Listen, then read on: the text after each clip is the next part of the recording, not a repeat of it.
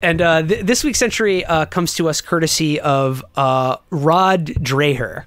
Now, I don't know if you're familiar with Rod Dreher. He's a little bit under the radar, but he's actually probably my favorite crackpot going right now. I think he's the hottest underground crackpot there is. He is a hysteric of the first order, and I think he's sort of like on a Kevin Williamson level in that he's interesting because he's like not purely an idiot. Like he's not stupid, but just everything he believes in is insane, and like he can't, like there's no filter, like he can't help but be crazy. So that's why he's entertaining, and why this week's when I saw this story this week, I knew we had to do it on the show in the reading series because it's amazing, and it combines like 3 or 4 elements that are running themes for us on Chapo Trap House, and those would be superhero movies, people who are compulsive liars, and trans bathroom issues. Yeah, just a little word about Rod Dreher before we start. I was talking to Virgil Texas, the co-writer of The Dig and many great articles elsewhere that I've done with him today, the Azerbaijan to our podcast, and we were talking about Rod Dreher, and we realized Rod Dreher was just born too early. If he was born in 1962, and he has all these weird sexual repressions and compulsions, and he was like, oh, I have to be religious. He switched around to 50 religions, from Samoan Mormonism to Eastern Orthodox as he is now.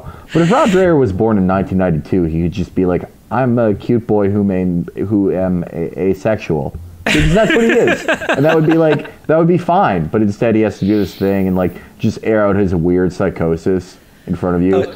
That's the fourth thing that this reading combines is our study of sexual pathology and sex science. He would be so much happier if he were doing Steven Universe fanfic on Tumblr. He should be like all these hard right-wing religious guys are always like Tumblr safe space people, but it's like you probably should be that.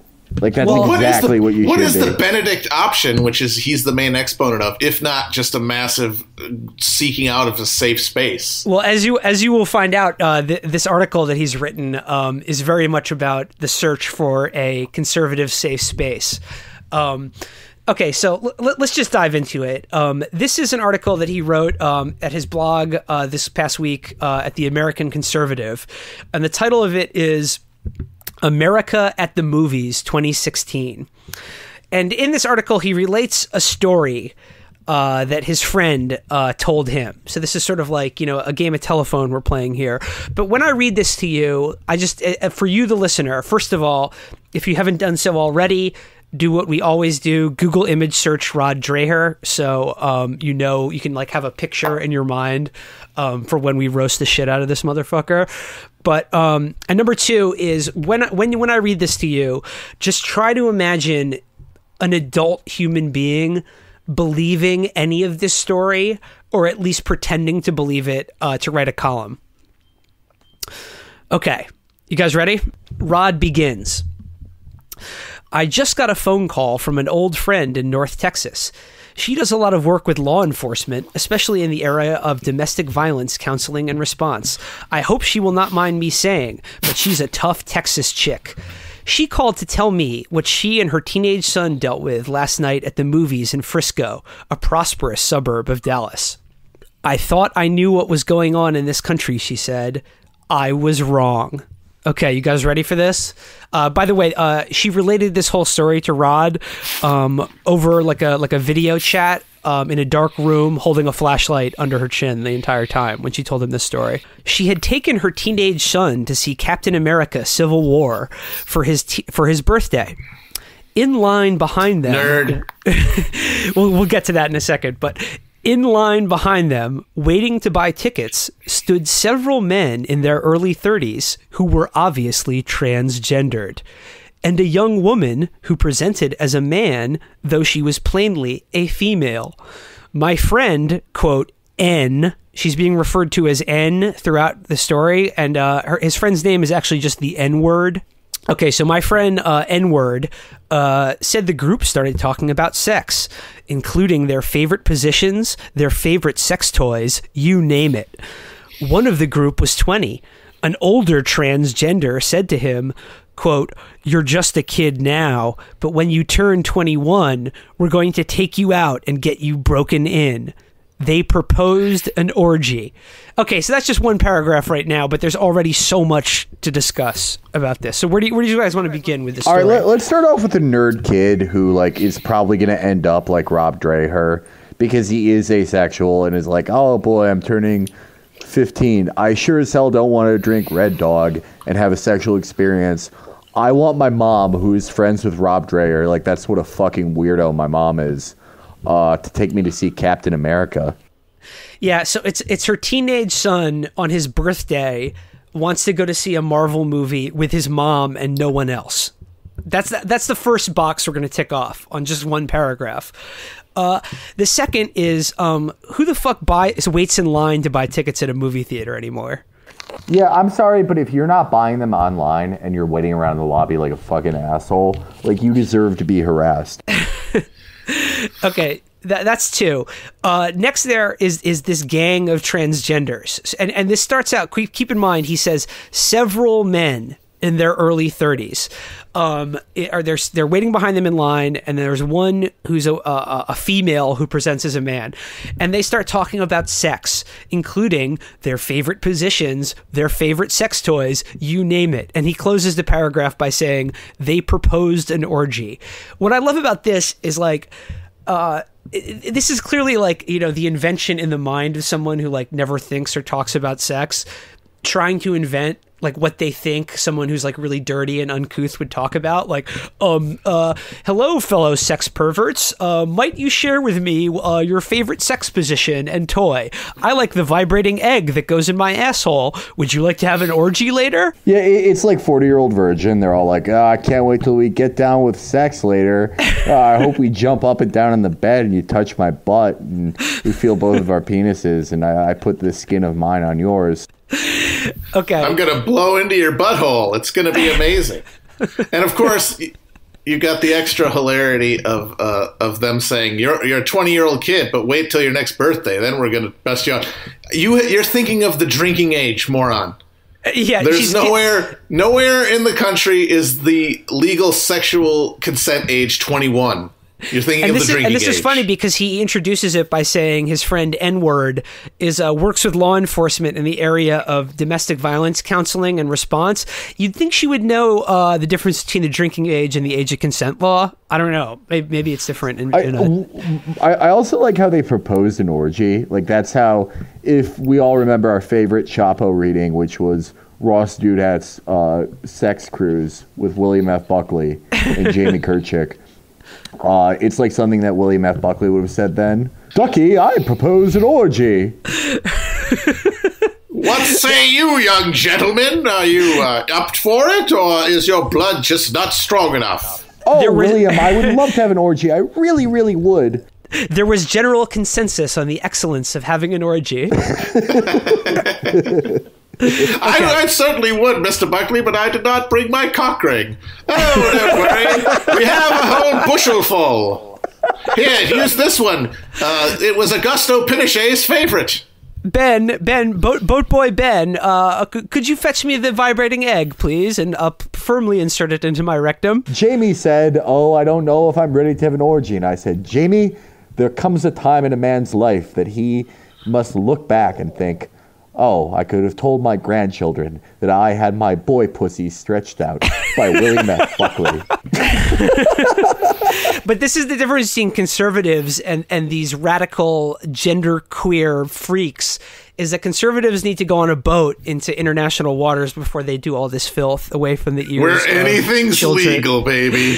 And they're afraid to say no because there's nowhere else to be. Well, it's just at least away from the tender ears of teenage boys trying to go to a movie with their mother.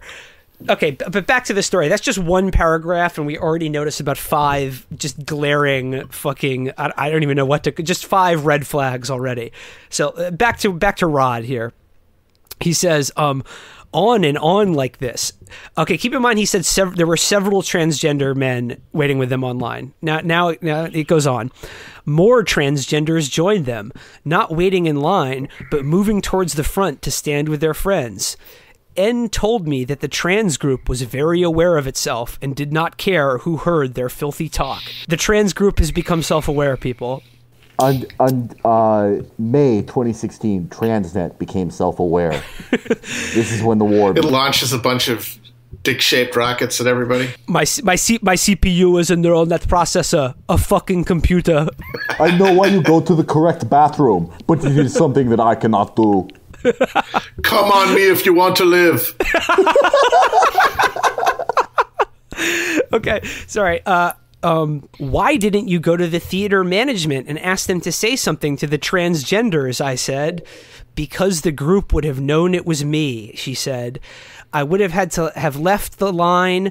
Plus, in this environment, I doubted they would have done anything. Nobody wants to risk being called a bigot. This fucking line for the movie theater that's like a goddamn Soviet bread line. Or like a line at Six Flags. Yeah, you don't want to lose. And let's be honest, they wouldn't respect, holding any place in line. They would just cut you right away. She said that after they went into the theater, but before the movie started, the trans group continued their foul, verbally abusive behavior. N asked her son if he wanted to go to the bathroom before the movie started. He told her he did not feel safe doing that. Okay, so you knew that was coming.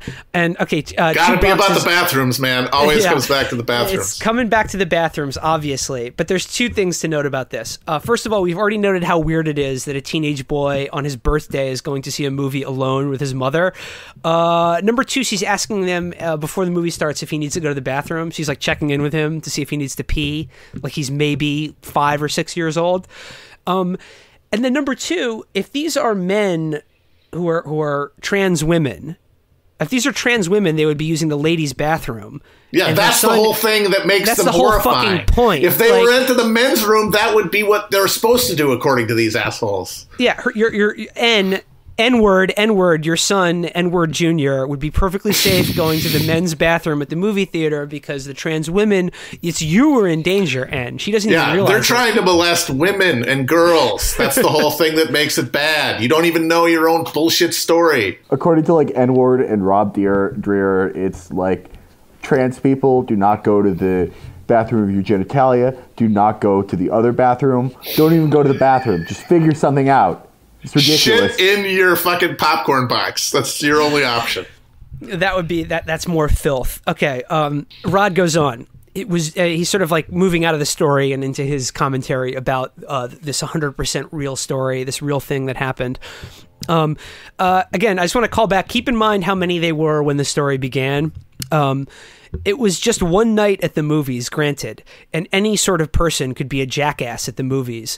What got to N was that this trans group, she described them as over 20 people. So in the course of a few paragraphs, it went from being 4 transgenders to a group of over 20, like a mob, like a fucking wilding gang of transgenders. What does that mean? Rise.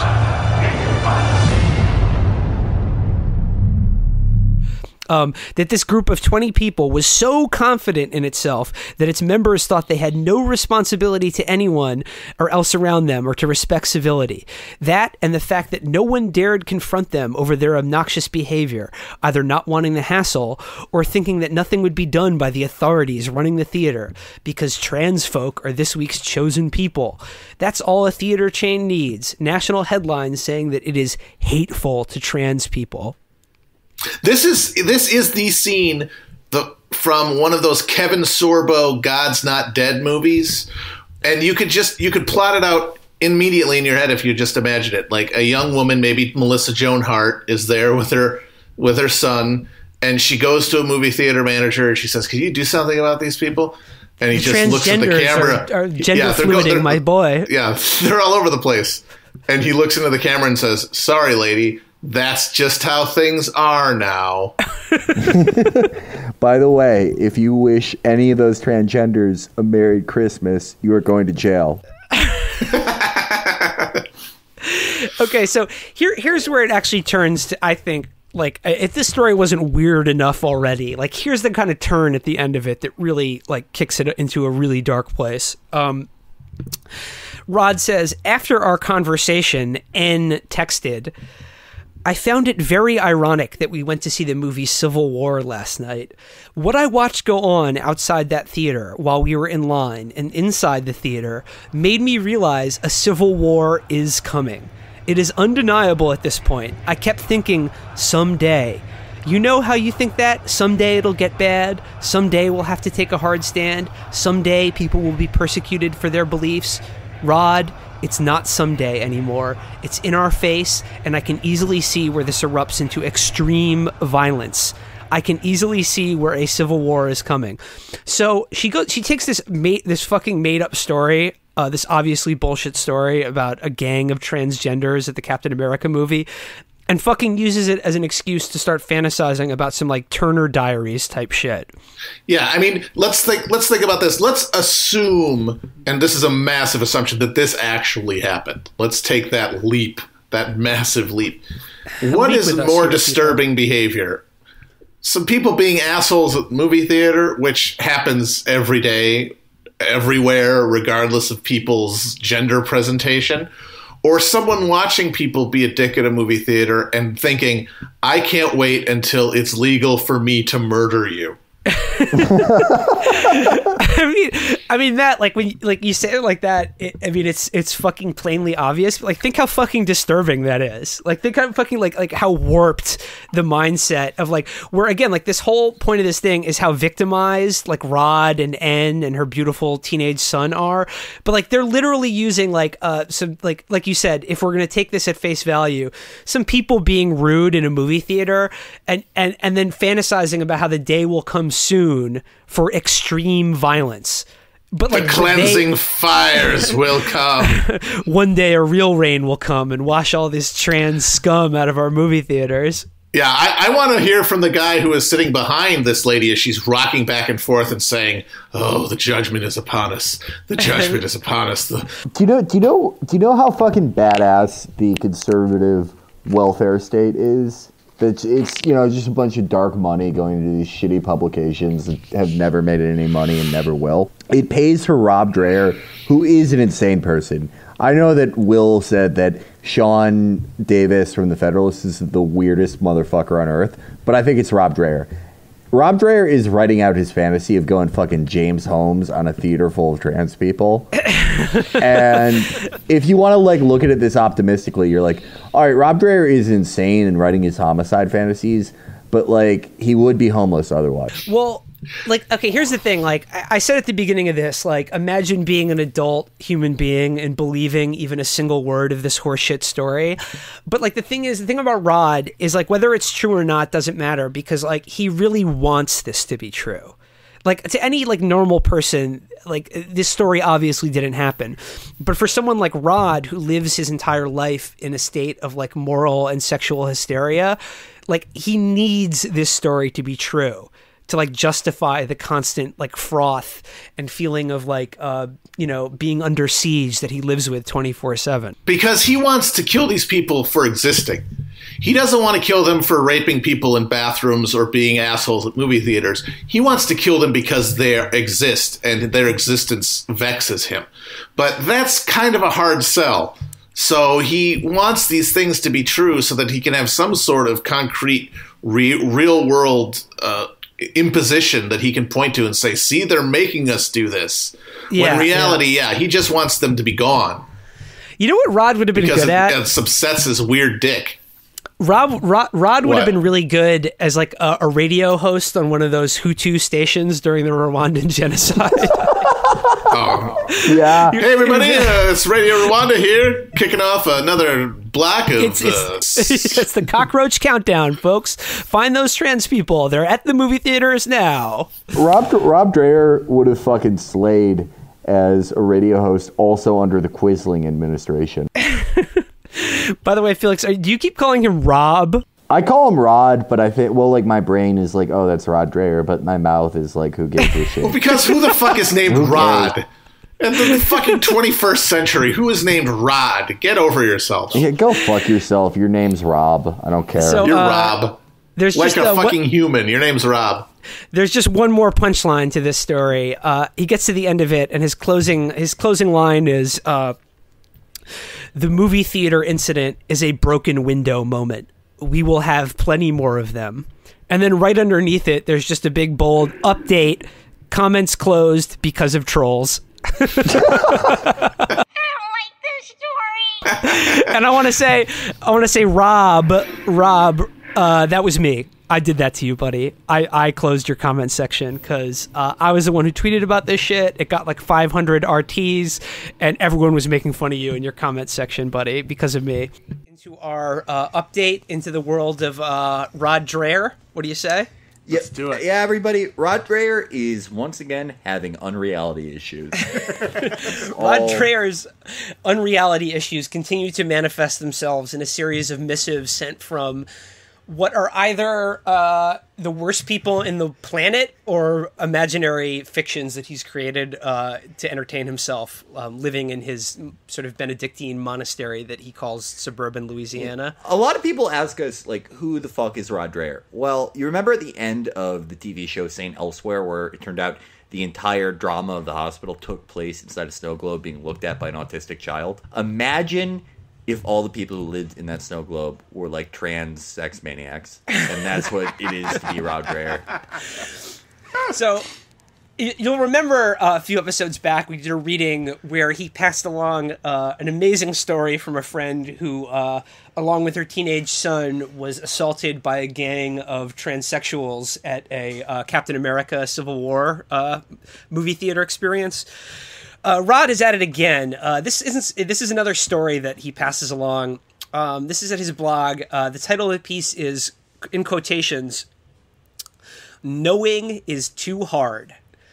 And Rod, this is in response to a piece Rod wrote called "What? Trans? Here?" Come on! And Rod says, his email was so startling, I decided to give it its own separate post. I have edited it slightly to protect privacy. His friend is just referred as F word, actually. So again, this whole post is just this email from a reader. So I'm gonna read it now. So it says, this is Rod's reader emailing in. He says, "I just got back from state, in brackets again. We must protect the innocent here. Couldn't possibly give away the state."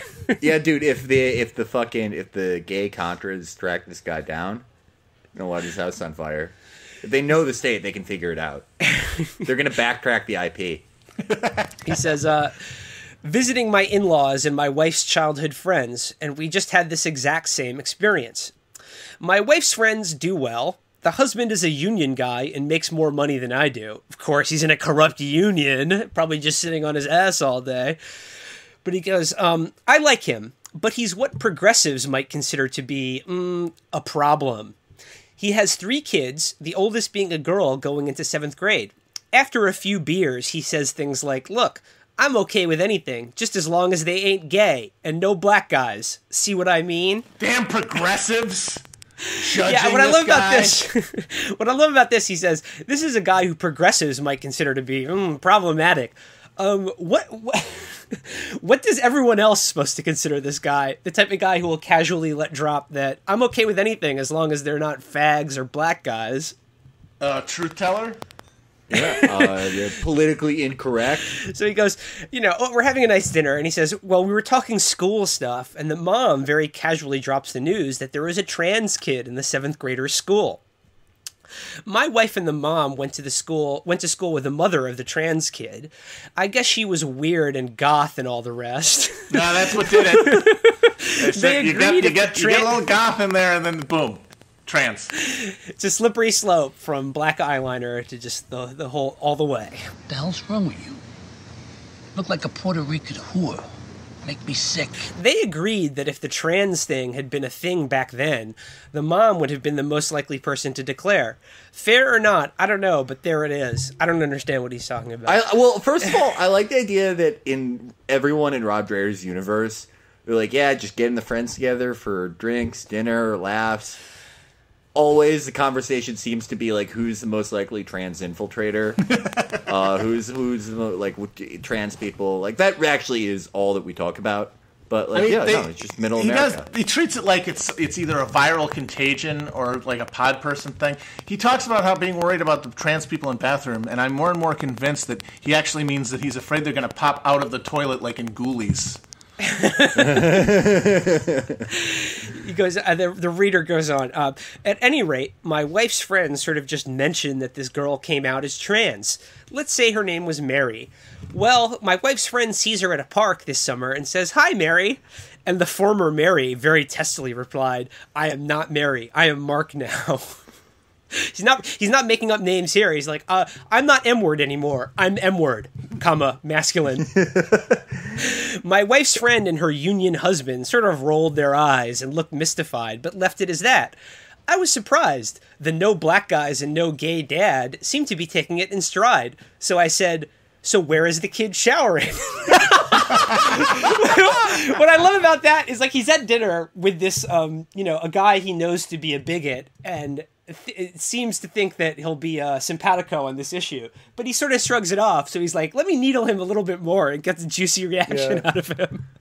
So I said, "Where is the kid going to shower?" You know, the kid gets to shower wherever she says the school the school district will lose their federal money. Shout out to Robbie Suave.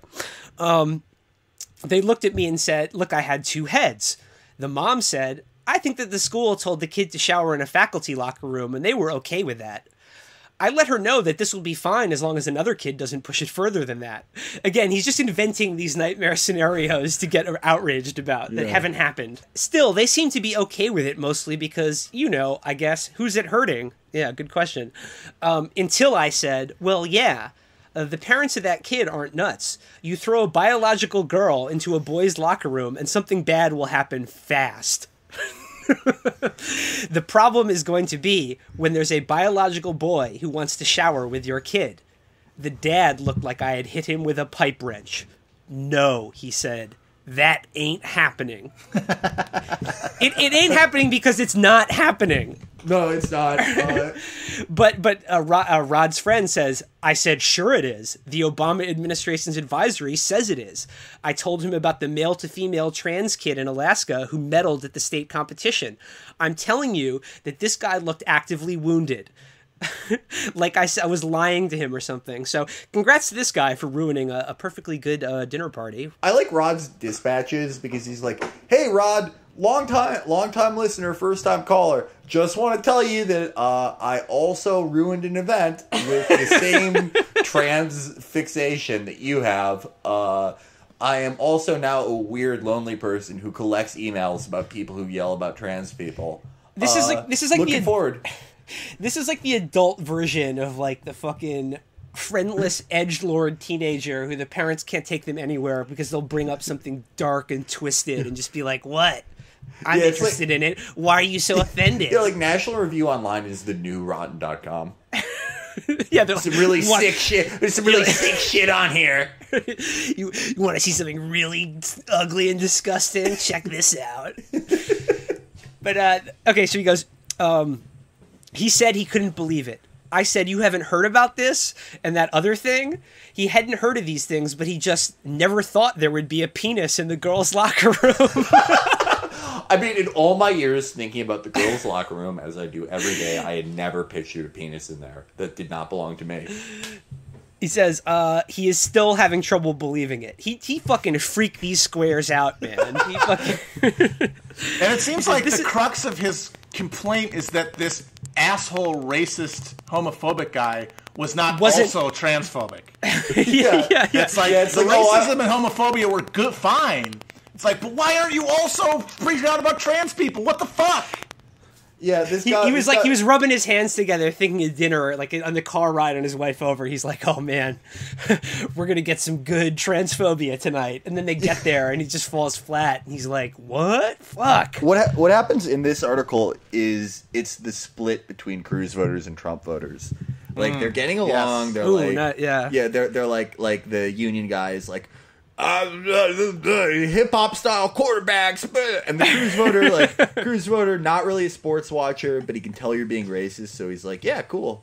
He's like, yeah, why doesn't J.R. Smith put a shirt on? Yeah, hey, Russell Wilson, why don't you cool it with the raps? But then the Cruz voters like, all right, we've had a lot of fun tonight talking about the knockout game and like if a rapper tried to hold his gun sideways and Marine shot him. But let's get serious here. Let's talk about a penis in a girl's locker room. Yeah, let's talk about 7th grade genitalia. And the Trump voter is like, what? No? Hold on. No, I want to talk about how Mexicans are rapists. And the Cruz voter is like, what? The Trump voter is getting horny thinking about this. He's having the opposite reaction. Like, he was expecting revulsion, but he's like, tell me more. What? You can get a boy in a girl's locker room now? Okay. Oh, man. I'm going to be signing up for Lifetime Fitness again. And the Cruz voter is like, oh, my guy, I'm going home to write Rod. So he closes it out with like the typical sort of profound hysteria that these things eventually devolve into. And he says, this is not a religious family. I have never, ever known them go to church for any reason. Neither does anyone in their extended families. It's not like this is a huge secret. They honestly just don't know because knowing is too hard. And again, this is a guy who will police the family in terms of kids being gay. He will make his views on race known to his kids. So he's a good guy in that respect. Yeah. He's falling down. He's just not willing to. He just doesn't want to know about this next level of degeneracy. It's not like he's not willing to go out on a limb and say unpopular things, many of which I disagree with, of course. Yeah. But he just can't compute the trans stuff. Even though there is one at their school. He just sits there saying, no. I don't know what they do if it hits. I bet they just live with it. I doubt they can afford a religious high school. The cheapest one in their area is like $21,000 a year. The kids will think it's normal, and the dad's objections will get filed away with his retrograde views on race. Rod sums things up in italics. He says, they honestly just don't want to know, because knowing is too hard. This is true. This is true. This is profoundly true. If priests and pastors are not speaking clearly and directly to their congregations about this, they are failing them. These fuckers don't go to church. What does that even have to do with anything? This guy doesn't. He's too busy watching, screaming the N-word at Sunday football to go to church. Like, what do you mean? Like, everyone who goes to Rod Dreher's type of church, like, they're already thinking about trans people all the time. This is like the last line in Boys in the Hood, like after Ricky dies and Ice Cube. Yeah. He's like, man, either people don't know or they just don't care. Except Ice Cube, he just saw like somebody go in a different bathroom than their biological assigned sex at birth, and he goes, man, people don't know what goes on here. And like Boys in the Hood, like right before the credits roll, there's like end titles where they tell you that Rod's friend was beaten to death in a women's Target bathroom. 3 months later, he was killed by a trans gang at the Target bathroom. He was gonna do the Facebook meme and beat up the trans person, but it turns out that due to his congenital he was failure, just too much of a pussy. Yeah. There were too many of them. He was overwhelmed. It was like Iwo Jima. Okay, so that was Rod. Thank please you, Rod. Thank you, Rod. Once again, bringing it again. Yeah, bringing the fire. Once again, that was great. A reading series I have picked out for this week, where we dip back into show favorite Ross Dow. No, fuck. Nah. They all sound and are the same, but no, I'm dipping back into the Rod Dreher well with a great reading series this week. And can we get a Twilight Zone drop for Rod's unreality issues?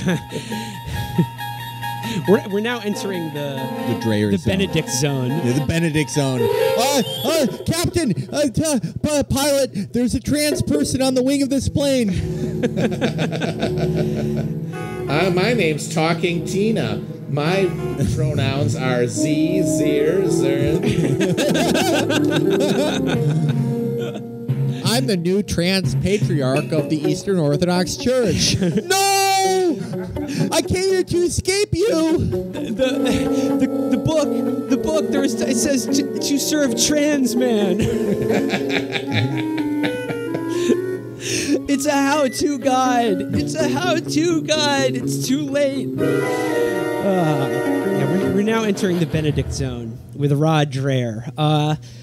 Rod has been on, God, he's been on a hell of a kick lately. Like, it's hard to pick out which one to do. I chose this one because it's sort of a wild card, but he's been like heavy. He had a piece today. He had a long post this week at his blog on the American Conservative that I'm paraphrasing, but basically it was that Western civilization deserves to be annihilated by the Asiatic hordes at our doorstep.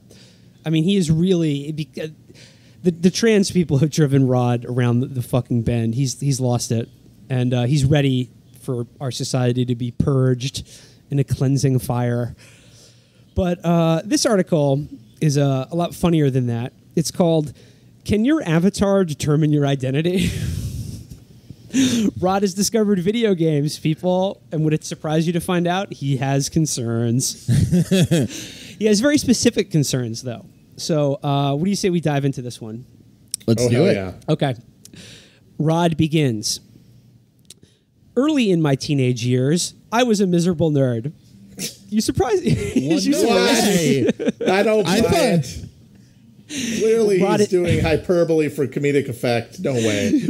It's just, I love it. He opens with just a hard return. I did not see that coming. Ross, God damn it! I thought Rod would be like QB1. You know, he's like Letterman, Homecoming King. Like, he's just an aggressively like normal guy. It just beams being well adjusted his entire life. Rod continues. One great joy in my life, and in the life of my small nerd circle, was Dungeons and Dragons. Similar to David French. Wow. These guys are they're similar profile. What is it about? Read like the fucking Silmarillion too. What is it about confirmed again? God damn, I'm tired of being right. What is it about a 12-sided dice that makes you want to plant a mortar shell outside a bathroom? we are like the FBI profilers, but for a very specific type of conservative. Okay, continuing. He says, this was in the early 1980s, and I was aware of the D&D panic in some Christian circles. But those weren't my circles, and my parents had no idea what I was doing. It was a heck of a lot of fun and became the center of my social life for a year or two. What I love about this is Rod is saying, as a kid, I wasn't aware of all the panic about satanic daycares and Dungeons and Dragons, and I paid it no mind. But now I know better as an adult man. He says, I remember being so ticked off at the scare stories about teenagers supposedly freaking out over the game. So young and naive, Rod. He says there was a 1982 TV movie, Mazes and Monsters, starring a young Tom Hanks exploiting this fear. Well, this is cool because I actually wasn't aware of this movie with a young Tom Hanks, but maybe now I'll check it out. All right. Yet I remember one night, lying in bed, trying to fall asleep, thinking about the adventure my character was having in the game. I did this a lot, and that night was no different from any other. For some reason, it struck me that the life of this fictional character whose storyline I was narrating was far more engaging to me than the actual life I was leading as a 9th grade nerd and social outcast. Don't get me wrong here. I was not remotely close to thinking that the game was reality. It was... This is literally a chick tract. I don't know if you guys remember, but there was a chick tract about Dungeons and Dragons, and this is it. He's recounting it. It was a bit unnerving, though, to realize that I preferred to live in the imaginative reality created by the game to real reality in which I was deeply unhappy with myself and everything around me. Making me unlike basically everyone else of that age group. Yeah, I don't know any 9th grade boy, all but like there is a 1% of like 9th grade boys who are really happy, confident, and fulfilled. The ones who are getting age. laid. Yeah, exactly. Literally everyone else was lying awake at night thinking, God, the life I'm imagining is so much fucking better than the one I'm living. Yeah, when I was like getting boners in type and keyboarding class, I was really wishing I was basically anywhere else. I had already had, I was bored with having threesomes by the second quarter of freshman year, so I don't really know what he's talking about. But, I mean, like, you know what, though? I have a feeling like this is an encouraging story. Like, Rod started out, like, projecting horrible mind shapes to avoid his deep horrible pain inside, and just seeing goblins and ghouls when they weren't there, and now like just not like that at all. At all. He says, it was deep escapism, no doubt about it, and I still don't think it did any harm. Well, that he knows. Yeah. We'll be the judge of that, Rod. He says, in fact, it probably did me a lot of good compared to the other ways I might have escaped my adolescent unhappiness, booze, drugs, etc. The way normal fucking kids do it. Still, I can't deny that living imaginatively as what I suppose today we would call an avatar had an unusual psychological effect on me. This character I played, I believe he was half elf, but I can't remember, was everything I was not in real life but wanted to be. There was obviously no way to become a half elf, and had I started presenting in public as a half elf, I very quickly would have been made to understand that I was living in a fantasy world and ought to return to reality. Holy shit. For listeners of the show, have you already predicted where this is going? There was a few tells there. But, this subtle. This is like Lord of the Rings, but they're going to throw. They're making a dangerous trip to a Target bathroom to throw a vial of estrogen down a toilet. So this is Rod's preface. And this is what I love about him. He has these three big paragraphs. Rod brevity is not his strong suit. I mean, he gives you a lot of bang for your buck. It's like an epic poem about a guy who's afraid of his own dick. I think I was a half elf. Rod is elfkin, ladies and gentlemen. And half elf, and somewhere in his heart of hearts that disgusts him now because it's like subtle miscegenation as well. This is what I've always been saying about Rod, though. The tragedy about Rod is that he should have fucking been born about 20 to 30 years later than he was. Because if Rod was someone with Rod's, like, whatever the fuck is wrong with him today he'd be like, he would be like on Tumblr. He'd be like, I'm asexual elfkin. And that he'd be okay. He'd be like, I sexually identify No, but that's what terrifies him, as we can see. Yeah. Because that's what he wants, but he can't, some fucking perved out part of him will not allow himself to just be that. Yeah, he should be Vanguard Vivian. Sorry, slight digression. What are the people on Tumblr who sexually identify with inanimate objects? Yeah, Rod would be like a couchkin. I've seen construction equipment, and it's just it's not even like cartoons of like a construction, like a crane with a dick fucking a backhoe or something. It's just photos. Not normal stuff. Yeah, construction. Sorry. Anyway, I have to go to the bathroom for 5 minutes to not masturbate. By the way. Oh God, fantasy is so much better than reality, folks. It really is. Okay, so sorry, back to the article. Rod says, all of that is background for this story from today's New York Times about how the latest generation of video games are allowing players to expand their gender identities. And it goes on to, he quotes at length from the New York Times article about how in The Sims and all video games now, you can customize your character. And wouldn't you know it, the video game companies didn't even make it required that you choose a character of the gender you were born with. Sickening. There should in fact be, if you pick a gender different than your own gender in your video game, police should come to your house and murder you. I am not a crank. Rod says, this is great. Rod says, one man says playing gay characters in The Sims while in the Navy led him to come out. Now I'm quoting from the New York Times article. He said, the Navy guy says, the more I played the game and experienced that possibility for life in an alternate universe, the more I wanted to make that reality for myself, said Dr. Schloss, 41, who was granted an honorable discharge from the Navy Medical Corps in 2007 and is now an assistant professor of clinical radiology at New York Hospital. So a fucking loser and a nobody who's ruined his life by playing video games. Not a success like Rod, who lives in a circus tent with other... fucking maniacs. He lives in the compound. I picture Rod. Do you think it was The Sims that turned this guy gay, or just being in the Navy? Yeah, I mean that's the thing. Once you're in the Navy, you're halfway there. I mean, and that's his conception of causality there is pretty funny. It's like this guy didn't become a gay character in this game because he had those desires and he sort of wanted to express his entire life. Yeah. No. He was straight as a fucking arrow his entire life.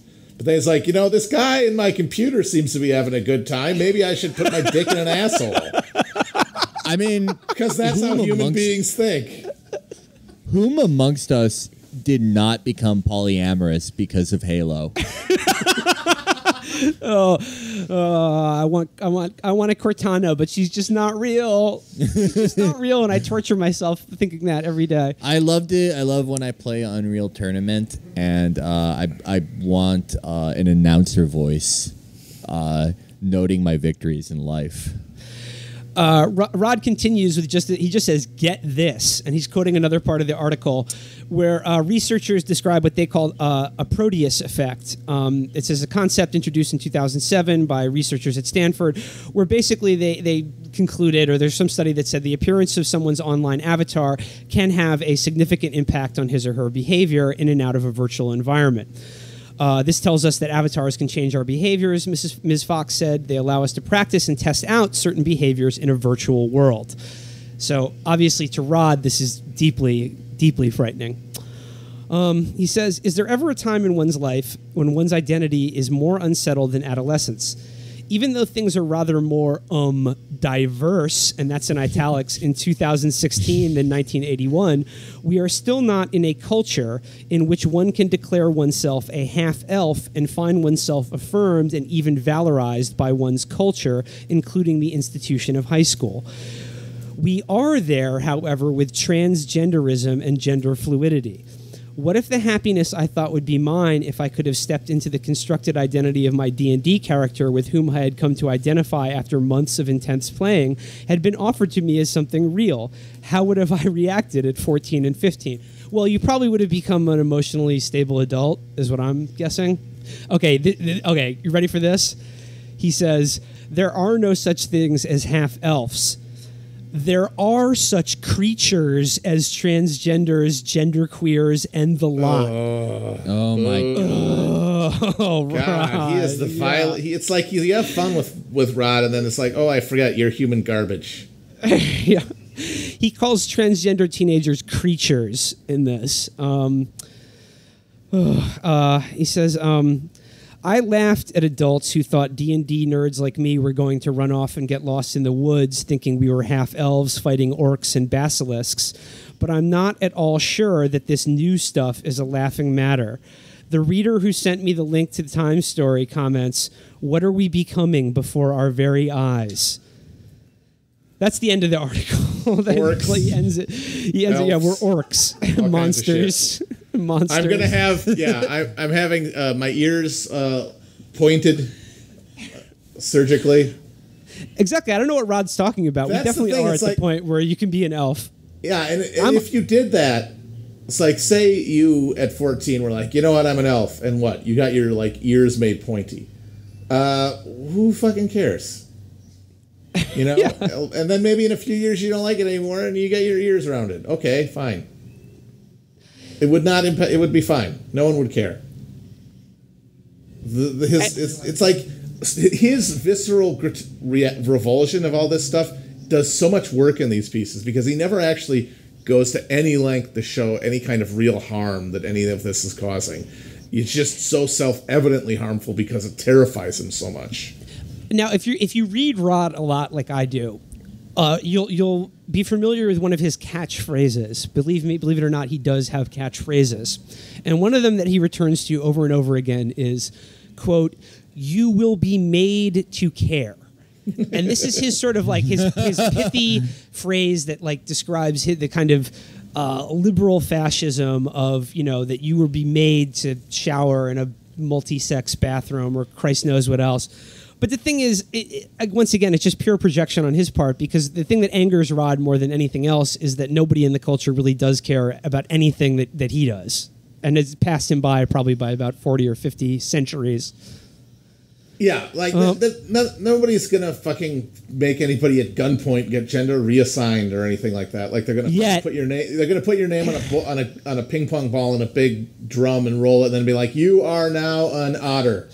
That's not going to happen. What he wants is the state to do the opposite. He wants the state to enforce gender at the barrel of a gun, which is really pretty invasive and totalitarian. Well, that's why. I mean, Rod wants the entire world to be his safe space. Yeah, Yes, absolutely. I mean, this is his whole thing about his other catchphrase is the Benedict option, which is his weird, kooky idea for like how to live in a cosmopolitan society that you want to opt out of. Like it's his strategy for dealing with the fact that he's in a moral minority that now has to live in a country that where people's sort of ethics and beliefs don't match up exactly with his bizarre sort of fetishes. Because that's the other thing. Like he's just transposed all this D&D shit for religion. And I have to say, I'm in favor of the Benedict option. Go for it. Yeah. But you know what? That means you have to like disconnect your internet and stop. Yeah, get fucking offline, posting. asshole. I love that and this is, stop posting. I love Start farming, bitch. I love that Rod, like his big caveat, is like, all right, look, we better start exterminating trans people, or you won't see any more Rod Dreher around here. Like, oh well, you drive a tough bargain, Rod. I mean, it's like I need to keep you around. in the early 20th century. There were a bunch of a handful, I guess, of Russian Orthodox old believers who fled to Siberia rather than accede to changes in liturgy and stuff being promulgated by the Romanovs, and they stayed out there in the fucking mountains for 50 years. Nobody knew they were there. They were not fucking sending they weren't strapping missives to the tail of a fucking horse and slapping it in the ass and having it ride to Moscow so somebody could hear their bullshit complaints. They Not only hewed wood and chilled out in their fucking cabins. Go for it. No one's stopping you. Not only is Rod not building his own fucking cabin in the woods to farm and like live off the grid or whatever, he had another article last week that described going to a Kraftwerk concert in New Orleans where he got angry at Solange Knowles. Fuck, am I saying that name right? Solange Knowles. God, what is wrong with you, dude? Solange, amazing. Can we edit this out? How later? would it even occur to you to say Solange? Matt, our child is not going to grow if you yell at him every time he tries to learn. I think there's something wrong in my brain. I don't know. I think like there's the part that processes names is flipped or something. Dyslexic. That's gotta be it. But the first time I heard my mom say Beyonce, she said Beyonce. Yeah, he's got mom brain. Will has mom brain. Anyway, Rod wants to drop out of society, but he still wants to go to fucking Kraftwerk concerts and then yell at a young woman for dancing. Yeah, it's like if you search out things to get mad at all the time, guess what? You're gonna get fucking mad. Unlike us, who've never been mad ever. Oh no, never. We find it all very funny. Anyway, fuck Rod Dreher. Yes. Seriously, I don't feel bad for him at all, despite his miserable childhood. He's a miserable prick as an adult. Yeah, so no, fuck him. He's an awful piece of shit who wants the entire world to bend for how alone and shitty he feels inside, and he wants to terrorize children. He's a piece of shit. Fuck him. I hope this circus tent that he lives in with his other religious freak friends collapses. I don't give a shit about him. He can go Benedict away and go fuck himself. This is so perfect. Rod Dreher even wrote about us. Rod Dreher, recurring character on the show. We've made fun of him numerous times. I'm looking at the picture. And he used Pajama Boy to illustrate. Well, we got Radiohead, we got Pajama Boy. By the way, where's the beef next? Like, by the way, I'm willing to just say this as the official Chapo statement. Radiohead sucks. Radiohead's garbage. It's like music for depressed people. Yeah, Radiohead. I mean, though historically speaking, music for depressed people has been excellent music. Nah, not really. I mean, Kevin Gates, not for people with depression. Gucci Mane, not for people Mafia, with depression. Freddie Gibbs, yeah. not for people with depression. We get it. No, Radiohead's good. Who cares? I like Radiohead. Thank you, okay. Amber. I was feeling The two musicians. Oh, funny how that works. The guy from Radiohead sounds like he's getting into a bath that's too hot all the time. That's what I like. Go listen to the Les Mis soundtrack for the next 3 hours. What is Oh, this? yeah. Oh, okay. Wow. What an insult. You want me to listen to a great musical about love, loss, the pursuit of freedom in revolutionary revolutionary France, Valjean, at last, we see each other playing. Yeah, that shit rules. And you know what? Fucking Philip Quast, when he sings his fucking Javert, at least he can turn his fucking vocals up to show some real motherfucking emotion, unlike Tom York. So that's all I have to say about that. Yeah, you're right. Yeah. Hell yeah. Musical straight as hell. Bitch. Do you hear the dirtbag laugh singing the vulgar song? Do you hear Sister Hillary? So, Rod, there's not much here because this is like a typical Rod Dreher post in that he just like block quotes like 3,000 word, like just and respond. He block quotes. That trick. He blocked mid millennium blogging. Yeah, hours. and he like, and then he reprints emails from like his equally hysterical fans that are like 3,000 words long. But basically, I want to bring this full circle is because Rod, exactly like Rebecca Traister, took Felix's description of our Fail Son listenership 100% literally, and it cut him into his soul because seriously, he wasn't familiar with the phrase Fail Son, and it's like I can tell it's like damaged his soul because he thinks it like perfectly encapsulates what he calls in the headline Weimar America. Fail Sons of Weimar America, which I think actually could be a band name. And like he just goes on and I mean like there's not many interesting things to read here. He's just talking about how, unmoored we are from tradition and that like fail sons are just reaping the whirlwind of, this horrible secular culture. Marxist tradition is a tradition. I'm very traditional in some ways. The one thing I want to highlight though is at the end he brings up Richard Spencer and he says, I watched the entire speech Richard Spencer gave at his recent white supremacist conference and I thought, what a beer hall putz. I think, dude, Richard, you gonna take that, dude? He says, I think the media are blowing him and his movement entirely out of proportion. Still, attention must be paid. In his speech, Spencer said some true and important things. The worst position you could possibly take. He says, but they are all entwined with false, malicious, and evil things. Rod, could you just delineate for me the different? What was false, evil, and malicious, but what was true and important about anything Richard Spencer said when he was literally heiling Hitler in a room full of people? Maybe you liked the haircut. Yeah, I guess he liked the haircut. I guess the thing I want to say about Rod is that I went to Rod's blog because someone told me he was writing about the show. But whenever you visit Rod's blog looking for one thing, you always find something else that's so much cooler. And I did find another article where he's going on about Weimar Germany, and he explicitly blames post-war Germany's embrace of homosexuality and transgenderism. He pegs that for the rise of Hitler. My man Rod. Not like those people actually died in the Holocaust. Rod does it's like it again. It's not because I didn't join the Freikorps because I watched my entire graduating class get turned into fucking hamburger on the Somme.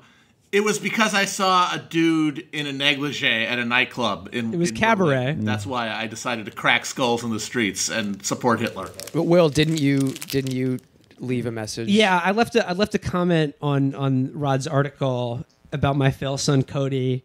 And about how he listens to Chapo and is off that gas all day. And then my daughters have 12 genders. And like I said, I weep every day. And then like he deleted the comment, but in his little like editorial parentheses was like, hello, Will Menaker. So Rod's a listener. He's a fan. Yeah, we have promoted Rod more than anyone in the world. More than the fucking American conservative has. The American conservative clearly had to pick up Rod as some type of result of a lawsuit. His contract ended like 3 years ago. He just still has the keys to the CMS. No one has the heart to tell him to leave. It's like no one goes to that part of the site. Leave it. And no, but in the Weimar Germany article, Rod talks about how him and a friend went to see an art exhibit on like the art of Weimar era Germany, and he said, my friend, we were walking around and my friend said to me in the exhibit, Rod, you can hear the trains in the background. And I could just like hear the glee in his voice saying that. I know he's trying to be somber, but think how fucking gross that is. Yeah. Rod is excited by all is this this so shit. wait, his argument though is that they brought it on themselves? Or just that because there was a mass, there was the sexual so-called degenerates were sent to camps I am kind of curious. What? Yeah. I can't parse this shit. Yeah. Wait, what does he say about us?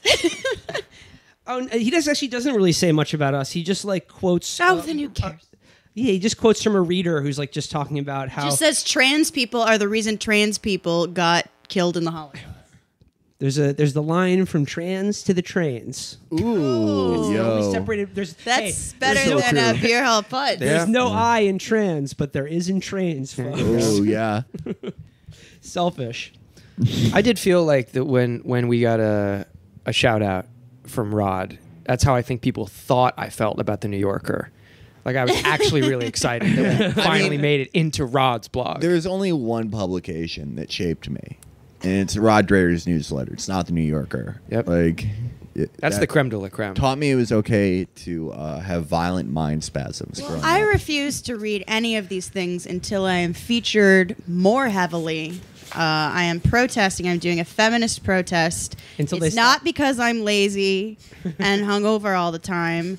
It's because I'm doing this on feminist grounds. The reason I didn't read any of these things, not even before the episode was being recorded, it's a protest. Amber, a little birdie, one of my friends in the media, tells me there is a profile of you coming up in the up-and-coming magazine, Da Beak. And Women of the Dirtbag Left profile in Da Beak. It's like first Da Beak, and then like Bass Pro Fisherman, and then... This is like the woman who invented, who like discovered DNA. You invented the Dirtbag Left term, definition, Wrote the and you're article not about in any vulgarity. of the articles and about it. I'm sorry, I codified our ethos. Yes. Yeah. You're like Marie Curie in that you've discovered something incredibly powerful and potent, but are also going to die of radiation poisoning. You are, in fact... You're going to die of irony poisoning. Yeah. Yeah, I'm permaban poster Radium Stomper 88. Dude, Amber is our Leni Riefenstahl. Okay, she doesn't get the valor she deserves, but after we fucking murk ourselves in the bunker after a disastrous live show, I'll be rehabbed. Yeah, you're going to Africa. People can be like, yeah, she took some good photographs. Yeah, you're like, what? You like her articles? So what? It's a quick one from Rod. I'm bringing this up because Rod's book is coming out called the Benedict Option book. For those of you not familiar with the Benedict Option, this is his new book-length explication of this idea that since American culture and politics is just so hostile to Orthodox Christianity, they need to sort of withdraw from the world into these almost monastic-like communities. And he's been on a tear with this lately because it got a big write-up in the Atlantic that he didn't like because he thought, the reviewer asked too many questions about what the fuck is up with you and gay people. And, he says, I find it very odd that she focused on one chapter of the book, and I find myself having to defend myself all the time. People keep asking me about, gay this and gay that, but it's really not like the main thing I write about or my interests. And it's like, well, Rod, I don't know if Emma reads your blog at the American Conservative, but basically it's all you write about is gay people and trans people. And the answer she was trying to elicit from him was like, what does the Benedict Option, like, how are you trying to like live in, like, what are you offering gay people that you have to like live and work alongside with? Like, how do you feel about them? Like, where do you draw the line or whatever? And he was sort of evasive, and like all Rod's pieces, it just goes on and on and on, and he quotes at length. So I'm just going to sort of answer Rod with Rod, and I'm going to read from something else that that Rod has wrote that I think answers this question, or at least speaks to what he fails to realize about what people respond to in his own work. This is from January of this year, and this was in reaction to the commutation of Chelsea Manning's sentence. Oh, boy. Throughout this entire article, he refers to her as he, calls her a traitor, and there is one line here. He says that Dante consigned traitors to the lowest circle of the inferno, blah, blah, blah. He has this line. He refers to Chelsea Manning as the penis-having traitor suffers because people might not think she is, quote, a real woman. Think about that. Manning suffers serious psychological problems and has tried to commit suicide. I'm reading from him now. he should receive medical treatment, but not boobs grown at taxpayer expense on his traitorous breast, and not liberty for breaking his oath under arms. Yeah, I mean, we make fun of a lot about how Rod is a miserable fucking human being who never feels happiness. But he is a horribly nasty piece of shit who deserves every second of it. Well, this is the problem, is that like in his reaction to Emma Green, he goes on and on and on about like how I'm not obsessed with this. I'm a good person. Many of my best friends are liberals and gays. Some of my dearest friends are gays. And I've been getting along with them their entire life. And it's, fuck you. Like, who are these people? He just sees like his friend open a can with his left hand and goes, oh, he's gay. I'm very open-minded. But one of my friends is even of Circassian descent. Rod, that isn't anything. What the fuck are you talking about? I only quoted that just to give you just a little glimpse of Rod being he's at his nastiest. The real joy in this article and the reading series is going to come from the update. Now, keep in mind, in his response to, and he does this all the time, has these long-ass posts, and he keeps updating them. But again, he was mad at The Atlantic because he felt that they were too hard on his beliefs about gay people, or they focused too much on that, when he himself is such a magnanimous person who has so many gay friends, and he's not this monster. Okay, listen to this update. This is to his piece on Chelsea Manning. I was thinking just now about why this case made me so angry, and then it hit me. About 25 years ago, I shared an apartment with a gay friend, a college buddy, and helped him get settled and started. He ended up walking out on our lease and skipping town, owing me $800 and leaving me scrambling to find someone to take his room because I couldn't afford the apartment on my own. That was bad enough, but I had also loaned him my laptop so he could compose his resume and hunt for work. I found out later, after he had skipped town, that he had gone into my private emails, read them all, and distributed information he found good and gossipy, all at my expense. And while doing all that behind my back, he told his friends that it was okay because I was a conservative and therefore part of the oppressor class.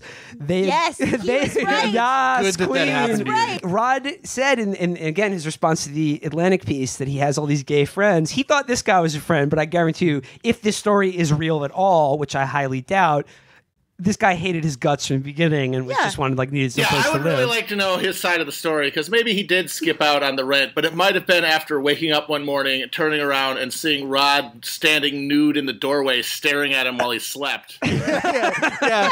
Rod was wearing an Eastern Orthodox cassock and chanting. I would skip out on the rent too. His gay friends agreed, apparently. The fact that I was a conservative justified his betrayal in his mind because conservatives oppressed gay people. Again, Rod, they do, and it does. Sorry. Yeah. I hope he put your towel in his ass. Never mind that we had been friends for years.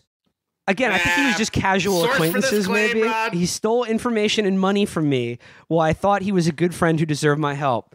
No wonder the Chelsea Manning case infuriates me so. It felt personal in ways I had not anticipated at first. Yeah, Chelsea Manning didn't leak your emails to Everlane or whatever the fuck. But what is his argument? That queers are gossipy? Yeah. I gotta say that I shudder to think about what the Rod Dreher equivalent of the collateral murder video is. Oh my god! Was in those emails? Man. It's him. Yikes! Update number 2. Here we go. Oh boy. He says, liberal people. Honestly, the update above has nothing to do with the justice or not of Obama's commutation of Manning's sentence. It only speaks to why the commutation may have made me a bit angrier than it otherwise might have. Yeah, angry enough to call Chelsea a penis-having traitor who deserves to die in solitary. You were a little bit peeved, Rod, maybe? We say this all He's mad about that $800. Well, he says, the idea that pity for Manning's sexual and gender status was seen as exculpatory by many liberals, possibly even the president. The gay roommate I had stole private information from my computer and disseminated it among his friends for their entertainment and justified what he did because he was gay and I was a conservative, was part of the oppressor class, and whatever he did against me was justified in advance. My complaint here is not against Manning, but against liberals who have made him a hero, at least in part because he's a poor, put upon transgender. If I had made him less culpable for his crimes, again, that's not Manning's fault. It was the fault of a certain kind of liberal. Bravo! my God. Rod Dreher, ladies and gentlemen, the Chapo reading series. The one-man show. It's a quick one from Rod. I'm bringing this up because Rod's book is coming out called the Benedict Option book. For those of you not familiar with the Benedict Option, this is his new book-length explication of this idea that since American culture and politics is just so hostile to Orthodox Christianity, they need to sort of withdraw from the world into these almost monastic-like communities. And he's been on a tear with this lately because it got a big write-up in the Atlantic that he didn't like because he thought, the reviewer asked too many questions about what the fuck is up with you and gay people. And, he says, I find it very odd that she focused on one chapter of the book, and I find myself having to defend myself all the time. People keep asking me about, gay this and gay that, but it's really not like the main thing I write about or my interests. And it's like, well, Rod, I don't know if Emma reads your blog at the American Conservative, but basically it's all you write about is gay people and trans people. And the answer she was trying to elicit from him was like, what does the Benedict Option, like, how are you trying to like live in, like, what are you offering gay people that you have to like live and work alongside with? Like, how do you feel about them? Like, where do you draw the line or whatever? And he was sort of evasive, and like all Rod's pieces, it just goes on and on and on, and he quotes at length. So I'm just going to sort of answer Rod with Rod, and I'm going to read from something else that that Rod has wrote that I think answers this question, or at least speaks to what he fails to realize about what people respond to in his own work. This is from January of this year, and this was in reaction to the commutation of Chelsea Manning's sentence. Oh, boy. Throughout this entire article, he refers to her as he, calls her a traitor, and there is one line here. He says that Dante consigned traitors to the lowest circle of the inferno, blah, blah, blah. He has this line. He refers to Chelsea Manning as the penis-having traitor suffers because people might not think she is, quote, a real woman. Think about that. Manning suffers serious psychological problems and has tried to commit suicide. I'm reading from him now. He should receive medical treatment, but not boobs grown at taxpayer expense on his traitorous breast, and not liberty for breaking his oath under arms. Yeah, I mean, we make fun of a lot about how Rod is a miserable fucking human being who never feels happiness. But he is a horribly nasty piece of shit who deserves every second of it. Well, this is the problem, is that like in his reaction to Emma Green, he goes on and on and on about like how I'm not obsessed with this. I'm a good person. Many of my best friends are liberals and gays. Some of my dearest friends are gays. And I've been getting along with them their entire life. And it's, like, fuck you. Like, who are these people? He just sees like his friend open a can with his left hand and goes, oh, he's gay. I'm very open-minded. But one of my friends is even of Circassian descent. Rod, that isn't anything. What the fuck are you talking about? I only quoted that just to give you like just a little glimpse of like Rod being he's at his nastiest. The real joy in this article in the reading series is going to come from the update. Now, keep in mind, in his response to, and he does this all the time, he has these long-ass posts, and he keeps updating them. But again, he was mad at The Atlantic because he felt that they were too hard on his beliefs about gay people, or they focused too much on that, when he himself is such a magnanimous person who has so many gay friends, and he's not this monster. Okay, listen to this update. This is to his piece on Chelsea Manning. I was thinking just now about why this case made me so angry, and then it hit me. About 25 years ago, I shared an apartment with a gay friend, a college buddy, and helped him get settled and started. He ended up walking out on our lease and skipping town, owing me $800 and leaving me scrambling to find someone to take his room because I couldn't afford the apartment on my own. That was bad enough, but I had also loaned him my laptop so he could compose his resume and hunt for work. I found out later, after he had skipped town, that he had gone into my private emails, read them all, and distributed information he found good and gossipy, all at my expense. And while doing all that behind my back, he told his friends that it was okay because I was a conservative and therefore part of the oppressor class. Yes, he was right. Yes, good that happened to you. Right. Rod said, in again, his response to the Atlantic piece, that he has all these gay friends. He thought this guy was a friend, but I guarantee you, if this story is real at all, which I highly doubt, this guy hated his guts from the beginning and just wanted needed some place I to would live. really like to know his side of the story, because maybe he did skip out on the rent, but it might have been after waking up one morning and turning around and seeing Rod standing nude in the doorway staring at him while he slept. Rod was wearing an Eastern Orthodox cassock and chanting. I would skip out on the rent too. His gay friends agreed, apparently. The fact that I was a conservative justified his betrayal in his mind because conservatives oppressed gay people. Again, Rod, they do, and it does. Sorry. Yeah. I hope he put your towel in his ass. Never mind that we had been friends for years. Again, I think he was just casual acquaintances, maybe. Rod. He stole information and money from me while I thought he was a good friend who deserved my help. No wonder the Chelsea Manning case infuriates me so. It felt personal in ways I had not anticipated at first. Yeah, Chelsea Manning didn't leak your emails to Everlane or whatever the fuck. But what is his argument? That queers are gossipy? Yeah. I gotta say that I shudder to think about what the Rod Dreher equivalent of the collateral murder video is. Oh my god! Was in those emails? Man. Yikes! Update number 2. Here we go. Oh boy. He says, liberal people. Honestly, the update above has nothing to do with the justice or not of Obama's commutation of Manning's sentence. It only speaks to why the commutation may have made me a bit angrier than it otherwise might have. Yeah, angry enough to call Chelsea a penis-having traitor who deserves to die in solitary. You were a little bit peeved, Rod, maybe? We say this all He's mad about that $800. Well, he says, the idea that pity for Manning's sexual and gender status was seen as exculpatory by many liberals, possibly even the president. The gay roommate I had stole private information from my computer and disseminated among his friends for their entertainment and justified what he did because he was gay and I was a conservative, was part of the oppressor class, and whatever he did against me was justified in advance. My complaint here is not against Manning, but against liberals who have made him a hero, at least in part because he's a poor, put upon transgender. If I had made him less culpable for his crimes, again, that's not Manning's fault. It was the fault of a certain kind of liberal. Bravo! Oh my god. Rod Dreher, ladies and gentlemen, the Chapo reading series. The one-man show. Yo, put those motherfucking lighters up in the bathroom stalls.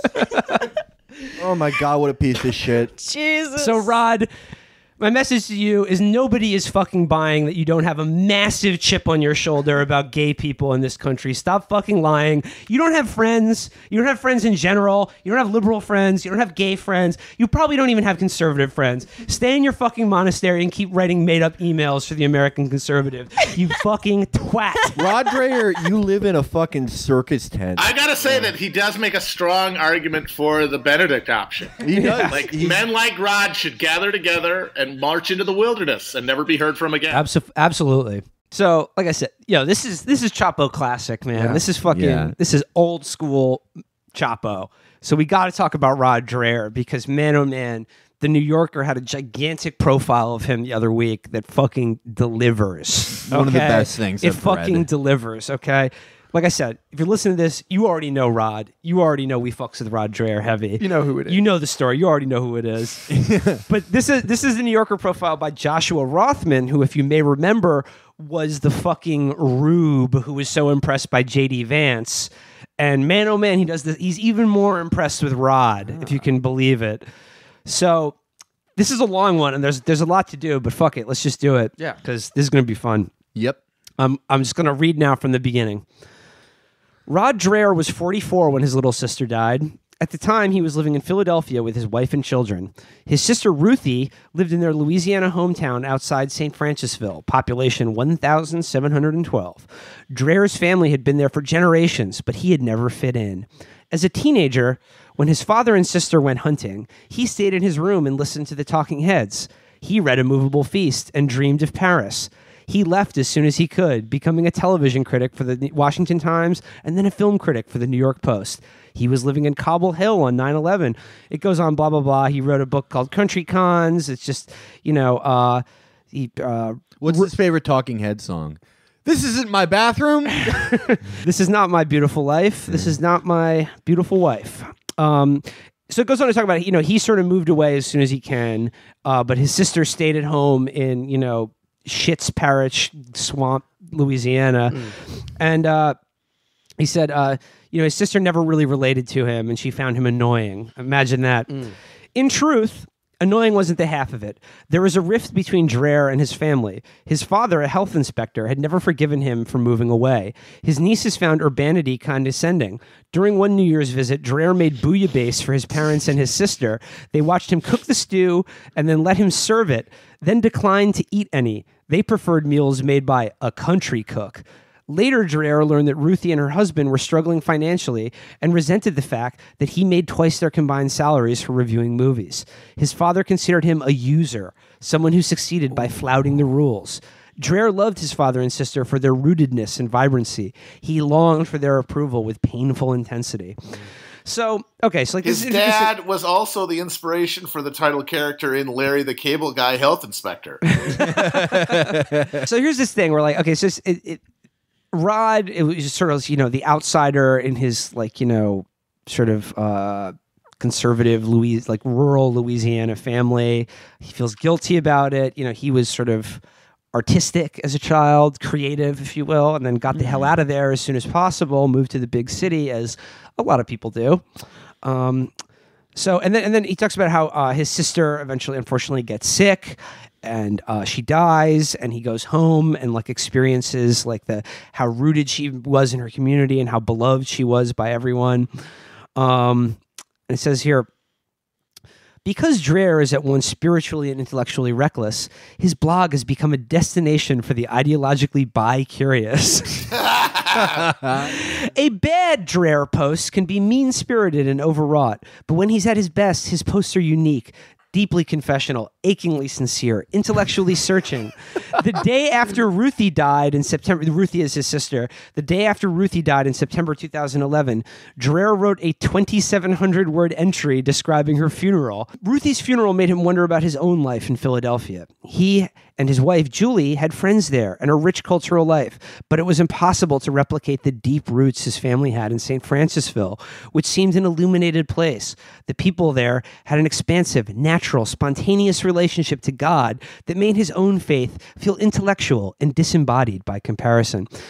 So, there's this whole Rod thing where, he feels guilty that he got out of St. Francisville, which sounds like a fucking miserable place to live. Yeah. His family wouldn't even eat food he prepared for him because that's how fucking backwards and cruel they are. Yeah. This is a good origin story for a villain so far. I actually am quite compelled by it. And and he feels guilty because he has a good job and friends and family and in a city or whatever, and he feels bad, so he moves home hoping to be, received warmly by this faith community that he's been searching out his whole life. Would it surprise you to know that it didn't work out at all? This March, Dreher published The Benedict Option, a strategy for Christians in a post-Christian nation, which David Brooks in the Times has called the most discussed and important religious book of the decade. It asks, why is that including Scott Adams' The Religion War? Yeah. Brooks is full of shit if he hasn't read The Religion War. As a longtime reader of Dreher's blog, an experience alternately enthralling and exasperating, I'd always wondered what he'd be like in person. And now this is where I take issue with Rothman. If you are indeed a longtime reader of Dreher's blog, and he acknowledges it can be overwrought and at times exasperating, Joshua, why didn't you include any of the actual examples from Rod's blog? Because a New Yorker reader would read this entire profile and be like, oh, this sounds like an interesting and spiritually convicted man who's, searching for something deep and meaningful in his community.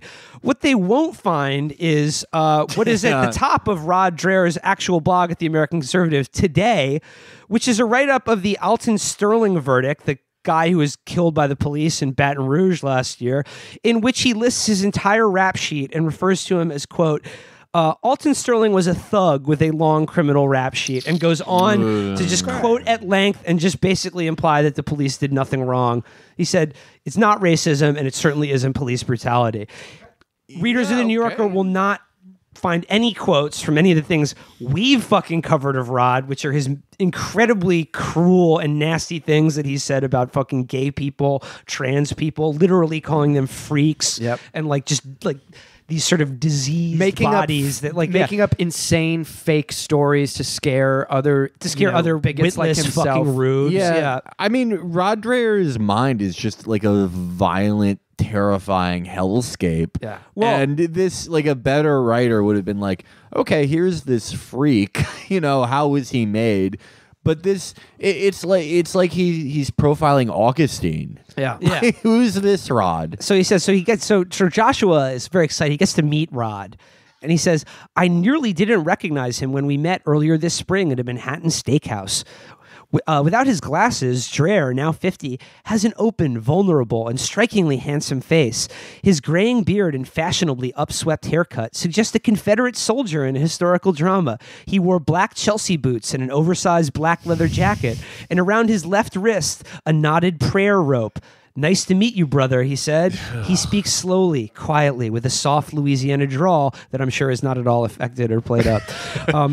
Over dinner, Dreher, who was observing Lent, confined himself to oysters and crab cakes. I learned what happened What a hard Lent. What is he giving up for Lent? Steak? Yeah. I learned what happened when he moved back to St. Francisville. Rod says, the thing that I dreamed of and hoped for didn't work out. They just wouldn't accept me. Not my sister's kids and not my dad and mom. They just could not accept that I was so different from them. I worshipped my dad. He was the strongest and wisest man I knew. But he was a countryman, a southern countryman, and I just wasn't. All that mattered was I wasn't like them. It just broke me. He fell into depression and was diagnosed with chronic mono, then went into therapy and read Dante.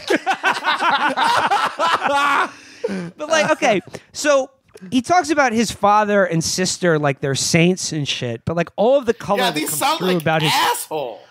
They sound like fucking assholes. I've been thinking a lot about my own longing for order, he said. I think it has to do with my dad. He was such a force. You thought the sun was in the sky in the morning because Daddy had hung it there while he was making our honey buns and getting us ready for the school bus ride. Ray Dreher grew up so poor that his family hunted squirrels for food. He liked to build, repair, hunt fish, and his forearms were freckled from the sun. Again, Josh, how would Joshua Rothman know this? Did Rod give him these descriptions of his father's burly, freckle-spackled arms? Josh, if you're interested, I have an entire photo album of my dad's forearms. He said he raised Rod and Ruthie with a firm sense of right and wrong. When he saw or read about an alcoholic, a philanderer, a shoplifter, he said, as if stating a fact, that's not how we do things. That doesn't at all sound like an unbearable Calvinist prick who everyone hates. Wait, so can I ask a point of clarification? What was Rod's religion growing up? Like, what does it say? It's just Baptist Sunni Islam. Okay. It doesn't say. It doesn't say. I assume Southern Baptist. Because I know he's had a couple. I believe they were Yazidis. Got it. But the thing about this is like, okay, we can look at this guy and think, geez, this guy seems like a unpleasant shithead, and nobody should feel inferior for not living up to their weird expectations. But like Rod, like all of us, are brought up in a culture where all the people making culture are basically like Rod, in that they are the sensitive theater kids who left their shitty hometowns, and they'll always feel weirdly inadequate because of that, because of America's frontier ethos and what we think it means to be a man. Mm-hmm. And so this like just like hateful, closed off assholishness gets turned into rugged, taciturn masculinity and something to be chased after and placated instead of something to be rightly fucking walked away from. Let me just say, we're not like that. On Chapo, Trap House, we think all men are swole. Yep. We think all men are alphas. We think all men have the gorilla mindset. That's right. We're male body positive. Here's some more tales from Rod's youth. Once, when Dreher was 7, he did something mean to his sister. He doesn't remember what, and his father told him it was time for a spanking. Dreher lay face down on the bed while his dad removed his belt. Then Rusi, who was 5, ran into the room and threw herself over him. She cried, "Whip me, Daddy, whip me." After a moment, Dreher's father and sister left. He remained on the bed, mystified by what had happened. He sometimes wondered if his sister's later wariness towards him flowed not from a divergence of values, but from some long-forgotten habit of childhood cruelty for which he was never punished. Did you see the remake of Straw Dogs that took place in Louisiana a couple years ago? I didn't. I did. I think this is the transcript. One more. When Dreher was 14, he went hunting with Ray and Ruthie, and with a shotgun, he killed 2 baby squirrels. Filled with remorse, he sat on the ground and cried. "You sissy," his father growled. Dreher describes his father and sister as, quote, Bayou Confucians. He explains, they had this idea that if you did what you were supposed to do, you would succeed. I didn't do those things, but I didn't fail, and that drove them crazy. Again, these sounds like people you'd be fucking glad to cut out of your life. Yeah. If you fucking were successful. You'd be fucking thrilled not to have to deal with them again. Oh my God. It goes on to talk about, he goes to college. He started out as sort of like left wing, but then he got religion. Okay. For some reason, he had some weird part of his personality that presented some sort of gaping hole in himself that he felt the need to atone for, but also correct in himself. So he turned to religion. Yeah. The Catholic religion. Yep. Surprisingly. Yep. Usually that doesn't happen that way. But so it says here, he began to take religion seriously. When he was 18, he went to see Pope John Paul II at the Superdome in New Orleans. Ooh, good line coming up. The Pope appeared, and a thought flashed in Dreher's mind. I wish he were my dad. Oh my God. Okay. At 26, he converted to Catholicism. Fed up with what... If that had been his dad, he would have had a few other things to get over from his childhood. Rod would have been getting a different type of Bayou Confucianism. Whip me, El Papa. Whip me. Fed up. Okay, so he says at 26, he converted to Catholicism. Again, big shock for someone with his fucking... Did not see that coming. He said he converted to Catholicism, fed up with what he perceived as his own caddishness. He had once dated a girlfriend longer than he should have. He decided to embrace chastity until marriage. Just like how, regular man here. This is regular guy shit. Regular guy shit. You convert to Catholicism because you're fed up with your caddishness where you dated one girl and then just decided to be celibate until marriage. Okay, moving on. Dreher left Catholicism in 2006. Okay, so this goes on here. Yeah, then he became Orthodox. He left Catholicism in 2006 because of covering the Catholic sex abuse scandal for the Post and the American Conservative. He became Eastern Orthodox. He talks about. It goes on to talk about he met this guy Father Matthew in St. Francisville when he moved home and became Orthodox, who told him, "You have no choice as a Christian. You've got to love your dad, even if he doesn't love you back in the way you want him to. You cannot stand on justice. Love matters more than justice because the higher justice is love." When Dreher struggled to master his feelings, Father Matthew told him to perform a demanding Orthodox ritual called the Optina Rule. He cited the Jesus prayer, "Lord Jesus Christ, Son of God, have mercy on me, a sinner," hundreds of times a day. All of this is just shit that people invented because they didn't know how to read or have TV. This is just bullshit. This is so stupid. I have to say, the Douthat episode we did, at this stage, I am, this is shitty to hear happening to a person. Yeah. And I can see, so far how he became what he is now from just this unrelenting and crushing insecurity that gets ripped open by all these religious and familial assholes. Yeah, it's a scab that'll never hear and that he literally picks open every day on his blog at several thousand words a clip. Yes. Looking back on his time in St. Francisville, Dreher thinks that if he hadn't moved there and then forced himself to follow the rules, prayer, proximity, love, he would have stayed an angry child forever. Which is good because he's in no way he's childish or petulant now.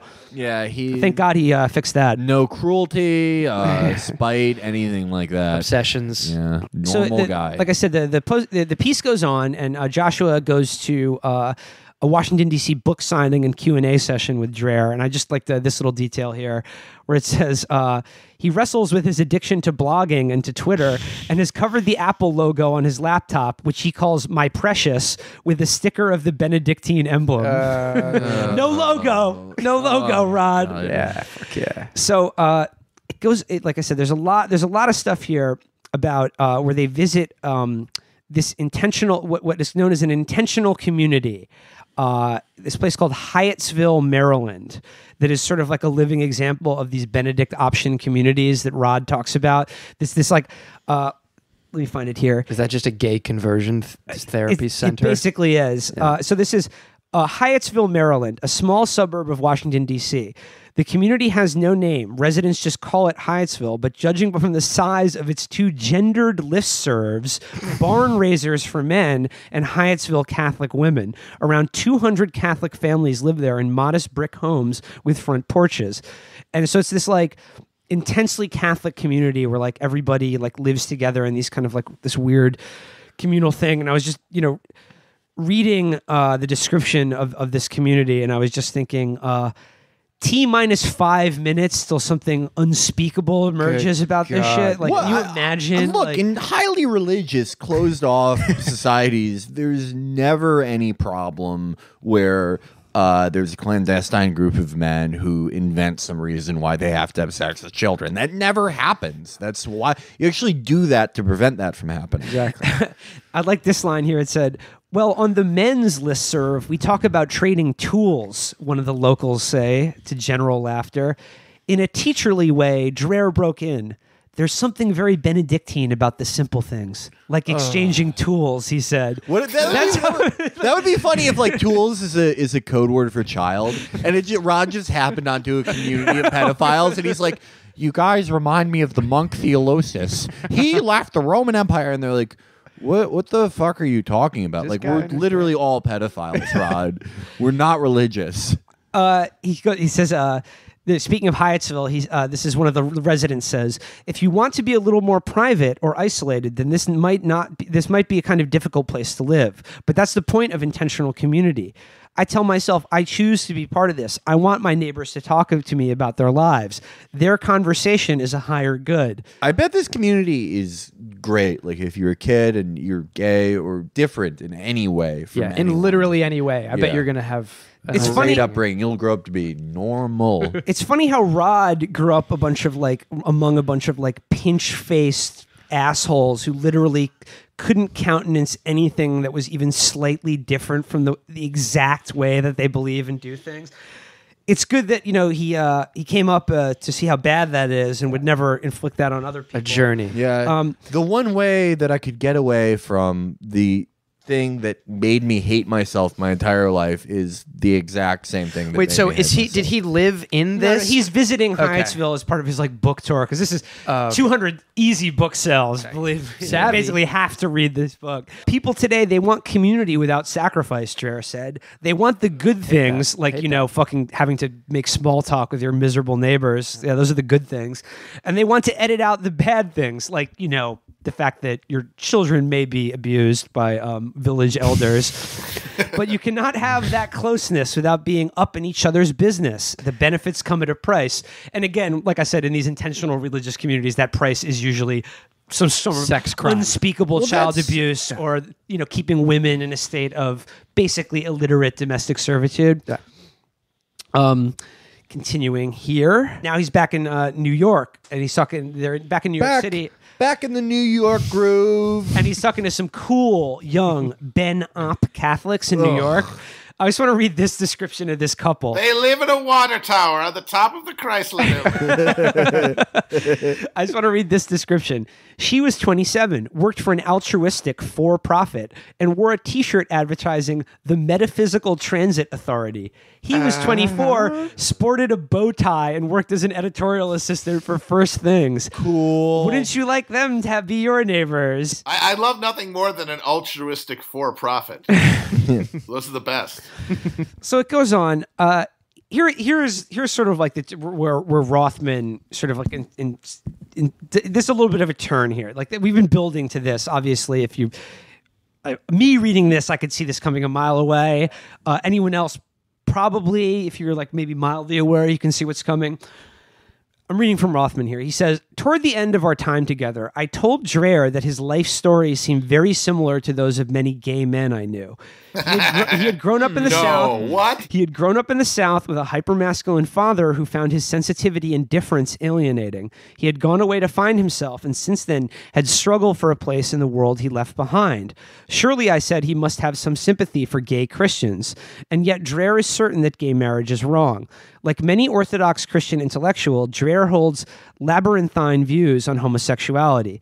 He is opposed to same-sex marriage, but in favor of civil unions.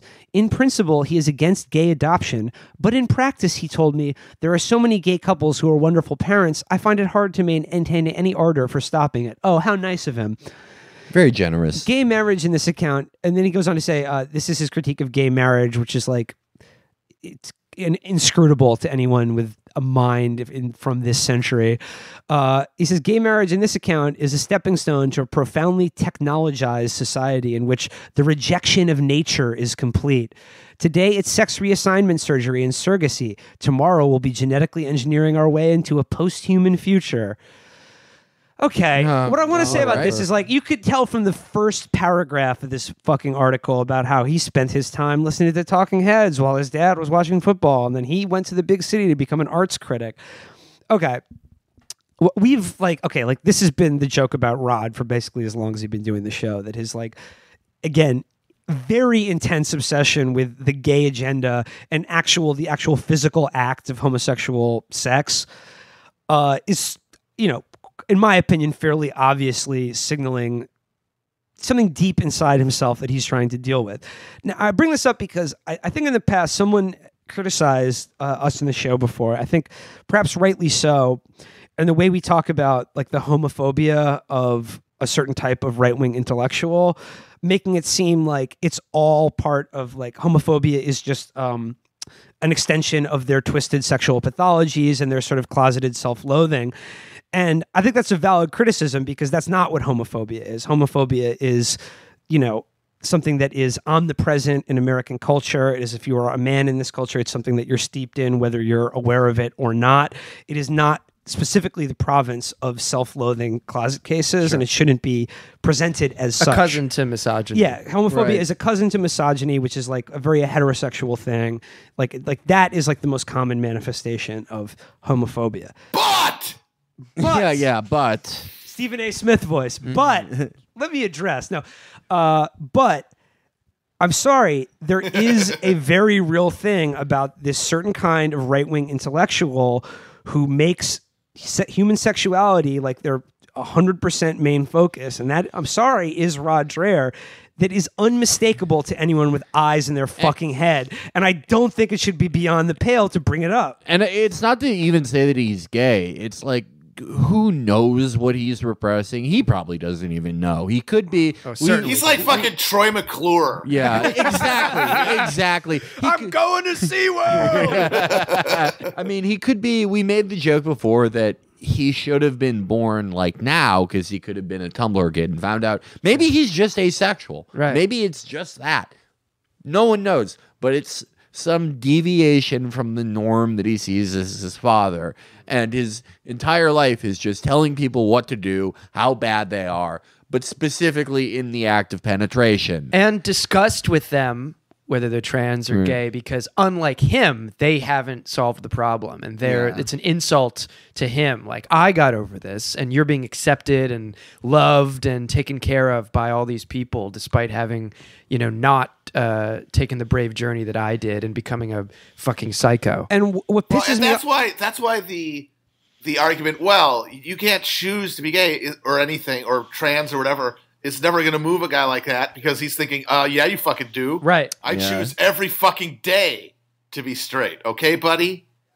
And like, there's a lot of these people on the right. Like, there's that guy Robbie George. There's that guy Ryan T. Anderson. And they get these glowing profiles about, like, again, these people who are incredibly spiteful, nasty ghouls, and they get glowing profiles in places like the Washington Post and elsewhere that all comport to this like fucking template.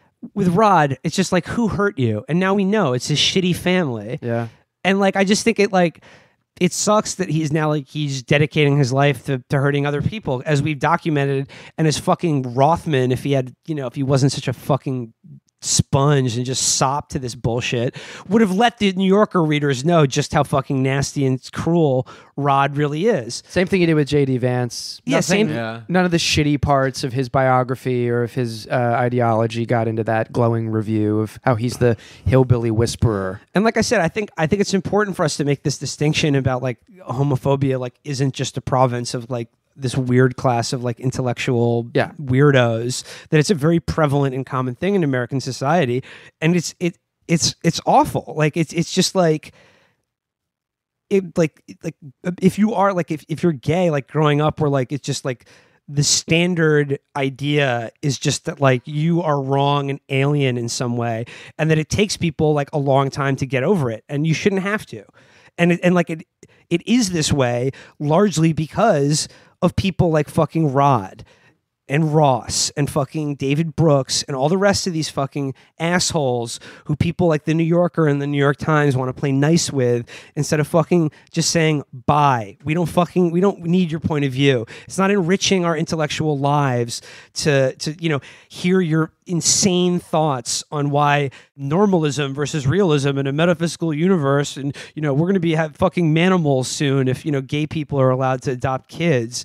And it's just like, no, this is just an intellectual excuse for cruelty and spite against people you have no fucking business or reason to fucking even deign to open your mouth about. Shut the fuck up. Keep it to yourself. If Abu Bakr al-Baghdadi put on fucking horn rims and a little stupid bracelet, he would get a profile just like this. It's the same thing. It's the exact same fucking thing. I just want to read one last item that I highlighted from the Rod piece. This is apropos of nothing, but I thought it was a hilarious sentence. This is at the Union League Club in Midtown. This is another book event full of hip-looking conservative Manhattanites and Orthodox priests. A nice mixture. Also, in sober suits and headscarves, men and women from the Bruderhof, a vowed community in upstate New York, stood on the fringes of the crowd behind tables stacked with copies of their magazine, Plow. Get your subscription to Plow right now, people. Just a bunch of normal folks. Very normal. I will say, though, one thing that actually was interesting and does come across in this article about Rod and a lot of these like intentional Christian communities that Orthodox and were deeply religious Christian communities that he talks about. One thing that I found was interesting is how they all acknowledge that capitalism is evil and a problem in a way that, as we've talked before, like evangelical Christians absolutely don't do. Right. Like they've wedded Christianity to capitalism in a way that nobody remarks upon, and they don't see any conflict. I did think it was interesting to hear from a lot of these like very intensely sort of like this communal like old style, is that they very much do regard modernity as the enemy, but they understand that capitalism is the force that is destroying their way of life. Even those people can figure it out. It's the Tradcath mindset. Yeah, pretty much. It's like the libertarian thing where I go, hey, you're non-interventionist too. And then they're like, but also an esports team should be able to take over Iraq. And I'm like, oh, well, okay. So to round out today's show, I'd like to do a brief reading series that comes courtesy of Brother Rod Dreher, dispatch from the Benedict compound. These are just two posts that Rod had on his blog at the American Conservatives, letting his readers sound off. And this is a big like mailbag thread about pornography and the horrible toll that it's taken on their lives. And I just want to read a couple here because I found it to be such an interesting like window into the world of the Rod Dreher Benedict option fan and what's going on in their lives. Well, the Rod reader mail is the best shit you've ever read because I think half of them are just made up, like Rod is writing them. Almost certainly. The other half, it's like it's just as bad because imagine who's reading Rod Dreher and is like, yeah, I want Rod's take on this. Man who's terrified of everything. And I just want to say the post is kicked off. The image that's illustrating the post is just a big sign that says porn, but shattered by a hammer. Look at that. Yeah, I'm looking at it now. It's hilarious. So he goes, some amazing responses to my terrible cost of porn posts from this morning. These came in the mail, and I post them with permission. So I'm just going to read just like a few selections from these reader mail here. This guy says, first off, I want to offer you a profound and heartfelt thank you. Then he goes, I'm a man in my early 20s who was raised in a fairly devout Protestant home, attending church every Sunday and Wednesday nights until I was around the age of 15. And then he goes, and let me say that I learned just about every amoral behavior I could from people I met at church. I had my first encounter with marijuana in a church parking lot. My friends and youth group turned me on to pornography at the age of 11. Perhaps one of the worst decisions I ever made, but more on that later. These same friends taught me how to swear, catcalled the girls in our youth group, and gave me a pretty good compilation of dirty jokes. I confess, I still enjoy the jokes. You must confess! Sinner! Outlander. I have to say that He's Catholic, right? The horniest kid I knew in elementary school was like a preacher's child. Oh yeah. I mean, he literally just wanted to talk about tits all the time, and I didn't even know what they were, but he was very insistent on it. Yeah, slight correction. Rod Dreher left the Catholic Church over the pedophilia, the church Boston Archdiocese scandal. Oh, doesn't matter. He's now become Orthodox. Oh so. no! Yeah. Once you're Catholic, you're always Catholic. Yeah. No, I mean the brain breaking, because I grew up Catholic. The brain breaking guilt. You could be whatever you want after. Whether you're an atheist after, you just become a weird, shame-filled atheist. So the guy who says, "I'm so glad I'm Jewish and have none of that." yeah. You have no guilt or shame issues at all. So this guy basically he talks about how he had friends that were cool when he was 11, but then his life changed and he sucks now. And he doesn't do anything that's cool anymore. I wonder what the dirty jokes were like. So these letters are so long too. Like Felix, look at this. That's is like 4,000 words. And he goes. At the end, he Dear goes, Rod Dreher, I never thought this would happen. Yeah. And at the end, he goes, I apologize for the length and rambling nature of this email, but I guess they have a lot of thoughts about this. Let me find another. I mean, Rod Dreher's, these are like letters to Ben on his forum, but instead of Dear Rod, I never thought this would happen to me, it's Dear Rod, I was always afraid this would happen to me. This is another good one. This is another reader. Says, what I wanted to write to you is about porn. I had an addiction and I beat it, but it wasn't easy. Oh, he beat it all right. Porn nearly ate up my life. I am also a successful person. Graduate degree. Great job for good pay. Lots of responsibility and trust. A good marriage. Is this Trump? Yeah. I get a paycheck every week and I swear it's getting bigger. From the outside, I was a complete success, but it was a sham. I was trapped in a massive online porn addiction that was so bad, I was downloading the stuff at work because they had higher speed access than what I had at home. Well, how do you stop being this cool? I just like to say, dude, just stream it. What are you doing? Yeah, what the fuck, man? Incognito window, stream. What the fuck's your problem? I would like to say, I don't want to make light of this. If you are actually downloading pornography at work, I think you do have a problem. Yes, absolutely. It's 2017. Relax. So again, this one goes on and on and on, but he says, by the time I'd returned to my Catholic faith, I confessed my addiction and got over it in the confessional, but still got no relief. Then God entered the picture again in the form of a book. Be a Man by Father Larry Richards. A sermon from Father Larry is like a punch in the mouth. He gives it to you straight with no coddling or excuses. He was exactly what I needed. My problem all along was believing I was strong enough to beat my addiction on my own. And then he goes at the end, do I still get tempted? Of course I do. But I can walk away from it now, pray a few Our Fathers and Hail Marys, and the temptation passes. So, listeners, keep that in mind. If you're tempted to do something, do 10 push-ups. This stuff is so triggering to me because, as a lapsed Catholic, a lot of this is a lot of there but for the grace of God go wide stuff. Like, one wrong turn I could have been... Because everything in Catholic school tries to turn you into this person. Right. Yeah. Oh, God. All right. This one's kind of long, but this one is fairly harrowing. Again, it starts out, I come from a mostly good middle to upper middle class family, practicing Catholic, stable marriage. This is like the Dear Prudie thing where they set up how normal they are. Yeah. And he goes, or the Trump thing, really. I stumbled upon porn at about 15.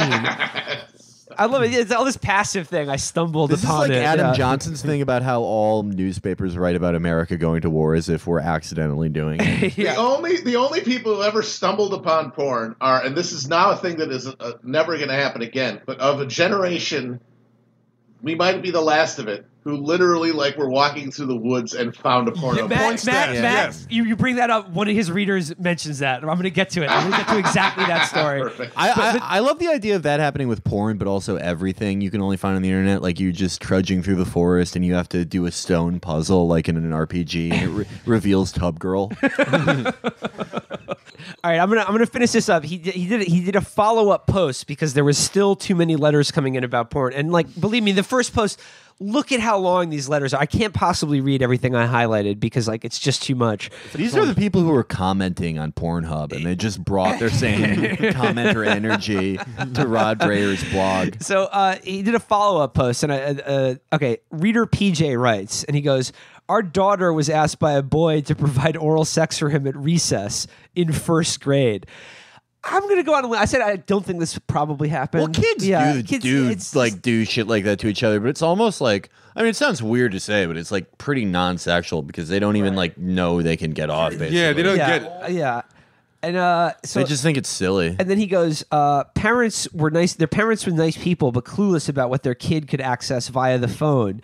And teachers are too busy with academics to be paying attention. And then he goes, their job. The third, fourth, and fifth grade students at the local elementary school were using their school district confirmed Google accounts for Google Drive to send homework back and forth, to sign up for YouTube. And some of them were posting videos of them dancing naked for all the world to see with their Google district email displayed. Most of the parents and school employees were totally unaware this is going on. The overwhelming majority of parents are clueless what their little darlings are doing. This isn't high school or middle school. This is elementary schools now. Now. And I just want to say, I don't think you're allowed to upload naked videos of children dancing to YouTube. Yeah. I don't think you're allowed to do that. Yeah, call me crazy. I'm gonna tell you what I think the exact from experience with these type of religious people. Addiction is you have your neurotic, self-destructive compulsion to do something. You'll do it even you have to do it at work at the worst place possible. Then you get a tolerance to it. You need more and more of it. And then the final step is you start getting withdrawal. If you don't get this stuff, you just start going crazy and acting out. And these people have these type of addictions and 3 factors with all types of stuff, whether it's sex, pornography, whatever. But instead of going to religion to learn to undo that, they just take all that same stuff and just treat religion that way. So not ever neurotic compulsion to just always be religious. They need more religion to get the same effect. Rod's religious interests are getting more and more hardcore. It's you're going down that rabbit hole into just the more and more fetishized. Yes. So these guys, that porn thing that they have, and that same fucked up dynamic, they never got rid of it. They just applied it to religion because they never stopped having the brain structured that way. It's easy for them to lapse and go back to that when somebody dies. When they get, and this guy Dreher is not, he's feeding their addiction. He's keeping them. Yeah. No. All right, this is the last one. I just like that. I want to highlight this. This is from reader 7 Sleepers. Right. What? 7 Sleepers is what this guy goes by. I made enough Lolita Express jokes on podcast. All right. So he says, Matt, this one's for you. He goes, when I grew up near the city, if a J.C. Penney advert came blowing down the street with the bra section, we little boys would tear out the page, carefully fold it, and put it in a safe space for communal gawking at a later date. Hot damn! You mean a girl in a above the knee skirt? What a scoop! Hot crackers, boys! I love. Dude, when I see a woman, I see a hint of her bra. Me and my friends are jacking off to it together. Guy stuff for dudes. If we see the J.C. Penney catalog and we got some hot ladies testing out the new Igloo cooler, and they're wearing some short sleeve shirts. We're just gonna be fucking. That is gonna look like you left a box of glazed donuts in a hot car. Guy stuff for men, men stuff for guys. Jacking off to the JCPenney catalog. And like I said, if a JCPenney advert came blowing down the street, I'm imagining it's a windy day and the JCPenney catalog is just being blown along, and then the little rascals are all chasing after it. And the dog that's bringing up the rear. Oh no, or like one of those old movies, the advert hits the guy in the face. And he has to take it off his face and look at it. And like, oh, ankle. Like, you know? And he goes, I love it. I also love this, and put it in a safe space for communal gawking at a later date. That's wonderful. That's so nostalgic. Jerking off with your friends. Wait a minute, communal bot? Yes, that's just circle jerk. So he says, well, me and my old boys used to go down to the soda shop for a phosphate and then beat off behind the shed. That's what fucking West Side Story was originally. That's like the entire rockabilly era, like back when the gangs were just like white people who sang songs and beat the shit out of minorities.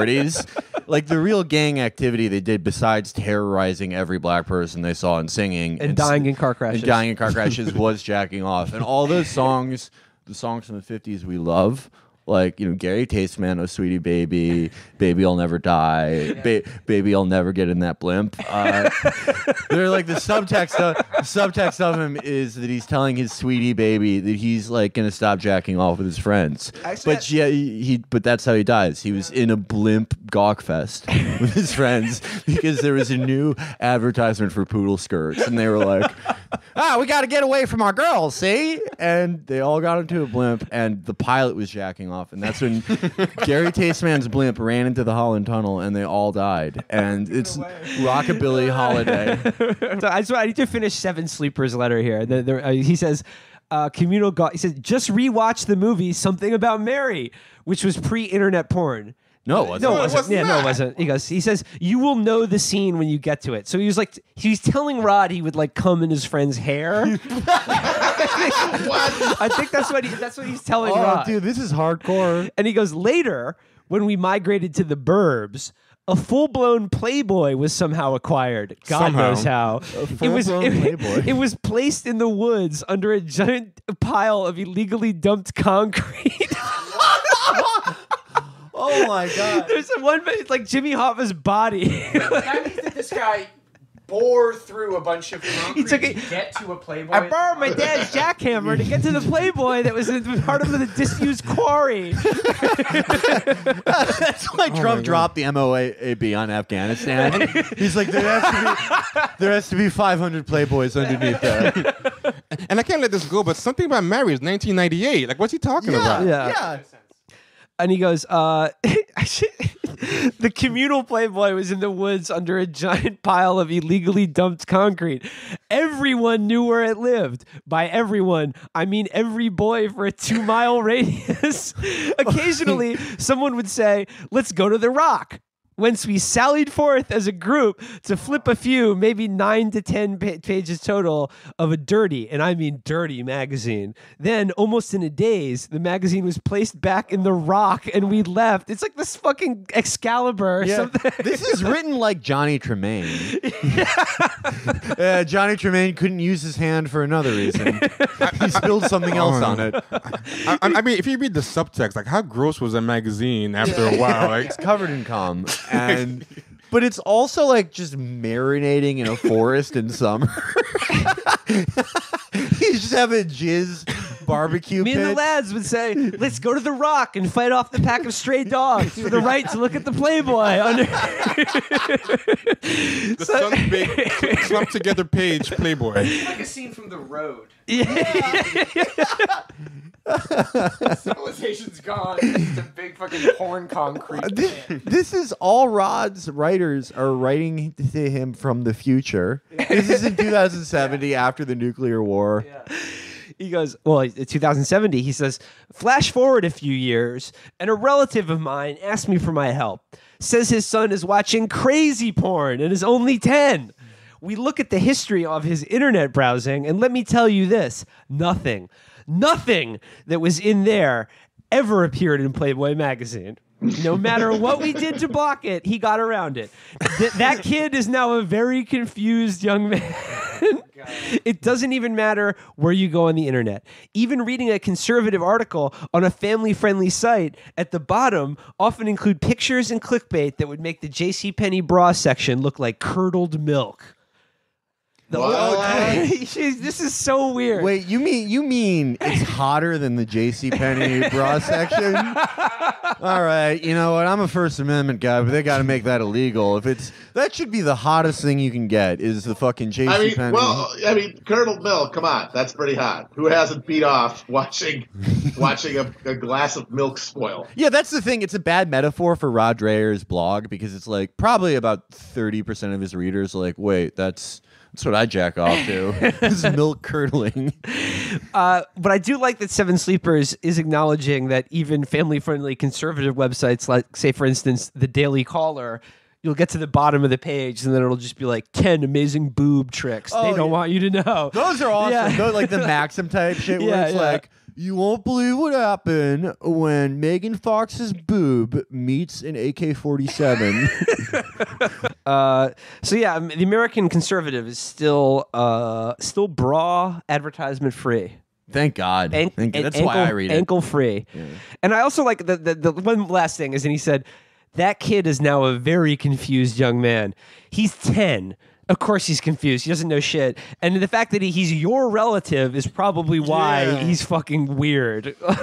like if the single commonality in all these people is you might be part of the problem. Yeah, so that's Rod's reader mailbag for the week. Headline. Mr. Perfect. Headline: Liberal women are lustier. Oh, I hope this is some fucking shoe leather reporting. And he has the headline, the banner image for this article is like a woman sort of peeking behind the shoulder of a guy winking and looking very sort of like come hither glance. However, the caption underneath the photo says, "Photo changed because some of y'all said the previous one was too damn hot." So Rod got his fans a little too riled up. Do we have? Yes, the original photo. The original photo is a woman, a brunette woman, like pushing up cleavage and like biting her lip. It's this. You know that thing that women do. It's just like it's from it's Shutterstock. You guys, I gotta go. He searched for like I have to go for 5 minutes. He searched for. I'll be back in exactly 5 minutes. Sexy woman on Shutterstock. Rod Dreher's readers keep fully charged tablets filled with suggestive Getty images in a pile in the woods. And whenever, guys, we gotta wait. My eyes bulged out of my head so far that the stalks wrapped around each other and then the eyeballs hit and exploded. Tangle. Hey guys, it's Rod here. Just, I hate doing these, but another one of our commenters passed away last night. He saw a pile of dynamite with a wig and a red dress on it and went over there and tried to fuck it because that's just what a woman looks like. And he exploded, and unfortunately exploded into blackface in the fashion of those cartoons. So we're going to be doing a fundraiser. They're trying to get him... they're trying to take away his posthumous pension for being racist, but really it was just the dynamite. Every one of his readers has beat off to the sexy Bugs Bunny. The actual Rod post itself is fairly dry. What he's doing is just restating the research presented in a new and unsettling book called Cheap Sex by Mark Regnerus, who, if you're brain damaged like I am, you may remember as a guy who was in vogue on this sort of academic right several years ago because he had a book or a study that seemed to use data and sociological research to prove that the children of gay parents suffer terribly because of it, which was, of course, instantly exposed as absolute hokum on even a cursory glance. They were like, he was like, instead of using gay parents, I think he used a data set that included any man that's ever had a gay experience, including ones married to women who are like, felons or whatever, and then used the data about how badly their kids turned out to like throw off the average caused by like, the people adopted by like, I don't know, 2 college professors or whatever. So this guy's an absolute bullshit artist, and he has a new book out about cheap sex, which is about changing practices of mating and marriage, and about, I just really think it's very like cool and sexy and romantic that they call it mating. Yeah. That's great. Keep making it make it sound real appealing. I love mating with you, gangsta. Oh, so no, our species, Loke. And it's basically about how harlotry is on the rise, and they're very concerned about it. And apparently, these hoes ain't loyal. Yeah, apparently, liberal women, think about sex more often, and they say they want to have sex more often than conservative women. What? Which is like. Again, I just dropped both of the monocles out of my eyes. I'm making fun of this, but like I really think any study that purports to show that like one political affiliation is hornier or gets laid more than the other is absolute bullshit. It's all bullshit. Like conservatives are horny as hell, as we've exposed many times, but they also get laid just as much as anyone else do. They have just as much problems with the opposite sex or the person they're attracted to as anyone else. This is a universal human foible and fucking condition. Succubuses to everyone. They're taking everyone's life force. They're destroying men in court, in HR departments. It's committing. This is a bipartisan Actually, the plural issue. is succubi. You just saw it. Yeah. You just fucking saw it. Yep. See what they do just in a social situation. Regnerus says in his book, in a world increasingly bereft of transcendence, sexual expression is emerging as an intrinsic value. I've read this. It's like his thesis is that like an increasingly secular world, people use sex to give the feeling of sacred and transcendent that religion and just, sort of praying 30 times a day did for people in colonial times or something. Do you think libs are all all having the like time. weird sting tantra sex or something? Is that the? I don't know. I think they also think that when they would pray, they just came like geysers. Just, just spraying, knocking over the miters. There's so much cum in this episode. No one was circumcised back then, and it's like if you were just above peasant, you put on like a silk garment for the first time. It would be like that special strip club underwear that lets you bust without a touch. Like just fucking constantly. Liquid lap dance, they're called. Yeah, like that's probably why Columbus's ships made it over. Just the hull was petrified in sailor cum. This is literally, I think, the worst I've ever done on an episode, and I don't feel bad about it. I feel like it's being held together by a mortar of cum. Yeah. So like I said, Rod's actual article is fairly dry. However, the comment section... He's a dry boy. Yeah, the comment section is a joy. Is a joy. Wet. I want to highlight a couple from Rod's readers now. First one, Justin says, I would add from my regrettable personal experience that Always a great way to start. Please do. Letter sent from my crawl space iPad. I would add, letter sent for the emergency room while they try to take the knot out of my dick. I would add from my regrettable personal experience that liberal women seem to enjoy sex less, including reaching with me. That's what that means. It's like never liberal any awareness. It's like this woman didn't come clearly because of a preference for progressive taxation. Liberal women have this unrealistic idea about dicks that they're not supposed to be the exact dimension and temperature of a tuna can. This is this fucking insane shit they got from movies, like they got cultural Marxism. Yeah. So he goes, regrettable personal experience that liberal women seem to enjoy sex less. And then in parentheses it says, including reaching the fulfillment of the sex act less. Coming, yeah, having an orgasm. If someone said to me, "Have you fulfilled the sex act?" I'd never come again. So, congratulations, dude. If you tell a woman, that's what you say before you drink Kool-Aid with all of your friends. Okay. They reach the fulfillment less because when they have sex, it's because of the same lack of perceived transcendent value in it. When having sex with me, they don't perceive a transcendent value in it. They try to remove their emotion from it because experience has taught them that it is psychologically devastating to have one's heart perceive any deeper connection or meaning in sex.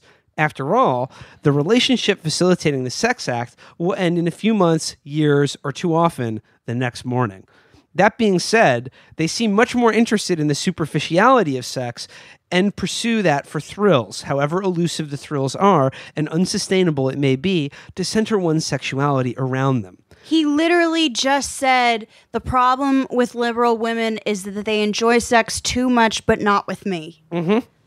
And that they won't marry me immediately after. That's that Yeah, whole it turns emotional out that thing. that's when someone proposes inside of you, it tends to not lead to a fulfillment of the sex act. They call me Mr. Fall asleep right inside of her, wake up with a ring. In my experience, liberal sex is incredibly boring compared to meaningful, committed sex.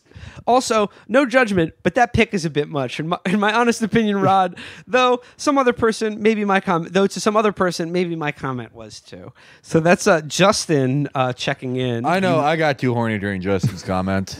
Justin wrote that with his boner. So this next one here comes courtesy of Joan from Michigan. So we're gonna hear both sides. Yeah, that's good. I'd like to hear from a woman. Me, my liberal au pair, my conservative husband, plus me, Joan. So she goes, since we're playing Explain This Finding, I've got an entry. I suggest that maybe it's about childhood experience.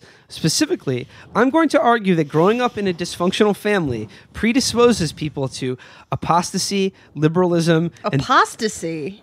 Yeah. Did I mispronounce that? No. Oh, okay, yeah. That's Yeah. how you say it. I'm just saying, like, that's a weird leap. Growing up in a dysfunctional family predisposes people to apostasy, liberalism, and disappointing sex lives. Yeah, dude, ever since me and my dad didn't get along, I started worshiping a golden calf. Here's the logic. See if you can follow. The defining characteristics of dysfunctional... I feel like this is like a Dear Prudie segment because it's one of these things where it's just like these comments give you such a view of these people's own family life and just sort of emotional inner lives. But he goes... What they reveal with their observations is the defining characteristic of dysfunctional families is that they are closed off to the outside world. No. Not at all. How many of you think that is the defining characteristic? That's not defining of anything. Families? That's insane. No. How many of those fucking quiverful weirdos never interact with anyone outside of their homeschooled compound? Yeah. And they wouldn't call that dysfunctional? Here we go. Insularity is a Here pretty, we go. Yeah. Here is the money graph, the money shot, if you will. So he says the defining is that they are closed off to the outside world. Total bosh. Total bullshit. Either they never have guests, or guests only enter one carefully maintained visiting parlor and are never invited into the part of the home where the family actually lives. What? Was this person raised by Ed Gein's mother? What is this? Yeah. Dysfunctional families will only have guests in a carefully manicured visiting parlor. They tend to have one room that's been boarded up and filled with nipple belts and lampshades made out of human skin. You know, dysfunctional families, they're always like, hey, if I kill you, you're going to be my slave in the afterlife. This is like a weird Midwestern kind of Philip Roth complaint.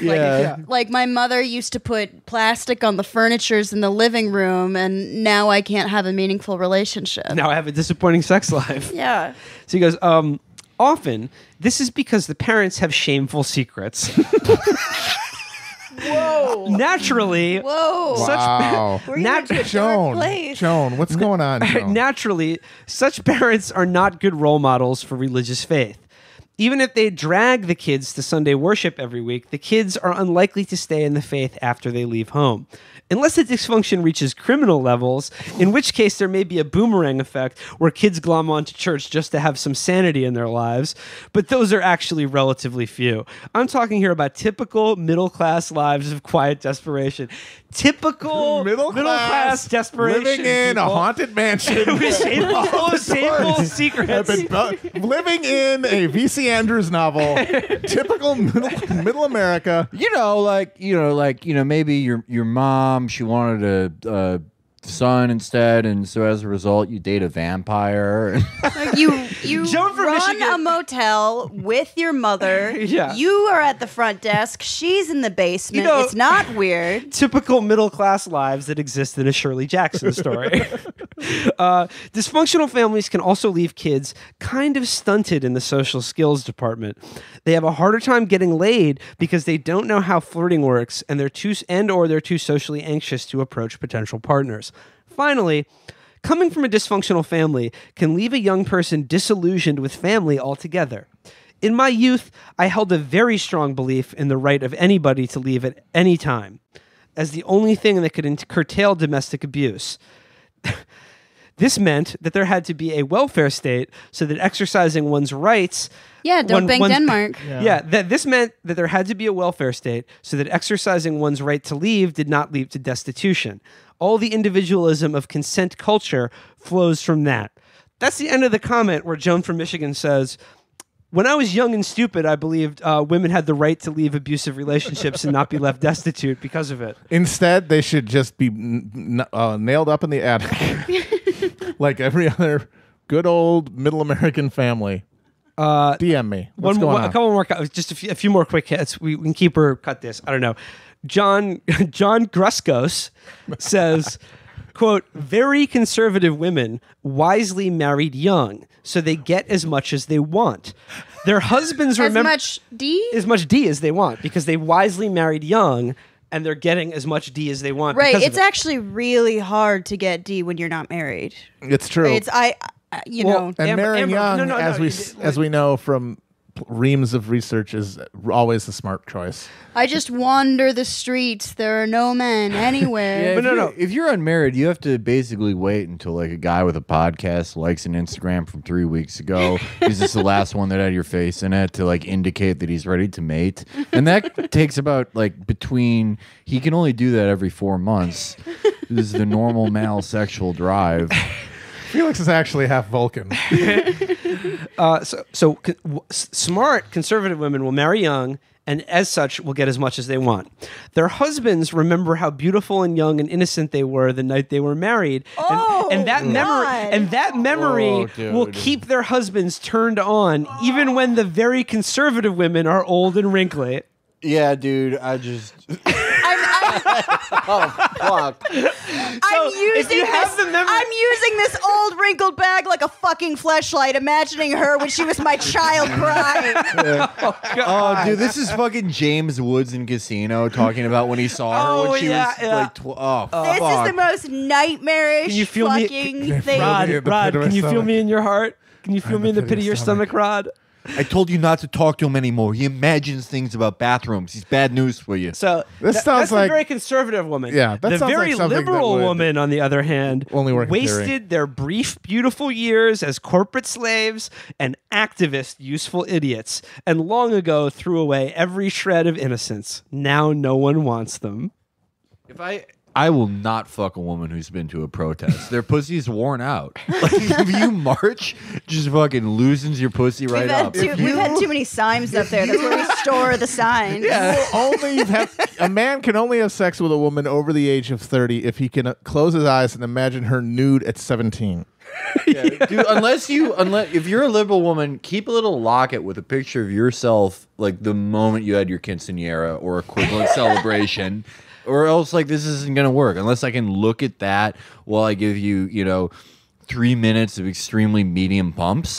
Like, we're not going to get married immediately after. I can't imagine how hot the sex is where he's just, like, bearing down on top of hers with his eyes screwed shut and just beads of sweat shooting off of his forehead, imagining that younger version of you. Can we put your sophomore year yearbook on the nightstand? No reason why. No reason why. Can you wear a sports bra? Those are a little big. I just thought you would look really good in a scrunchie. I'm for some reason I'm imagining Andy Daly from the first season of Eastbound and Down, where he's like just a little bit more, and we're done. Yep. So, last one. This is from GK. I assume Chesterton. Says this is simply because liberal women get less sex. They are typically of the feminist nerd or cat lady variety. Oh, they haven't heard about epic nerd sex where my wife wears Cthulhu underwear. And I go, methinks a kraken lurks between these labia, my lady.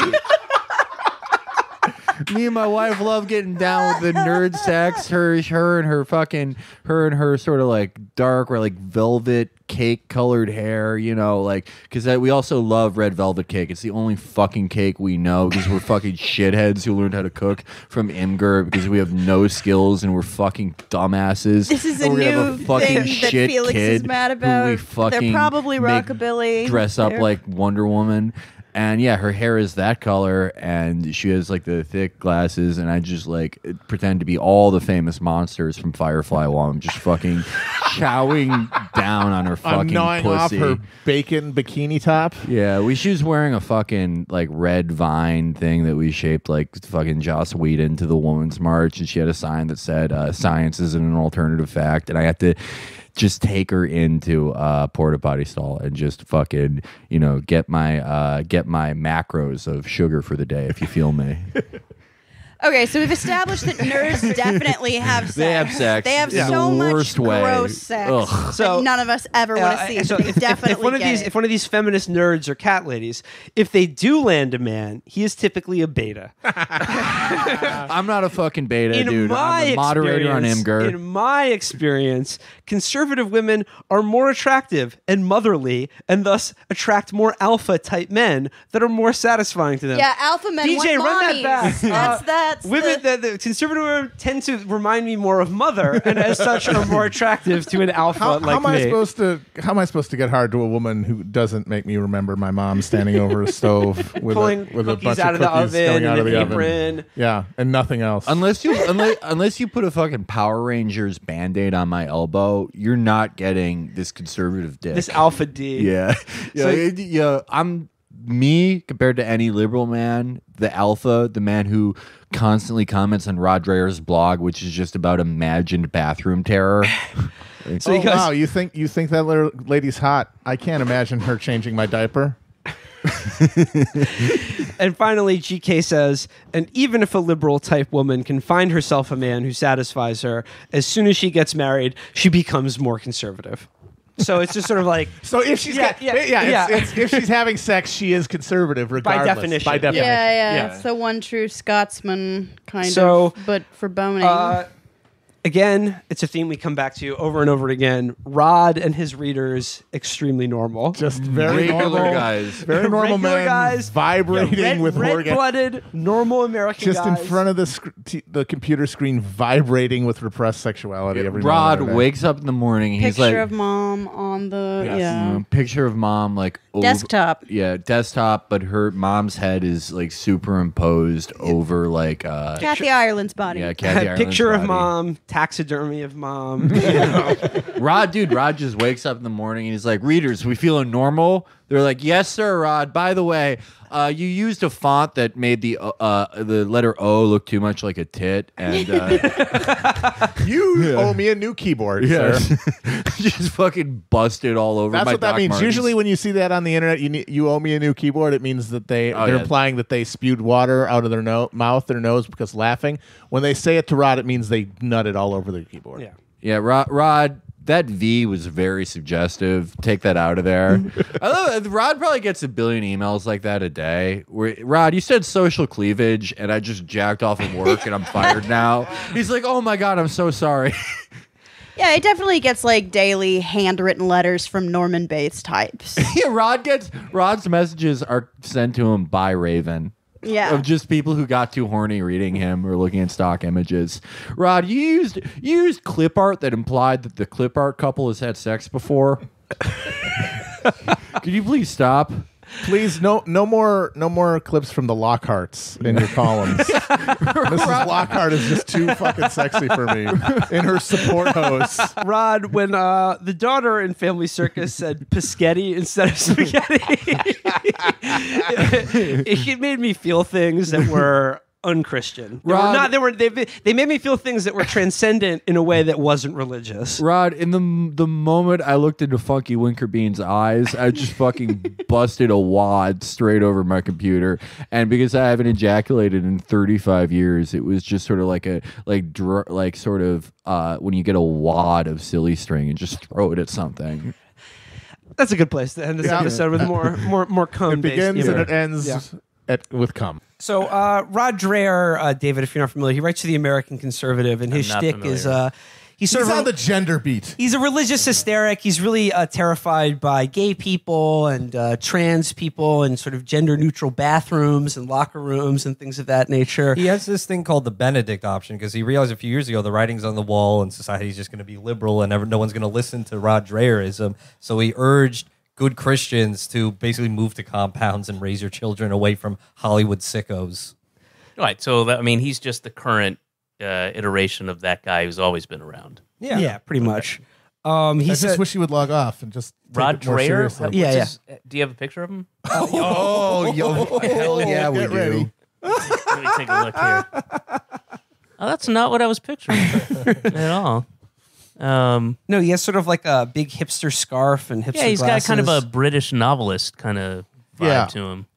So, obviously, the fact that The Shape of Water was the big winner at the Oscars, you can guess what Rod is going to say about this because, to him, it's just more examples of, Hollywood's vicious cultural agenda where they're basically just trying to say, hey, Brokeback Mountain said it was okay to be gay. Now it's okay to have sex with fishmen. Now it's okay to have sex with animals. So he's going there and... Wait, is it? I've got to get out of here, guys. I have some catching up to do. I've got to get to the aquarium. So we know what Rod is going to say, but I'm bringing this up because there were his readers came through with some absolutely amazing observations about human-alien, human-animal intercourse that I'd like to share. They had some very normal thoughts about all this. So first on, John says, and he's quoting someone else who says, my assumption is that if human-alien intercourse is intrinsically unable to produce offspring, the Catholic Church would condemn it on the same grounds that it condemns artificial birth control. John's response to this is, but if, like Spock's mother, procreation could occur the usual way after sufficiently advanced gene therapy, then I don't think they would object based on anything other than the yuck factor. This assumes, of course, that gene therapy doesn't involve embryos. The therapy just causes women to produce eggs that can be fertilized by Vulcan sperm through more or less traditional mating. Then they should be good to go. So this guy basically just wants the Pope to tell him it's okay to fuck an alien if that ever happens? Well, he wants the Pope to retroactively bless Spock, who was famously half human, half Vulcan. We don't want him to go to hell. The product of... The idea of Spock going to hell is just too disturbing. What a beautiful use of time and brain energy. These are just like the internet nerds who argue about canon on any message board, except they're arguing about literal the canon. Next up here, Hector St. Clair. It's /fic. Hector St. Clair says, female mules are almost always sterile. But He's responding to Engineer Scott. But not precisely always. There have been rare cases of fertile ones. I know, I've checked myself. Male mules are always sterile. I'm like 0 for 100 on that. And I've tried getting so many of them pregnant. And Well, yeah, hey, Thomas Edison, they said you failed to create the light bulb 100 times. Now I found 100 ways that don't work. Just keep at it. Yep. Keep grinding. Keep grinding, indeed. In general, the heterogametic outcome of hybridization is more likely to be sterile in mammals that would be males, but in birds it would be the females. For what it's worth, the whole concept of species is kind of a tricky one, and there's evidence today that lots of what we think of as species, including wolves, bisons, and others, have had significant gene inflow from other species throughout evolutionary history. And then he just links to the Wikipedia page for mule fertility. What you're not bringing up is that every one of these responses was preceded by half an hour of angry pacing in their, in their room, going, "This is ridiculous! I can't believe this! This guy has no concept." Okay, all right, I got to calm down and write this guy back. Okay, all right, calm down.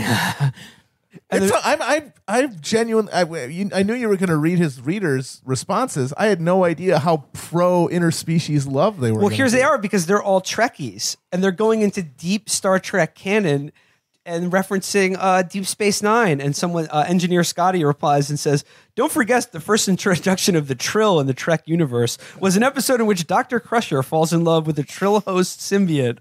And, Lil Boosie. Yeah, but I mean, you're reading it at a very kind of calm. I'm saying that it was written very angrily. Yeah, very loud monotone. Which one? Whichever next one. Okay, well, read this one. This is going off Trek canon, but conversation at business lunch today. Have you seen The Shape of Water? No, I haven't. I have. Good movie. It's about diversity and inclusion. I know Hollywood has always been ideological. It's just that ideology changes over time. Silence. Oblique look. The suspect that I was violating the speech code.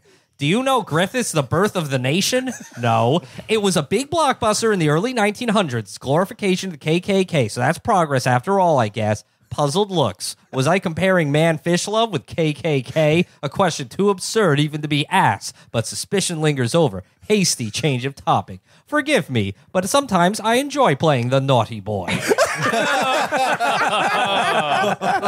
Security asked to intervene. Tasered. I picture all of Rod's readers are in the same Victorian schoolhouse wearing the like little dresses that they made to 8-year-olds wear. These guys, their only conversations that they have in a day are with put upon Barnes and Noble employees. This last one, of course, goes to the place that this always ends up. As you know, it is inevitable. The inevitable. I want to know how many of these guys have ever, or women, what mostly guys, have ever uttered the phrase, "Well, that's the last time I ever used Groupon." Last one here says, Rod, I like your sentence. Quote, in other words, you can have sex with anyone or anything you want because love is love and love wins. Obviously, there is still one huge exception. Underage sex, in which case you are a total outcast, viler than the vilest of the vile. Witness the unhinged rage in Britain once it was revealed that Sir Jimmy Savile, the much-loved BBC megastar and philanthropist, Spot the had libertarian. a taste for young flesh. I like when it said the unhinged rage. What, when they found out that one of their biggest TV celebrities had like raped hundreds of kids? In their hospital beds. Went into their hospital rooms. Love is love. It's like the fish man taught us. But he goes on. We don't know how old that fish man was. He could have been a fish teen. He says here, quote, had a taste for young flesh. Whoa. And he said, such fury is logically ridiculous given the moral... Oh, this is for sure a libertarian. He's writing from Kentucky. He's on his way to Kentucky right now. Such fury is logically ridiculous given the moral presumptions of the present day Western democracies. Carson Holloway pointed out the absurdity years ago in Touchstone magazine in a superb article now behind a paywall. In a superb article now only available on the darknet. In a superb article only available as state's evidence. Carson's relentless logic describes how once Relentless logic. There's my rap name. Once we start down the road to sexual liberation, we have no coherent argument against the pedophiles. Obviously, bolder Hollywood spirits like Roman Polanski have already pushed the underage boundary. How long before an Oscar-worthy movie celebrates the seduction of 9-year-olds and is publicly honored? So I think next year, David, what are you working on now? You got any movies coming? A mix of Taxi Driver and Paper Moon. The next Judd Apatow movie is about like Seth Rogen awkwardly trying to date a child. It's called This Is 12. Yeah. Well, no, that guy, that's a classic example of someone who's trying on the surface to be witty and try to, you think it's okay to fuck a fish, but you don't think it's okay to fuck a kid? But the subtext is, why isn't it okay to fuck a kid if it's okay exactly. to fuck a fish? It's a trial balloon. He's floating it out there, seeing what. But he should move to Kentucky. He'll be fine. Have a 13-year-old child bride. Yeah, just to play devil's advocate, Jimmy Savile literally did nothing wrong. Okay, I think he skipped a few steps. Listen, I mean, again, the reaction was a little bit over the top. I mean, he's not some monster, people. Read my article in The Atlantic, The Humiliation of Jimmy Savile. Moving on, it's been a dark show. We're talking about serious things, about the ways in which, governments and the media dehumanize inconvenient populations that they'd rather not, have around or deal with. It's been a real weenie killer. Yeah, it's been. And I have a reading series this week, the perfect person to check in on, that touches on this issue, but does so in the most hilarious way possible. I'm talking about Rod Dreher. Ooh, Mr. Too Damn Normal. It's been it's been a while. It's been a while since we talked about Rod Dreher and all those bathrooms I can't remember. It's been a while since we've checked in with Brother Rod. Shout out to Roy Edroso for founding this Rod piece. It's a Rod Dreher post from this week that in which he decides to take on the phenomenon that's been happening as of late that we've talked about on the last show with Jake Flores of white people being filmed calling the cops and shrieking at minorities and black people on the street. He's talking about the barbecue lady, the viral video of the woman calling the cops on those people in Oakland for grilling. Oh, yeah. This is coming on the heels of a week where we saw the amazing Aaron Schlossberg, the viral video star who is in not just one, but 3 separate videos filmed by 3 different people of 3 distinct instances of this guy behaving like a psychopath on the streets of New York. That dude is the Zelig of racism. Yeah.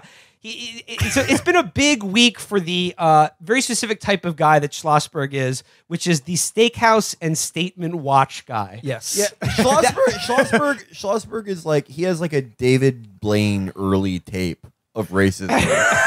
To several different locations around New York, and he's like, I was hideously racist to a black person here. Actually, got a Salvadorian here. You'd never guess who I threatened to call ICE on here. Yeah. So, and as you said, there were 3 different videos, all funnier than the last. Yeah. He just kept outdoing himself. And then, of course, the videos after that of him running away from the media were... Yes. Where he's hiding underneath an umbrella for 5 minutes. Yep. Going, please help. And then you can hear him from behind the umbrella at one point go, please send help. Yes. And that made my week. Yep. Please send what? The Proud Boys? It's a new superhero that only protects racist guys. So, yeah, there's been a lot of these videos going around. So, there's going to be people who have to find a way to be like, now, this looks bad for the people in the videos, but actually what's really bad is the people taking the videos. Ooh. And the mob mentality. Shout out to Julia Raffi for that fucking stinker. Yeah.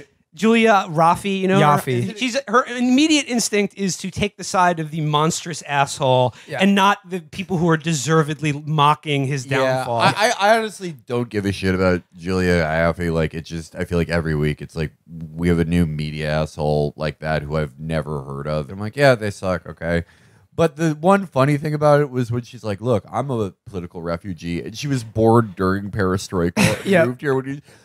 Moved here when she was 3. Yeah, by that, like, I'm a refugee. The Midwest is very cold. Yeah. So, Rod Dreher, back to Rod. He's done a take on the barbecue lady video. Yeah. That goes to some pretty extraordinary places. All right. And I'd like to Powers. And by the way, the funniest part of the video is the end of it, where the police come. She starts crying. And she starts crying and saying, I've been victimized. So Rod begins. Checkmate. Did you see the video of the white woman in Oakland who called the cops on some black people who were cooking in a public park with a charcoal grill? My view is this. Unless they've set up the grill in your house or in the ICU, you leave people with charcoal grills alone because they are contributing to the sum total of human happiness. Now, you think Rod is setting this up like, he's a reasonable he's going to man. take a reasonable point. That's a brave, bipartisan, pro-grilling stance that we can all get behind, right, fellas? Yeah, hey, call this motherfucker Hank Hill. He goes on, and he says, again, I believe the white woman may have been technically correct, but was morally wrong. Wow. Oh my God. That is the old Rod I know. Yeah, it drops off immediately. Jumping right back into the game. You can't ignore technical correctness when you see it. Okay? She said, Rod, every Rod article, he can hold it together for like maybe a sentence and a half. And he's like, y'all mind if I wow out? It's like, it'll start out and be like, of course, I don't think you should go into a bathroom with the SPAS 12 automatic shotgun with a flashlight attached. That's not good. People try. But the guy who there's did several exceptions. Yeah. Racist lady, you are technically correct. The best kind of correct. He does say she was technically correct, but morally wrong. And besides, she's a pill.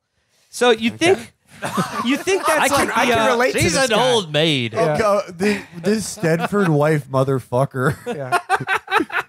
So he goes, maybe the barbecue griper is a racist, but we have no reason to assume that. No. Maybe she's just a petty Hero. Maybe she's just a petty person who sees a violation of the law and went all nanny state. So he's going on and on like this. And maybe she's just an asshole that we would all hate anyway. Maybe she's a Democrat. Yeah, I like how he's actually saying she's a liberal. Actually, that's a Rod like behind the back pass. Absolutely, that's his sneaky play. That's why you play the game. That's why he's the best, dude. So here's where it gets interesting. Rod describes what happened in his inimitable fashion and creates several outs for this woman to be anything other than what she appears as. So he goes, here's a story. So Rod's dipping back into his mind palace for instances from his real life that he's going to share. Oh no! So I was just calmly barbecuing in my own backyard, and somebody said, "Hey, Whitey." No, he goes, Michelle Obama called me Whitey. Here's a story. Here's a story. We lived in an apartment complex not too long ago. There were 3 young unmarried guys living in the flat above ours. They would get loud on the weekend. We decided that being good neighbors meant that we should put up with banging and hooting until 10 p.m. but not. I'll put up with hooting, but not for a second will I tolerate hollering. But not after that, because that was bedtime. Okay. The first few occasions we went up to ask them to knock it off. They were nice about it, but then they got obnoxious, usually after they had been drinking. Finally, one night, after multiple attempts to ask them to stop, we had to call the apartment security people. We didn't want to be those neighbors, but they left us no choice.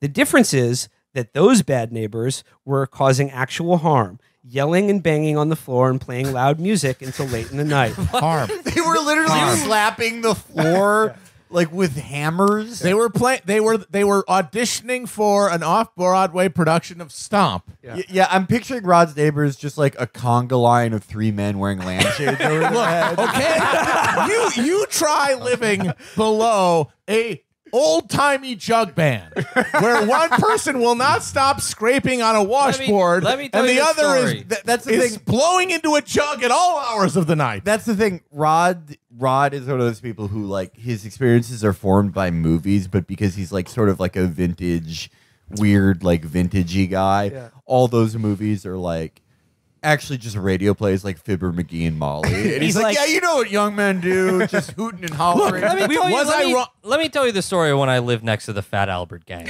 And they were playing drums on trash cans. I used to have an apartment that was beneath the rehearsal space for Gold Diggers of 33. Do I regret the fact that the country bear jamboree was massacred by the police after I called them on them? Yes. But I still think I was in the right. Rod Dreher walking into a Chuck E. Cheese and just seeing it in Terminator vision. Okay, here's where it gets interesting. So he goes, the people grilling in the park were not harming Barbecue Griper one bit. Barbecue Griper? God damn it. Barbecue Griper replied to your post. Interesting take from a neo-cuck bug man. Barbecue Griper, still, had the jerks upstairs been 3 young black guys, not white guys, I wonder if I would have said anything to them at all for fear of them turning it into a racial confrontation. If I had called apartment security on them, like I eventually did with the white guys after they ignored our repeated requests to stop banging on the floor, would they have confronted me in the parking lot with a smartphone camera, calling me a racist and distributing it to social media? It is a crisis in this country of white people being afraid to call the police. Okay.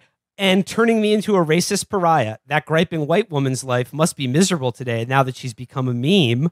Who wants that? I noticed that many places on the internet celebrating the public shaming of the white woman never stop to ask whether or not this is a proportionate to her offense.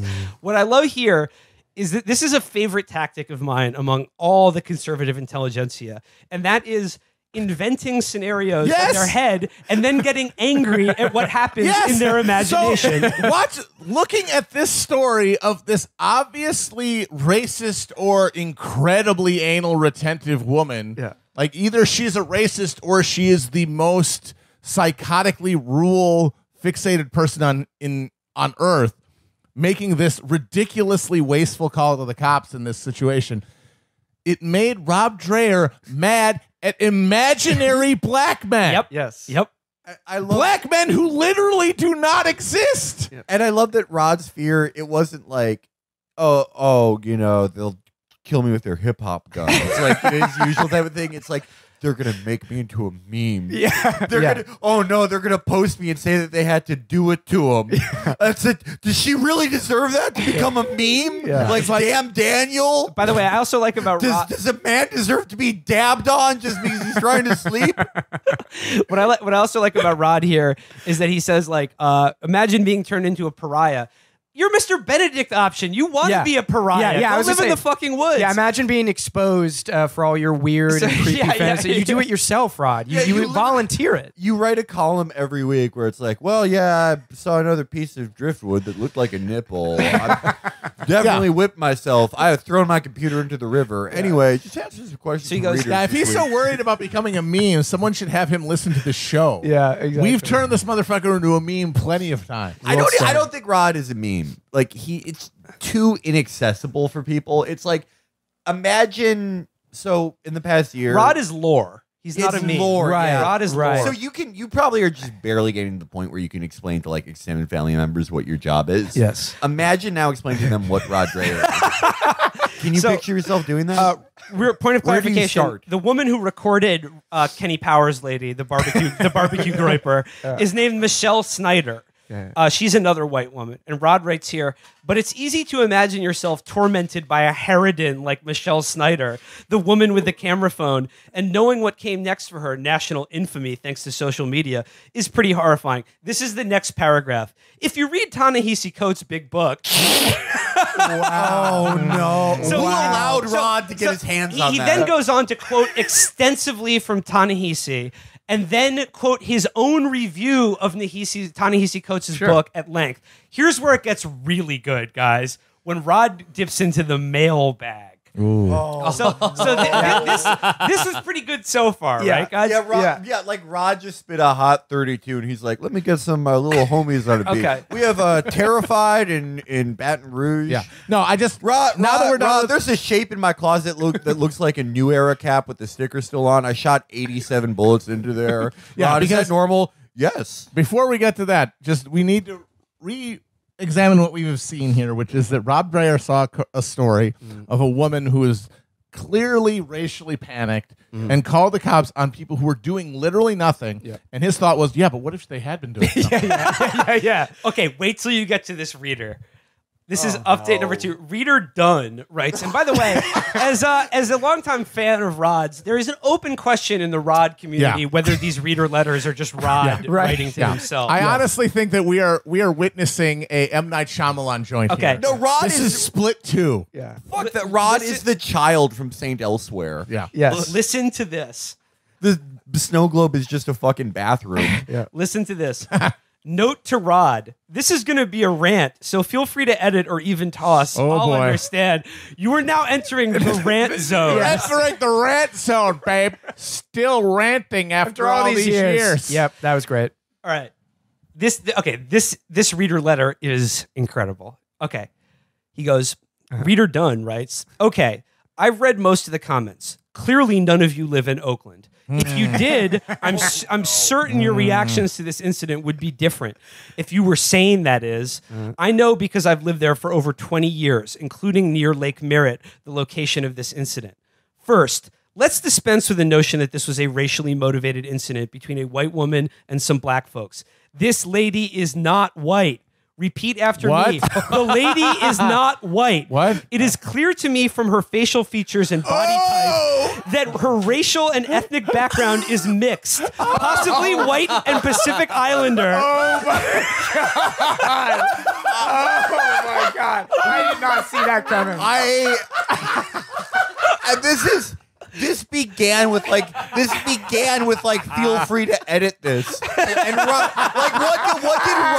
what did Rod take out that this is what remains? So he's setting up this whole thing where it's just like, why do we always assume that this is racial? And his reader, his fan is like, I'm an expert in skull types and haplo groups. This woman is not white. This woman is at least 1/32nd Uyghur. So she is not white. He goes, possibly white and Pacific Islander, which would not be uncommon in the Bay Area. Commander Dreher, the area is crawling with mixed types of listen to this. islandoids. Listen to this. When you live in a racially and ethnically diverse area for a long time, you begin to detect and distinguish ethnic and racial differences and any combinations thereof that often go unnoticed by people who have not been exposed to such racial non-psychopaths who have not been exposed to such racial and ethnic diversity. Again, the race mixing Terminator. So this guy's sitting in fucking like El Pollo Loco in line and just like evaluating the He's doing racial 23andMe, breakdown like, by his vision. of everyone he sees, and then he's like, people who don't live here would never be able to distinguish that this person is a Frisian. I have always wondered about Northern California because my favorite and the most one of the most in mentally unwell at times MMA fighters are from there. The Diaz brothers, Dan Quinn is from there. It's a absurd area. The people there seem to love driving around in their cars and making videos addressed at their enemies, then crashing their cars. Yes. Well, but then it's like, then you see this. Like this guy who like gets behind people's Toyota Siennas and like licks the tire track and goes, that's a Polynesian type. And it's like, oh, the ones I know about are the most normal ones. Yeah. Like Dan Quinn is probably a pillar in his community for Northern California. Guys, it's not just this letter gets even more normal as it goes on. Wow. How? I can't second. There's a second point he's making. I'm going to play the sex card here, even though I don't normally do this, but whoa. Sex card? The comments here are pretty well sexist. Nosy, busybody, killjoy, grouchy, old. Oh, sure. She's a regular Mrs. Kravitz. Google the reference if you don't get it. It's Lenny Kravitz's mom, and I will tell you what race that bitch is. I always get the reference. That's from Bewitched. Yep. Yeah, I'm fairly certain most of you wouldn't have used those words to describe her if she were a man. Why don't you just toss in frigid for good measure? Just saying. Next, let me explain to everyone how things work in Oakland. They don't. Nobody, and I mean nobody, respects common courtesy and the rule of law. Not to mention bothers to comport themselves appropriately in public spaces. The area around Lake Merritt is in complete chaos all the time. Again, if you see the video, it's a beautiful park. It's a completely normal scene in a park. Literally just standing around cooking meat on a grill. It's chaos. No one will tell me what race they are. Are they even playing music? I don't even remember if there's like No, there's no music. They're just standing there making food. He yelled at them because they were playing like Kenny Chesney, and he's like, this is fucking up my spreadsheets. Yeah. This is one of the race identifiers I use. All the time. Why was this petty, nosy, busybody, so-called white woman calling the police over such a seemingly innocuous incident as people wanting to barbecue using charcoal? Maybe because the city of Oakland is located in a severe high fire danger area and it's against the law. Oakland Hills fire of 1991, anyone? Google images, I survived it. But it wasn't, but that's the thing. It wasn't illegal to cook there. It was that they were using, I don't even fucking remember. That's how petty it was. It was like they weren't using the ones that were provided. They were using their own or vice versa. Either way, it was a inane thing that no normal human being would see another person doing that and think, I gotta call the police. Can we stop disrespecting the experience of a fire survivor? Yeah. Oh, yeah. This guy. Yeah. He's one of mine. I see him in the meetings. But he survived the Oakland fire.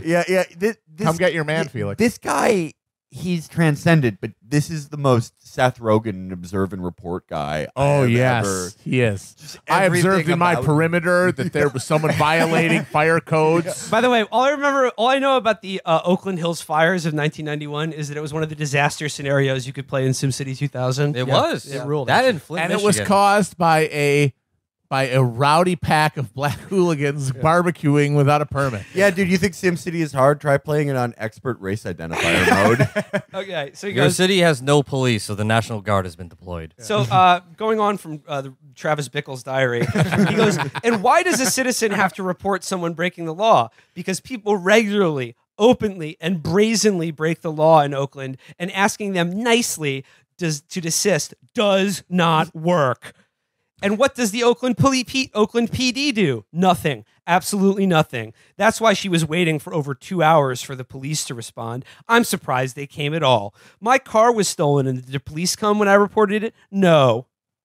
Owned. Yeah. So, this goes on and on and on, and he goes, talking about miscreants in his neighborhood, threatening to kill him, and then just on and on and on. I live by this young man named Dennis who's constantly getting in my business, stealing pies from my windowsill. This is the only guy left in America who gets bullied by a gang that's like, Jeff Goldblum with a mohawk.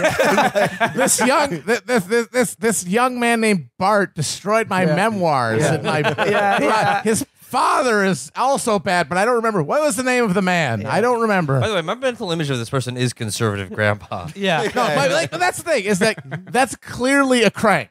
Yeah. That's a maniac. And like many neighborhoods have just a psychotic person who cannot handle other people existing and is just driven to abstraction by other people being in their field of vision. But the fact that fucking Rod felt like he needed to give this maniac that much real estate in his column really speaks to how Rod, for all of his pretensions to being some sort of neo fucking gothic intellectual, is just a cranky fucking weirdo. Matt. It goes on so he goes, what I see from this video is a relatively reserved woman reporting illegal behavior and being absolutely harangued by the woman filming the incident, who assumed, 1, that this woman was white, and 2, that she was motivated by race. I'm sorry, but did this woman have calipers? I don't think so. If you do not have calipers on your person, you are not qualified to speak on the race of anyone who you're interacting with. Well, if you live in Oakland for 20 years, you get the perk that lets you identify races and puts it on the mini-map. OMG. Are you kidding me? The woman who filmed the incident and browbeat the other woman to tears should be ashamed of herself. I think her behavior even meets the requirements of menacing. Another criminal statute. This guy's so excited. He's so excited. He's got the entire California criminal code tattooed on the inside of his eyelids. He goes, there's, SJW virtue signaling, PC bullshit, run amok. Check. He says PC BS, run amok. Check. He goes, this is my favorite part. And now this poor woman is being viciously attacked on social media. Have you seen the memes? They're brutal. So it goes on like this for another 1,000 words at least, talking about a pregnant woman who was shot and killed in Oakland. Just death wish, everything. It goes on and on. Murder. You let somebody cook in a public park, and then the next day they're massacring pregnant women. He's going, civility and decency are dead in Oakland. Right. They're dead in California, and soon they'll be dead in the entire United States. Going on, cold-blooded murder in broad daylight. Blah, blah, blah. Keep it up, Oakland. Pretty soon there won't be one decent law-abiding citizen left. White person. Because lawlessness and incivility are rewarded and responsible citizenship is vilified. Decent person means non-Polynesian white. Rod's postscript to this gigantic letter is, any Oakland or former Oakland readers want to challenge this? I'm sorry, but if I don't have any other readers who are completely insane and live in this guy's zip code, I'm going to have to take what he says for granted. I'm sorry. Hey, Rod. Another reader from Oakland here. Yeah, I may have gone on a different skill tree than this guy.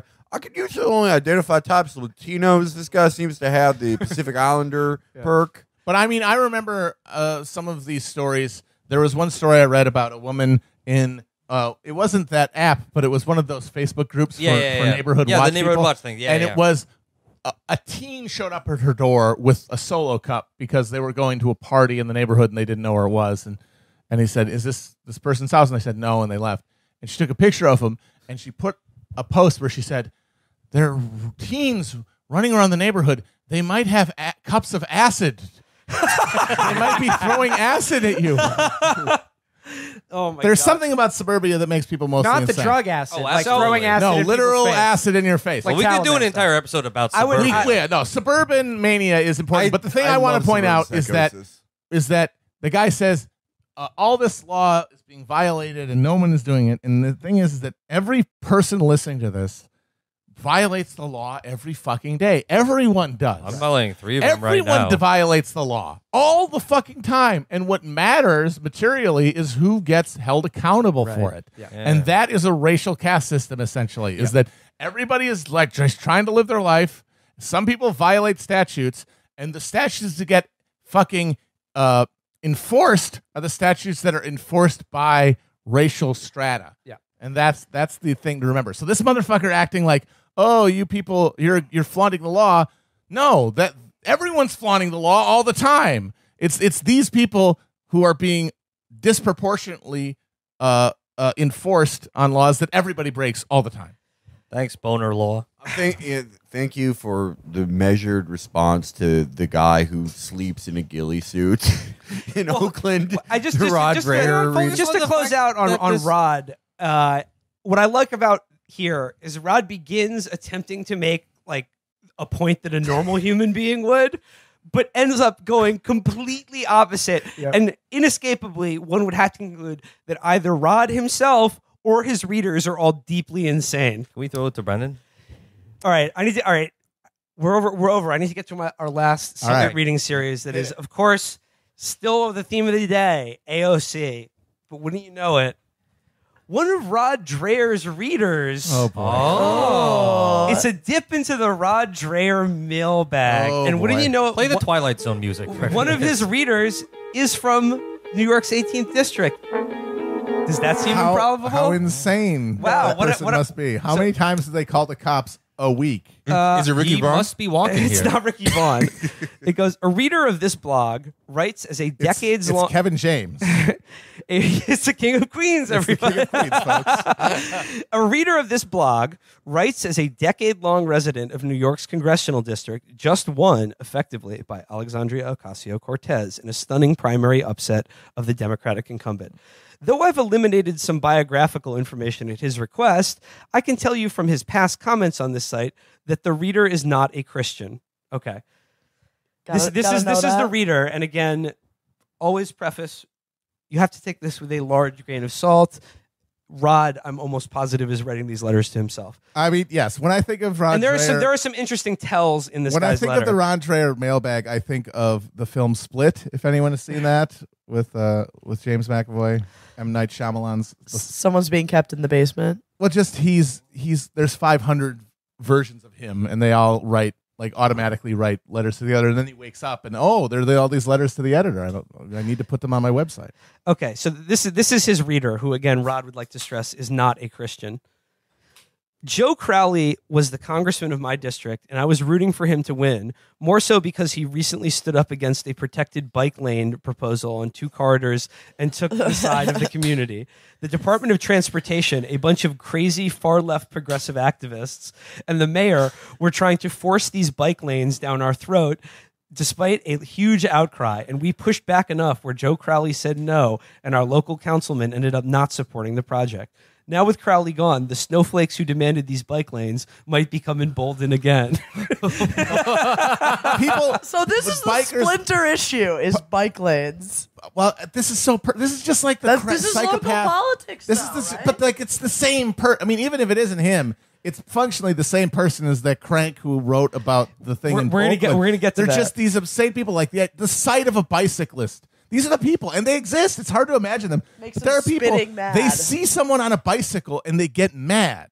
I don't know how you get to that point, but there are people like that in the world. He continues. That being said, I am not surprised that Ocasio-Cortez won. Her campaign posters were everywhere, and I mean everywhere. Every single grocery store or storefront in my neighborhood had her poster up.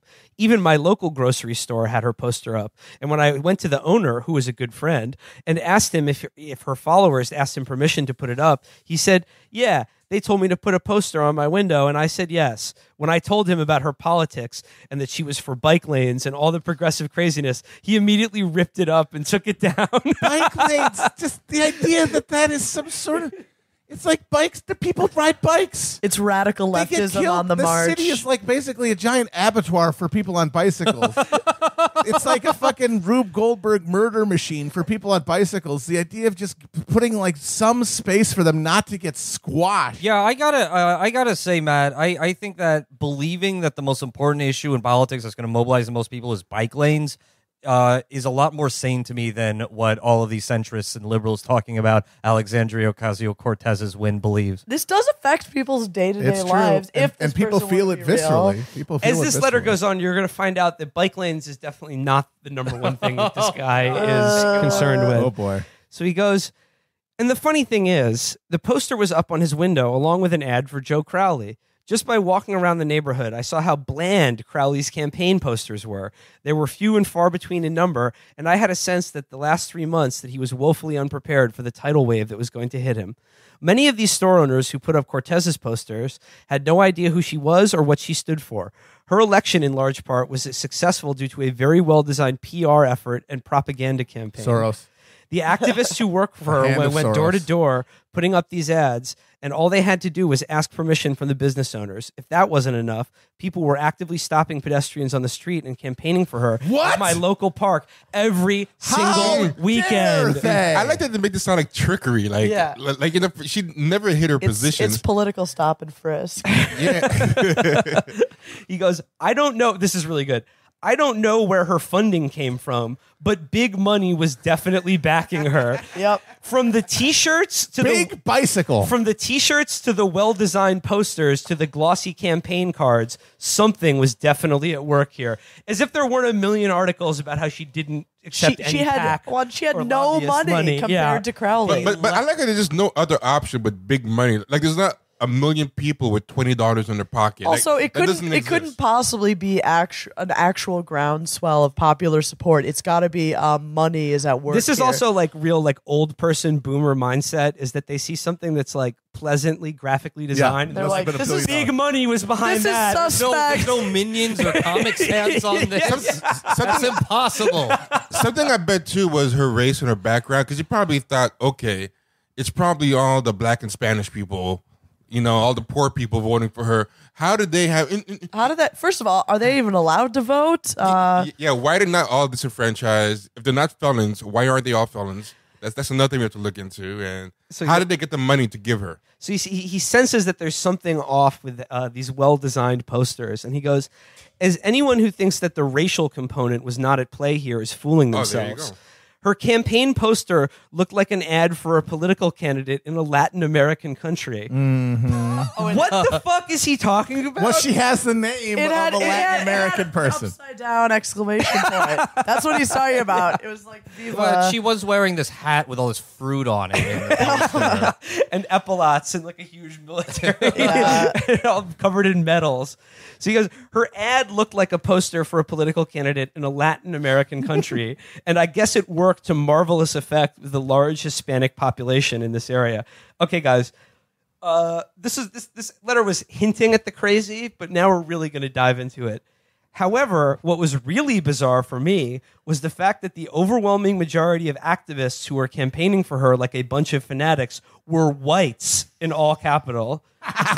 When I see stuff like this, I can't help but think that whites, especially white liberals, have some sort of inbuilt suicide complex where they want to give away their own country to non-whites. Ooh, here we go. It's absolutely mind-boggling. He's a white genocide guy. It's absolutely mind-boggling to me, and it's going to be hilarious watching these whites eventually be pushed out of the Democratic Party. For the record, this guy lives in a congressional district that's 85% non-white. He just loves being pissed. He goes, they're going to be pushed out of the Democratic Party and straight into the hands of the alt-right. You're describing what happened to you, dude. Like, Ocasio-Cortez's far-left politics are the future of the Democrats, and if they get their way, America will be well on the way to becoming a third-world banana republic. Make no mistake, this country is in big trouble. There's a lot more I can say about why I've come to these conclusions, but in the last 3 years... Read my manifesto. I've seen enough to believe that some sort of civil war in America is inevitable. Race war. Yep. And then he says, first it'll happen along political lines, then it will morph into conflict along racial ethnic lines. I expect that we'll see clashes between right-wing and left-wing groups in the streets that will be very reminiscent of the bloody left-right battles that defined Turkey in the late 70s and early 80s. Out of this chaos, we'll see the military step in and establish martial law, and that'll be the end of the United States, falling apart like the Tower of Babel before it. I know what this guy's talking about because there's this guy who would always come in with a big boombox and play rap music really loud in his pizza place. And that's the first indication that things are going downhill. Something that I really realized about conservatives over the past year or two is I used to think only the fringe really believed in Camp of Saints or what's that other one, the Turner Diaries? Yeah. But they all believe in it to different degrees. Like one group thinks that it's going to happen tomorrow, but these guys think it's only one election away or like, just one bad choice of America, and then all like the masses, the Morlocks are going to come from the abyss and just drag everybody down. No, they're absolutely convinced that that's the catalyst to make it full fascism. It's just that death drive of eventually they're just all going to sign off on the idea that America is doomed and basically needs to die in some bloody racial Ragnarok. They think a new French reign of terror is going to happen like at any given second. Exactly. This was just so crazy to me is that Ocasio-Cortez won a nice, stunning upset election, but this guy's literally like the race war is going to happen because of it. Or I'm sorry, her platform wasn't that radical. Yeah. You know what I mean? So Rod says, in an update, there's like 10 updates on this post. He goes, I've reconsidered whether or not to take this comment down because some of you say it's racist. When Rod Dreher's readers are calling something racist, he goes, I'm going to leave it because I think the reader's observations are debatable. Not correct, but debatable. The fear voters like him have of the power of identity politics are realistic as much as the fear of left-wing voters have from right-wing identity politics. She did not run Medicare for all. But that's the thing. That's the thing. For these people, those things are racially coded. Any redistribution is racial. Yes. Taking money from me, who's going to get it? Them. Yeah. That's how they think of it. It's 100% the way they think of it. And anybody who's white and has any kind of social standing racializes the concept of redistribution. And then these white people that he's so horrified are, I bet a lot of them are ones who really don't have anything and think that they might actually benefit from redistribution. He writes at the end here, but there's no escaping the fact that to a lot of people who look like the Joe Crowleys of the world, the ambiguity of that statement, it's time for one of us, will be interpreted as otherizing those who do not have the same identity as the candidate. If Ocasio-Cortez is one of us, well, who is them? In this case, it's a guy who's been in Congress for 20 fucking years and takes fucking donations from literally every Wall Street zombie ghoul forever. And then he finishes with another letter. The ever-readable Matt in Virginia writes, I am 35. The ever-readable in letters fucking written in his own semen and blood. I am 35 years old, and for what it's worth, I honestly feel like there is only one category of people my age or younger, and it ain't a majority, who believe anymore in I have a dream that my 4 little children will one day be judged not by the color of their skin, but by the content of their character. That's what he meant. Somebody should ask them if they know a second speech. These guys really. never literally do. the only Do you have line any of anything them else to say? Also, by the way, guess what? If you guys really want everyone to judge you on the content of your character, you're fucked because your character is awful. You're bad You're people. scumbag Nazi pieces of shit, and you're lucky people don't fucking rise up and put you in camps. You want to talk about fucking content of your content of your character is dog shit. By the way, every fucking letter from Rod Dreher seems like it was written on toilet paper and sent to Hannibal Lecter. Next. I think we got to check in with something that's come across the news transom that I think y'all are probably going to want to hear about.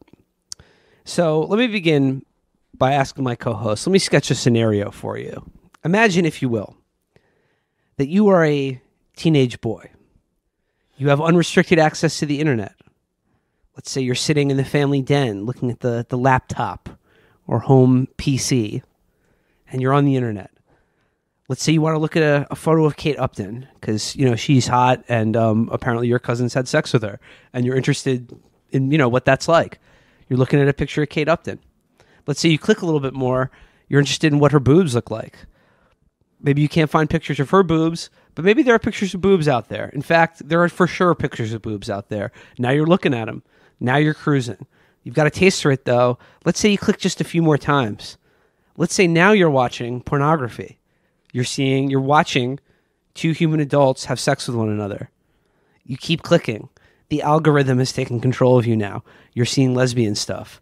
You're seeing penetration. You're seeing double penetration. You're seeing ropes. You're seeing epic compilations of ropes. You're seeing it all. But let's say you just keep clicking.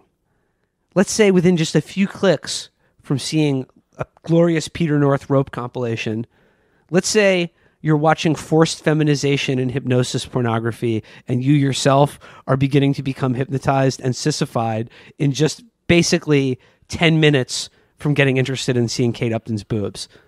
Imagine you're that child. Fellas, don't you hate it when you're searching old relics and Catholic enchantments to get the demon out of your wife? and by the end of the afternoon, you've turned into a bimbo through your computer. Fellas, don't you hate when that happens? And of course, someone who hates when that happens more than anything is brother Rod Dreher, friend of the show.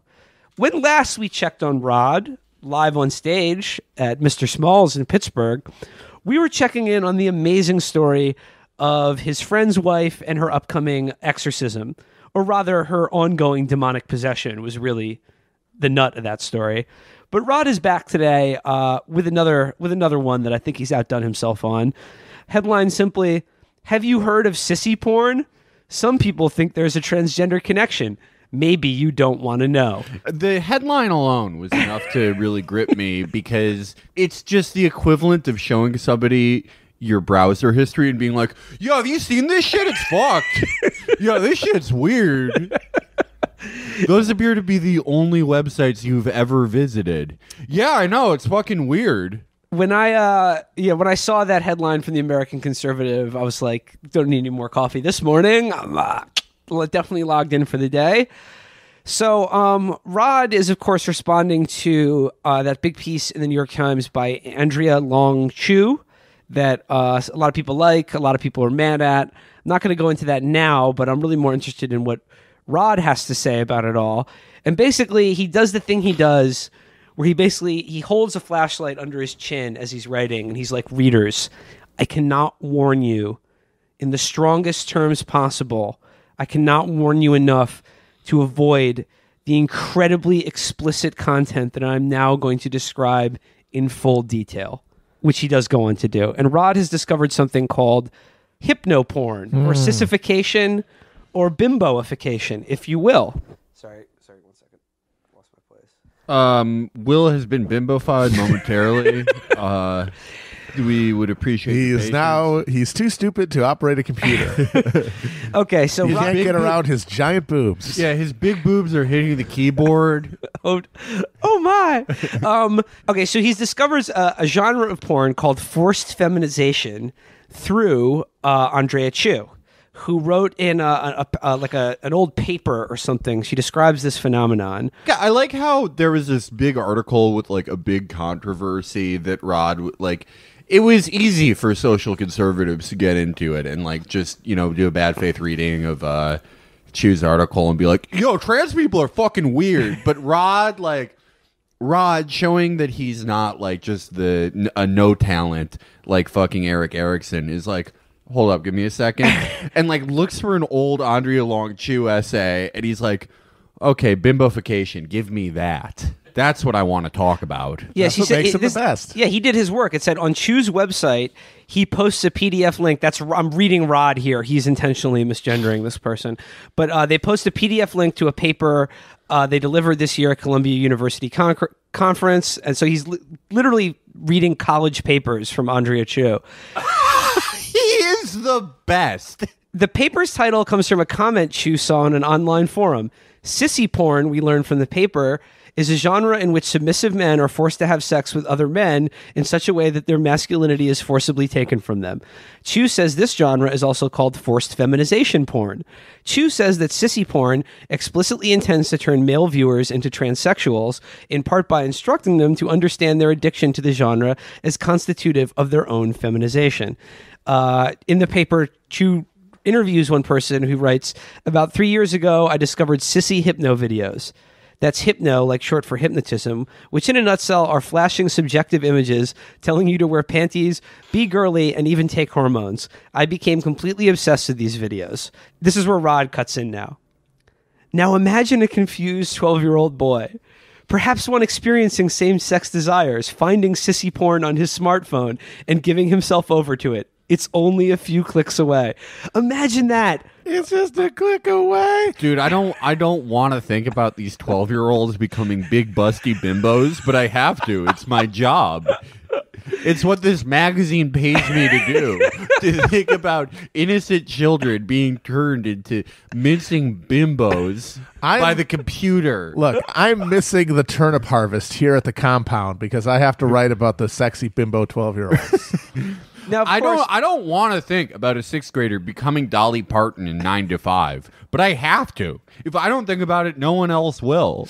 Of course, it wouldn't be a Rod column in which there wasn't a incredibly long reader email. I bet they have a very like balanced view of the bimbofication sissy porn issue.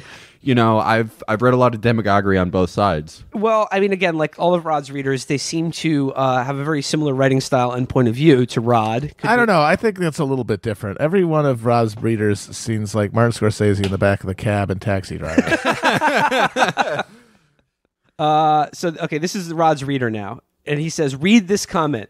Do you let your kid have a smartphone and/or unsupervised internet access? You might want to rethink that. Well, I mean, yes. The reader, your child's brain will be pudding in 10 minutes. Ask Felix. I don't know, dude. I'm standing in front of you. I'm probably the member of the show least likely to be turned into a bimbo.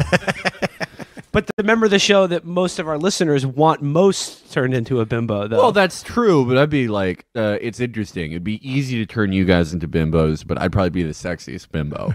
Like, if we're being honest. I'm sure no one will attempt to resolve that. People have already drawn me as bimbos. They've already used face apps. It's fine, dude. The next step is just turning me into a bimbo, and honestly, new year, new me. Okay, so this is Rod's reader email. The third update really struck a chord with me. I'm familiar with sissy porn, having discovered it in high school.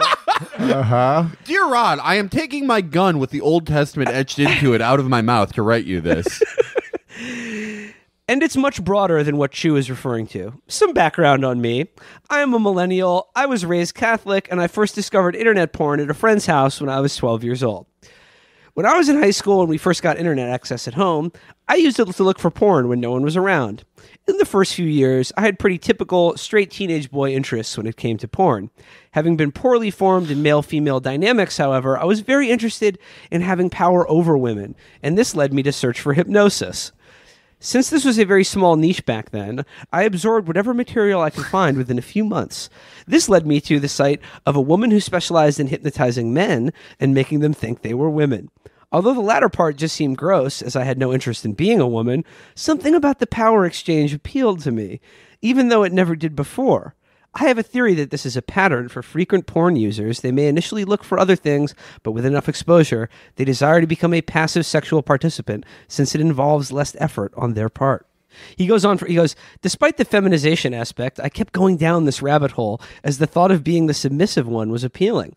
So I did my best to avoid the sissy stuff at first, reading stories, downloading audios, and later watching videos where women claim to hypnotize men. Just a PSA for the listener. You cannot be hypnotized into doing anything that you wouldn't otherwise already do. You can't change someone's fundamental moral core or identity through hypnosis. Just a warning there. Yeah. In case anyone tries to hypnotize you into commit a murder, if in fact you do it, you will be guilty of murder. Yeah. And if the cop has to tell you that they're a cop or else. Now, ladies and gentlemen of the jury, I do believe that an individual was murdered here. But how could my client, who you see in front of you, who is a swaggering bimbo with heaving triple G with bosoms, have committed the murder when eyewitnesses describe a regular man as doing it?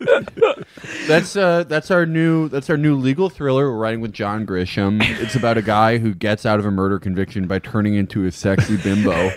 Now I may be a sissified country lawyer. Yes. Yep, it's going to be great. It's called Double D Jeopardy. So it goes on. By the time I reached my 20s, I was in deep. Later in my 20s, I also discovered the free streaming porn sites, and I was eager to see what content I could find on them. I bet you are. The discovery of these videos led me to reflect on how big my problem had become.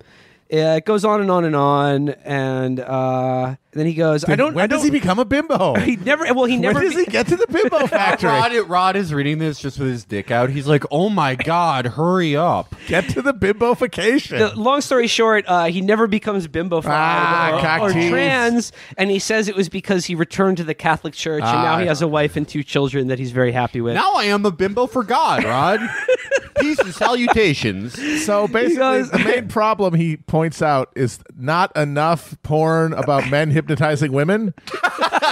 if there'd been a broader array for him to choose from, he wouldn't have been forced to go down these perverted rabbit holes and find the other ones. I mean, where this letter strange credulity is not that this guy found himself going down a rabbit hole and discovering some weird kink or sexual interest he wouldn't otherwise have discovered through pornography.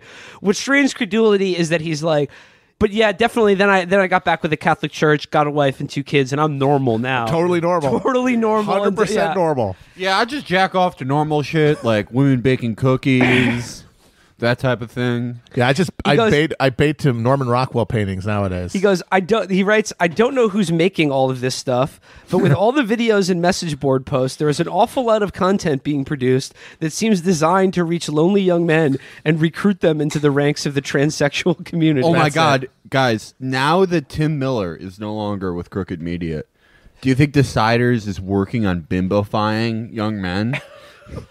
Or do you think Deciders can get to the bottom of it and figure out that Soros is bimbofying our military-aged men?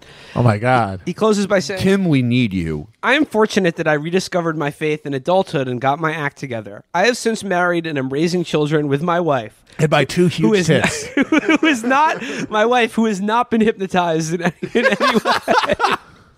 It still haunts me to think how differently things may have gone for me, and I pray regularly for boys and young men who took the other path. The other path here becoming just like a huge sort of like serving frau at an Oktoberfest, just wearing lederhosen with huge pigtails and just huge bosoms and freckled cheeks. And at least that's what I'm thinking about. Dear Rod, I am now normal. I'm now a member of Opus Dei who dug up his mom's skeleton and now worships it. Rod closes by saying, of course he does. What is described here is the process of demonic possession. I knew it. Rod, you've used that one like a million. Yeah, that's come like on. he always. It sounds like I'm joking, but I'm not. Like it's literally like there are like 10 articles off the top of my head where Rod will see like it's like it's just something like it's like an online pop-up ad for like a mortgage, but there's a trans woman in it, and Rod's like, fucking demons, I told you. It's like you can't always use that one. The first time you did it, I was like, wow, that's a new one, but like you can't just say everything's demonic possession. This is also just a retread horror movie plot from the early aughts. What if the devil was in the computer? That's all it is. Yeah. Movie called like evil.com or something. Yeah, I mean, how about like a new one? Like how about it's the Book of Job and God is like making individual prop bets with the devil over who will become a bimbo. Have you thought of that one? I'm just like workshopping here. It's not that I think you suck. I just think that you're phoning this one in. I love the early seasons of Rod because the endings weren't always that predictable. It wasn't always a demon. Sometimes it would be a mummy. Sometimes it would be a Dracula. Sometimes even a Frankenstein. Now it's like demon, demon, demon. Is that what people want? Oh man, I keep seeing these toxic messages from Rod Dreher fans who are mad he's being recast as a bimbo. Oh man, I'm just imagining like Rod for research watching all of the hypno porn. Yeah. Like fucking like the Parallax View or something, except it's all just like his breasts are just growing slowly as he watches it. I think Rod needs to dedicate himself full time to fighting the trans hypno bimbo sissy porn menace, and by that I mean watch like every one of these videos that has ever been made just to prove that it doesn't work or that you can overcome the hypnosis. And help produce a wider variety of straight porn so that guys don't end up going down these awful, crooked roads. Instead, they can just stay on the nice fat runway of femdom and male dom and piss play. Pizza delivery guys. All the good classic meat and potatoes pornography. Fucking your stepmom. Yeah, of course. Fucking your stepsister. Hey kids, you don't have to go outside and get hypnotized by some weirdo and turned into a woman. Just fuck your stepsister. She's right there.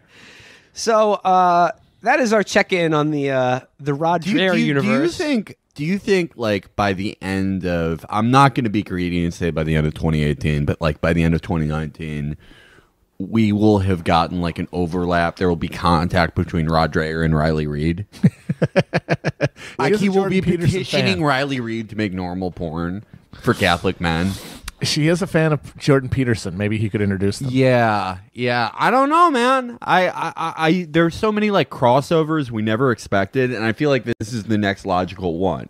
It's sort of like it's a screwball comedy. Rod and Riley Reid. Can we Just get like him on? Rod becomes one of those reply guys to porn stars, and they're like, Rod, you have to understand, I don't know when my next bimboification video is coming out. Can we just get him on a road trip maybe to AVN? You know, they got to get there. They're in New York. They got to get to Vegas in 3 days. I'd watch that. Well, Godspeed, Rod. We're all praying for you. Godspeed. And again, Rod, if you're listening, please update us on what happened with your friend's wife and her demonic possession. Yeah, you can't just leave that out there. Be like, oh yeah, having a exorcism at 3:30. You got to follow up. Well, this is what I like about the Rod Show is that it's similar to The Sopranos, right? Like there are all these huge plot lines, and they never get tied up, and that's realistic. Like things in real life, this is David Chase's finest work. Because sometimes there are just loose ends out there. Like, is that woman's demon okay? Is she okay? And this has become the dominant storyline of Rod season 6. Friended by Rod. Rod friended me. Friended me, fuck. You know how bad I wish I could even follow Rod? I can't. Yeah, me either. It sucks, dude. Tone, you ever having a kid? You became sissified. Tone, it's all messed up. Terrible. I could definitely see AJ getting bimbified, though. Before we go, let's have a little fun. Yeah. Let's have a little fun. Let's talk Rod. Hell yeah. Let's check in on Rod. It's been a bit. He's It's a guy. been a minute. It's been a minute since we checked in on Rod, and as usual, always having an extremely normal one. King of normal. Rod is being extremely normal all the time. The normalest man, really, there is. Rod Dreher is trying to buy uranium from a former Soviet state because he read about a library in another state having a drag queen reading hour. He's trying to buy enriched uranium from like some Balkan arms dealer. If this is a passion contest, Rod's like the winner. Oh, out of all the guys we read, he's a passion player. Oh, he's vibrating with real belief. He leaves everything on the field. Absolutely. So this is I'm just jumping ahead because it's fucking interminable. It goes of course, on forever always. before he because I got an email from a reader. Yeah. No, I mean, it basically like someone sent him a photo of like an Anglican church in England. Again, you don't even fucking live there, dude, and you're not even an Anglican. You're a Greek Orthodox. What the fuck do you care? Had some sort of trans inclusive event, and of course, Rod is completely. He's the end times are here. Rod, you're gonna be a Gnostic by next week. You don't even think these people are Christians. I mean, like, honestly, if you're an Anglican, you should just you might as well just not be religious. Oh, for sure. Yeah. It's hilarious. I remember there was that guy from the 90s, Bishop Spang. He was an Episcopal archbishop in the U.S., and he wrote a book that I read when I was a kid where he basically just said, actually, we should just be Buddhists. Jesus, it's just Buddhism. Stop believing all this shit. Jesus wasn't real. What are you talking about? Yeah. So he goes on to talk about some Vatican documents about just sort of making peace with the pagan traditions of Central and South America, I think is what it's about. I'm not going to read further or educate You mean the myself way on that this. they made peace with the pagan traditions of Europe that are foundational to fucking Catholicism? Yeah, exactly. Jesus Christ. Just not make peace with them, but just sort of absorb them in the way that the Catholic Church has always done. So he goes here, read Skojek's entire piece. Skojek's anger is completely understandable. This official Vatican document endorses religious syncretism. This is a very, very big deal. You don't even go to that school anymore, Rod. Yeah, it's literally hanging around the parking lot. Yo, the new principal sucks. You graduated in 2007. Yeah. You you show up at the fucking pep rally to yell at how they need to fire the fucking football coach. As he goes, almost 20 years ago at a social event, I met an evangelical who had been a missionary in rural Guatemala. He told me that when he arrived in the country, he decided to visit the local Catholic parish to get a feel for the area. That parish was administered by the Jesuits. He was shocked to walk into the worship service and to observe the priest in the front saying mass, while in the back, a witch doctor was conducting some sort of pagan ritual. It turned out that the shaman did so with permission of the pastor. I mean, that'd be hilarious if he was just freelancing in there. Yeah, call the cops, pussy. I know them. Call the cops. I'll have sex with their ghosts. So he goes, who is all about enculturation. The missionary told me that he understood at once why so many peasants were flocking to evangelical churches. Syncretism is not a joke. These shamans invoke actual malign spirits. Yeah, nothing is funny about this. Yeah, there should be a Rod Silent Hill game. Where like it's the same like lighting and music, but it's like you go into a Catholic church and the priest has a guitar. Like that's the jump scare. Last year, I was talking with a Catholic priest who works in a heavily Hispanic region of the United States. He told me that he has to spend a surprising amount of time going into the houses of his Hispanic flock, blessing the houses to rid them of poltergeist activity. This is why Rod is the GOAT. Because like Brett Stevens, he's like, oh yeah, no, they're coming here and making us speak their language. By the way, I was raised in Mexico. David Brooks, like, they're going to turn off people with higher taxes. Rod, we have to cut immigration because they're practicing witchcraft. Yep. That's why he's the king. You want these people coming to this country, taking your job, bewitching your milk cow so that it gives sour milk? Rod is the only never Trump Republican who's broke with Trump, even though he agrees with him on immigration because Trump wasn't serious about the Santeria threat. Like, I'm sick of these Hispanics in my neighborhood flying around on low-ride brooms.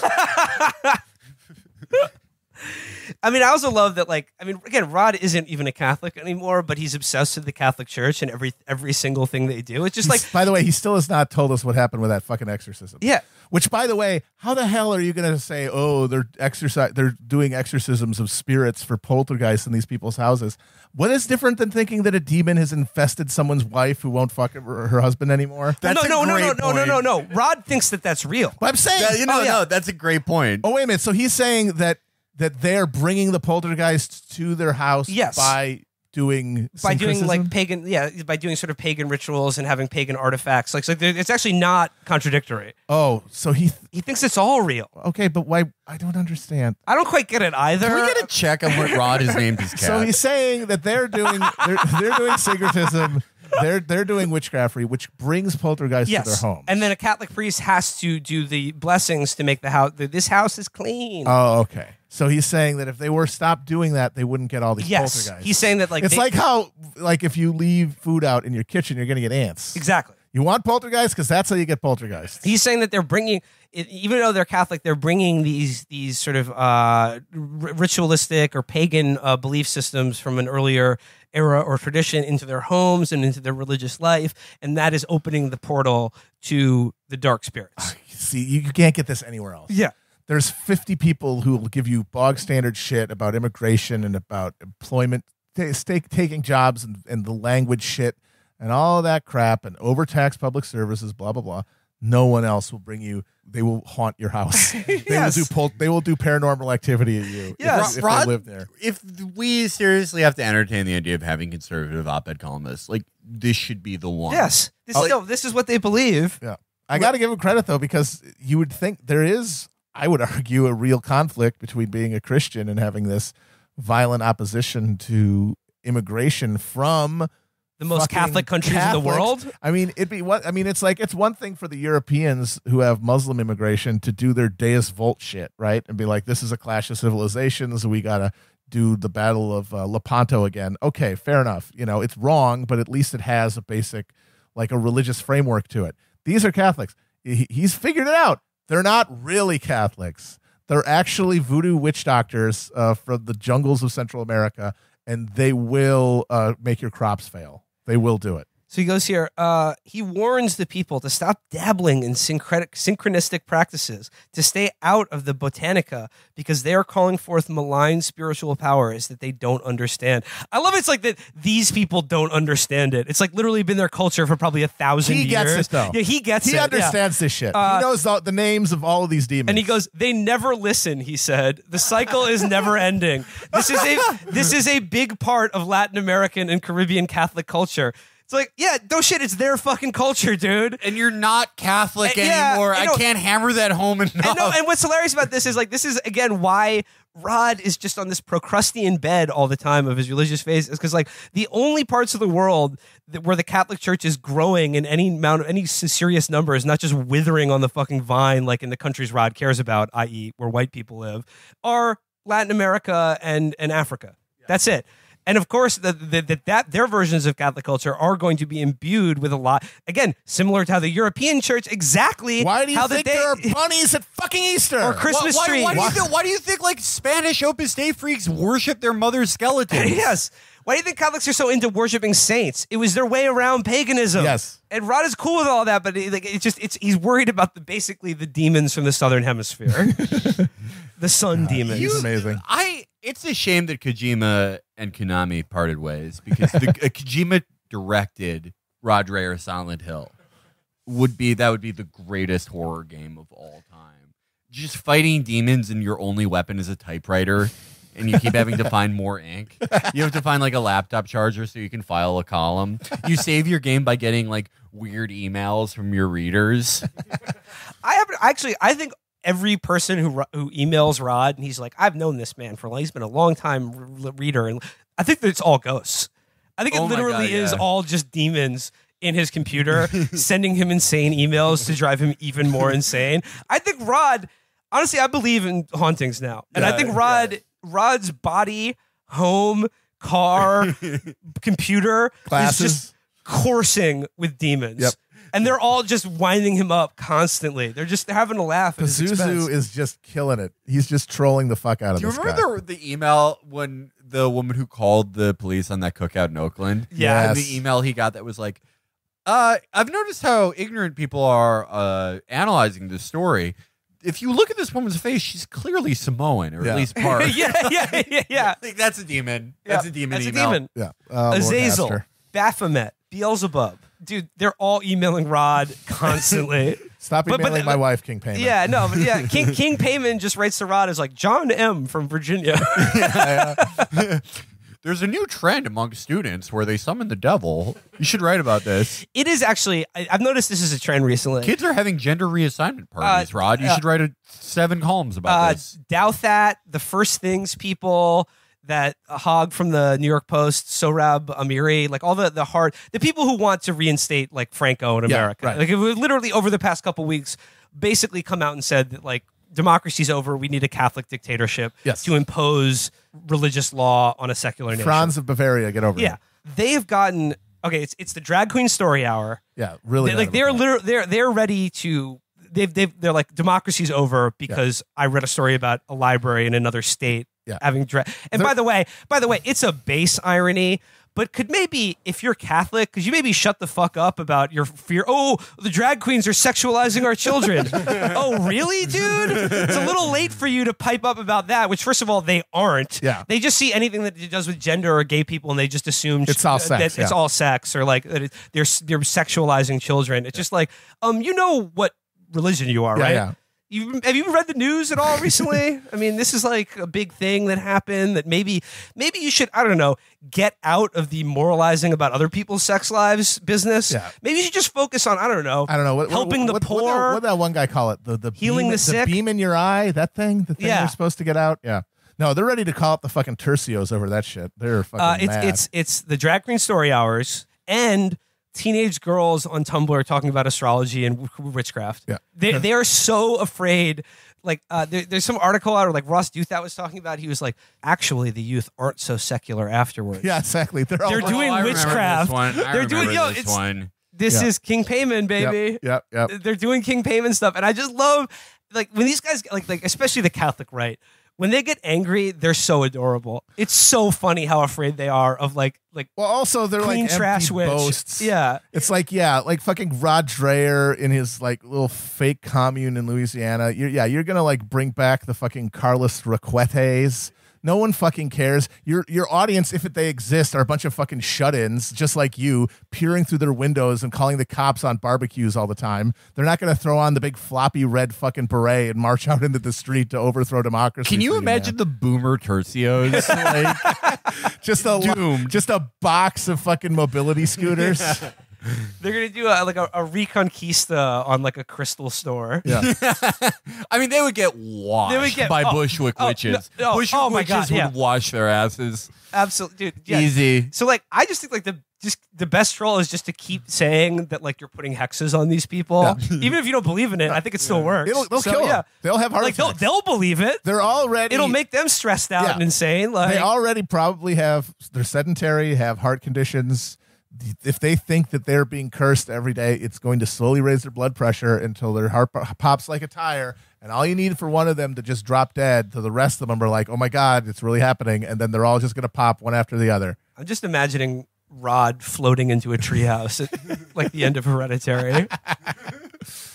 Just everyone's in there naked, bowing before him. He's got a little crown on. I can't wait to kidnap him and take him to a showing of Midsummer. It's going to be awesome. Just watch his eyes just get wide. I would like to kidnap Rod and just take him to like any magic show at like a nightclub. Sawing a woman in half. You're working with powerful forces that you don't understand. It's just like, show him a David Blaine video and he's just like, the darkness is real. We have opened the door to it. We have to stop this mind freak. Okay. It begins like this. I've had these two stories open on my browser for a few days now. I'm going to go... I've been destroying my other hard drives. One is in an incognito tab. I'm going to go ahead and post them as a preface for something very strange. The first one is about a rash of cattle mutilation out in rural Arizona. Oh, boy. Yo, that's the most fucked up porn taste I have ever heard. And he's quoting from this article.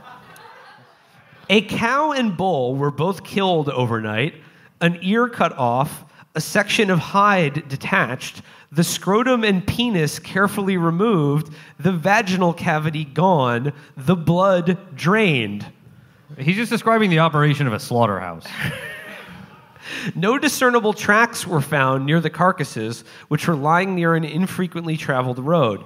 Little blood was found on the ground, and the cow was wedged up into a tree as if trying to escape from something. By the way, I think the news site he's getting this from is cryptidfacts.com. No, it's actually from... I'm sorry, we have to go back. Does he think that when they're scared, cows hide in trees? It would certainly appear that way. He is not from the Midwest.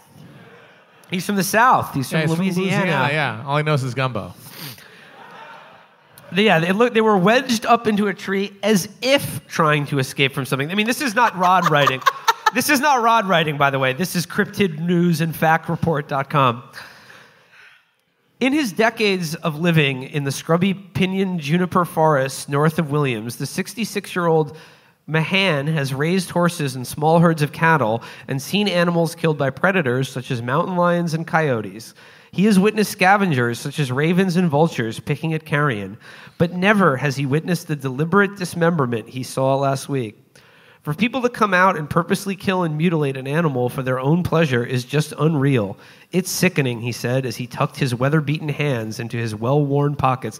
Okay, that's a little journalism where they're like trying to be a little too writerly there. Yeah. Well-worn pockets. Were your hands in his pockets? Perhaps they were very spiffy. You don't know. This is a brand new selvage denim, City Slicker. This is why they have to stop making movies about journalists. Just this guy from the Hog Spit Press is just like, oh, I'm like the spotlight guy. Especially since every time some pencil neck fucking journalist tries to describe any fucking white working class guy, they end up just describing a Tom of Finland painting. I can't his believe muscular hands and ripped biceps. I can't believe somebody would torture and kill an animal for their own pleasure, he said, walking into Outback Steakhouse. There was a twinge of sadness in the steelworker's voice, but elation, as he said, "We work hard, we play hard." The state inspector who is investigating this said this isn't random. The people who were doing this, I would say, are professionals, he said. They know what they are doing. Wait. Professional cow mutilators. Professional cow vagina removers? Yeah, that's the Kansas City mob. That's the only thing they do anymore. I need a barrel full of cow pussies. You understand me? You show up at the fucking bus station in downtown Kansas City, there's a guy in a trench coat go, wanna buy a cow pussy? I just like that he's a mob boss is putting hits out on cattle and bulls. I want that pussy on my desk by tomorrow morning. Okay, so that's the first story that Rod had on his browser window. This is the second, and this is Rod again. The second item is this description of a new show coming up this month on Netflix, The Chilling Adventures of Sabrina, a darker take on the Archie Comics teenager witch character. Oh, I should have known. I should have known. He's doing this. All right. I also know where this is going, but I'm going to let. Okay. So now, you're a fucking pro, Rob. The chilling adventures of Sabrina, a darker take on the Archie Comics teenage witch character. Excerpt from a story about it. Now, this is the excerpt, not Rod. The series, which stars Kiernan Shipka, who played Don Draper's daughter on Mad Men, as the titular orphan daughter of a warlock and a human, begins with Sabrina Spellman's 16th birthday on the horizon, a milestone for witch kind, in which, like a demonic bat mitzvah, every witch or warlock must a regular bat mitzvah. Yeah. That's what any other kind of bat mitzvah. Must participate in a ritual that includes signing your name in blood in Satan's autograph book. So like a bat mitzvah. And subsequently going off to what is essentially Hogwarts from hell. For Sabrina, however, the choice becomes a dilemma. She's half mortal, too, and while her father was a How do you gonna be half mortal? It's a binary fucking concept. Something either dies or it fucking doesn't. So my mother was a mortal and my dad is a warlock, so I get my Eye of Newt at 7-Eleven.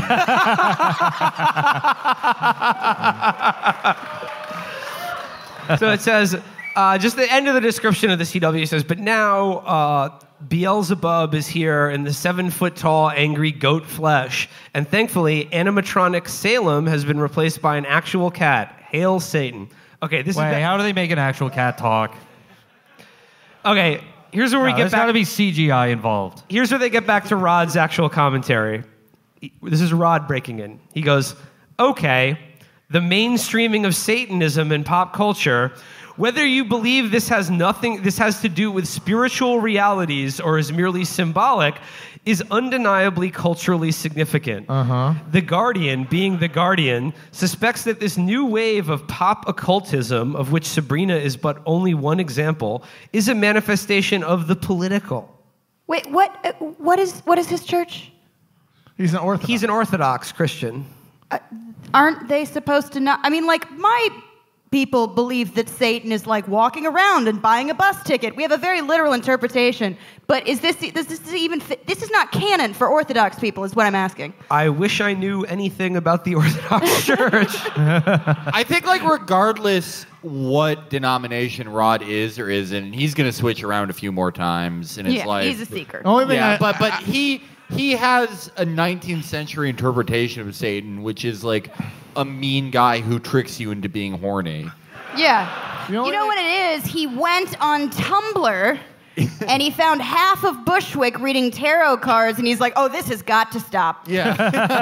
The only thing I know about the Greek Orthodox Church is that they do communion with euros, correct? Is that wrong? Yeah. So yeah, it's hard to worship in there because they keep all these exotic birds in the rectors. There's just bird shit everywhere. They have Jesus on the cross, but he's always turning under a heat lamp. And when the priest is reading scripture, he's like, "Yeah, I want to be fucking crucified, dude."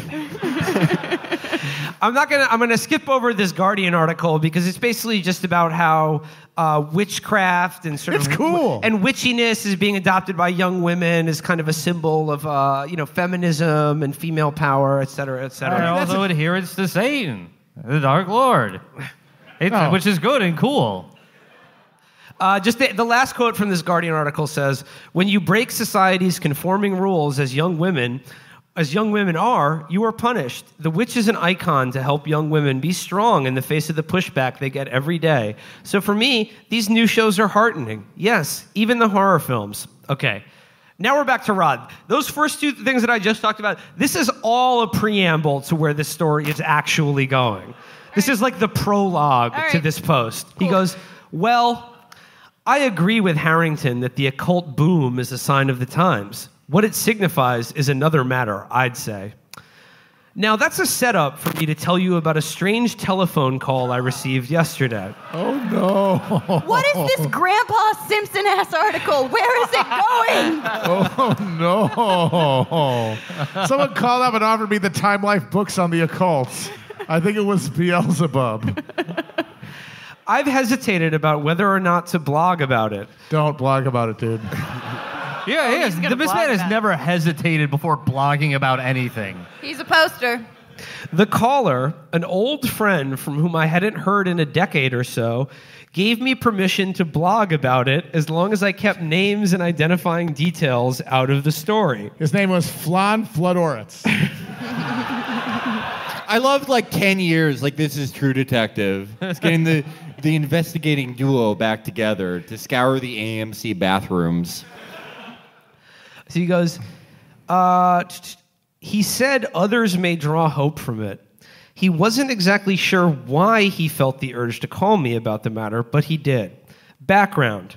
Nathan, as I'll call my friend." I forgot about Nathan. It's been so long since we even discussed Nathan. I completely lost the lead. Amber, we need to talk about Nathan. Nathan, I think here's the background. The hot dog recipe. It's not as good as it used to be. Here's the background. Nathan is a devout Catholic who lives in a major U.S. city and who works in a sophisticated professional milieu. He is in early middle age. Everyone wears tuxedos to work every day. He is in early middle age, a husband and a father.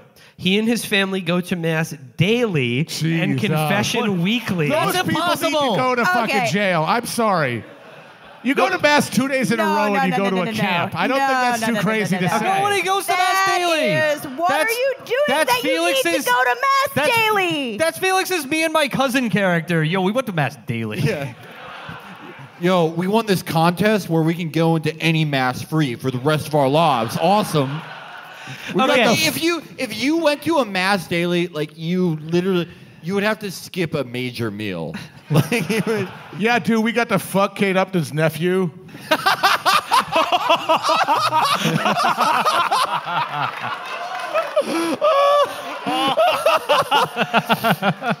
Okay, guys, that's the background. This is all the preamble. Are you ready for this turn? Here's where he drops it. Yeah! Are my pockets ready? Nathan started his story with a jaw-dropping line. "For the past year, my wife has been under the care of an exorcist." Yes!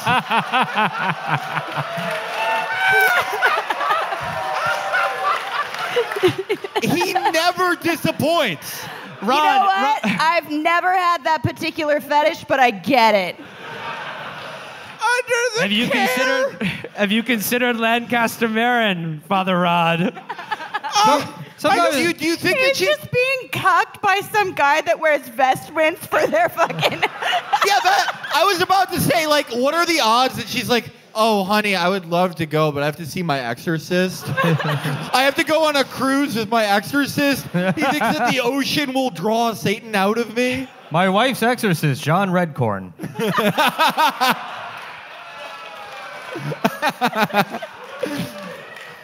Okay. I don't know Nathan's wife as well as I know him. Well, have you tried putting on a habit or something? But I can tell you that she is worldly and sophisticated, even as she is devout. She's worldly, all right. She is one of the last people you would imagine having a problem like this. You know what? It doesn't sound like a problem. Sounds like she's having a great time. I can't believe I got possessed. I got 1600s on my SATs. I love that only bad people get possessed. It's very Protestant. Which one of us is the least likely to be possessed? It's not Will. It's not Amber. It might be me or Matt, I think, or Felix. I don't know. No, it's definitely. I think it's probably you. You would probably annoy the demon too much. Oh. Can you imagine? You would shit it out. No, you would I get would, diarrhea and shit it out. Can you imagine? But I think Will is the most likely to be possessed. Why? Honestly, I don't know Look at you, you're so open. Because you're a curious man. I think you would be. When we're on this tour, I guarantee you're going to go to some antique store and purchase a strange lamp or vial, and just be like, "Oh, that's cool." I just drink it. Yeah, you're the nicest guy and you like antiques. I feel like Virgil, like he would get possessed, but the demon would, like his internal monologue would defeat the demon. Like, all right, we need our living room water. That's got to be a different consistency than the bedroom water, because you're in a different... Oh, Jesus is the Prince of Lies. Nice ad hominem. Why don't you try some facts? Yeah, Satan is just like, fuck this, Pazuzu, man. Pazuzu shows back up in hell, and Satan's like, you were supposed to be possessing that guy for a longer time. He's like, yeah, I can't spend that much time in the bathroom, man. Okay, let's get back to Dreher's friend's wife getting plowed by a guy in a bishop's hat. Okay, Nathan told me the story of how things came to this point. I won't give you too many details out of an abundance of caution. Is he holding a flashlight under his chin when he's writing this? It was on a night just like this one. This is the worst meeting of the Midnight Society. So it goes, it turns out that his wife had an eating disorder as a teenager and tried to kill herself twice back then. Now, in the middle of her life, depression returned, but with certain strange characteristics that seemed... Yeah, maybe because you go to mass every day, you fucking freak. He says, now in the middle of her life, this is what I love, someone, like just imagining what this marriage must be like. And he goes, now in the middle of her life, depression returned, but with certain strange characteristics that seemed off. She began to despise religious things in an inexplicable way. Again, he said they go to mass daily. What fucking sane person wouldn't get sick of that shit? I mean, like, I'm entirely sick of the fucking Marvel movies, and I see like 3 of those a year. You imagine if you had to watch like an Ant-Man movie every fucking day. Which is the exact number of times you should go to mass. Yes. 3 times a year.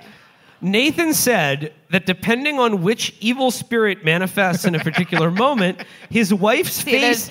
Sorry. There's Julio, there's Dino, there's Patrick.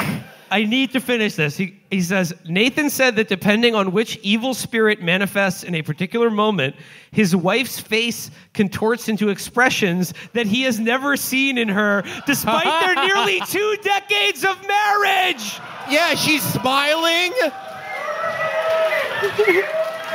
She's smiling. She's not grimacing all the time. This is literally just describing being married to Robin Williams. This is the worst thing. This is like every fucking day, this poor woman has had to go downstairs and her husband has his back facing her and reading her the options for breakfast in Latin. This is just like, I wonder if anything about the marriage has her depressed. No, it's got to be the 8 demons. She's basically doing like some sort of demonic fucking improv show. It's like I need one of the kings of hell and a profession. Mind you, all right, if you're going to be in the audience, don't try to take away from the show. Remember, it's yes and. Mind you, Nathan is one of the least woo-woo friends I have. Yeah, goes to church every day of his life. Again, he works as what you might call a symbolic analyst in a very worldly occupation and lives in one of the biggest... I don't know what the fuck that is. Advertising? I think that's advertising, right? So he goes... Wait, he identifies shapes and colors. Triangle, square, circle, another circle. This guy's totally rectangle. normal. He goes to church at 5 in the afternoon on a Tuesday, and it's just him and Benito Mussolini's grandmother. So he goes... he has been a faithful Catholic for as long as I've known, but not especially interested in that mystical side of the faith. Once you've seen reality through the eyes of spiritual warfare, he's told me yesterday, you can't go back. It's everywhere. Okay, here we go. He told me other detailed stories, including accounts of bizarre poltergeisty things happening in their apartment, and his wife being unable to stand the presence of blessed objects. And then in parentheses, a classic sign of possession. Yeah, I mean, I brought home General Franco's skeleton for us to worship, and she hated it. This bitch is possessed. Again, readers, he goes, again, readers, if you knew these people, Nathan and his wife, you would be even more shocked by all of this than you are now. This is the kind of family that takes European vacations and lives a sophisticated cosmopolitan life. The Vatican is in Europe. Yeah. This is the family who goes to Lourdes. And yet, this horror has overtaken them. Don't call her that. She's got needs. The wife goes through periods in which she hears foul blasphemies and feels compelled to commit suicide. In the exorcism sessions, Nathan says the demons under compulsion from the exorcist speak of these things, in particular, how they intend to destroy Nathan's wife and her family life.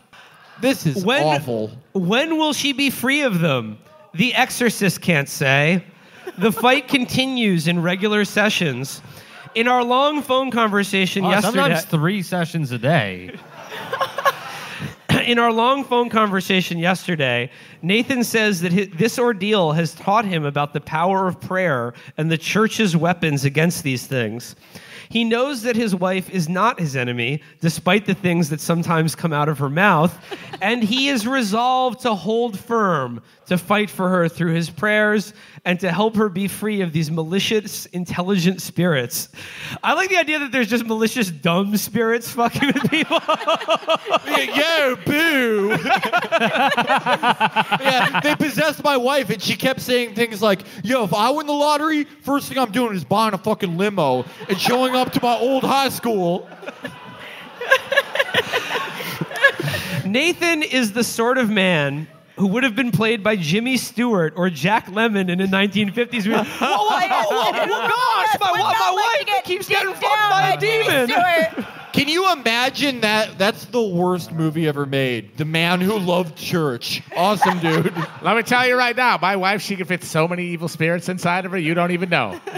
This wife here, you can put 15, 20 evil demons inside of her. It's amazing. Please buy her, please.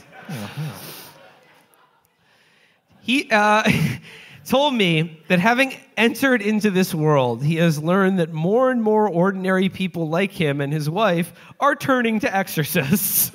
That's a good sign for a society, I think. Oh, this poor Like, if you want to talk like just like a gauge for how you're doing as a civilization, how many people are consulting exorcists? Seems like a good, short. He has come to see the demonic attacks on marriage and family are increasing, and he wants people to know there is hope. But laying claim to that hope requires recognizing the nature of the battle. I don't know how I would do if I were in a situation in which I would be lying in bed at night and my wife blurted out, "I hate you." Oh my God. Oh my God. I can't imagine a world where my wife yells, "I hate you," instead of just muttering it quietly. Oh my God. Oh, this is the worst thing you. Oh my God. So word from the wise: just pretend to be asleep. Oh my God, this poor fucking woman. It must be a demon. Who else could it be? I imagine you're lying in bed at night and your wife blurts out, "I hate you," and then started growling in an otherworldly voice. That's Nathan's reality now. That sounds like This a is, pitch. by the way, supposed to be a hopeful message. That sounds like a pitch for a CBS sitcom. If he's a good church-going man, she's possessed by a demon. If she is depressed and obviously tremendously resents her Catholic psycho husband. If she's like as a gag, like why don't I just pretend to be possessed and growl at him? She fucking rocks. Like this woman fucking rocks. Yeah.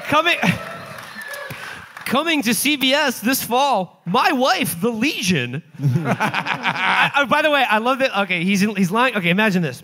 You're lying in bed in the middle of the night. Out of nowhere, your wife blurts out, "I hate you," and then starts growling. I think what he interprets as growling is just the sound of her vibrator. She starts humming in a weird frequency that's... She's possessed by 8 demons, the worst of which is named Hitachi. We're making fun of these people, but I don't know. They seem like they're really enjoying life, though. They're basically living in a D&D game. Just coming back from the supermarket and saying, "Oh, I think my bag boy was a drow."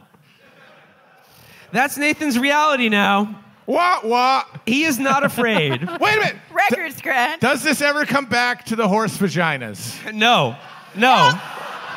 The cow vaginas, rather. Oh, you know, you ever do that? You accidentally like paste the URL of something you're jacking off to.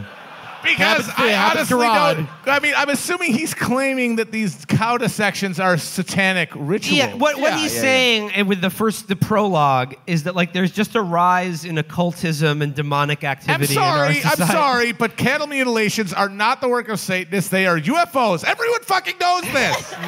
Cattle mutilations are classic fucking alien activity. Listen to fucking Art Bell once. There is a hard fantasy sci-fi divide in this podcast. Seriously. Yes, it's a sci-fi versus fantasy world. And everyone knows that cattle mutilations are aliens, not fucking Satanists. Why do aliens want to mutilate cows? Look, Qui bono. They don't move that quickly, and aliens are lazy. As always, the true synthesis of these two belief systems is Halo. Oh no. Where the aliens are real, but they're very religious, and are in fact named the Covenant. I accept that. Satanist aliens, you've got it. There you go. We cracked it wide open, Pollock. Felix is the best Marxist among us. I'm just a deal maker. I love making deals. I just made one. That's what sublation is, just making deals. Yeah. All right, guys. That was William Menaker presents Chapo Trap House, The Exorcist, starring Rod Dreher and Nathan. Let's have some fun, guys. Let's have some damn fun. Switch it up now. I have been waiting for this story to drop for probably a year now. We all have. And it's finally here. And boy, oh boy, does it deliver. An eagle-eyed listener sent us this right hot off the presses. I usually pay pretty close attention to him, but I'm glad someone scoped this out. I'm talking, of course, about Rod Dreher. We're back to one of our absolute reading series favorites, and Rod does not disappoint. I almost feel like, we've done it so many times, but I feel like there should be a special sting for Rod Dreher's. Like, oh my God, is that Rod Dreher's music I hear? Oh, yeah. All right, yeah, it should be like rap air horn and then like reggaeton air horn and then like Gregorian chants. I was thinking Gregorian chants is good. The dramatic squirrel music also could be good because he is a very dramatic squirrel. I'm thinking like the organ music from Dracula, like like that's good. Yeah, well, I think that's Kevin Williams. Okay, yeah, okay, all right. Yeah. We'll play around with it. But yeah, like drop that Rod Dreher beat. Okay.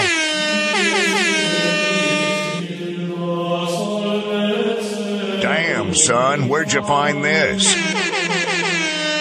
All right, listeners of the show remember, it was back in our Pittsburgh live show.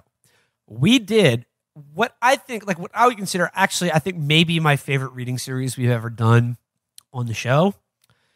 Yeah, same for sure. This one had everything, and it like took up pretty much the entire second half of our live show in Pittsburgh. You can go back and listen to that now, which would help you to give you some background for this story.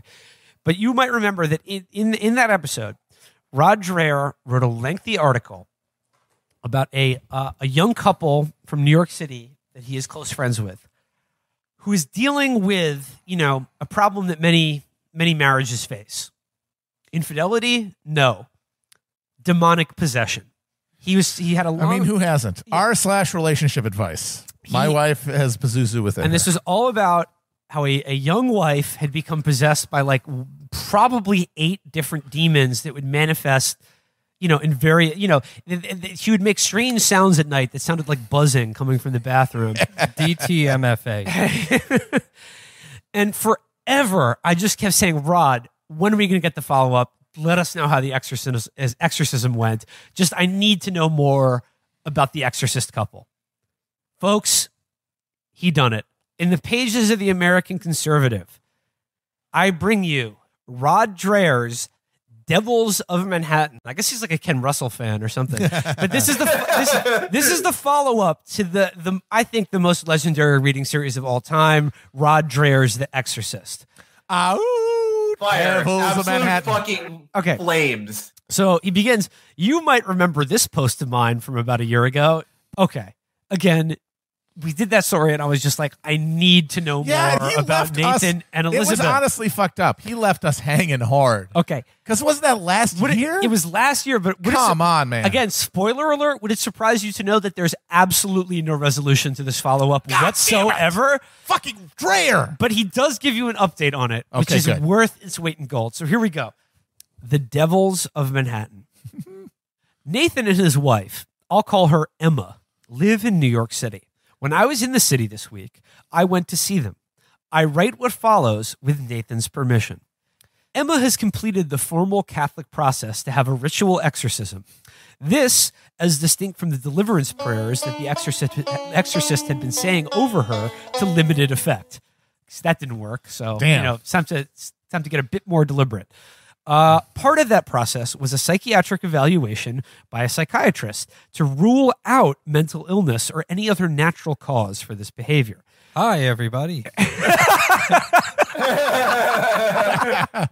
She's suffering from bonus interruption. Mr. Dreher, it appears that your wife's friend is suffering from several types of demons. She passed that. I want to emphasize, and this is Rod's boldface here, she has been formally examined by a psychiatrist. Okay, then never mind. Let's go, baby. Who has certified that there is no known medical or natural cause for the things that she is suffering and that manifest themselves through her. They are still waiting on the cardinal's approval. This is the worst psychiatrist because it never diagnoses anyone, just writes, boy, that's weird. Fuck vibes. But she goes, okay, so the psychiatrist has ruled out any other explanation for why this woman is like, I don't know, demonically unhappy in this awful marriage. He goes, they are still waiting on the cardinal's approval. In the Catholic Church, no formal ritual exorcism can happen without express permission of the local bishop. Goddamn. Which in this case is the cardinal.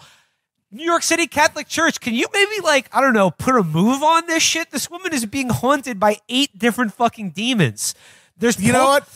This kind of red tape and bureaucracy, this is what Bernie Sanders wants to bring to the healthcare system.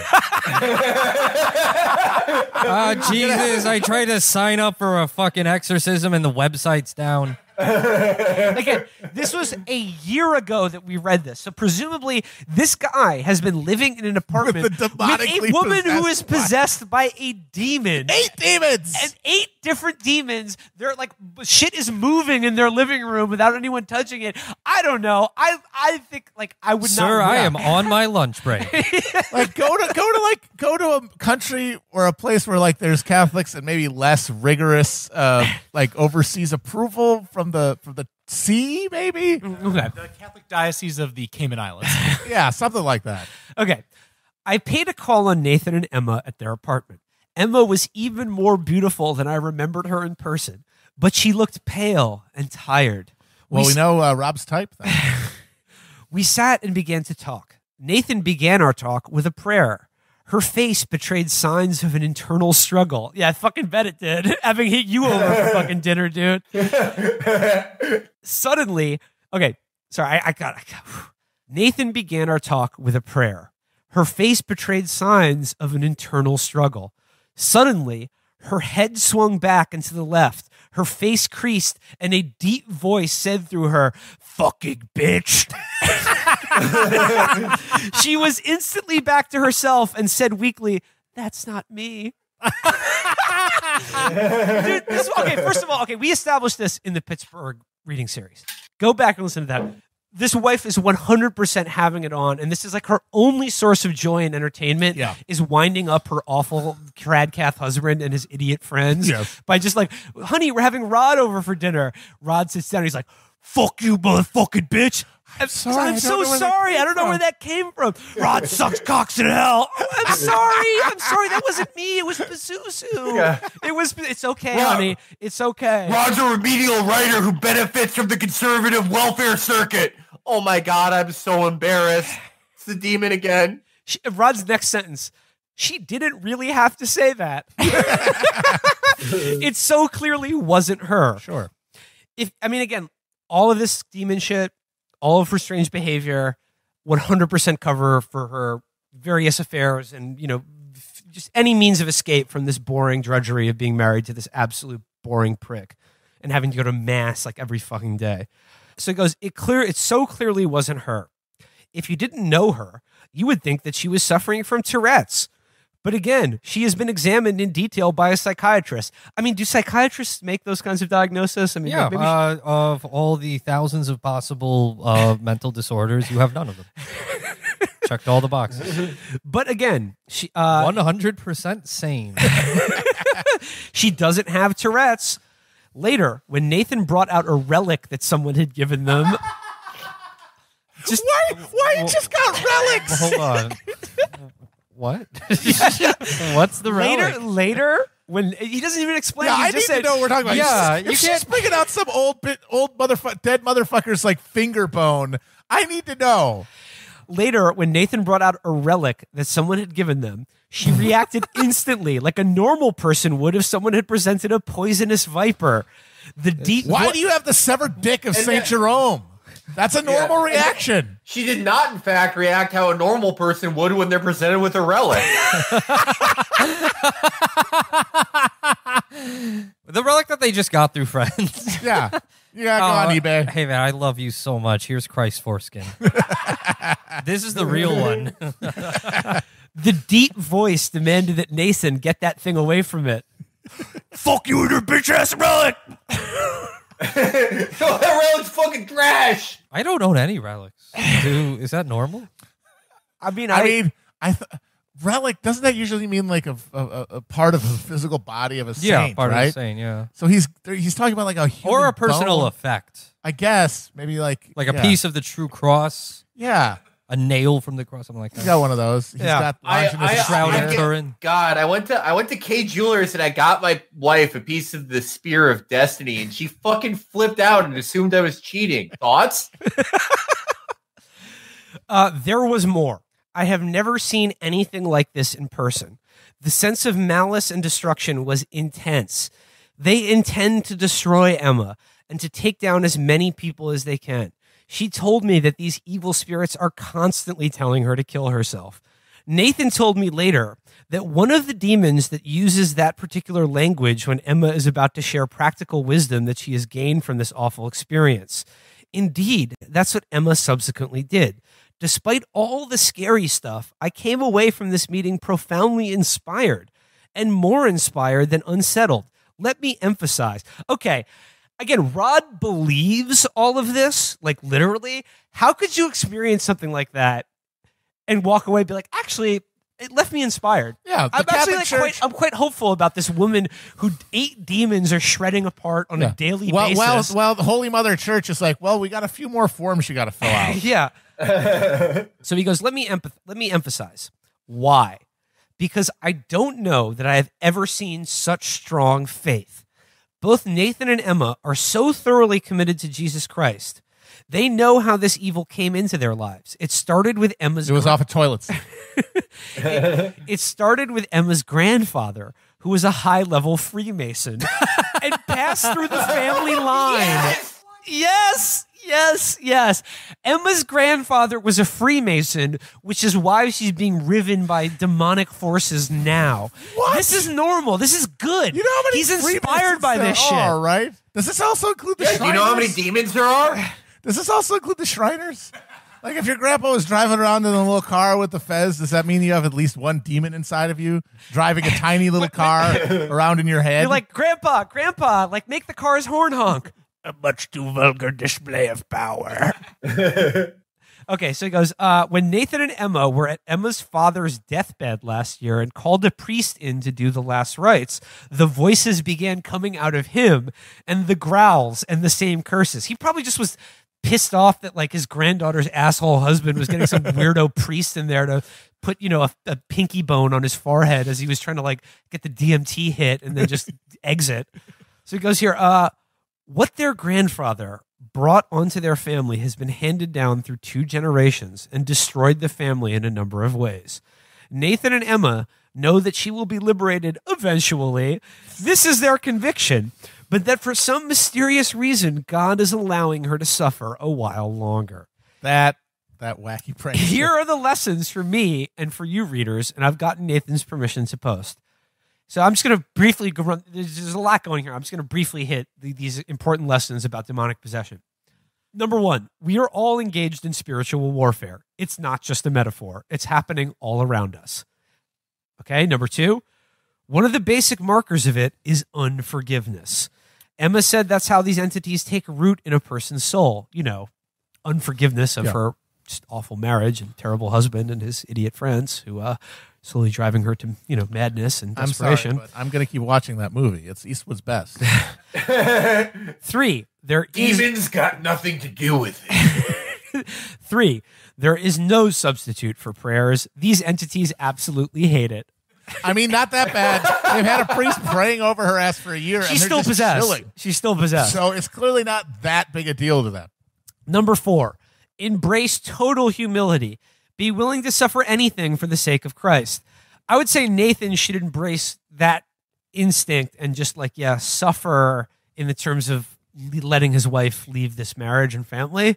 That would be a humble thing for him to do, not continuing this idiotic charade. And finally, 5, along those lines, Emma said, keep your eyes locked on the cross. She explained that these demons will do their best to play on your weaknesses. They will tempt you to self-pity, or failing that, they will exploit your own weaknesses, sending thoughts of depression, anxiety, rage, self-hatred, and anger towards your husband's friends. No, that's editorializing at the end. Okay, finally, goes on here. As I was leaving their place, I thought about the profound truth of that cliche, be kind, for everyone you know is fighting a great battle. If you saw this couple walking down the street, you would barely notice them, except to say maybe, what a nice-looking pair. Yet, there's a war for her soul going on inside Emma, and Nathan is fighting this battle too, in their home and in their marriage. As I told you, it was incredibly impressive to see the faith present in this suffering couple. Emma told me, believe me when I say that this is a blessing for us all, for this to come out. For so many years I've been fighting depression, and I thought that's all it was. When these things, the demons she means, came to the surface, it had been a horrible thing to deal with, but at least finally I could know what I was up against and get help. The overwhelming impression I had was not one of fright, but of hope, of hard-won hope. I came away both extremely sobered about the times and the nature of life, but also inspired to get my own spiritual life in order, following their advice. It is not possible to stand on the sidelines from a position of neutrality, they say. We are all in this fight whether we know it or not. It is better to know it. When this ordeal is finally over, God, what, another 10 years from now of this shit? I believe Nathan and Emma are going to write a book about it. Oh my God. I need it. I need it now. There's nothing that really helps your credibility like writing a book about your supernatural encounter. Let's talk to the Warrens. If she had, if this woman had any credibility at all, they would have called into Art Bell when he was still alive. That is the only credible thing you do if you have a supernatural encounter is Coast to Coast AM. When I wrote to Nathan to share this part of the post and asked permission to publish it, he responded in part. I would also add that God has supplied all the graces needed. If you had told me 2 years ago that I would have been in this current situation, I would have run in the other direction. I have Dear Catholic Church Forum, I never thought it would happen to me, but my wife has a demon. Several of them, actually. So he goes, I have complete confidence that as long as I remain close to the sacraments and free of mortal sin, God will supply all of the grace and assistance needed. I just thought it was like a locker room conversation for your wife's demonic possession. It's like Folks, we know what we came here to do. We got to go out there. We're going to give it play hard. 110%. Now, reader, believe this or not, it doesn't hurt my feelings if you don't believe it. I'm telling you, though, if you had sat there with me and saw and heard the things I saw and heard, you would find it hard to see the world in the same way. There are some of you who need to read this and who need the hope in Nathan and Emma's story. Rod, if you would like to convince people of the necessity of this kind of spiritual warfare, or that, like, you know, maybe anyone who's skeptical about this, you do realize that basically everyone has a video camera in their pocket now, and that, like, anytime you could visit Nathan or Emma and just maybe, like, interview Emma and see if you can get a little dirty language out of her, a little dirty talk. Yeah, a little spark. And then I think I would like to judge for myself how authentic these demonic encounters are. I mean, it's the watchword of all paranormal skeptics: pics or it did not happen. So there you go. Right. I'm just looking at one of the comments here. Maybe the demons are real, but lying. I don't rule out generational phenomenon in or out, nor do I rule out real possession where the demons give a mixture of true and false information. I mean, anyone who's seen The Exorcist knows that the demon is a liar. What do the demons get out of doing this? Just A entertainment. soul. They get a soul out. Okay, what do they do with the soul? Put it in hell. Rack it up. And then what? There's a It's like, no, quota. it's like Virgil. It's like There's a entertainment. quota What is it? system. No, it's a quota. This is Yes, they need this to is get Glengarry Glen Ross. Yes. These are the Glengarry leads. You got to go and get this many souls by the end of the month, or you're fired. If you're demon, you've got a job. Well, that just sucks. It's like entertainment for them to, like, you know, if you've seen The Exorcist, it's like to corrupt something as pure as you know, a teenage girl or a bored housewife on the Upper West Side. Like, that's fun to them. They all want to get down on it. But I like that the mixture of true and false information. The true information here is that Rod is a bitch ass motherfucker. That's 100% true. Yeah, no lie detected on that demon truth bomb. Rod Dreher, oh my God, Rod in the comments says, my father and grandfather were Masons, as were many of the Protestant white men in my hometown. There was a Black Lodge too. Interesting. None of them should have been part of that organization, in my view. I think it is spiritually dangerous. But two things.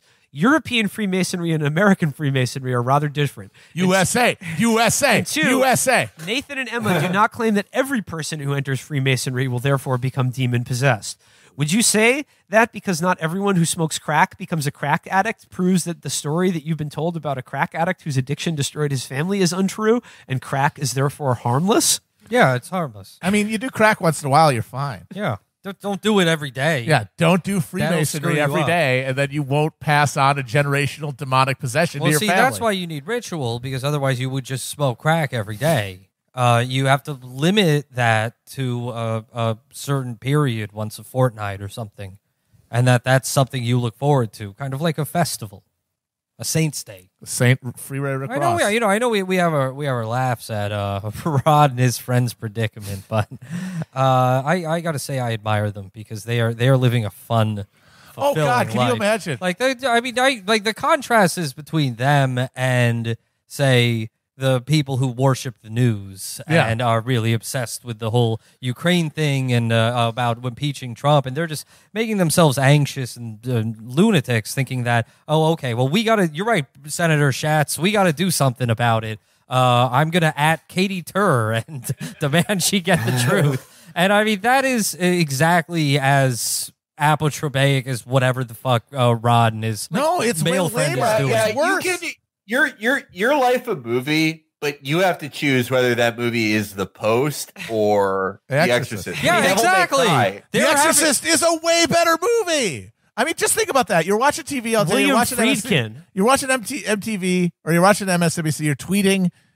Just absolutely sterile, meaningless spectacle. If you thought there was a demon in your house and every day was a war with the demons so that didn't kill you or your family members, that is a level of drama and just excitement And you genuinely believe that there's an etheric plane that you're going to be rewarded for this battle. And you also, and they have cooler relics. Yeah. They have a fucking nail from the true cross that they're using to ward off the demon. And if you're a lib, you have a fucking $200 Pod Save America sweatshirt. One of the Johns jizzed on. You got one of those fucking safety pins from the safety pin box. Boring. Not as good. No, you're exactly right. Do you want to make yourself insane with fright from things you see on MSNBC? Or do you want to watch like a dinner plate push itself off the table on its own? Yeah. In a totally empty room? Yeah. That is fucking cool. I would love there to be a demon in my life. So they live in... I'm inviting a demon into my life right now. I'm saying it. I've tried. I take astrology seriously. I mean, I tried to open that door as wide as it would fucking go, but I got nothing. I don't know. Should we like get a Ouija board or something? Because I would love to have a demon involved. All right. There are demons. If you guys really want, my mom knows Mammon. So we can contact him.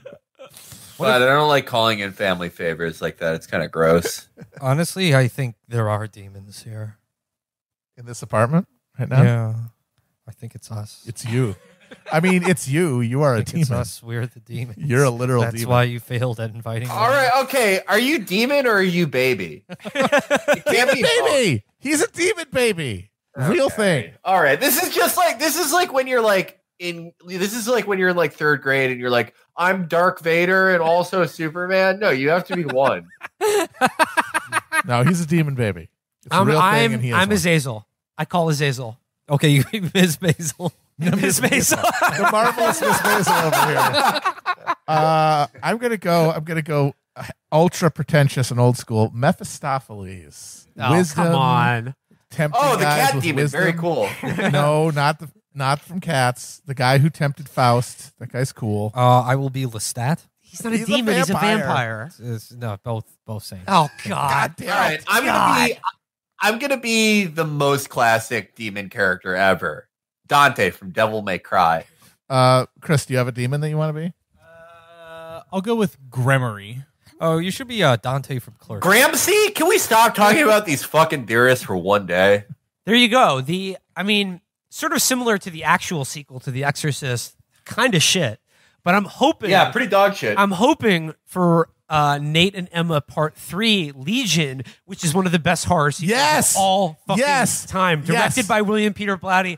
Exorcist 3, Legion. Fantastic. Incredible movie. Following on Exorcist 2, Dog one shit. of the shittiest films ever made. Yes. No, if the pattern holds, the next update, we might not get it for a year. It's going to be amazing. Moving on from Trump, I'd like to close out this episode and really one of our episodes of the year with checking in with our old friend Rod Dreher, who does not disappoint and continues to have He's a king. He's a some pimp. of the most normal thoughts possible. Black Rod. So I got two Rod takes to close out the year with here. One's a bit longer, one's a bit shorter. You want to do the longer one first?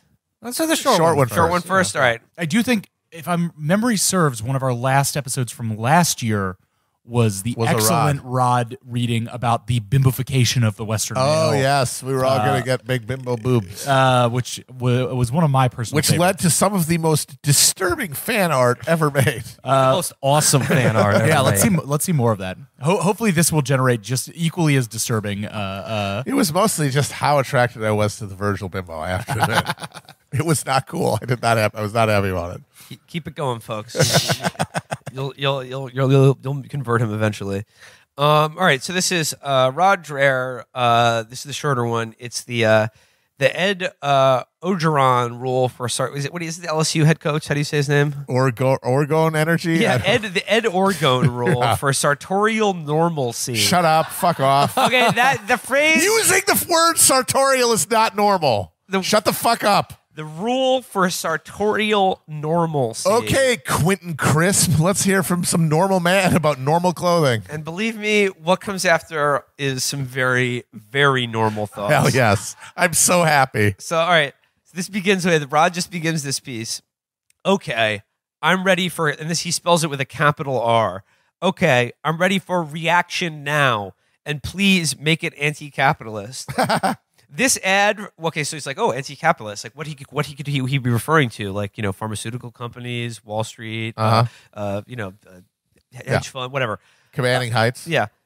This ad for a dress for boys makes me think that makes me think that anything to the left of LSU Tigers coach Ed Orgone on the masculinity spectrum ought to be sent to Siberia or at least Long Island. So yes, you're talking about the fancy yourself, lad who Rod, made a bouillabaisse for his hillbilly relatives, which they poured down the toilet and had to flush 15 times because it looked like a devil's brew. They said, I'll never forget the line where he spent the whole day making them a nice bouillabaisse, and then they spit it into the toilet and they go, I prefer food from a countrified cook. They probably just came from some nice 5-star restaurant. They probably just don't like him. Yep. Like Rod, I'm sorry, on the masculinity spectrum, is getting sent to the gender reification Absolutely. camp. He needs to be regenderfied and post-haste. I don't follow college football, but is the LSU coach a very right wing? I don't know. He's probably just He's probably got some of those epic fucking quotes that end up in Facebook memes and shit about. So then then he has an ad here of a teenage boy in a sort of a blue long sleeve dress, and then Rod in italics says, "That's a teenage boy." If you don't believe me, the coding on the image says the boy's long sleeve dress, little cobalt front .jpeg. The mom who sent me that thing is disgusted that gender ideology is now creeping into everyday shopping for her kids. Woke capitalism, people. I'm telling you, in our consumerist republic, big business is a greater threat to normalcy than big government. Which is funny because he's just sort of admitting, where are you gonna go, Rod? Yeah. What do you want to do? Well, that's the thing. What do you want? Is that this is a thing that's been implicit in capitalism, obviously, since it was invented, but that it was for a long time they were able to sort of elide it. But yeah, there's a fundamental conflict between maintaining traditional gender roles and family structures and capitalism, because capitalism will fucking dissolve all social order. Marx saw that fucking 1948. So he goes here. Needless to say, we won't be buying anything from primary.com at all. Thing is, the clothes aren't bad. This is how the business presents itself on the website. I think I said reasons to love Primary. Kids choose favorite colors from an entire rainbow and are celebrated for who they are on the inside and outside. And then he goes, it was founded by, and he uses scare quotes, 2 moms, Galen and Christina. Galen Urso. And he goes, yeah. I guess, and then from an ad from the site here, our story part, it says, a basic story.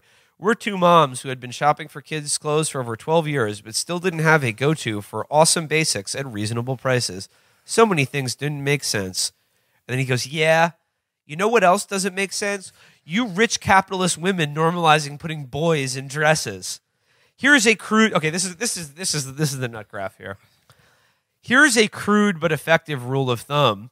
When trying to decide how to dress your son, imagine asking Coach O what he thinks of the outfit. Hey, Coach O, does my boy look good in this? That'll stop every bit of this crap cold.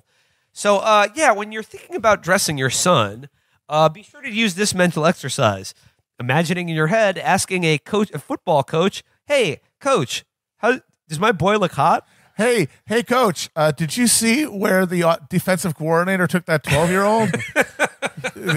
I heard something in the locker room, Coach. What was that? Where are you going? Coach, where are you going? Coach, come back.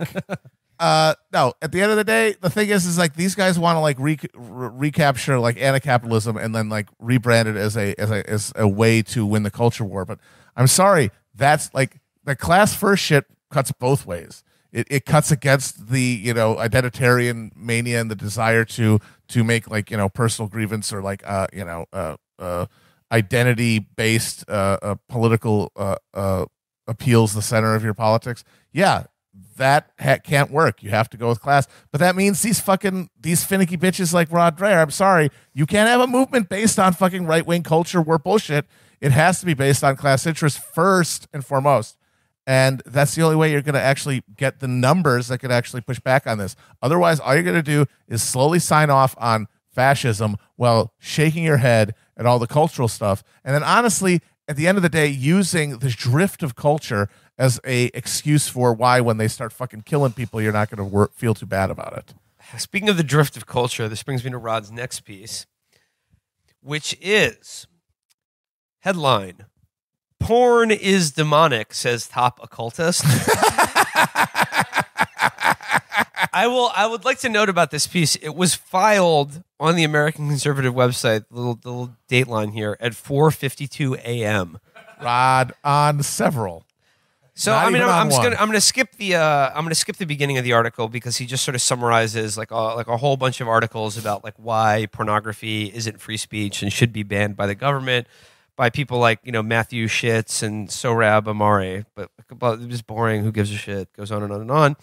And he just says, read the whole thing. It's important. You might be thinking, no wonder these three guys are so against porn. They're all three conservative Catholics. Well, have I got something for you? A reader sent this jaw-dropping exchange from the Ecosophia blog, which is written by the occultist and authority on esotericism, John Michael Greer. I've cited Greer from time to time in this space when he was writing the Archdruid Report blog. We are very, very different people in terms of our religious commitments. He's a polytheistic pagan. I'm an Orthodox Christian. But he writes some of the most... We've adopted 15 kids. We got to make it work. We have to live for a month in a haunted house in order to get the will. I hate to tell Rod, but the Archdruid blog is a blog I've been writing in character for my D&D character for the last 10 years, so you can't take any of that stuff as true. He goes, but he writes some of the most interesting stuff on the internet. This piece is definitely that. In it, Greer tells a reader that pornography is demonic, not symbolically demonic, but actually a tool of evil spirits, and offers him pagan spiritual advice for conquering it. Once a week, Greer takes questions from his readers. On Monday, a reader wrote to say that he was struggling with a demon of pornography. The anonymous reader follows up on the post he wrote the previous week, in which he said, I've been doing some journaling on my porn use. I've been doing some scrapbooking on my porn use. But my subconscious seems determined that it is a major source of my issues, and I'm trying to get to the bottom of it. When I asked why I use it, the first thing came into my head was because I tell you to. I mean, I use it to masturbate. I use it when I'm number horny. one reason. This sort of thing has never come up during journaling and felt rather alien to me. Is this journaling where he's just like writes stuff down and he's like asking his own brain questions and seeing what comes out? It's like first? remote viewing. So, like remote viewing. Yeah. Because I told you to. Okay. Greer told him that, yes, this sounds like a malign spirit. Well, this week the man was back and said to Greer of the malign spirit, it seems to be hammering home on a few points, all of which seem intended to do one of a few things. Break me down so I can't resist it, keep me sexually aroused so I feel the need for porn, make the rest of my life horrible so I have no real reason to fight it, or keep me from making it harder for myself to access porn. My life is currently a mess. You mentioned last week something about how demonic obsession and about how victims aren't entirely sane. I've been questioning my sanity for a while now. This is part of why I picked up journaling. So it may fit me. Does this sound like a case for me? I'm going on here. You mentioned last week it likely feeds on me during orgasm. Would you mind elaborating what you meant by that? I've been looking at the nofap porn-free communities online and find a lot of people describe porn as a demonic force which takes over their lives. Nearly everyone clarifies it's a metaphor, and one of the things in which the spirit is trying to do is question my sanity whenever I place close enough attention to notice it. I'm just going to give you some of the answers okay, where he goes up. So this is just some of the replies. This is just one I want to read. So those quotes were all from from someone asking questions. No. This is a guy asking questions of the Archdruid. Okay, describing this is their demon problem. This is just one of the this is the Archdruids. Well, it's not a problem for them. Like, that's the thing you want. You want demons, right? Well, see, this is what I'm trying to resolve. Well, no, like the Archdruid guy, he does believe in the demons are real in the sense Rod does, but he believes them in like a different way because he's not a Christian. But he does say here, and I think this is important, orgasm takes place on the etheric as well as the material plane. Yes, true. And just as you ejaculate on the physical plane, you extrude a certain amount of etheric substance, the substance of the life force, on the etheric plane. So orgone energy. There's a ghost nut? Yes. Yes, there is. Yes. If you're having sex with another person, that's not a problem because the other person's body absorbs your etheric substance, just as you absorb the substance the other person extrudes. One of the reasons lovers so often feel nourished and healed by lovemaking is that each of them has taken in some of the other's life force, which can then flow through the subtle body and fill in where there is a shortage in masturbation. There isn't anyone else to absorb the etheric substance, and so a noxious spirit can dine on it. Thus, the feeling of weakness and depression so many people experience after masturbation. So when you come, that's like leaving trash out for raccoons. Yeah, exactly. So demon swallow. That's what we know definitively. Demon swallow. Yeah, but the etheric nut, not the material nut. Right. That goes into your sock. So he goes here. This is back to Rod now. The reader and Greer continue their exchange. Do I even need to encourage you to read the whole thing? No, you don't. I repeat, John Michael Greer is not a Catholic priest or an evangelical pastor, but a practicing pagan cleric. You don't have to believe in etheric substance or share all his religious beliefs, but as an Orthodox Christian, I have no trouble at all believing that evil, discarnate entities feed spiritually on people who are in sexual bondage. I love that Rod is an Orthodox Christian and is reading the blog of an archmage druid and is just like, yeah, game recognized game. See, this is what's fucking with me is because I mean, I'm not obviously a theologian, but I'm relatively sure that the conventional Christian argument about paganism is that it is all demonic. Is that all spirits are demonic. All spiritual shit is demonic. All pagan religions, everything that they worship is demons. All of it. So he can't say, because like, I saw the headline to this, and I assumed he found some guy on Twitter who's like on the internet who's like, "Yep, take it from me, the archdruid.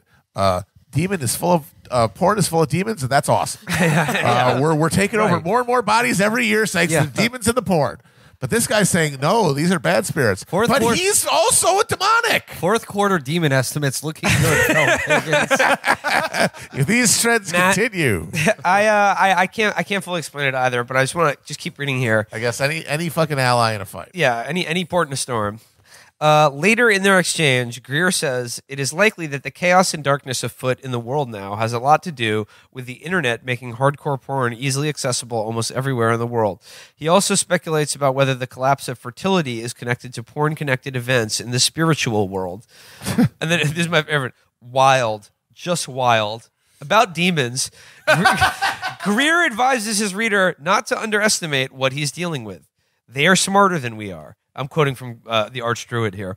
They are smarter than we are. That's something to keep in mind. Human beings are far from the most intelligent entities around. Obviously, with most Rod things, a lot of the real heat comes in the updates. Oh, yeah. So this is update 2 after update 1. I put the wrong link to the initial career exchange. It's fixed now. Again, if you're posting at 5 a.m, you know, you're in the den. Yeah. It's dark. It's lit by a dim glow.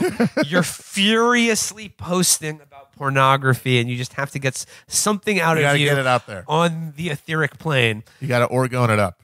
Okay, so update number 2. Matt in Virginia. Matt in Brooklyn. It says here. What? No, no, that was not me. Matt in let's just say somewhere. Taking on the porn version of the Boomer Chestnut. Well, Elvis was controversial when he first came on the scene. Matt writes, is this the whole my parents had a Playboy on the coffee table back in 1962, so nothing has really changed? Because 15-year-olds watching anal excavators, complete with footage of the blown-out prolapse for 4 hours a night is a very different thing. You watch that a lot shorter than 4 hours. Come on. What were all these demons doing before internet porn existed?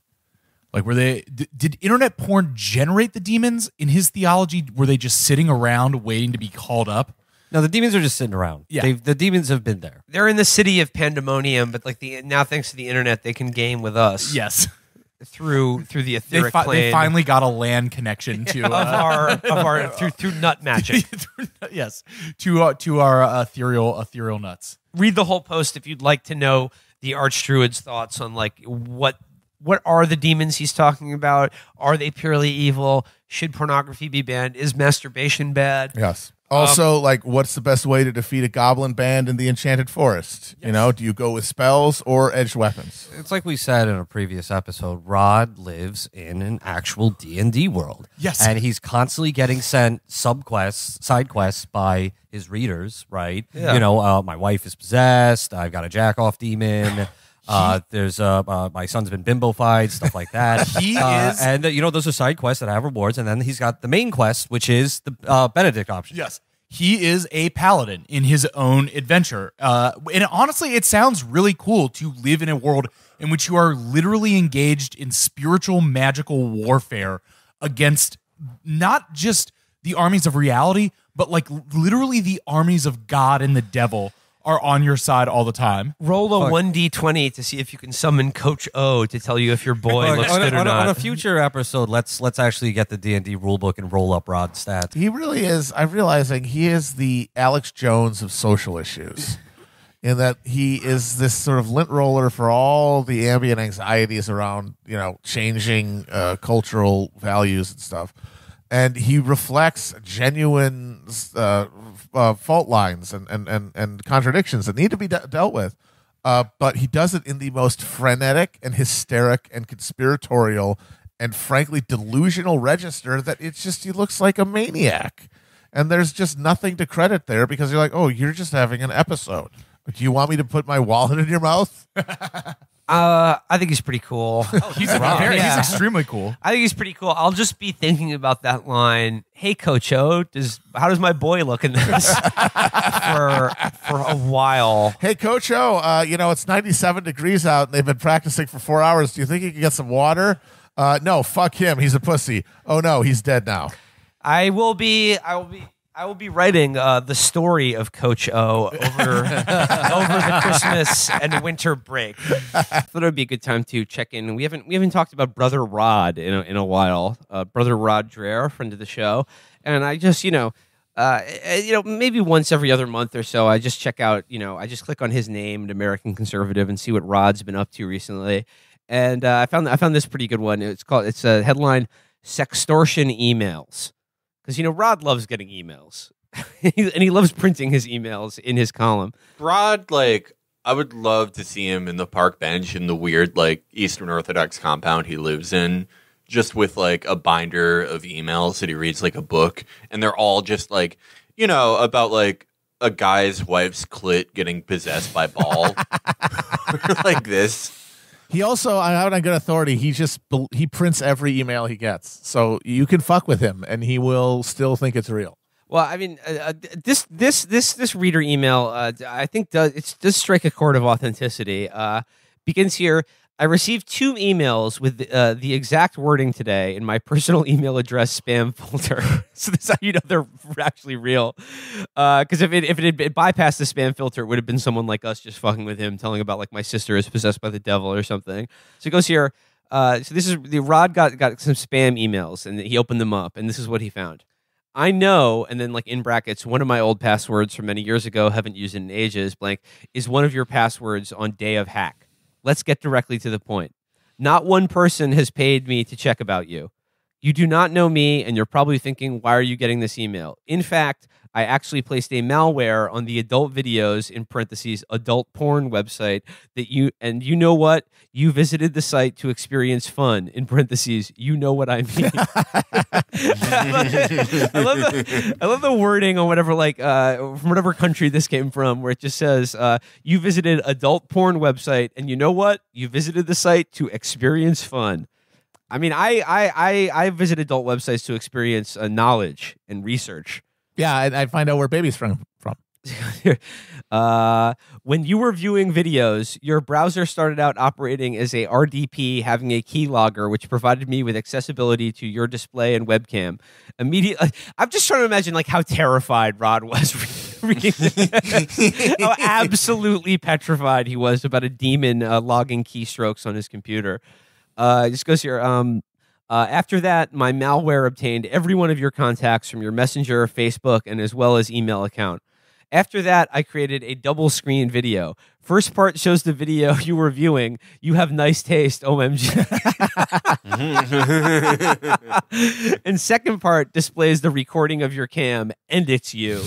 Best solution would be to pay me $6,836. I wonder how they arrived at that sum. Well, it probably that works out to like a round amount in whatever country this guy's sending this from. Yeah, right. It's a lot of like Moldovan bookmarks or whatever. I love that the guy's apparently complimenting Rod's taste in pornography as well. OMG, so fun. Yeah, that's how you know. That's how you know this is a scam, because that's not. I don't know what Rod watches, but it wouldn't be good or fun though. Yeah, no, yeah. It would be things you didn't even know could be made into porn. It would be basically a closed circuit video from the team doctor's office from Ohio State University's wrestling team. Yeah. But he goes here, we are going to refer to it as a donation. In this situation, I most certainly will, without delay, remove your video. You could go on in your life like this never happens, and you will never not hear ever back from me. You'll make the payment via Bitcoin. If you did not know this, search how to buy Bitcoin in Google. This guy is a absolutely native English speaker. Like you are 100%. If you are planning on going to the law, surely this email cannot be traced back to me because it's hacked too. I have taken care of my actions. I am not looking to ask you for a lot. I simply want to be paid. If I do not receive the Bitcoin, I definitely will send out your video recording to all of your contacts, including friends, family, coworkers, and so on. Nevertheless, if I do get paid, I will destroy the recording immediately. If you need proof, reply with yeah, and then I will send out your video recording to your 8 friends. It is a non-negotiable offer, and thus please don't waste my time and yours by replying to this message. So Rod says here, after receiving this email, he says, now, I know this is fake because although I have some vices, watching porn is not one of them. In fact, I have never been to a porn site. I'm just, Mo Sislak being tied to the lie detector right now. I mean, I can understand him like beating off to like daguerreotypes or something, like because he is kind of like a hipster in a way. I mean, he's a fucking he's Orthodox for Christ's sake. I could imagine him like jacking off to like icons or something, and then thinking that that's deeply perverted. 19th century whaling scrimshaw of like some tits on a whale tooth or something. Yeah, exactly. Just sprung off that shit. He goes here, but just think of how many people do have this vice and who, after seeing a familiar password, might really think these creeps hacked their computer and filmed them masturbating while watching a dirty movie. Think how afraid these people would be. If you are one of these unfortunate souls, take it from your non-porn watching blogger friend. These hackers are lying. Don't send them anything. Don't worry about it, but do quit watching porn and go to confession. It turns out this is a common scam. The BBC reports one way it works. The guy below explains what happened to me. Your passwords, old ones maybe, have probably at some point been exposed in a data breach. This is why it's important to change your passwords. You don't have to worry about that these sextortionists have video of you in a compromising position. Watch this short clip so you'll know what to do and what not to do, e.g. don't reply to the email or click any links in it. Then he has like a follow-up reader email where his reader just tells him how important it is to have LSU passwords, long, strong, and unique. So there you go. Rod is just letting his readers know that they could potentially be extorted for watching pornography, but it's bad to watch pornography. But don't worry that a Moldovan hacker has saw you having fun and is going to share it with all of your readers at the American Conservative. See, this is why Rod needs to read his Strauss. I mean, you need to use the noble lie sometimes. You need to tell your viewers, your readers, no, these Moldovan dudes are watching you jack off right now. Every single time you go on there, they're recording it, and they will send it to your mom. So you have to stop doing it. I like the idea of like terrifying kids about masturbation, being like God is watching you every time you touch your wiener. But except for Rob's just like, well, God's doing that too, but also this guy in Moldova is watching you through your webcam. So in case God wasn't enough. His name is God too, but it's got like a line through the O or something. Let's just dive into Rod Dreher here. This is a choice one. Just like by way of prefacing this, I don't know if you've been following the Rod canon as closely as I am, but for the last like 6 months or so, he's been living in Budapest in Hungary. he's just like hanging Benedict optioning. Yeah, he's Benedict optioning in one of the largest European capitals, one of the most cosmopolitan cities in the world. But he's a fan of Viktor Orban and his nationalist Christian sort of pseudo-fascist government. And Rod would like to spend some time in a country that's more to his liking. Somebody ought to build a country that works. But Rod is like doing a tour of Steven Seagal's life. Like Louisiana, like now he's going to where Steven Seagal's made all his movies since 2010. Oh shit, you're right. He's going to wear like a giant kimono soon, and that's going to be a great look for him. Yeah. Next Rod iteration, he's going to wear a do-rag and hang out with Ja Rule. Can't wait for him to drive an APC into a fucking dog kennel. And then also, like, by way of prefacing this, Rod has been he's been sort of, I guess, pseudo vacationing, pseudo Benedictine option in a European capital. But I know you guys saw the pictures of him doing like the hardest soy face ever. Rod, yeah, you cannot hide who you are. That's what I saw from that. Rod soy facing in front of the oysters that he was just He folks, failed the Voight Kampf test there. Folks, it's Rod. It's Rod. All right, so this is his blog post. I mean, I just love all of Rod's blog posts. They all have, and I say they all have headlines like "What's happening to America?" and directly underneath the headline is a screen cap of 3 animated beavers who are smiling and holding pride flags. So like this is like so the article begins. He goes, I went to a garden party tonight over in the Buddha Hills. Party. I love how fucking monastic his life is. He's eating oysters and going to garden parties in Budapest every fucking night. Yeah, that's the thing. It's like that's Rod. I think I found your problem. Wherever you go, you are. He goes here. He goes, I went to a garden party tonight over in the Buddha Hills. I met there a journalist who writes about national security and defense for a Hungarian magazine. Okay, all right. Okay, so he's like, yeah, obsessed with the national security of Hungary, and he writes for a Hungarian magazine. He said to me, it really upsets us to see what's happening in America. It's not the America we knew. I was at Georgetown not long ago and met this student from the Midwest who wanted to go into the Foreign Service. I asked him what he wanted to do with his career. He said, destroy white supremacy. He is as white as I am. These are people who will be running America one of these days. Your country is tearing itself apart, and this is hard for us to see. We loved America. We looked up to it. Okay, so like it's a very specific type of person at this garden party, which is a Hungarian defense official who loved America. Let me just say that's among us. Yeah, that's someone's imposter. Okay, the man seemed genuinely sad and uncomprehending. What could I say? I fell into conversation with 2 men, one a journalist, the other a retired diplomat. They spoke with awe about the speed of the collapse of our civilization. Okay, they're speaking in awed tones about the collapse of our civilization at a garden party together, where they're sipping wine and talking about what they read in the news today. And the reason that civilization is ending is because the disgusting reptile ghouls are going to staff our foreign service and assassinate foreign leaders and ensure the continued hegemony of the American petrodollar are going to go from thinking that they're defending white supremacy to thinking that they're dismantling it. Yeah. He goes, they agreed with what's happening to America is going to happen to Hungary sooner or later. Neither of them could account for the rapidity of the collapse through rational explanation.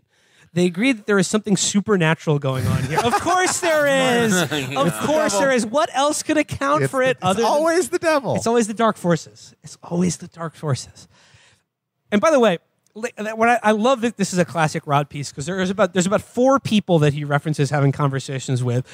One or all of them could be completely made up. Yeah. And I like with Rod, usually I err on the side of these are all characters in his head. Yeah, no, he's in the Friedman world where I just assume unless I have documentary evidence that anyone they're talking about isn't real. Yeah, Rod is like he's writing the world's longest spiritual successor to Fight Club. Like he was just alone at like an abandoned warehouse that has like shrubbery growing all over it. And he was like, "Oh, I was at a garden party with a cleric, a mage." He goes, Hungary is a very secular country, so I assume they were speaking metaphorically. They weren't. Of course they weren't, Rod. They were hanging out with you. Yeah. Someone said to me that American culture is still immensely powerful. Nobody cares about Germany. They make great cars, okay? But what else? Nothing. America is still cool. We may be decadent as hell, but our culture still matters to these people. I shared a taxi back to the pest side with an American graduate student studying here. He's a Christian who reads this blog. Okay. All right. I just want to pause here for a second. Like, this is the next person Rod is going to have a conversation with. And again, he's talking about the just breakneck pace at which our civilization itself is collapsing around us. And he's going to a garden party on one side of Budapest, and then he's taking an Uber back to the other side of Budapest with a grad student who reads his blog. And he goes, he's a Christian who reads this blog. He said he saw the Blues Clues segment with the drag queen singing about a pride parade, including the Beaver family with the trans member sporting mastectomy scars. Okay, folks, I'm just going to read that sentence again. He's a Christian who reads this blog. He's taking a cab with me back to the other side of Budapest. He said he saw the Blues Clues segments with the drag queen singing about the pride parade, including the Beaver family with the trans member sporting mastectomy scars. He's just dropping that like it's something that we all know about. You know. Yeah. Oh, yeah. you know, the Blues Clues segment with the mastectomy scars and the pride flag. Oh, yeah. Go on. He goes, that show meant a lot to me as a kid, he said. It started the year I was born. It was a big part of my childhood. Now his voice faded off. Okay. I mean, like, I don't know what is funny. Like, this is what I love reading Rod Dreher so much. It's like, I don't know what option is funnier. That he totally made up this grad student who's crying about Blues Clues in the back of a fucking taxi in Budapest, or that he actually does spend his time at going to a garden party and then just, taking a cab home with a grad student who's a fan of my blog. A fan of my blog and Blues Clues. He's 8 years old. Yeah, it's like this is the Barney bit. Like, just all these adults being like, I've become disturbed by all the themes that have been in Paw Patrol this last year. He goes here, it's like Sohrab Ahmari says. Look around you, said the student. Look around you, and you can't believe the depravity. You want to ask God, how long? Now, that's the question Rod was asking him on the grinder before they met up. Something dark and depraved is coming. It's already here, and it's going to get much worse. Prepare, prepare, prepare. These people who have lived through totalitarianism know what they're seeing. You just talked to a guy who was born the year Blues Clues debuted. What fucking totalitarianism has he lived under? But prepare, prepare, prepare. Shut the fuck up. If you believed any of this, you wouldn't be having these European vacations. Where's your compound, Rod? Honestly, like, he is not really Benedict optioning too hard. Like, where's his root cellar? Where are his preserves? No, this is the eggs Benedict option. He's going to brunch. Oh, God. He lives like the most Bugman cosmopolitan lifestyle and then out of anyone. And then he absolves himself by fretting about the Blues Clues pan-gender party, which is just the exact fucking reflection of that State Department zombie who wants to stop white supremacy. It's like they're all living the same the decadent urbane existences, parts of cogs in the same machine, but they need a drama to validate their existence as part of it and to absolve them of responsibility. And they just pick one side or the other of this fucking sterile culture war to give their life meaning. I just can't describe to you how funny it is that he's closing with something dark and depraved is coming. And the headline to the article is just an image of 3 cartoon beavers smiling with each other. In a rainbow flag. Yeah, it's just it's something unspeakable is happening here. It's supernatural. It's unmentionable. The great ones are awakening. Yog Sothoth is the key in the gate. Blues Clues as the flesh. Where the clue? The flesh will be blue. None will be saved in the purge. Prepare, prepare, prepare. It's not the most ridiculous thing in the article, but I just want to zero in how funny it is that the grad student was like, Blue's Clues was incredibly important. So to my important to life. me. Like, just like these are this is the fucking pussy that these are Rod's disciples that are going to save Christendom in the West. Some fucking pussy who's crying over a children's cartoon show having pride stuff in it. You know how important The Simpsons was to my childhood? I've now lived 25 years of that show being in the absolute shitter. Awful. Fucking just cringe embarrassment every time I look at it. But you know what? It's cool to me because the classic episodes are still there. They're still there. They're oh, look, Homer's going to space. Oh, my God, this is such a good one. So this asshole should just get the Blue's Clues classics. Yeah, just go watch Steve. Clap your sticky little hands together when you notice the backpack or whatever the fuck it is. Is that Dora the Explorer? I don't know. I literally don't remember the shit I watched as a child. I'm just imagining Rod like at a gastropub, and he's just like, he looks at his watch and he's like, "Oh my God, it's 9 a.m. in America.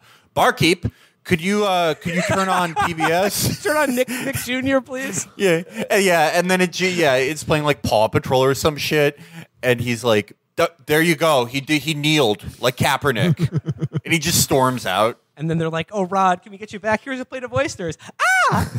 These are simply divine." How does he not know about soy face? I don't know. That online. I don't know. The guy that fixated on masculinity and virility should very well know not to look like that in a photograph. Yeah. He's probably like the least virile person alive. Look, he's fighting the decadence of the West by spending time at garden parties in Hungary and then taking a cab home with a grad student who's just simply is a fan of his, okay? He's awesome. He's essentially El Cid. Yeah. There you go. That's another reading from the Book of Rod. You know how like sometimes we read a guy so long that we like get sick of them? Rod is never. No, I'm never gonna get sick of Rod. And like the only time we stopped reading him was the Exorcism article because it was too like dark. It was too depressing. I just kept thinking of the poor wife who was clearly going through some real shit. Yeah, exactly. And that was depressing. Did we ever get, by the way, a final confirmation? No. Like, did he get an interview with the demon? No. Hey, Rod, I'm a long-time reader. Rod, have you seen what they've done to the Animaniacs? Yeah. Rod, Scrappy Doo is gone woke. Yeah. No, he's the Rod, best. Lola Bunny has a penis now.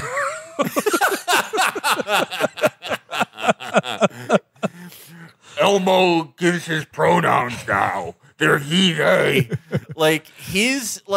That's why he's awesome, because it's like, the reason we get sick of people is because it's like they do the same thing too often. Yeah, like I don't read McCardle anymore because he's just too fucking stupid and boring. Yeah, and it's like she's doing the same thing. It's like always like picking like a cruelty of capitalism and explaining why it's like not that bad on the grand scale of things. But Rod is like, he's in the same like genre, which is, downfall of the West, the homo jihad, coming to take Christendom, but he's always like adding these new things, like a grad student crying about Blue's Clues is like he's always funny. It's like a joke you would do. It's like it's so fucking funny that like he has not a shred of self-awareness about any of this. That's the beauty part. That's what makes Rod so beautiful, because like he's just like, noble Christian knight, the time will come when we must defend the gates of Vienna again. But until then, I met a wonderful young man who cried to me the other night about Blue's Clues. It's just like, What do you think the Saracen, when they're reading this, Rod? What do you think they're thinking when they're thinking about you fucking crying and then soy facing over your fucking oysters? Yeah, the Turk is licking their chops. They lust for Hungary again. It's like this is as funny and like well structured to be funny as like Alan Partridge. Yes. Oh my God. No. Rod is absolutely like American Christian closeted Alan Partridge. Yeah. It's so good. He's one of these guys. There are a lot of these guys who like. It's like, I wish you knew like what a genius you are in the like. You're not doing the thing you intend to do, but in something else. Like, this is the best comedy writing made in this year. Oh, absolutely. I know people were begging for this. I can't believe we let it. We let this one slide. But I know you must have. All right, are you guys? You gotta let it ferment a little bit. Gotta let it breathe a little give bit. It a chance. You got to let those tannins build up. You got to decant it. You got to leave it out. You got to let it breathe. So important. Would you guys like to now dive into? And I say this, this is no exaggeration here. Would you guys now like to dive into what I believe is comprehensively the most insane thing Rod Dreher has ever written? Wow. Okay, here we go. That's saying Let's a lot. go. And and my favorite part about what I'm about to read is that ostensibly this blog post is all about the author Gary Steingart and his fucked up circumcision. It's about Gary Steingart's chronic dick pain, and I gotta say, shout out to Gary Steingart. He was actually pretty good friends with my dad, and when we were in Dublin on our tour, my dad came over to hang out, and on the last day we were in Dublin, it was actually Bloomsday, and I was out with a bunch of Amber's Irish friends, and they took us to a pub that was featured in Ulysses. Ulysses, Bloomsday, a great combination. So I'm in the pub having a few pints. Who walks in? Gary Steingart. I flick it up with him and I send it to my dad and I go, Dad, you got to come out. Like he had retired for the evening, but I was like, Dad, you got to come out to the bar. Gary Steingart and his fucked up dick are here. So I mean, nothing but respect to Gary. But okay, here's Rod. He gets right to it. It's in the first paragraph. You know what's coming. I have never given circumcision a single thought. I have never given circumcision a single thought other than to consent to my son's circumcision.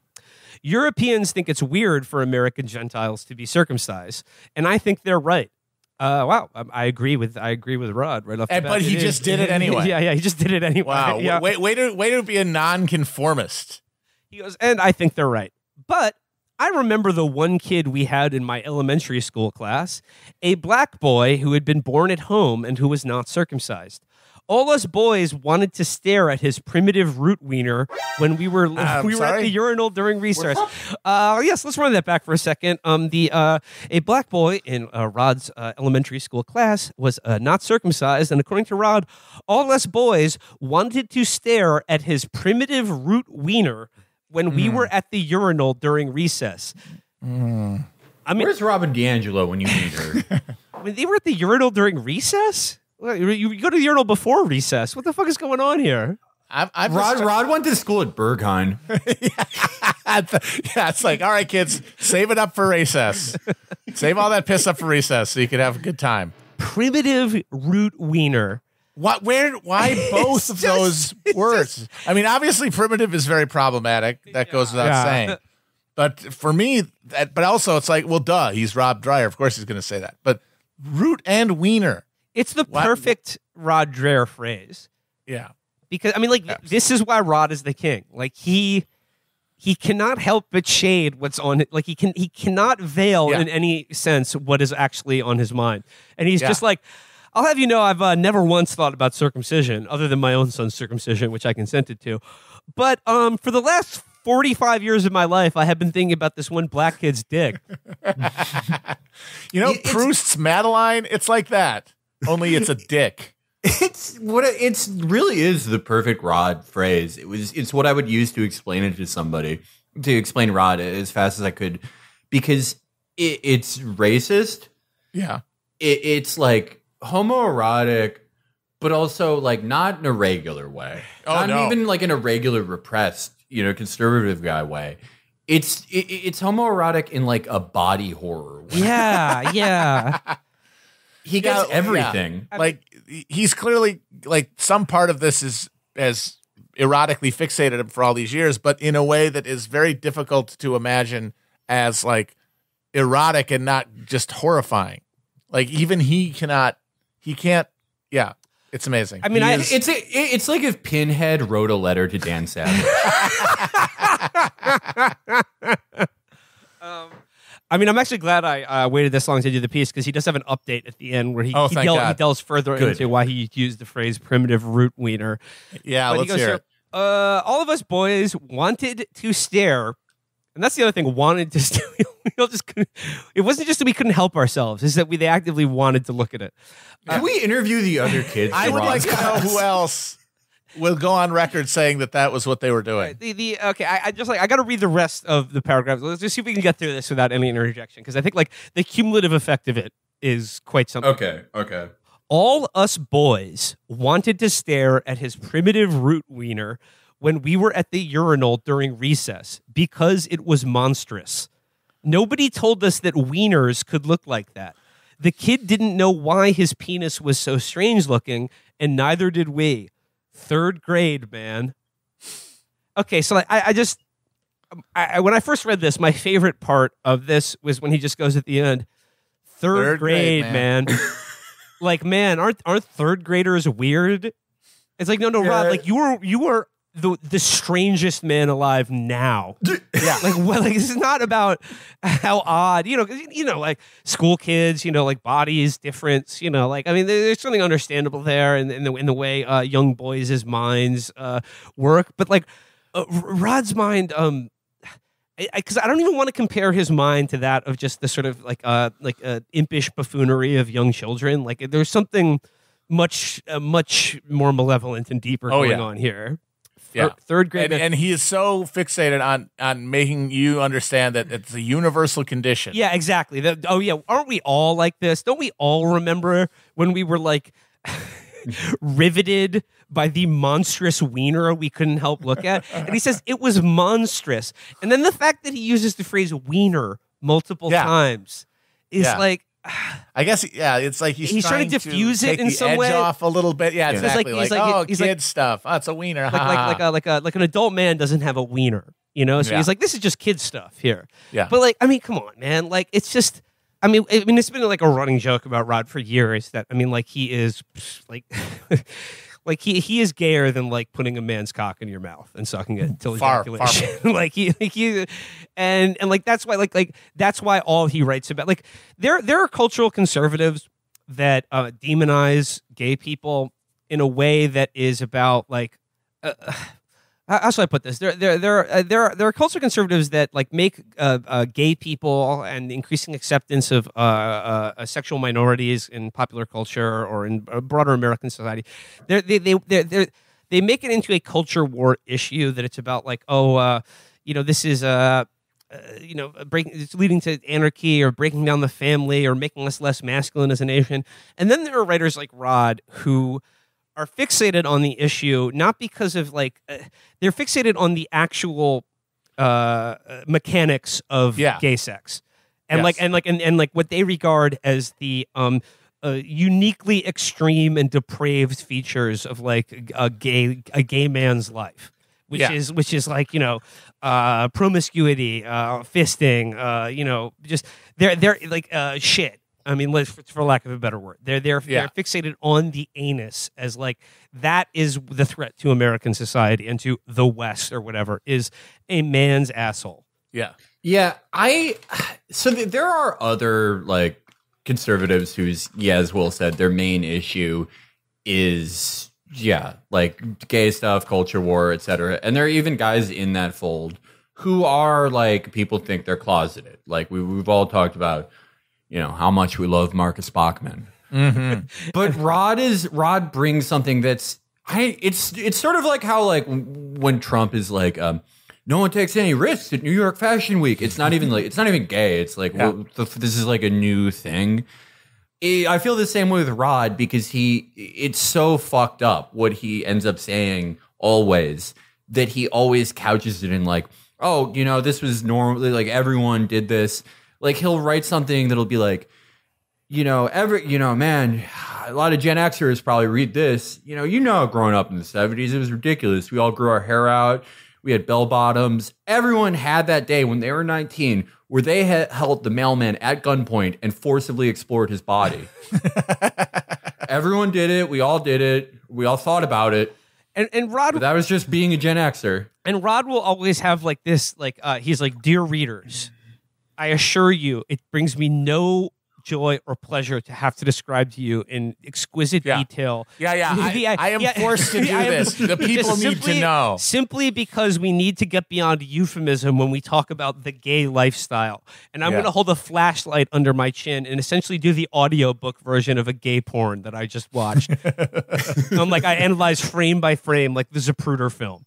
Then he just he goes on talking about Gary Steingart, and Gary had to deal with a midlife with a late circumcision gone wrong. So, sorry, Gary. Yeah, sucks, dude. But then, okay, let's skip to the update because we don't need to drag Gary down with this ship. It says update. For some reason, Discus won't let me reply to some comments wondering about my phrase "primitive root wiener." That's big tech censorship for you. Hey, I thought it was funny. Yeah, that's definitely what you thought. Yeah. Hey, I thought it was funny. More than half the boys in my class were black, and everybody white and black, but this one kid was circumcised. None of us have ever. How do you know that? Yeah, how do you know? Yeah, how do you know all of them were? Wow, because he says in it like he doesn't know the difference, right? Like we don't know why his was weird. So how the hell are you doing? He must be taking attendance, like dick attendance. Yeah, I mean his tasted different too. What if this is the only thing he has photographic memory for? But it's perfect. Every gym locker room he's ever gone into. He's got a mind palace, but it is a mind locker room, and it's a perfect photorealistic remembrance of every penis he has ever seen. It'd be the best movie of all time, being Rod Dreher, being John Malkovich. None of us had ever seen an uncircumcised penis before. It looked very weird to us, like a root. Ever seen an uncircumcised wiener? Only every time I look in the mirror, Rod. We used to have. Okay, this is really weird. He says, in case it wasn't already, he says, we used to have to stand at a pee trough at recess, whip it out, and do our business. So, I mean, I knew he grew up in the South, but yeah. I think he went to Carcosa Elementary School. I love all the boys weird... lining up at recess at the pee trough. They all whip it out, and all of a sudden there's one that's different, and Rod is just like the Terminator, fucking just zooming in on it or whatever. But time to bust out our jeweler's loops. It's like this is what they did at recess, and why were all of the boys peeing at the same time at recess? Just it's just, they were ready to get picked for a team. Rod was like, the root wiener always got picked last for the pee trough. I love the South because every single thing they do to this day was invented by some guy who owned 4,000 slaves. Yeah. And when he died, he never had any kids. And when he died, they found 30,000 pages of letters to another 70-year-old man who had leprosy that are I want to hold you against my bosom, betwixt my thighs, and wrestle you like we did when we were young, and taste your root, and your seed, and be with you. And all their traditions are things that guy invented. Yeah. Where he's I just think that it would be nice if all the boys peed at the same time in every school in the entire state forever. It goes, we used to stand at the pee trough at recess, as one does, whip it out and do our business. Little boys being little boys. Things were noticed and comments were made. We thought the kid was deformed. I brought it up to my dad later, and he said it was a common thing for children in the country born at home. I was trying above to make fun of how weird it is, coming from a circumcision culture, to see an uncircumcised penis. When you didn't even know such a thing existed. For the record, many years later, I was in an all-male gym shower in the Netherlands as an adult. and someone asked me in all honesty if I was Jewish because I was the only circumcised person in this shower full of white men. I think we are, I hate to use the word again, getting to the root of something. I think that it may be, he is obsessed with this because it is chances are, if you're an American, you probably are circumcised, and for Rod, it's oh, you like made me Jewish. Yeah. Against my will. Like when I said, like, the Rod is uniquely obsessed with like I said, the intimate details of gay sex as like the main reason he's opposed to being gay. Because, you know, I mean, if you weren't gay, it's like not really an issue. Yeah. For you, like, you know, if you don't want it's like that's I won't do that then. Well, it's a big deal. Yeah, if you're not into cruising, like, it's not a problem. But like, do you think like the whole racial element here, sort of like colors some of his weirder obsessions about race in America as well? Oh yeah, perhaps. I'm just gonna go out on a limb here and that word primitive. Yeah, I think primitive there is doing a lot of work. Like he's afraid of he sees like gayness and blackness as these tempting atavisms. Yeah, that are going to pull him away from his civilized Christian heterosexual life path that he totally wants and prefers and is natural and right. And shut up, stop it, stop making him look at those websites. I think it was Carl Bayer who pointed out the primitive as being like the most active word there, but like Rod, in a certain sense, like he longs for a kind of primitivism. Yeah, that's the thing. That's why it's so insidious to him. I mean, like when he defends civilization, but he means it's like a very narrow bandwidth. Like, you know, Western Christian civilization is collapsing, but like it's Western Christian civilization that has led to this like decadence that he thinks that he prefers a more primitive. I don't know. He prefers a more primitive root wiener to a more civilized Western one. There's a guy he should have linked up with when he was in Northern Europe, back when he was still in Northern Europe. Another man who harkens back to a pre-Christian time. Yes. Perhaps a man who lives in a car and has 12 kids and worships like pawns. Yeah, but he isn't circumcised, and Rod is, and that's a deal breaker. And let's be honest. Yeah. I mean, like, I know Rod at the end there is like was, he was stung by the idea that someone would mistake him for being Jewish, but like in Varg's point of view, Rod is 1,000% Jewish. Oh yeah, no, like, every Christian is. Folks, Rod Dreher is back at it again, and I just He's been on a hot streak, and I would be remiss if I didn't bring up his latest in the American Conservative, titled Heine Liquors of Princeton. Rod writes, a non-faculty source at Princeton University, one of the crown jewels of American higher education, sent me these flyers that RAs approved to students. Okay, now it's like this very sort of millennial-style graphic design here, and it says, for free safer sex supplies without the awkwardness. Delivered directly and discreetly. Choose your own sexual adventure. Fill out the form and choose from 6 unique options to receive a safer sex kit, which is catered to your needs. So let's go on to choose your own sexual adventure. So first sexual adventure, butt stuff. If you choose the butt stuff sexual adventure, you get an internal condom, unflavored external condoms, flavored dental dams, flavored lube, unflavored lube. An internal condom? I think that's like a female condom. Like a female condom, I guess. They still make those? Talk about evil inventions in modernity. That old plastic bag. And of course, it's the butt stuff that Rod is going to get onto here, because of course the inclusion of flavored and unflavored lube would seem to imply that you're licking someone's asshole. In health class, it was very funny when they would talk about safe sex, and the teacher would introduce the dental dam. Because I remember being like 14 and a virgin and being like, nobody uses that. Yeah, and now we use them every day. Right. You're right. Yeah. Other sexual adventures you can choose are slip and slide.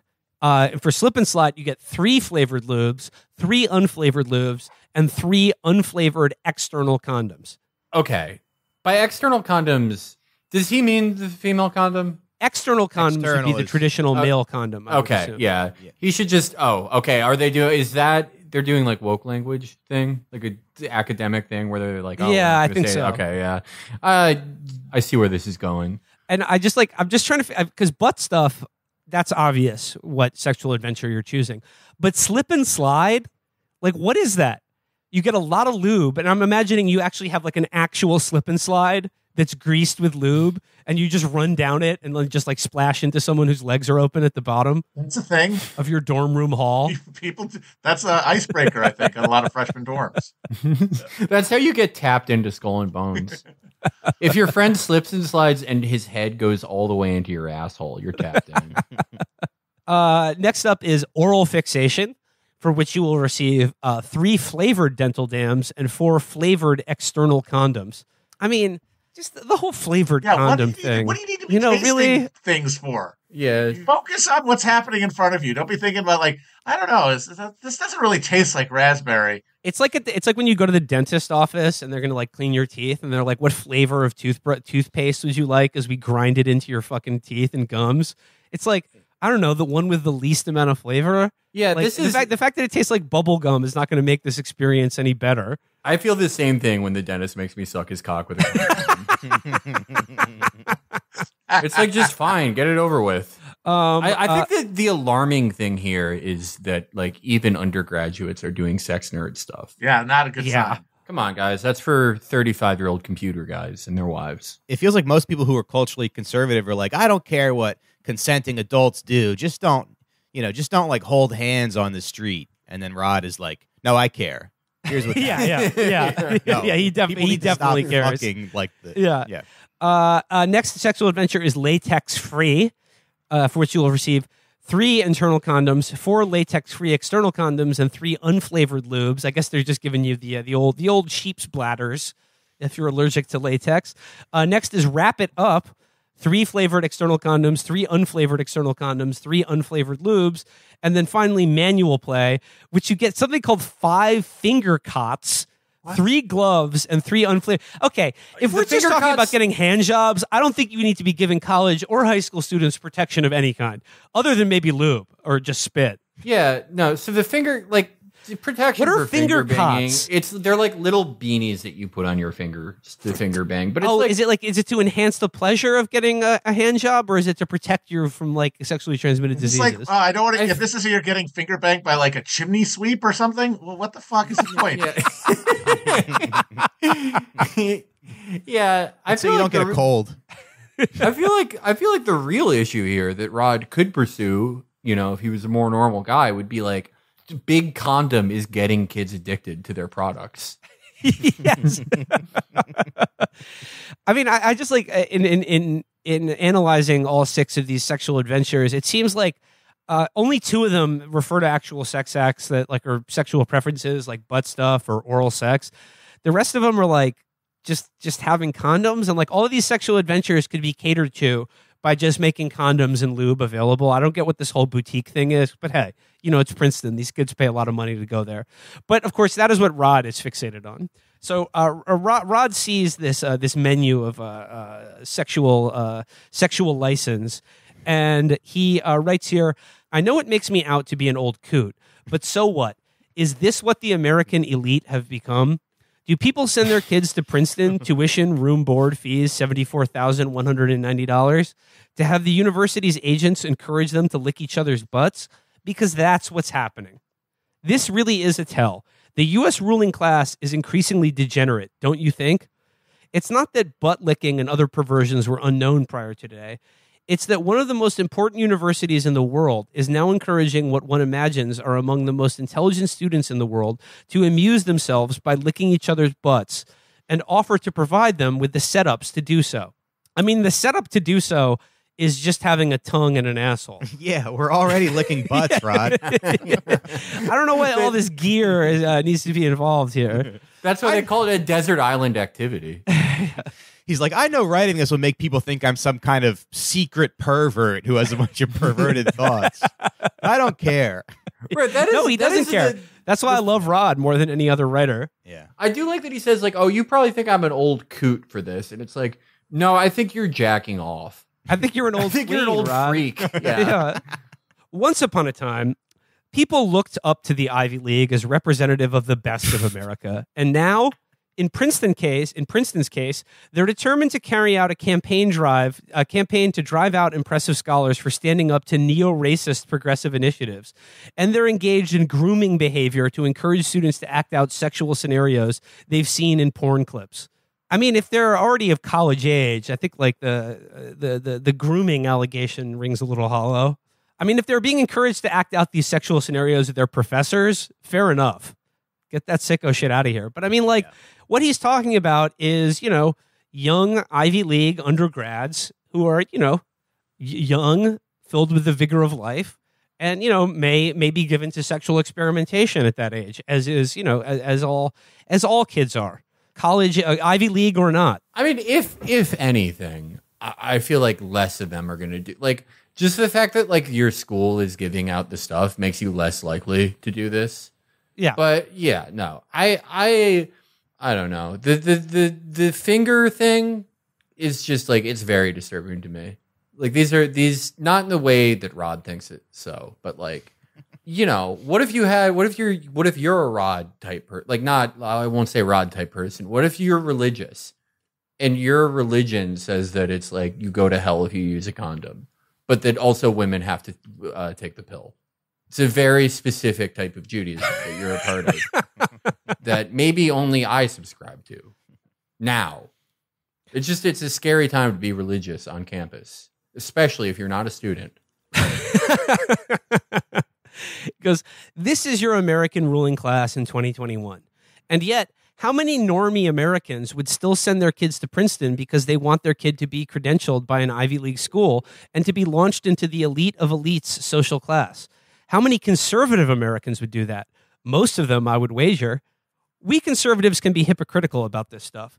We will read stuff in the conservative media about how rotten the elite universities are and how nearly all of academia is ruining itself with wokeness. And we will nod along with suggestions that our kids might be better off with a trade school education than a college degree. But if you're that kind of conservative and your kid comes to you and suggests that trade school might be a better fit for him than college, you might as well blow a gasket and say, no, son, you have to go to college because reasons. The real reason is that trade school is considered a step down in social class. First of all, Rod is like, I don't know, 60, I guess. He should not be saying things like normies in his article. My son got into Princeton. Looks like he's not getting into heaven. And it's just like, obviously like the corniness and the sort of cringe of these stupid choose your own sexual adventures and all the flavored lubes that really have no purpose for existing in the first place is kind of stupid. But, colleges have been, safe sex has been a thing that's been promoted in our culture for a long time. And it's just like, does Rod think that in the 50s, like kids who went to college weren't doing butt stuff or like sucking each other off or fucking? Just weren't doing it in a dork way, in a cringy, nerdy ass way with fucking accessories and shit.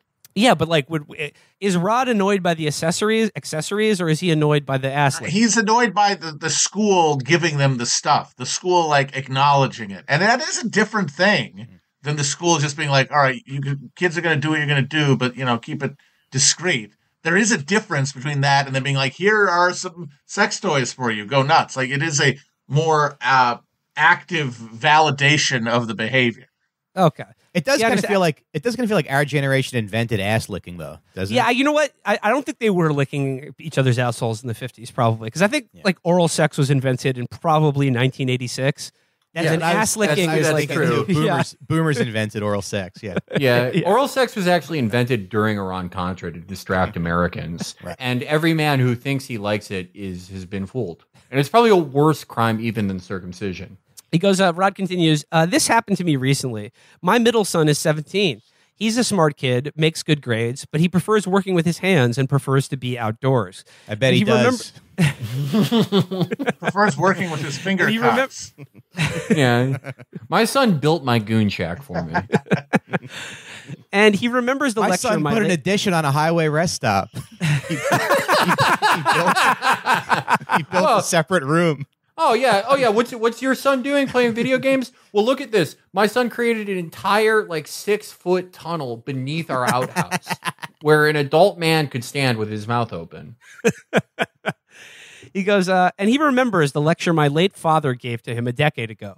The one I heard 1,000 times as a kid, in which my dad railed about how he really wanted to go to trade school, but his parents guilted him into going to college, and how he resented his desk job from day one until retirement. My son said he thinks he might be happier going to trade school and learning how to work on equipment. This brings him pleasure. He bought his first car recently, a pickup truck, and he loves working on it. It could be that he is mistaking enthusiasm for working on his truck for a sign of a vocation in the trades. We'll see over the next year. He's got a year and a half left in high school. But I told him that if he discerns that trade school is better for him, then I will support that path forward. I can't be a hypocrite who chronicles the decline of American universities by day, but who would nevertheless insist that my son get a college degree when he doesn't want to go to college, but instead wants to learn how to fix machines and build things. If I had a child at Princeton and found out that the university was handing out hiney-licking kits to them, I would be on the phone to the university president to raise hell. Think about Rod's on the phone, and he's like, we don't do that anywhere but my house. I want my son to go to trade school where people learn to fuck correctly.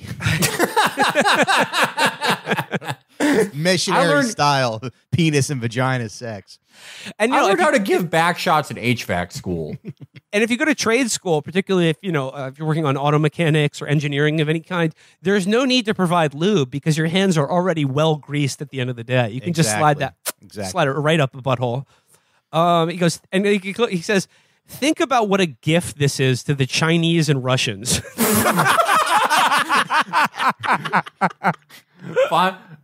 He means like they're just literally the condoms. They're just sending people in their illegals program to just like scoop up as many as possible in their arms and run back to China. They don't have flavored condom technology yet. They haven't figured out dental dams in Russia yet. Yeah. At one of the premier institutions of higher learning, provide help and material assistance to turn the leadership class of tomorrow into a claque of butt lickers and oral fetishists who are too fragile to hear arguments that make them anxious. I mean, I don't know, why is one connected to the other? He's turning the ruling elite of America into ass lickers. It's like, well, if they got into Princeton, guess what? They were already an ass licker. I do like the way that those bleed together, though, because it's like, oh yeah, they're like fucked up, pervert, degenerates, and they also won't hear arguments from people like me. Yeah, They won't hear an older man who's still pretty handsome say, "Why don't you let me do that? Why don't you fill my asshole with like that dental foam and just lick it out and then leave a mold inside my ass, and then I will get down on my stomach on a floor." And you can just stand with both the balls of your feet on my asshole, pressing my nuts into the floor. They won't hear that argument. But yeah, I mean, like, it's this idea that if kids are encouraged to, if college students are encouraged to practice sort of boutique sexual practices, which oral sex is not exactly a boutique sexual practice, not at this point. Like, it'll make them into, I don't know, fragile, degenerate adults or something. I once again, like, I don't know the connection in Rod's brain between having sex or having sex in ways that are not approved by him personally and this sort of like decline of Western civilization. Yeah, does he think people in China like aren't fucking? Yeah, but they're not licking each other's assholes, or they're not sucking dick, they're not eating pussy, they're not doing the shocker. They're just bouncing a ball together until they come. There is a Shang Dynasty vase from 10,000 BC that depicts felching. Did the Roman Empire? It all began to go tits up for them as soon as they discovered squirting. Yeah. As soon as they discovered that the G-spot thing you can do, it was like, the Huns were at the gates. But that's like the people. And I think Rod does believe that, though. I think he believes that people who have are less sexually inclined are like sort of stronger, purer, more virile in a way. If you had to bet money, do you think he like sends his son to trade school though? I think no. Yeah. There's no way. No fucking way. Absolutely not. No, yeah, that's the rub with Rod. Is that like Rod's son is going to work at a gay steel mill? Yeah. That is the rub with Rod, that he's like, calls all this stuff out. And he does like even sort of allude to that in this article where he's like, oh yeah, we talk about how bad college is, but we all send our kids there. But it's like beyond just like sending his kid there, no one is more of like a fruity cosmopolitan than Rod. Yeah. I was just thinking about that Budapest garden party article where the guy told him about how Blue's Clues is woke. One of the best articles I've ever read.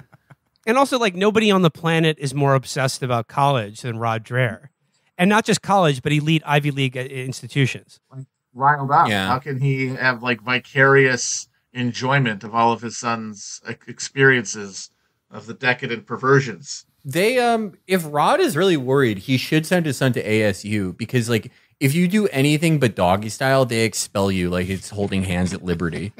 I mean, I think you're going out on a limb to suggest that Rod would be okay with doggy style.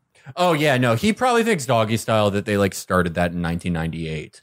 He's like degenerate elites watch their dogs, and that's how they learned about how to have sex. Yeah. They're trying to turn kids into animals or something like that. Just look at all the positions. Look, it's right in the name, reverse cowgirl. It's saying that the woman should do the job while the man stays home and eats soy. It's reversing a gender hierarchy. Exactly. I don't think he'd be okay with cowgirl. Period. No, I think none of them. Pretty much none of them. I think like soaking would be the only thing he thinks is good. I think any sex that is pleasurable, exciting, or fulfilling for an individual to experiment or engage in is, I think, a threat to Rod's view of society. I think he views pleasurable sex of any kind, or like the increasing social acceptance that sex should be pleasurable for both parties, or that there's a wide variety of sexual practice outside soaking that is, enjoyable and fun for both people to do. I think he genuinely regards that as like the single greatest threat to civilization itself. And like the more fun people are having sex, like the quicker we will slide into a new age of barbarism and darkness, essentially. But I guess what's the final thing that's like fucking weird to me about this is like getting mad about like the Princeton condom thing as like that's what's going to cause degeneracy. It's like that is like the social conservative equivalent of being like, oh, you use a reusable coffee filter or else the environment's going to fall apart. Like, what is it? That seems like a drop in the bucket compared to anything else. Like, if that's such a big deal, then the war's already lost. What are you going to do? Yeah, wait till Rod finds out about Cardi B. Yeah. And he uses that word degeneracy in this article. The degeneracy of the American elites, the degenerate American elite, and it's a word that's very in vogue with conservatives and sort of the new right nowadays. And it used to refer only to gay people, but I think now degenerate just refers to like anyone who has sex. It just refers to like pussy gettas of all varieties, pussy and ass gettas of all varieties. Because I think for whatever reason, it's like if I had to make a case for the degeneracy of the American ruling class, the fact that they're doing butt stuff on their own free time would not make the top 100. Yeah, this is, if anything, an improvement. Like it's adults doing it to each other. So there we go. That's Rod on modern elite ass licking techniques. So this is Rod. The headline is "Queer as Volk." And this sort of interesting background to this is that he is talking about, the online right over the last week or so has had to do some serious soul searching. And by that, I mean not because one of their most fervent reply guys killed 5 people, but that one of their most fervent reply guys also knew that guy and did cuck pornography at one point in his career. So they have a lot to process right now. All right, so this is Rod Dreher writes, major craziness going on right now in a certain niche corner of the right. Do you know who Jack Murphy is? I barely knew of him until I saw him pass by the hallway at the National Conservatism Conference recently. He's a striking figure. Very tall, bald, with a dramatic beard. Someone explained to me that he is a big figure in the manosphere and fronts a hypermasculine philosophy that at one point included polygamy. Here is a link to his self-description on his website, Jack Murphy Live. Excerpt. Men are being told that they can't and shouldn't take what they can because of patriarchy, because of feminism, because of the progressive mindset that the state is there to provide. The world always needs a villain, and today that villain is the white straight male who knows what he wants and is unafraid to get it. Be the villain. Embrace it. Be the villain so you can be the hero to your sons, daughters, and lovers, and eventually your community, nation, and the world. I was wondering why Jack Murphy, real name John Goldman, turned up at NatCon, but someone told me that he is a Lincoln Fellow at the Claremont Institute.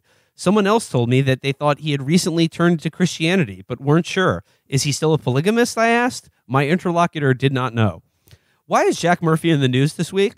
In part because Lyndon McLeod, the far-right mass shooter in Denver who wrote novels under the name Roman McClay, was allegedly a member of Murphy's private brotherhood called the Liminal Order. And ended on my street, by the way. That shooting ended on my street. Yeah, so This guy was like a manosphere like hanger on and self-published novelist, and then he just decided to kill his tattoo artist or something like that, and 5 other people. He's targeting women. Then he got owned by a woman cop. Yeah, no, he got domed by a female. Another person who will not see Valhalla. I think that some of the people he killed, he wrote in that book about killing. So the secret is real.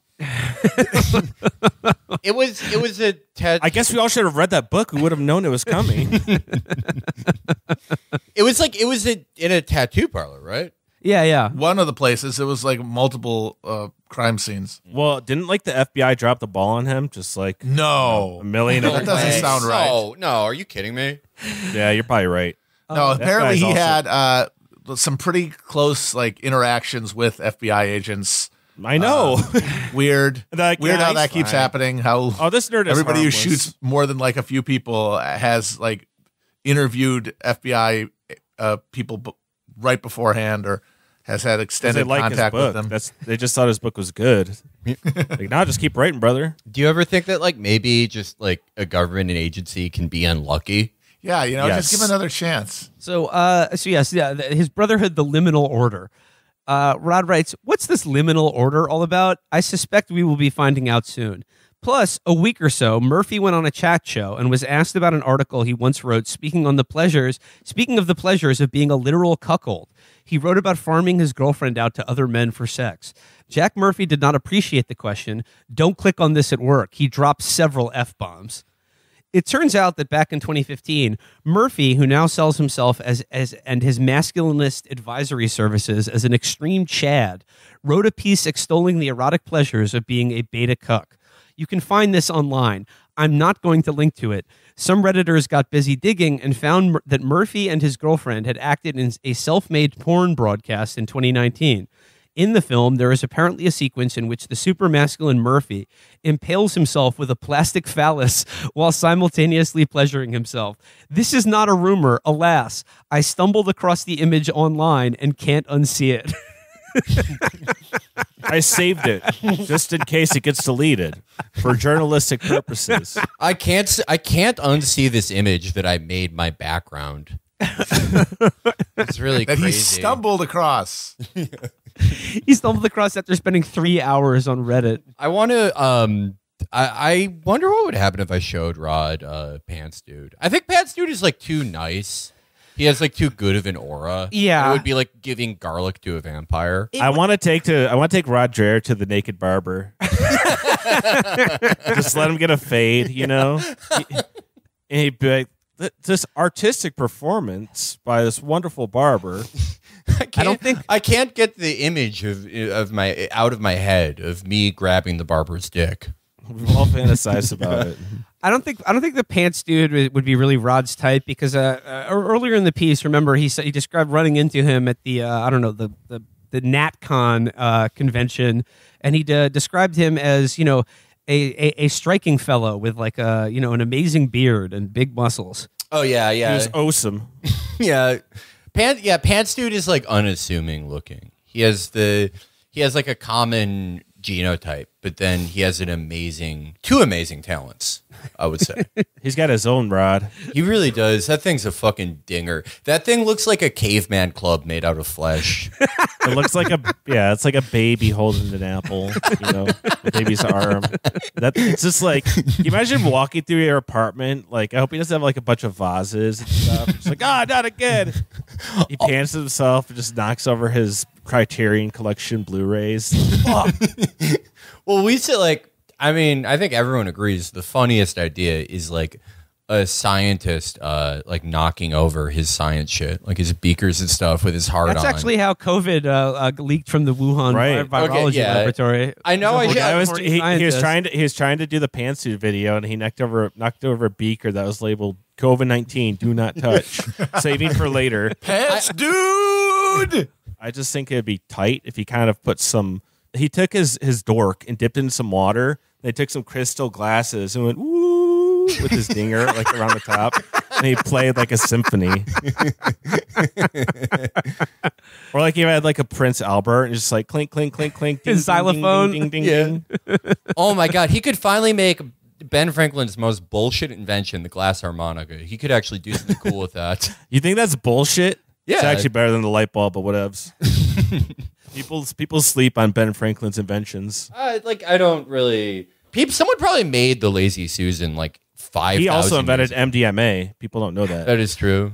Ben Franklin invented fucking widows because you know they know what they're doing and they're unattached. Yeah, he loved MILFs. He had wrote that letter to his younger friend of being like, they're just so grateful. It's like, damn, Ben. And I like how the French even wanted to dress like him. I'm like, that guy? They're like, yeah, he has the best snuff. He looks like a boss. He has the best hair. We all want to be this man. And Thomas Jefferson wanted to be too. Yeah, it was the only time when they did there was like a 100-year period where everyone respected epic fat guys. Yeah, it was like he was the Josh Gad of the Revolutionary War. The grunts and squeals of the Constitution were provided by Ben Franklin. So it says, back to Rod here. It says, so now we see that a far-right public figure whose entire personality and business model was promoting himself as a villainous straight white male is rather more ambiguous about his straightness and his masculinity than he would have us know. Murphy has a history of sadistic writing and messaging. In 2015, he informed his readers that feminists need rape to solve the problem of man's natural tendency towards dominance and women to passivity and submission. And now there are images going around of his self-sodomization in a porn movie that he and his girlfriend did for money. A decade ago, Johan Hari, the gay left-wing British journalist, wrote an essay exploring the connection between homosexual men and fascism. It will be interesting to see how the Jack Murphy story plays out. Rod is hoping for more images. Looks My like DMs one are more open for any other sleuths out there. And he goes, looks like one more piece of evidence for the Weimar America thesis. Now, what I like about this Rod article is, obviously the fact that he said, I clicked through all the links and cannot unsee what I saw.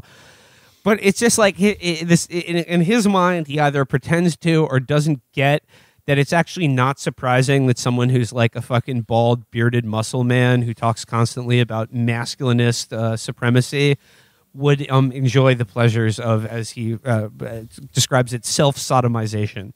It shouldn't come as a surprise, and in fact, I think it makes you more likely. But I do like that this whole thing was just like a side note to the other guy that murdered 5 people. And the thing that there's like a big controversy is just like, oh wait, this other guy stuck a dildo up his ass one time. We need to have a reckoning in our own community. Wait, hold it. Yeah, hold the phone. Like, okay, that guy murdered somebody. He was just a bitch, but this guy. Well, I do. What is interesting about this article, and maybe it's like, serial killers who kind of want to get caught, is that like Rod writing an article about far right, like near like fascist guys, as he characterizes them, who are into gay stuff, and it's like, oh wait, you mean not you? You're like you're these 2 guys, but not you. No, it turns out that like Jim Jones before him, Rod Dreher is the only straight man in the world. Yeah. Well, there we go. That's if you're tuning into this show right now, you already know what we're doing the podcast on today. Because, like, look, when I program the show, or what are we going to talk about? You pick up the news stories that you think work the best, but sometimes, the course of like human events smiles on me personally and the show in a way that is unprecedented. I'm speaking, of course, about Rod Dreher's getting divorced. In a shocking twist, a man who has been living in Hungary by himself for a year, basically curating a cadre of young male grad students, his wife is divorcing him. Who could have seen it coming? They seem so happy. Wait, so he's like running like a monastery. He has like young monks. No, that that's just it. He's not doing that. He's just hanging out. He's eating oysters with like Orban orbiters or Orbanitors. Orban. Oh, those guys. Yeah. Wow. Like, I remember like one of the last times he talked about Rod on the show, like again, like he's been living by himself in Budapest for a year now. And like I think the last Rod post we did, or one of the more recent ones, it was just like, I was taking a cab home with a young grad student friend of mine, and he explained in in heartbreaking terms how Blue's Clues is indoctrinating children into becoming trans or something like that, or the famous oyster photo of him in Budapest soy facing at the oysters, and it's like, imagine being Rod's wife, where your husband back in America taking care of the kids, and I think his kids are like college age or whatever. It's not like they're running around the house, but like. Dog, when your wife sees you soy facing and having oyster lunches with young men in Budapest while you're back in America, it's living by yourself. It's like, dude, it's curtains for you. You're like, she contacted the attorney that day. So I gotta say, when I saw the news that Rod was getting a divorce and that he announced it in a post on his blog at American Conservative titled Tears at Golgotha, I swear to God, this is the closest I've ever come to calling an emergency podcast recording. This is like when the Mueller report dropped. For me, this is like the Mueller report. Like this is breaking news that is so attuned to my interests, and because I've been a long time Rod head, and this Rod news is spectacular. So let's just dive into the post here. I'll just say right off the bat, titling the post announcing your divorce by referencing the crucifixion of Jesus Christ is so fucking tight.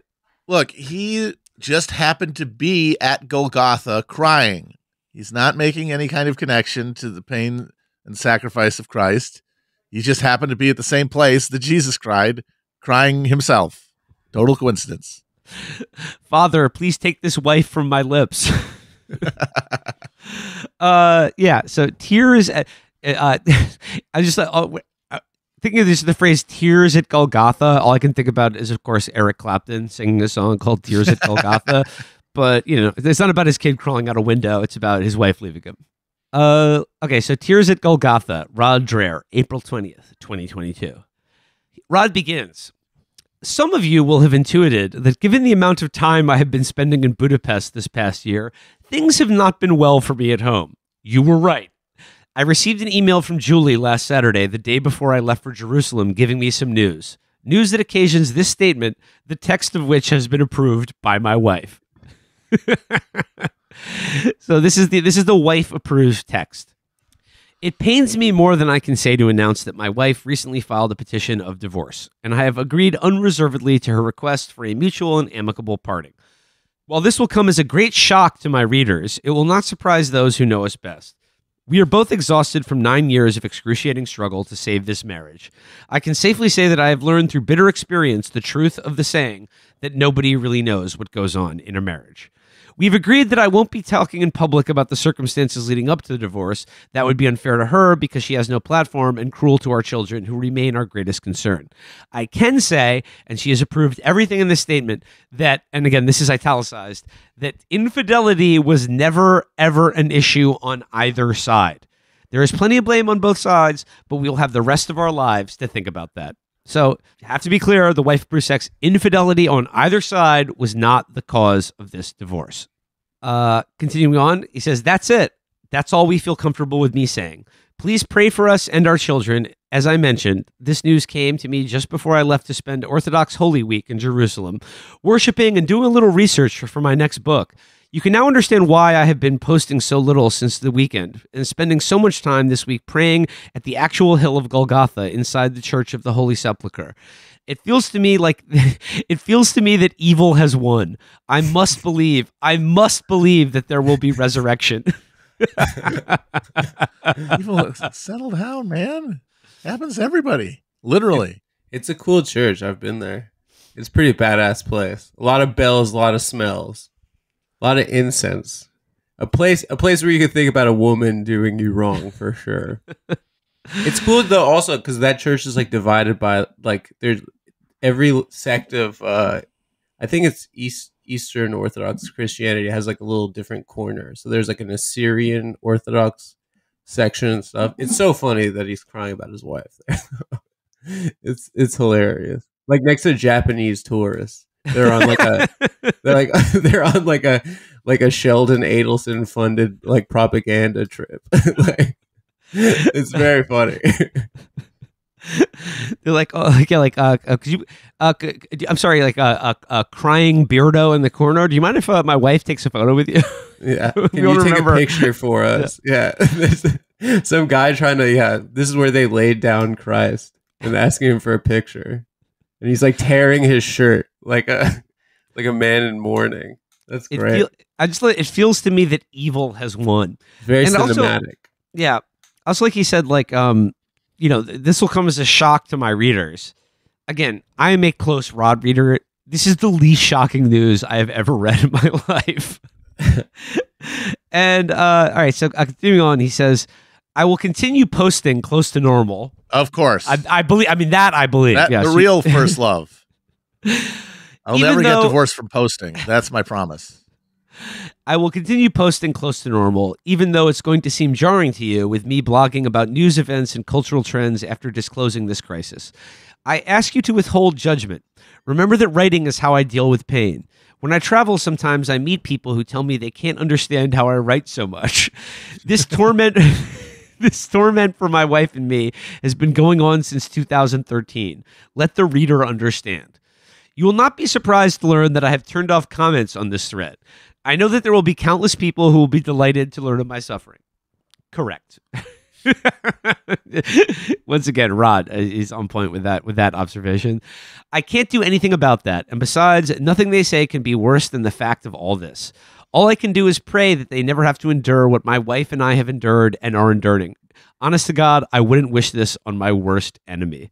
Wow, that's so sad. I like that he says, like, I turned off comments for this post because too many people would be gloating about, the fact that I've like spent my entire career condemning other people for getting divorced or saying that divorce is never an option. And then, also mostly claiming that, gay people will undermine the institution of marriage and just generally being a hectoring scold about the sex lives and relationships of other adults.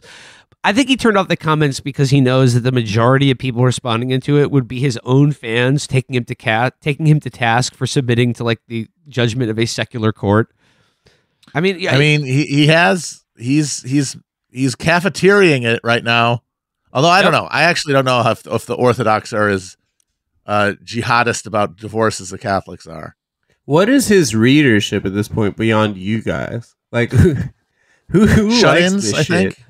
It's not cool to like be smart and conservative anymore, right? I thought Trump killed that shit.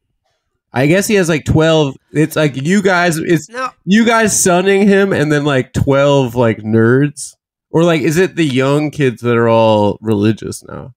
I mean, it's hard for me to imagine who like the average Rod Dreher fan is, but I think you're right. I think like. Being the smart bow tie guy conservative has lost its purchase, but like Tucker doesn't even do it anymore. Yeah, I don't think like that's you can't just be like if you look at here at the Laffer curve, you can't like be talking about policy in that respect.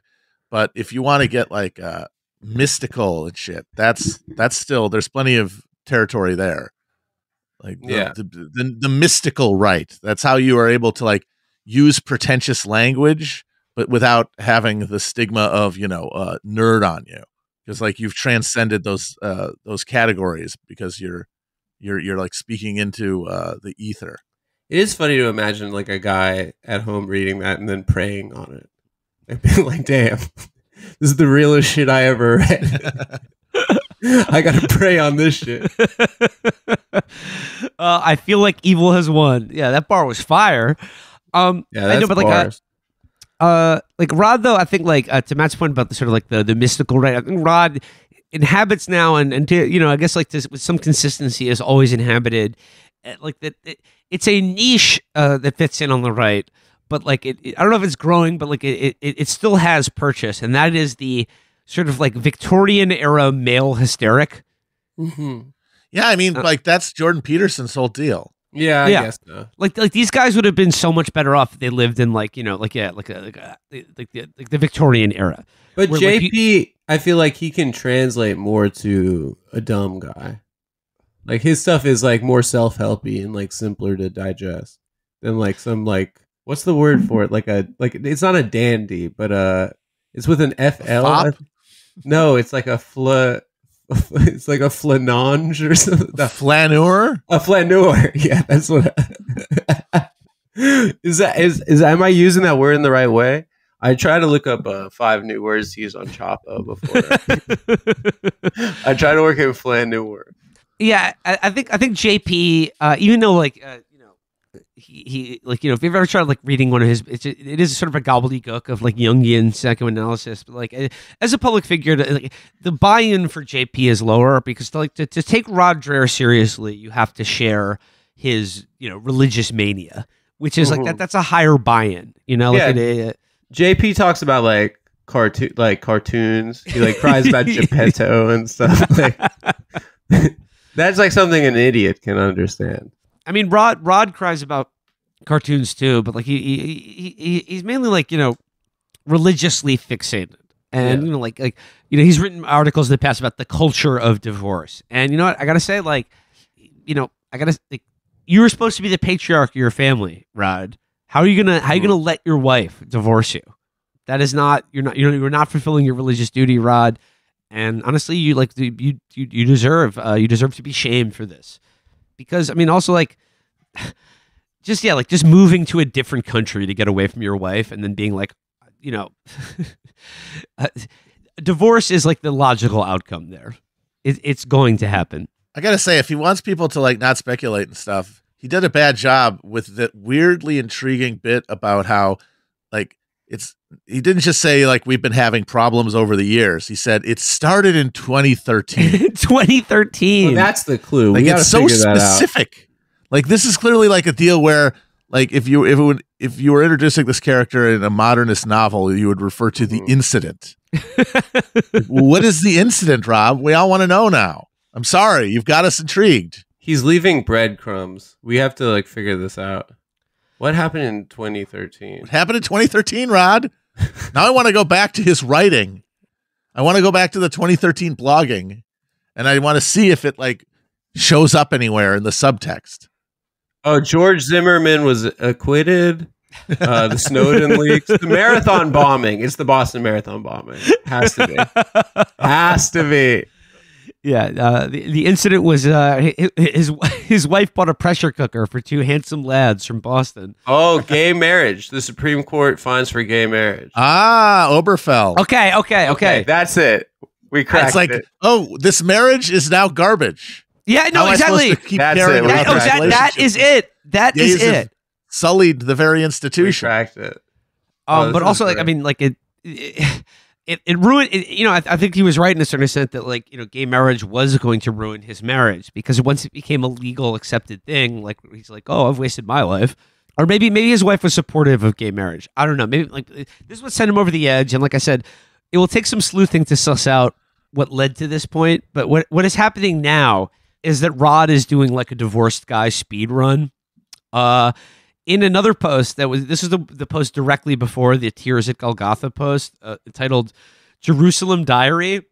He reveals that he got a tattoo in Jerusalem. Oh boy. Like that's so fast, man. That's so fast. Wow, he's really spinning out.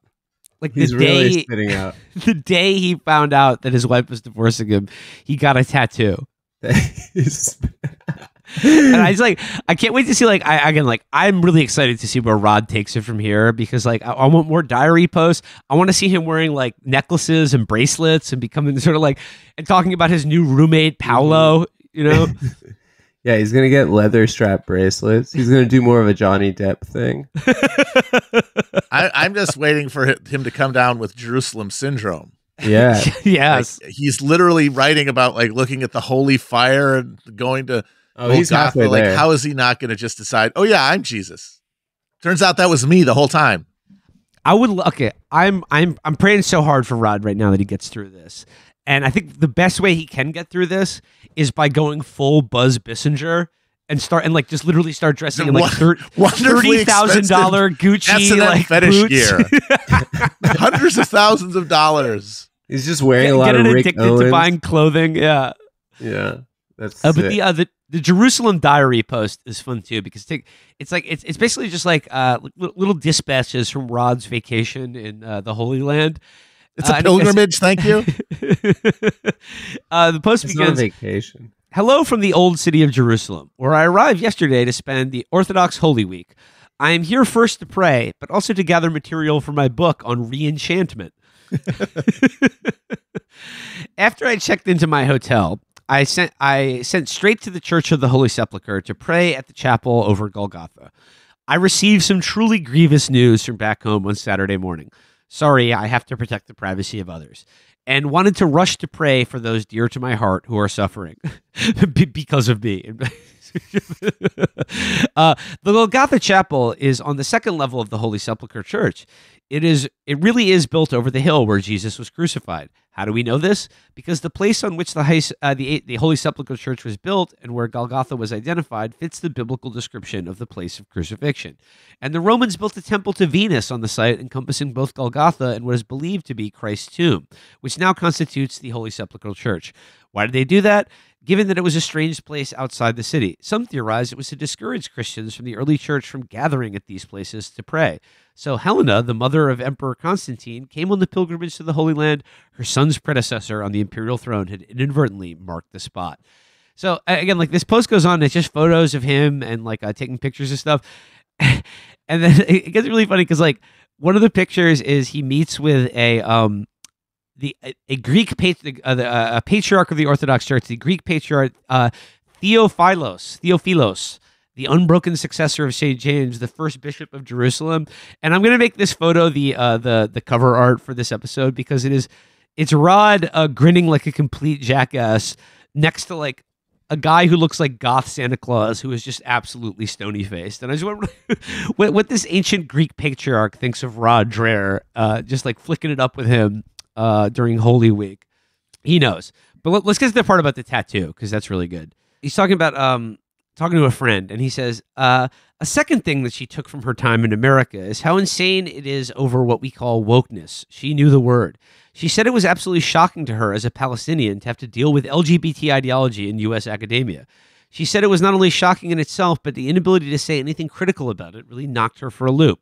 She learned very quickly to keep her mouth shut about what she really believed.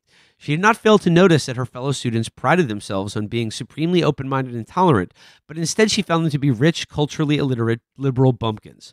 She talked further about how resentful her people are of U.S. cultural imperialism, by which she meant the spread of LGBT ideology. I mentioned to her that it is very hard for conservative Americans like me to accept that our country, which we love, has now become responsible for bringing so much corruption into the world. This is new to you, maybe, but we have always seen you Americans that way, she said sharply. Sorry, I'm very direct. I thanked her for her honesty. When we parted, I went to see Wasim Razuk at his tattoo shop in the Old City. Maybe you read it about in the New York Times the other day. And he goes, I went to see Wasim because I was interested in the phenomenon of why certain religious pilgrims feel the need to mark their visit to the Holy City with a tattoo. We had a great interview, but honestly, it's 1:25 here in Jerusalem, and I'm too tired to transcribe it now. I will tell you, though, that I decided to get a tattoo. I am no fan of tattoo culture, but there is no other city like Jerusalem and no other place like Razuk's. Besides, standing at the site of Christ's death on the cross the night before and praying for my loved ones caught up in this terrible situation back home, I found that I wanted somehow to feel in my skin for all the days left in my life the truth that Jesus Christ conquers. That nothing we have to suffer today is the final word, that the Lion of the tribe of Judah, the root of David, has triumphed. So I chose the medieval Greek cross with the symbols that mean Jesus Christ conquers. So and then he got a tattoo on his wrist of and then he has yeah. That's pretty pimp, dude. He's thinking about getting some after the marriage. I got a tattoo of a Greek cross with a boy named Calvin from a popular comic strip kneeling before it. He has a tattoo of Calvin pissing on just the letters LGBT. And he's pissing on a gay guy. I later found out that this is a common practice in homosexual lovemaking. Dude, this guy is spinning out. He needs love. We got to get him back with his wife. I don't like hearing about this. It should be illegal to get a divorce. He's right. Well, the first step to healing your marriage and coming back into the fold of the church and its teachings would be to move back to America. Stop living it up in Budapest, Rod. You've got responsibilities at home. You are the father. You are the pater familias. You've got work to do, man. But no, instead he's going on pilgrimage. He's blogging. He's just sharing photos, selfies of himself, hanging out with ancient Greek patriarchs and tattoo shop owners and shit like that. It's like, come on, man. Also, your family needs you. Disciples, right? His Hungarian boy disciples. It's like it sounds a lot like the new season of the what do you call it? The Gemstones. Oh, the Gemstones, like Kelvin's Muscle Man. Yeah. Kelvin Gemstones Muscle Man. Yeah. Sounds a lot like that. Except Rod's. They're all young men, but none of them seem particularly muscle. Strong. They're all sort of grad students of a particular cast of mind. Like I said, the type of He's people got worried. more twinkish tastes than Calvin Gemstone. Yeah, but so Rod, all I gotta say, I'm here for you, brother. I'm here for you. Hang in there, buddy. It gets better, as they say in the LGBTQ community. Oh man, 2013 was gay marriage. I think we cracked it. No, Adam, you hit the nail on the head. Around the time that the Supreme Court passed gay marriage, my wife started trying to seduce me into having gay sex with her. A new form of sex they're calling gay sex. I guess for someone like Rod who has written extensively about the culture of divorce and inveighing against the increasing social acceptance of gay and lesbian and now trans individuals, obviously it seems crazy to a normal person, the idea that two gay people being able to get married would somehow degrade or affect your marriage. But for someone like Rod, he's not wrong about that given his own psychology. Gay marriage does present an existential threat to his sense of self, identity, and family. Yeah, because it's not terribly secure. It's just waiting for a stiff breeze to blow it over. Well, there you go. That is our coverage of the Rod Dreher divorce. I'm sure we will come back to him because he's definitely on a journey right now in more ways than one. Maybe he's about to make his best stuff in years. He's about to drop the divorce album. Him and Kanye need to collaborate. Yeah, oh my God, yeah. He's gonna get mad at. He's gonna start harassing. They both love Jesus. They're both having a hard time with their divorce. I think. Yeah. Skeet Davidson. Yeah. My wife started fucking a comedian from Saturday Night Live named Pete Davidson.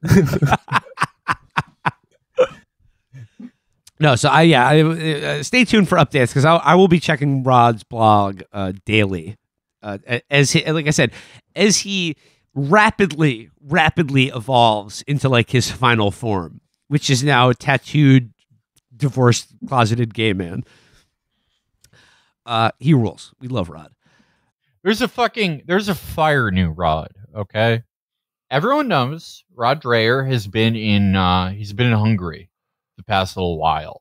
He's been witnessing the last bastion of Christendom. He's been defending the West while taking livery cab rides with 27-year-olds to tell them about how scary Blue's Clues is.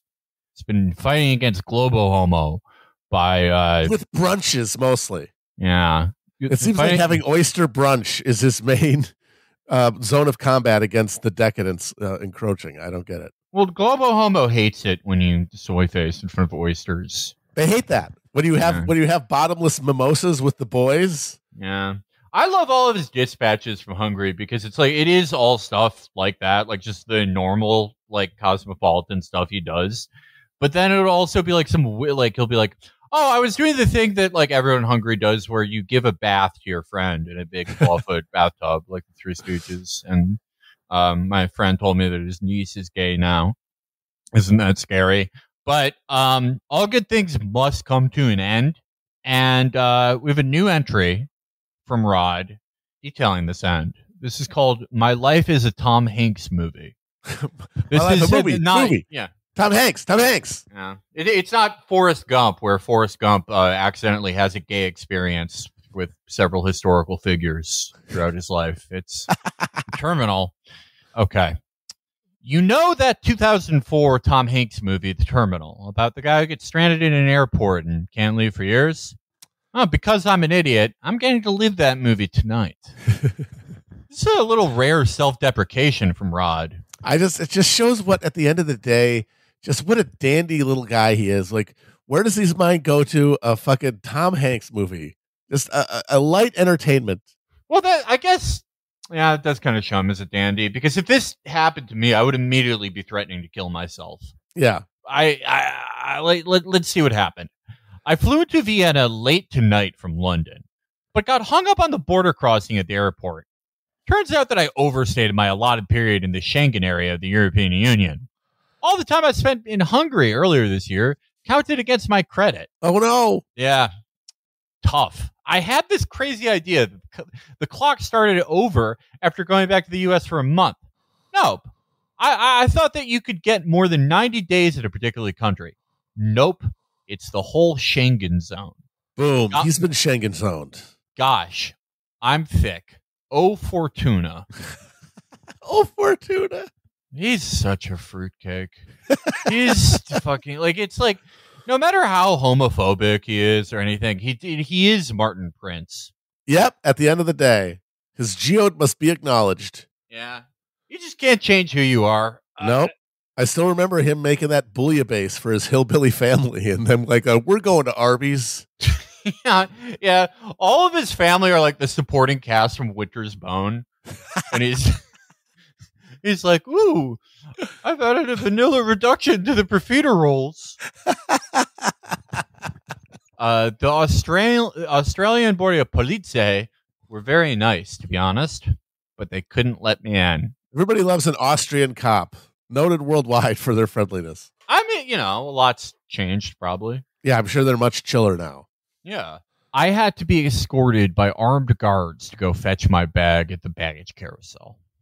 I'm leaving for London on the first flight out in the morning, and we'll be staying with friends while I appeal to the Austrian embassy for a residence visa so I can come back to the place I rented in Vienna and spend the rest of the summer. Matt and I were supposed to go next week to Mont Saint-Michel, Rocamondor, and other places. But I can't get back into Europe at all without a visa. Who's Matt? Yeah, who is Matt? I just want to say, not me. It's not me. He's going on a tour of religious sites with Matt in the Austrian countryside, I guess. Oh, maybe he's doing like a kind of racist call me by your name. Well, we don't know who Matt is. If you out there, if you know who Matt is, please contact us. Yeah, please. We want to know about Matt. I would love to interview Matt, honestly. Find out what the deal is with Rod. If you're Matt Chrisman and you've been taking baths with Rod across what? No. the Schengen zone, whoever it is, okay. The police escorted me to an empty wing here at the airport. It's desolate. Find a bench if you can, one of them kindly suggested. I'm not being sarcastic. The two young officers, Gregor and Butel, really did feel sorry for me. But rules are rules, and I'm in the wrong. But I do want to thank them for their kindness and hope their bosses reward them for treating a bumbling American traveler with courtesy and compassion. As it happens, the door to the airport chapel was open, and I thought, yep, I'm going to bed down where people pray to God. I shoved some benches together, and I'm about to sleep for 3 hours before I wake up and go meet the police to be escorted to my flight. What an adventure! I tell you what, they need to build walls to keep dumbasses like me out of Europe. I'll probably end up having to be in England all next week, so maybe I can keep up. Maybe I can get up to the Anglo-Saxon holy sites or something. This is, I guess this is kind of like a boring Tintin book. This is kind of the vibe I'm getting here. A friend in Cambridge gave me a book called The Age of Bede after lunch, and I read the Venerable Bede's Life of St. Cuthbert on the flight back. Just take his Xanax. Congratulations, buddy. He wants you to know he did his homework. I read about Bede on my airplane. On the flight back, I closed my eyes and asked St. Cuthbert to pray to a friend who is suffering. Maybe this current travail of mine is St. Cuthbert's way to get to get me to come to Lindisfarne without delay. There's a lot of there's a lot of lore in here. Yeah. And I'm not just talking like religious lore, but there's like a lot of friends and people. There's Matt. There's his suffering friend. Yeah. Yeah, there's the old divorce subplot. And he refers to this stuff always, like very peripherally. And you just sort of have to know. And I think that's because most of the people who read Rod read him obsessively and through a parasocial lens, honestly. Well, it does kind of seem like a soap opera, right? Yeah, exactly. Like there are a lot of storylines that get dropped and picked up, like the drag queens in the movie theater. Yeah.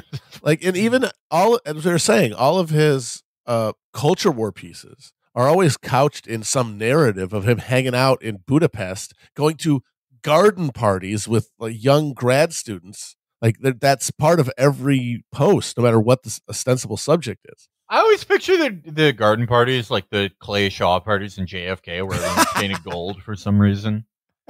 So okay, did he go on this journey like right after getting divorced? No, he announced his divorce like in the middle of this. Like we've been joking about how he just was still married. Everybody thought he was married, and then he was just in Hungary by himself for months. And then in the middle of that, he was like, "Yeah, I'm not going to say anything." This is a perfect example of what we're talking about. He says, "I'm not going to get into the details." Okay, it's a tragedy and it's happening, and we're both very, very distraught. But this has been a torture that my wife and I have been in since 2013, and it's like, why you got to drop that specific date? And now you got everybody asking, "What the fuck happened in 2013?" You didn't have to bring that up. Well, it's kind of like world building, in fantasy Exactly. writing. Yeah, like fantasy writing when, like George R.R. Martin, when he's not writing like a rhapsodic description of meals. Oh, baby. He's like, he'll be like, oh, the carriage tilted like a Gorfinox monster. And a Gorfinox monster was never mentioned before. And now you're like, oh, what's the world of Gorfinox? This place in Northoros or wherever. It's the same thing with Rod, where it's like, oh, well, everyone knows what happened in 2013, and he never mentioned it. Yeah, it's his summer hall. Yeah. It's the cataclysm that destroys the family, and we can never know.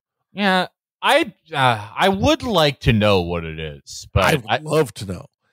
One thing he said emphatically was it's not infidelity on either side. So you can take that as him at his word there. Like, what else could it be? Isn't that most of the real cataclysmic traumatic relationships in a marriage? Or it was something revealed? Was there some secret that was made known? That could happen, and then technically there's no infidelity. You know what I mean?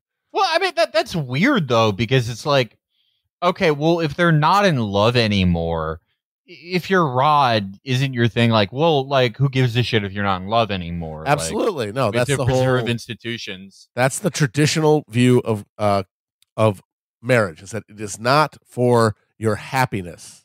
You don't get married to be happy. You get married as part of a vow to someone that transcends like your personal desires. It adheres you to higher goals. And in that case, I'm sorry, the fact that something happened, capital letters, in 2013, that doesn't cut it to, justify divorce under your own moral principles. So that's why that's why no one can ask anything other than, well, what the hell happened? Like, what is the actual scope of this? How are you able to carve out this exception if that's what you're doing, But he won't tell us. He just leaves us hanging by a thread, getting tantalized. Well, okay. Do you remember when Jim McGreevy, it turned out he was gay?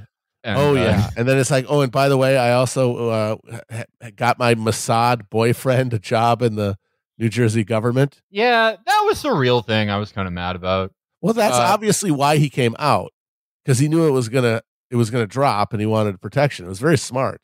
Yeah, but before they can impeach him and be like, "Hey, he has a gay lover in the Mossad in the government," he's able to go, I'm gay, first gay governor, put it to the rafters, first gay governor, called it. He did say one of my favorite phrases in politics when he was like, "I'm a gay American." Yeah, that was a lot of our names in IRC that week after he said that. But gay American. But I do. I was am just saying, a like, gay American. I'd rather rights. do you remember how after that he was like, yeah, but like, don't worry, me and my wife are going into counseling. Yeah, right. It's just like for what? Like, it seems like a pretty open and shut deal. I am in no way comparing this to Rod Dreher and his divorce or anything that happened. Okay. Anyway, back to Rod's Tintin adventure. Update. Good morning. Slept 3 hours. As I put my recharged laptop away to leave, I saw a sign in English on the far wall instructing visitors not to sleep in the chapel. I sure do have a way of bumbling right across other people's rules and regulations, don't I? Well, I'm glad I didn't see it because I would have ended up sleeping in the hallway off to Blighty. He's the freaking Orthodox Mr. Bean, just causing shenanigans everywhere he goes. Well, it's just like I don't remember this level of self-deprecation in his writing before. No. It was always very tortured. But I mean, I guess it's hard to really spin this because this is a boneheaded move on his part. He just fucked up. Like, how do you not read the conditions of like a long-term stay in Europe? It seems like it's pretty basic. So he's got to kind of be like, yeah, I'm a dumbass. Yeah, but at the same time, it's like there wasn't anything else he could have written about that week. I'm sure there was like, a brunch, like a drag brunch or something he could have written about. I don't know. It's sort of like, do you remember when David Brooks, after he got divorced, he the Second Mountain. Yeah, he like wrote all those weird articles where he goes to Penn Station and he's like, just to think, everyone walking through here sucks and fucks each other, and it's beautiful. And I guess that's kind of what Rod's going through, but yeah, his is a sort of pathetic, annoying self-deprecation, the kind that makes everyone uncomfortable. Well, that's the Rod update. Yeah, Rod's doing great, and we're going to see if he gets back into mainland Europe so that he can visit, like St. Stephen's Coccyx or whatever the fuck he's going to do as a pilgrimage. Yeah, he's going to go all around the Baltic nations and see every saint that was killed by being encased in wax and, related to his divorce or whatever. At his new persona of like a bumbling world traveler, sort of a racist Carl Pilkington. Carl Pilkington, who's always seeing the trans menace lurking everywhere. We'll see. I would not say that's one of Rod's strongest works, but yeah, sometimes you got to phone it in, right? You got to give a little slice of life. No, that's the thing is he doesn't have the heat. He just brings the schmaltz. He brings his personal relationship, which, the readers are there for that too. So it is a value for them. I mean, look at the comments. I looked at the comments of this piece. A lot of people being like, "Oh yeah, if you have to spend time in England, you need to go to Southwick upon Buckinghamshire, and there's a Merovingian temple that you need to visit. It's in a heath, It's like you gotta find you gotta basically directions to the Holy Grail is what they're giving them, and then other people saying charming stuff like, it's fucked up that they did this to poor Rod, but they'll let all those African refugees in there, no problem. Actually saying that compared to refugees, Rod is being discriminated against. I'm reading the comments now. It looks like Rod may have worse repliers than me. Oh, yeah, they're pretty bad. All right, we got Crispy from 5 days ago. I had to be escorted by armed guards. Sensible. I wouldn't trust you as far as I could throw you. It's a classic bad riff, sort of attempted levity by being mean to the author. Yeah, implying intimacy, yeah. I hope when you get back to the States that your house hasn't collapsed, in parentheses, money pit. Since you're on the road and you'd be asked about Austrian writers, Road to Mecca by Muhammad Assad. I know it's the title that's unlikely to tickle your fancy, but the writing is good as Exupery's and Chatwin's. Now that you're on kind of a desert island, which 3 books, apart from the Bible, would you have with you? And Rod does not reply to this. Oh, man. Brutal. Just reaching out, trying to have a convo. Ouch. I don't think Rod ever replies to these people. Perhaps the Vatican finally found a refugee they would be comfortable deporting. Ugh. Wow. I guess these are all my repliers when they become conservative in 20 years. Yeah, after they get bitter because you spurned them. Yeah. Many such cases. If you and Matt are considering secular entertainments, I strongly suggest checking out the Festival of San Fermin in Pamplona, Spain, from July 5th to the 15th. The famous Running of the Bulls. It's the most insane thing I've ever seen in my life. Is Matt his son? No, yes. Is he? Who is Matt? If it's his son, that's one thing. But he wouldn't you say like my son Matt, just to contextualize it? First time it's mentioned in an article. Well, I mean, like, okay. I think we found a picture. No, this is some asshole named John Morgan. God damn it! Isn't there a fucking Rod Dreher Wikia? Yeah, we need a wiki here. Questions. Honestly, given his commenters, there might be. His and it'd be very useful. I need to know the lore here. His commenters are fucking worthless. They're as shitty as mine. All right. Well, we're done with the serious news of the episode. People have been asking, a lot of people have been in my mentions going, Will, when are you going to talk Rod on the show? Rod has been spiraling out like never before. When are you going to address Rod? To those people, I say, should have come to the live shows. Should have come to the live shows. We have had full spectrum coverage of Rod coming out of the closet and just destroying his life in public. But if you didn't go to the live shows, you didn't hear. But lucky for you, it just so happens Rod is back with probably his most self-pitying blog post of all time. And I'd like to share it with you guys now. Quick recap. Rod recently wrote an article about how we're losing the skills to have a civilization because more people are gay.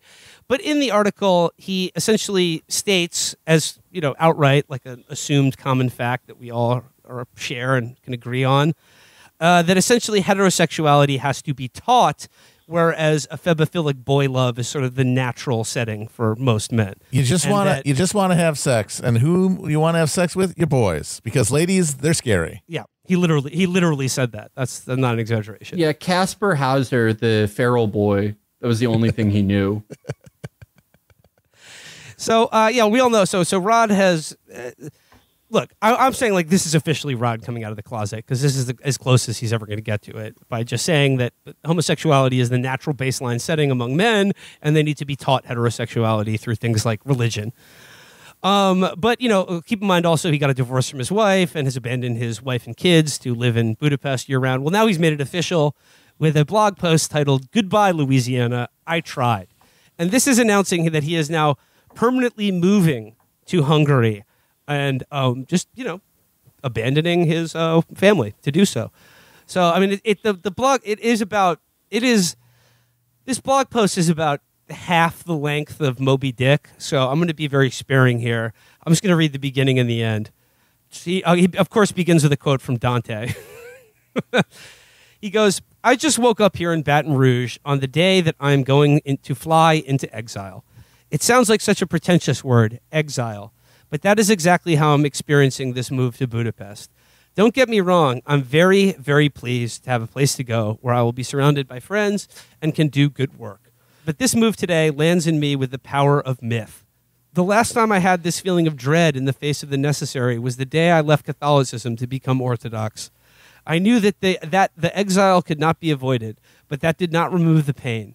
I'll explain below. That passage of Dante, by the way, is a prophecy his ancestor, blah, blah, blah, blah, blah. So he goes on for another 10,000 words of just basically being like, so sad to be leaving my family and living in Europe full time now to fight the good fight. But, I'm sort of like Dante in that respect because I had to spend so many years with a wife and kid. That's kind of like the inferno. I just got divorced. That's sort of like purgatory. But now that I can spend all my time in Budapest surrounded by with the shirtless Magyars. Yeah, that is Paradiso. So finally leaving Louisiana, he visits his parents' graves. He walks around. He feels sad. I just want to get to the end here. Talks about his book, about his dead sister. He quotes Dante at length. He's still going, still scrolling. Okay, here he goes. Leaving Louisiana now, I know that I'm gone for good. I also know that I will probably be like Dante for the rest of my days, moving from place to place, tasting the salt of other men's bread. What? Oh, bread. Okay. Okay. Pause. Sure. Pause. Rod, how are you as a man going to be spending the rest of your days tasting the salt of other men's bread, homie, make your own. You're gonna taste a man's bread. He said it, not me. He did say it. I just I was going to say it once again. In the post announcing his divorce, he compared himself to Jesus Christ. In the post announcing that he's moving away from his family, he's now separating himself from his family with a fucking ocean and a continent or two. He's comparing himself to Dante. Yeah, I'd say he's in that category. I mean, he thinks he is, and that's all that really matters. Okay. The guy, he's very dramatic. That's one thing I've noticed about him over the years, is that he takes himself very seriously. Hysterical, and he certainly thinks that people take him as seriously as he does. I'm just glad that he's going to be happy now, right? Yeah, this is it. He's going to be happy. This is going to fix things for him. No, we finally found the thing. It's very fortunate. He just gets to live in the Grand Budapest Hotel for the rest of his life, and it'll be awesome. He goes, yeah. I will probably be like Dante for the rest of my days, moving from place to place, tasting the salt of other men's bread. But God brought great good out of Dante's exile. The thing that I wanted more than anything else in this world, and have wanted from the time I was a little boy, is to feel at home in the world, with a father who approves of me. That was not to be mine, except by God's grace in heaven. That part of my life is over, but my life is not yet over. My charge going forward is to keep my eyes on Christ and not on the serpent spooling out of my mind, trying to distract me with longing for the happy life I once had, or with anger, or bitterness, or unforgiveness. All of that needs to be buried in the stone of my confession of faith. This is going to be hard for me because I'm hurting, and my kids are hurting, and my ex-wife is hurting. I want it to stop so badly, and have for the past 10 years. But none of us can share in Christ's victory unless we also share in his suffering. The events of the last 10 years could destroy me, or it could make me, and make me into someone through whom grace passes unmixed with the corrupting force of sin. That choice belongs to me. That choice belongs to all of us. So, if any of you out there are considering breaking up your family, divorcing your wife, and basically just removing yourself from the presence of your child's life, just know that that's cool, and it gives you an opportunity to just move and vibe free from sin, and to just sort of max out on God's love. It is very funny because this is essentially the same sort of self-indulgent journey that the hippies would do. They leave their families and go on the hippie trail to Afghanistan or something. But because he's doing it in based Orban's Hungary, it's actually not liberal narcissistic self-indulgence. It's deep spiritual quest. Well, I cannot imagine that in the future, maybe 2 years from now, there'll be a post like leaving Hungary. Why it was already ruined when I got here. Why I have to go to Antarctica. Get the bread salt Letty, boys. I'm coming to the McMurdo station. Oh my God, he's amazing. Could you imagine? Could you imagine the Thing with Rod Dreher as one of your Antarctic coworkers? He refuses to take his form. I'd just be like, he's the Thing. He's the Thing. That's how you kill it. Just get that flamethrower ready. Yeah. But look, I don't want anyone to be too hard on Rod for I know I've said he's abandoned his wife and children, but look, he was not doing them any favors sticking around. The divorce is more often than not a good thing. I mean, of course, Rod wants to make divorce illegal, but I mean, look, he took advantage of it. And look, his wife and kids are going to be a lot happier now. They are going to be walking with God full time now that they have the most annoying man in the world out of their lives. But seriously, Rod, dude, do you? This is like a eat, pray, love kind of thing for Rod now. He's free to eat, pray, and love as he sees fit. And I hope he takes full advantage of it. When he dies, he goes to heaven and he sees his parents and he goes, "Oh my God, Mom and Dad." And they're like, "Oh, fuck, he's here? God damn it. Is he going to try to make fucking bouillabaisse again?" God, think how pissed off his parents would be if Rod gets into heaven. Oh my God. I have to say, if Rod accomplished anything great in his life, and this will be not on purpose, obviously, he has his son or daughter, or maybe all of his kids, they are going to be the best writers ever. This specific amount and this specific manner of unique childhood trauma is so This is the recipe to create a great American novelist, I think. Yeah, certainly. The next Flannery O'Connor is. Can you one of imagine Rod's though, kids. like if he has the kids over, like he flies them out to Budapest for some some sort of Magyar Christmas one year. Oh, that's going to be rich fodder for the Iowa Writers Workshop. Yeah, you already have the thing of your dad like fighting his own sexuality in print daily. Yeah. And then like as you're coming of age, he's like, I have to go live with orcs or I'll be gay. I mean, I can relate. There's a blowjob scene in my dad's novel, and I was trying to read it when I was a teenager, and then I threw it across the room when I got to that. Well, depending on who gave it to him. Never read another word. Yeah. Depending on who gave it to him, it may represent something very hard he worked to achieve. Heterosexuality. But yeah, I mean, once again, best of luck to Rod. Best of luck to Budapest. I mean, think about how fun that city is going to be now. Yeah. Dude, if you are a large Magyar man or a sort of very like skinny, hairless American one who's inordinately concerned with the collapse of Western civilization and you like Latin mass and things like that, Budapest, that's the scene to be. That's the place to be. New York, dead. Los Angeles, dead. Whatever monastery Rod was living in, or I don't know. The monastery that scene is over. It's all about Budapest, Hungary. Get over there, guys. That's where you want to be. That's where the party's at. Hungary? Yeah. In a year, Orban is going to come out and be like, hey, you know what? Let me just amend everything I ever said about Soros. Also, Rod Dreher. We got to get him out of here. Yeah, he's annoying the shit out of us. I was going to say, Hungary is not that big of a place. In just a few years, Rod could meet and annoy everyone there. Yep. And people are like, there's democratic backsliding, but like, Rod could be the thing that brings down Orban. Yes. Just because it's like, you brought him here.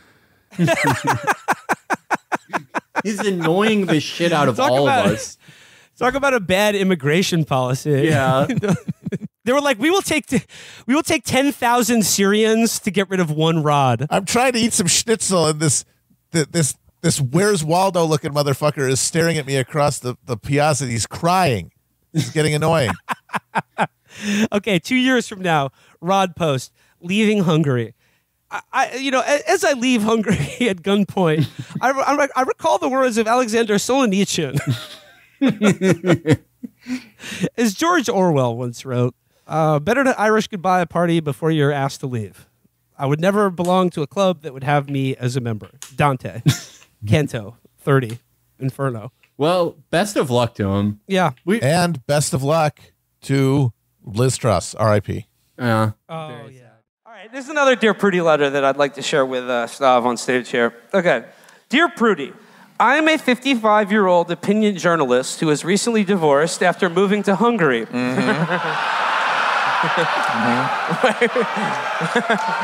who the fuck is it? My wife and kids resent me for abandoning them to slurp oysters in Budapest and save Western civilization with my small cadre of young male grad students. Right. Lots of people are making fun of me because of my many years of condemning divorce and the homosexual assault on society. Many are saying that my behavior and columns I've written in the past, coupled with my recent divorce, is evidence that I'm, quote, gay as hell, and would, I quote, be much happier sucking cock than doing whatever it is I'm up to now. How do I convince everyone that just because I devote most of my life to imagining the decadent Babylonian nihilism of hardcore gay sodomy, that I'm not gay, but in fact normal? Signed, Bereft in Budapest. Interesting. Okay, That's I think a tough I one. Yeah. All right, this is a real advice letter, by the way. So you suss it out. I'm talking, of course, about Rod Dreher, brother Rod. Oh hell yeah. There he is. There's the boy. Why didn't we say? Oysters. By the way, why didn't we say oysters for cum? For the oh shit! What are they made out of money? Huh? Yeah, you're right. That's you're a good point. Yeah. On your anniversary. So okay, yeah. Put him through one of those cake icing tube things.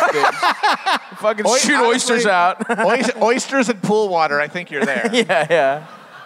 We've So who's this guy? done this one at a few. I keep looking at this photo. I would like a Goya style oil painting of this. That's like Saturn soy facing at his son. Someone did that in L.A. There was someone made the painting. Oh my God! of Saturn devouring his son. Only it was Rod eating an oyster. I don't get how someone like that plugged into right-wing online stuff like did a pure naked soy face. So this is like, we brings us to Rod's latest masterpiece, and New York City. I have been. Okay, there we go. It's not just one picture. It's not just one. This guy rocks. So New York City. There's no reason that he savors the textures and briny flavor of oysters sliding down his throat. No reason, just a coincidence. So in New York City, I have been mining cheap comedy material from Rod Dreher for probably 10 years now. And right before this latest stretch of shows, he just writes a column that is, in my opinion, the Rosetta Stone for his whole career.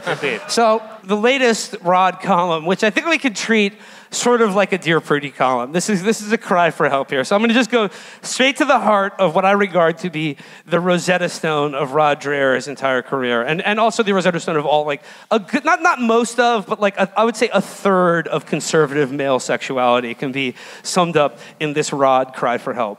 What we have now, this is Rod writing. What we have, and this is like the preamble for this piece. Oh man. Yeah, the preamble for this piece is like he's just talking about. Like, all right, well I'll get there. I'll get there. Holy shit! I'll get there. I will get there. But this like, guy fucking rules, dude. The preamble for this piece is just a bunch of social science that would seem to suggest that people under the age of 40 don't agree with him and are gayer than they used to be. So here's what he says. What we have now challenges a presupposition that I long held, that sexual desire was fairly fixed. I think we now see that it is more fluid than we once thought. There's a lot of fluid involved, that's for sure. And that heterosexuality is partly something innate, but also something that must be achieved. That is, sexual desire is an overpowering force within each of us, one that we must be taught to channel. I believe that most people are either predominantly heterosexual or predominantly homosexual in their desire, but these boundaries aren't as sharply drawn as I once believed. Taboos play a meaningful role in telling people what they should desire and therefore guiding them to maturity. Here's where it gets really good. I think back to the all-male dorm I lived in during my last 2 years of high school. I'm sure you do think back to that. I'm sure you think back to that all the time. Okay. On the regular. Think of a dorm full of 100 high school juniors and seniors I'm doing it in right the now. early 1980s. Yes. Yes. Imagine the pent-up sexual desire. I'm imagining it. Keep going. There were a handful of guys who were out or semi-out as gay. Yes. And nobody thought anything of it. I remember a couple of them took advantage of the dorm administration's inability to recognize what was happening to get themselves assigned a room together. Yes. Even though they were quietly a couple. Yes. A bunch of us envied them and all the sex they must be having. Oh, yeah. It was a bunch of us, by the way. Keep going. We're almost there. Yeah, a bunch of us really envied them. A lot of us did. It wasn't just me. Me and the guys would get together, talk about how we wish we were in a gay couple. You know, that's what you do. You get in the common room and you'd be like, dude, I wish I was gay. This guy's so fucking awesome. I like the mystification he does, where it's like, well, no, because they were having sex. Yeah. No, I'm jealous of his wife getting fucked by him because she's having sex. Yeah. I wish I could be his wife, but with a dick, and he has a vagina. Yeah. But I'm her getting fucked by him. He's like reinventing how we see existence in a platonic sense. A bunch of us envied them and all the sex they must be having. The thing is, the only thing preventing any of the rest of us from doing the same thing was the internalized taboo against gay sex. The only thing? Yeah. That's the only thing. I don't know, man. That's so sick. That rules. See, this is such a perfect callback to the Prager piece of being like, only religious uniformity will prevent people from fucking their sister. Is like, really? I'm sorry, sir. I never wanted to fuck her. I was horny as shit in high school. I never wanted to fuck any of the dudes. Well, I'm sorry. This is a guy who's been paid for his thoughts for years. Yeah.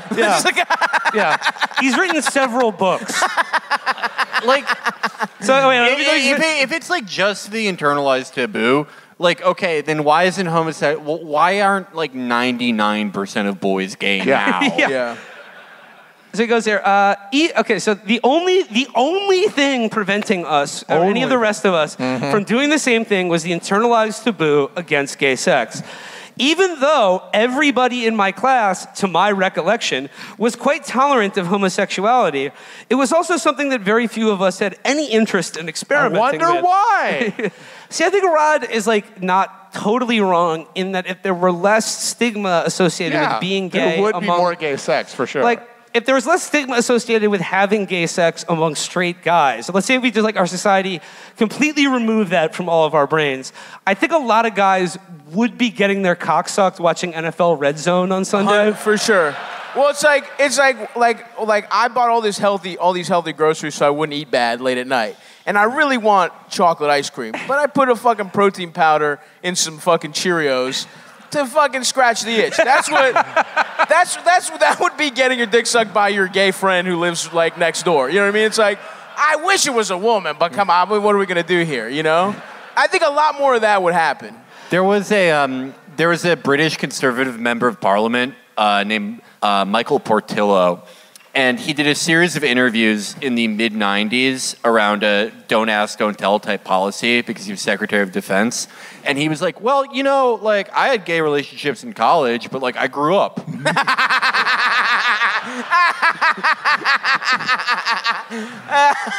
So it's similar to this. All right. Last paragraph. Note well that I'm not saying that non-standard sexual desire and practice did not exist in the Christian period. Of course it did, and it always will. But society had strong models around which people were expected to conform as part of social and psychological maturity. Those models help push and pull us past the fear of sexual maturity and intimacy with people of the opposite sex. What? Fear? Okay, folks, I don't know how many people who used to be teenage boys are in the audience tonight, but I guess I gotta say, the thought of having sex with a woman when I was a teenager did terrify me, but the part that terrified me was not having sex with a woman ever. That's what fucking kept me up in cold sweats at night. And the possibility that I would do literally anything to achieve that, just to see tits. Yeah. I would have probably like Yakuza'd my pinky. 100%. As Rod writes, it's a scary thing for a teenage boy to think about sex with women. What? No, I don't remember that. Yeah. No, that's why that's in. You know, there's sex in all those teen horror movies. Yeah. Always starts out with the scariest part: the couple hooking up, the girl showering. That's the scariest part of Friday the 13th. And to close it out here, we're waiting for Jason to come and relieve us of the fear by killing us. Yeah. Well, I'll be dead, but at least I won't have to have sex with a woman. Woo! What a relief! I like the idea that like having sex with a woman is the bravest thing you can do. Female sex havers are the real operators. They're the real heroes. I mean, like going down on a girl, sure, but like. To close it out, Rod writes, yes, it's scary. It's a scary thing for a teenage boy to think about sex with women. No. After all, women's bodies are so different from theirs. Exactly. That's the fucking point. That's what hetero means. That's the entire point of being straight is that you want the opposite of what you have. And the male ego can be awfully fragile. But most push past that, driven by sexual desire that has been channeled into courtship rituals, however messy that may be. Courtship rituals? Yeah. That's his favorite part? Yeah. It's not the sex, it's like... bringing flowers to her mother. Yeah. Commenting on how nicely appointed her breakfast nook is. Riding in a bicycle built for two. Man. That's the hot shit. Man, I hate dating. It's like, yeah, everyone remembers the fun part, like delivering her a singing telegram. But no one ever talks about the hard stuff, like fucking her. This guy's unbelievable, dude. This is crazy. This is a real guy. Yeah, this is a real person. and like, okay, like, and you know, I referenced it in the Fake Dear Pretty Loader, but like, stop.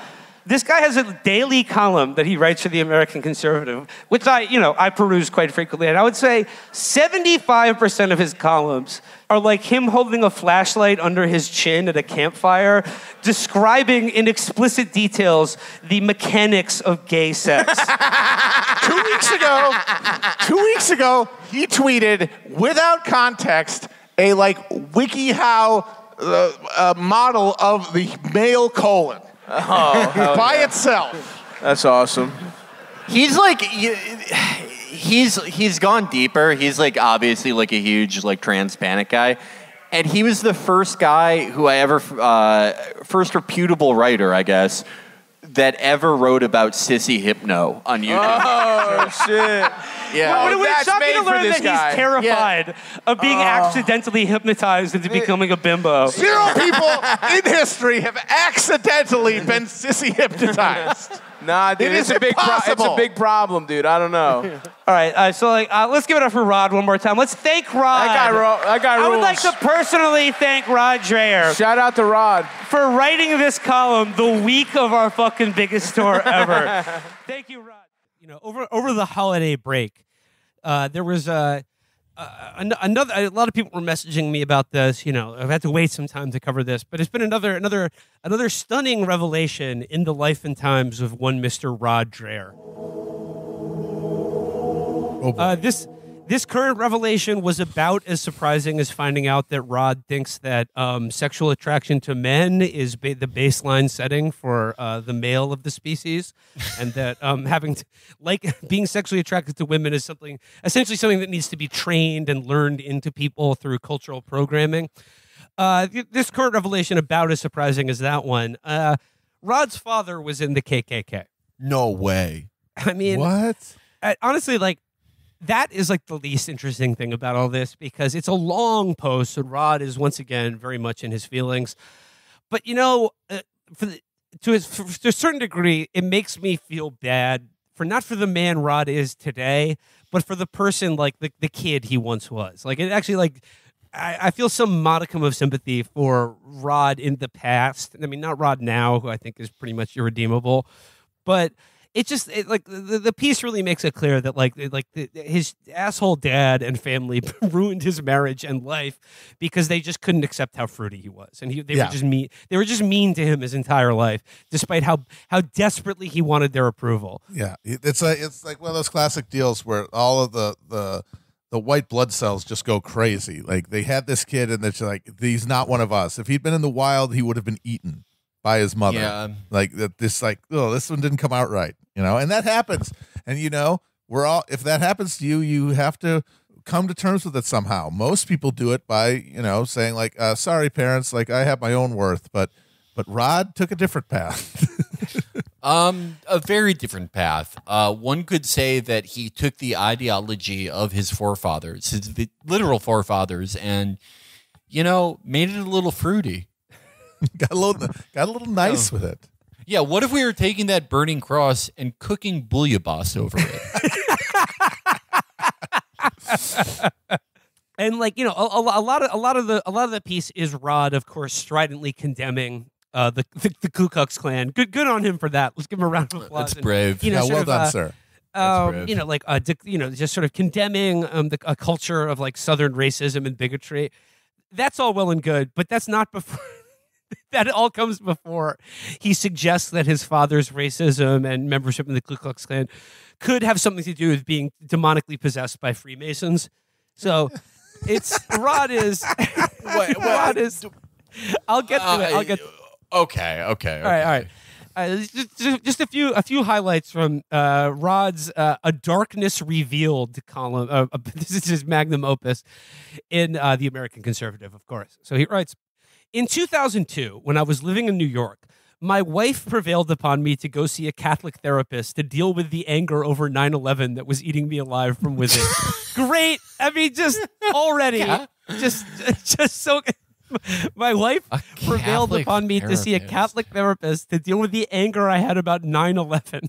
How did you find a Catholic therapist in 2001?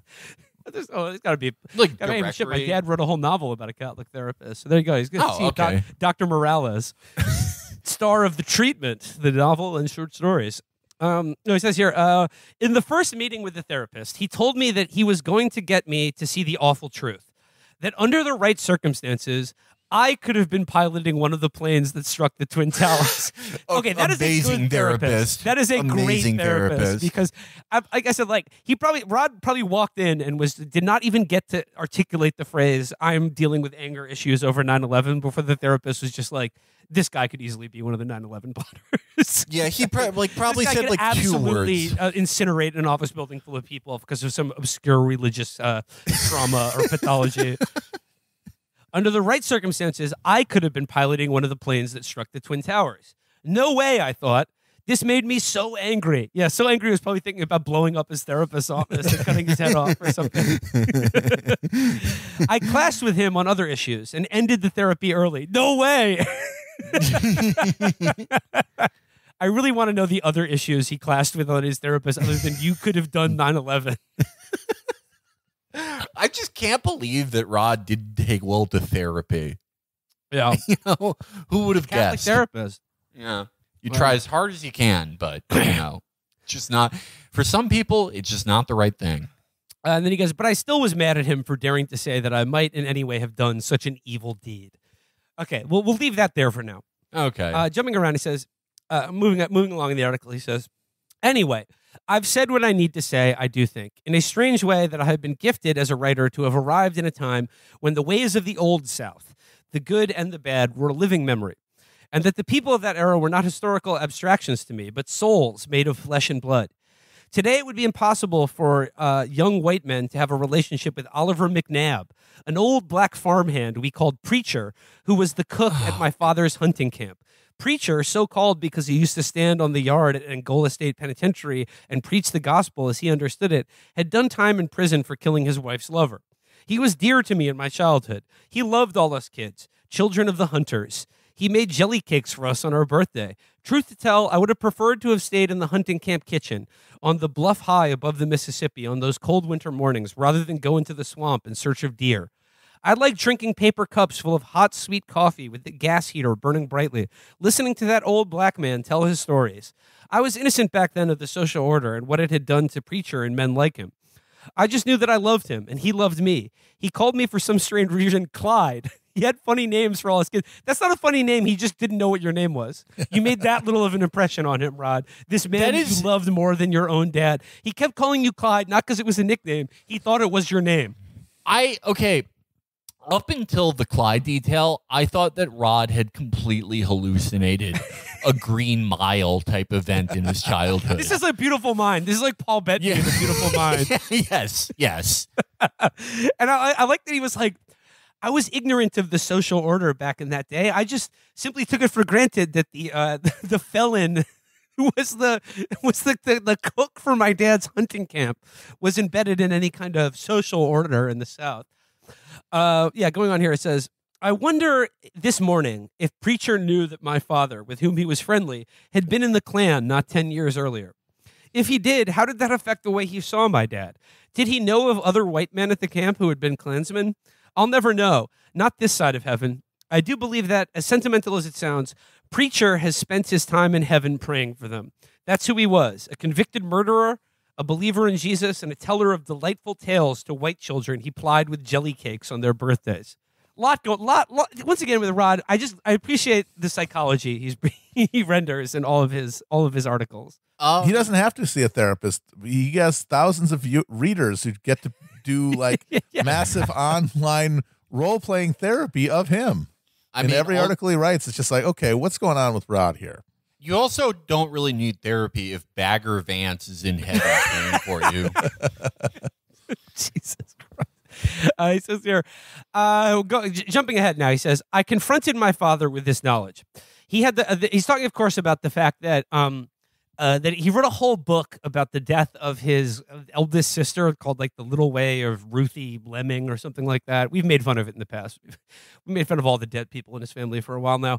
But no, it's about how he like moved his family back to like the parish he grew up in Louisiana.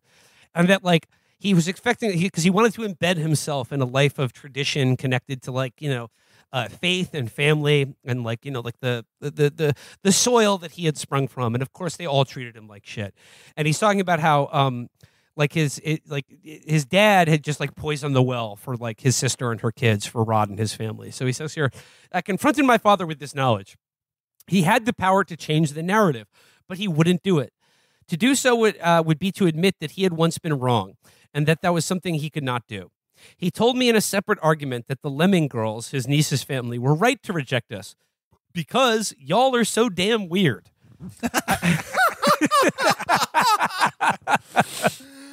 I mean, oh God, what can you say? I do not. Obviously, we do not agree with most of what this man did in his life, whether it is being a member of the Klan or siring Rod. But when he's right, he's right. He definitely got that right. He pegged him on that one. Yeah. He's Rod and his ways they're citified. They're not countrified. They're citified. And he says, I fell chronically ill with mononucleosis for 4 years because of the stress over all this. 4 years? 4 years. 4 Rod years had of mono from his parents years. treating him like shit. That's just, God damn. Rod, that is... He has all the sympathetic ailments of a Victorian dowager. It's great. It's so good. How he doesn't have long COVID or long vaccine hangover or whatever. I mean, just pick your poison, Rod. But I mean, just why you're tired all the time. I think he's just gonna he's skipping all that shit, and I think he's gonna end up with stigmata pretty soon. Yeah. I mean, he's doing the right-wing version of like those people on Tumblr you would see where it's like, huge day. I finally, I found a doctor who believes me about my always tired syndrome. There's got to be a viral explanation for why I'm tired and sad all of the time. Has anyone ever had mono for more than a year? Or even 6 months? I didn't know that they could hold on that long. I thought it was the kissing disease. Rod, you cheeky devil. No, he says he had mono for 4 years because of the stress over all of this. Okay. Eventually, I recovered. Thank God. Sure, I talk about this. I talk about if you this. want to call it that. I talk about this in my Dante book. Yeah, that's midway through life. I found myself with mono in a dark swamp in Louisiana.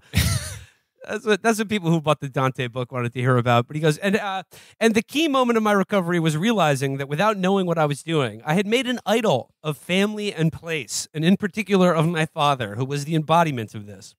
I took it all to confession and repented of having placed my earthly father in the place of God, the Father in my mind.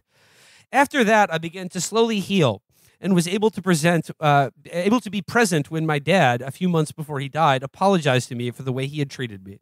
He passed from this world with peace between us, a great gift from God. I like he says that like I repented for placing my earthly father in the place of God, the Father in my mind. Yeah, like what a weird thing to do, to identify with your dad rather than the deity that you focus your religious life around. Like I said, everyone needs a dad. Everyone needs a dad. Everyone needs a daddy. Gotta find it someplace. Yeah.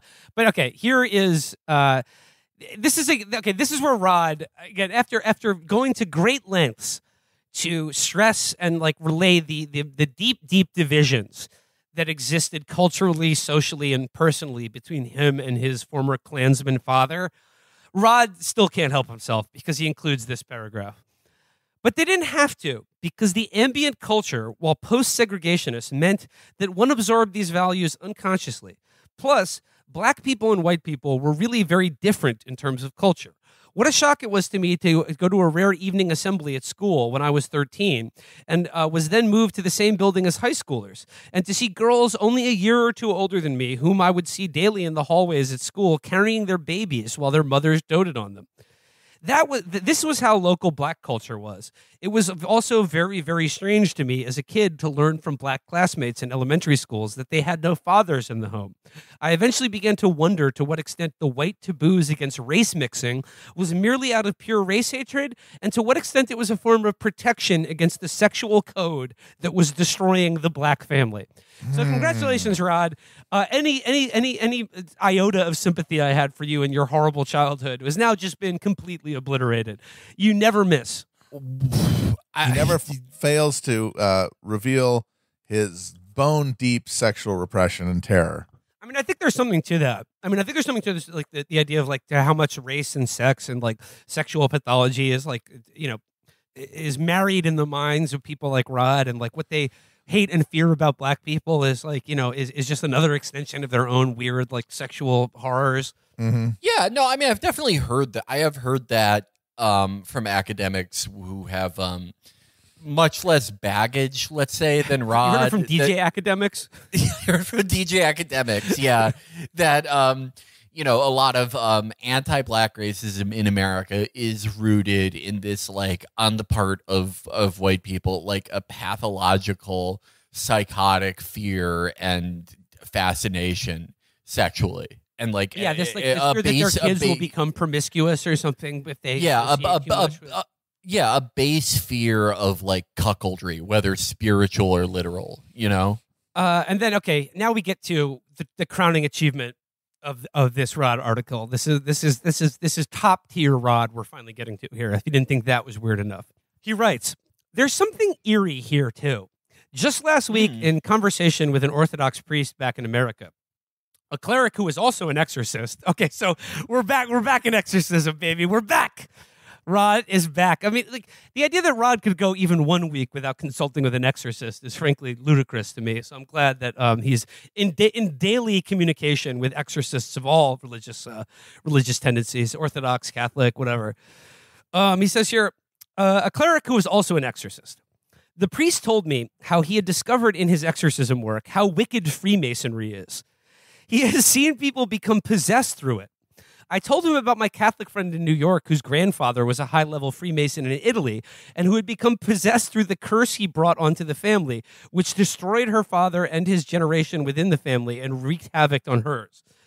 I would love to know more of that story. But he says, in this conversation, I mentioned to the exorcist my belief that my late father, a 32nd degree Mason, had been involved with the Klan in the 60s, and how I suspected that had a lot to do with his prior involvement with Freemasonry. The exorcist told me that I must pray for my father's soul every day for the rest of my life. I agreed to do this. And now we find proof that my suspicions are accurate. Lord have mercy, I don't know what else to say. So there you go. Rod's father, member of the KKK, but much, much more serious than being in the Klan, a 32nd degree Freemason, which is way more evil than being in the Klan in Louisiana in the 60s. Well, only one of those was responsible for the French Revolution. Yeah, but like in the 60s, what are Freemasons in Louisiana doing? Like fucking driving around little gag toy cars? Oh, wait, no, those are the Shriners. They're actually...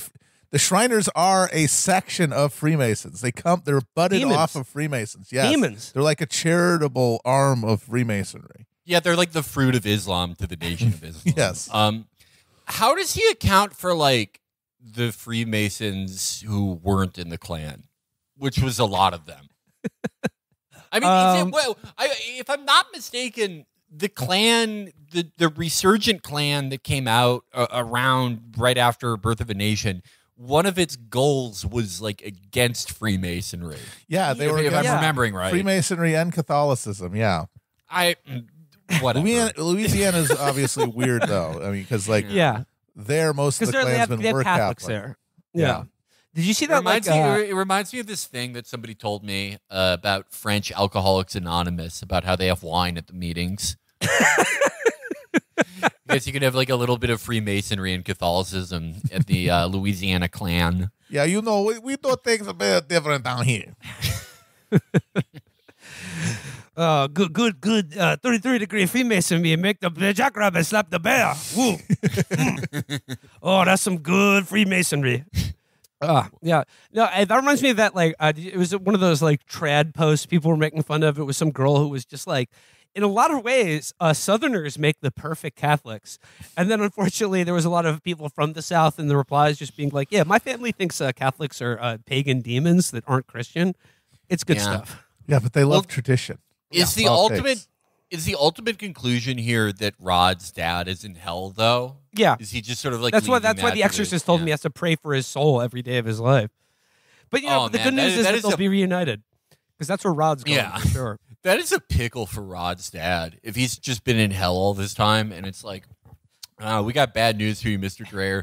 Only one person can get you out of this. And it's your fruitcake bouillon-based cooking son. He has to pray. He has to get him and his dumbass readers who send him fake stories have to make a prayer bomb like Goku that's big enough to create a path, a tunnel out of hell for you. And he's like, oh, damn it. Couldn't be anyone else. It's Rod. Rod's the one who's going to pray me out of hell. I knew I shouldn't have gotten involved in that Freemasonry junk.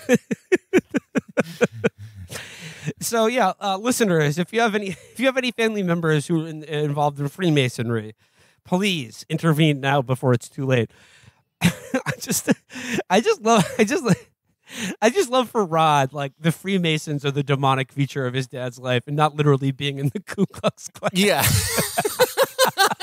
Yeah, he was only in the Klan because of the Masons. All right. Yeah. It's like the gravity he assigns the part about the Klan versus the gravity of the thing about the Freemasons is just it's like he talks about him being in the Klan like he found out his dad frequented strip clubs. And the Freemasons thing, it's like he discovered his dad was a concentration camp guard. Yeah.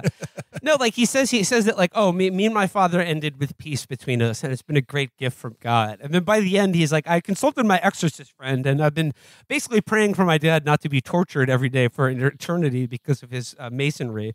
What's so wicked about the Freemasons again? Yeah, that they're an anti-Catholic church, that they did the French Revolution. This is hell on earth territory. They did modernity. Okay. They got together in their little cliques with their little aprons, and they tried to turn man into God instead of worshiping God as they should. It's so funny because it's like assigning like globalism to the Kiwanis Club. At this point, yeah. Well, it wouldn't be a Rod story if it didn't involve a mage.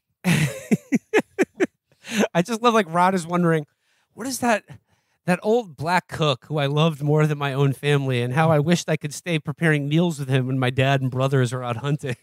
Wish I could be setting the table with him. I mean, I wonder what a preacher would think if he knew that my dad was a Freemason. So there you go. That's that was the major Rod news that transpired in the the Christmas to New Year's doldrums. Finally, but man, it's just he keeps coming out with it's just like a kaleidoscope. Every time you turn it, his life reveals some new hilarious facet that has produced the man that we know and love, Rod Dreher. And he is now going to continue finding himself in the plains of Hungary. Once again, our good friend Rod Dreher. I've got two amazing pieces of Dreher news to update you on. The first of which comes courtesy of your brother, Felix, who sent me the link to this podcast that he did with Andrew Sullivan. Been big in family chat, this podcast. So, listener, Andrew Sullivan generously provided non-subscribers with 45 minutes of uncut audio of him and Rod talking.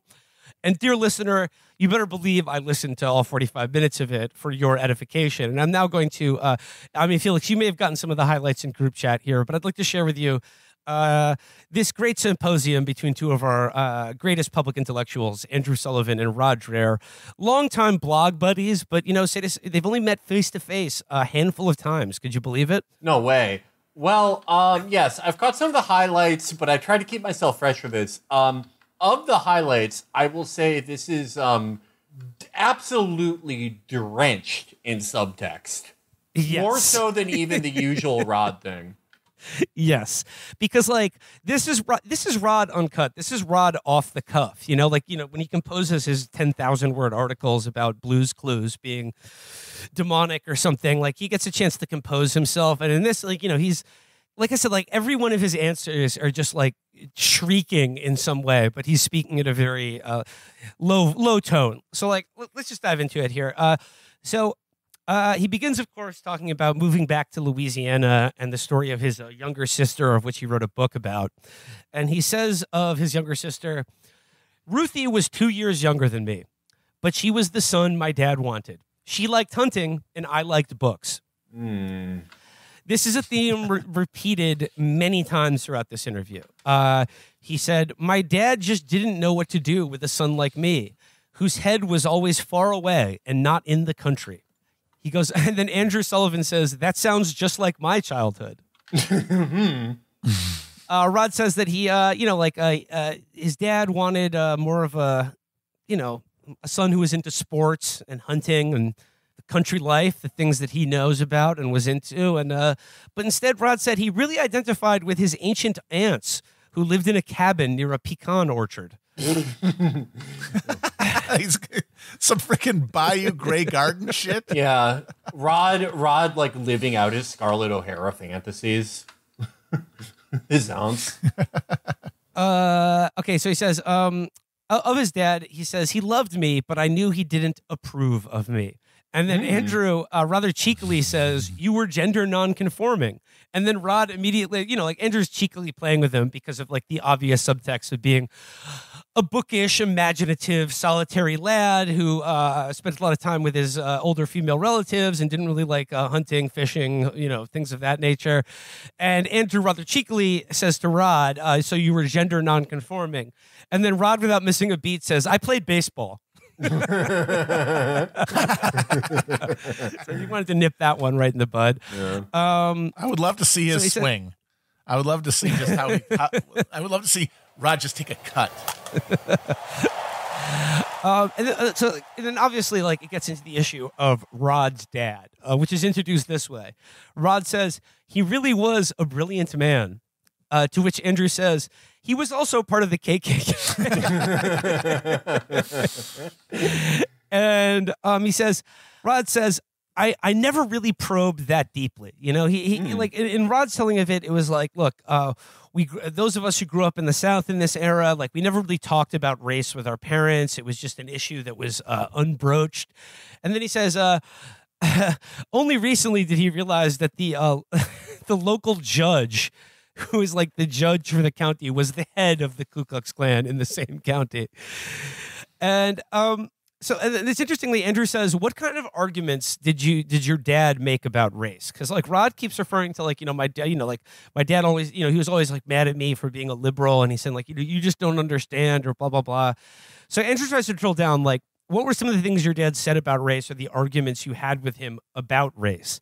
Rod says, my dad would argue about me not being like him. We put aside race for the sake of the family. So, like, I think he's being very canny here. And, like, he's just saying, like, Andrew asks him, like, what arguments you had about race or what were some of the racist things your dad said. And then Rod just goes right back to saying, my dad didn't like me because I wasn't good at sports. And that's what we argued about. The racism shit, I wasn't done with it. Still kind of fruity, though. He says, most of the people around us believed horrible things about black people. And that's why I hate the way we approach history through a strong ideological lens. That's just not the way people are. I saw my dad hold all these awful views about black people, but he was also very kind to black people. Like he bailed them out of jail and fixed their pipes when it broke. So it's hard to figure out where to stand on these issues. And then Andrew just sagely nods and says, it is. It is. So, I mean, like, if you're a liberal, you might think like, oh, someone who hates black people and is a member of the Ku Klux Klan would probably never do plumbing work for a black person, but you'd be wrong. And that's because you see history through a woke ideological lens.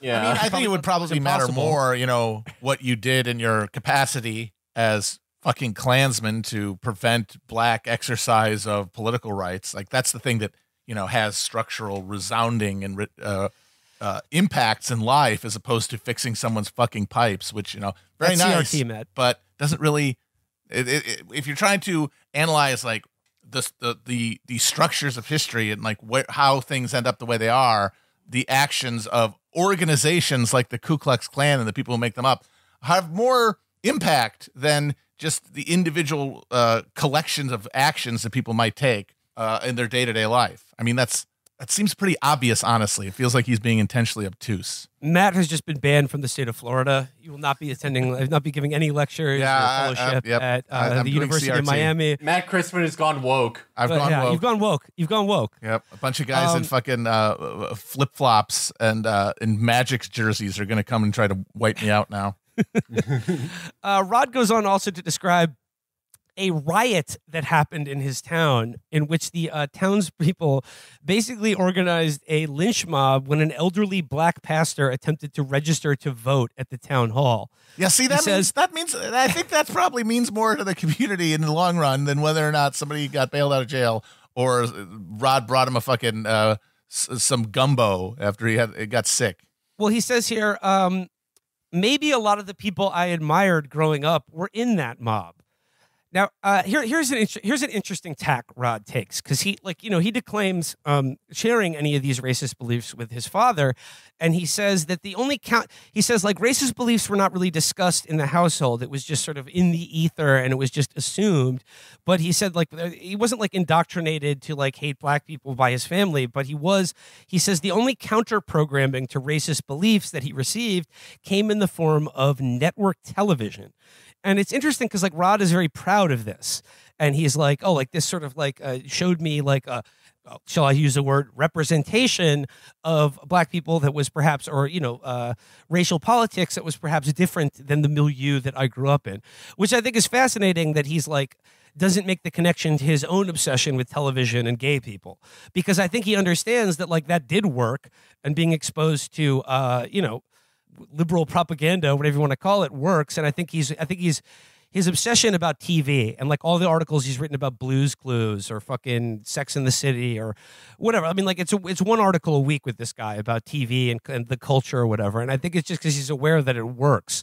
And it worked on him as regards gay people. It did do good until it got perverted. It got sick. It became a sicko shit. And then Andrew has an incredibly asinine comment where he's talking about how interconnected everything is now. And he says, it's amazing. Even little villages in Africa have the internet. And I'm just imagine him with a pith helmet bringing Wi-Fi to a fucking town in Kenya or something. And then to find out they already have it. This is how you get on the bareback Usenet. Showing that to a bunch of villagers. And then, Rod says that, growing up, he always saw his future as somewhere else, a.k.a. Europe and cosmopolitan American metropoles. And then Rod says, yes, in high school, I was a nerd and I was bullied and I was so lonely.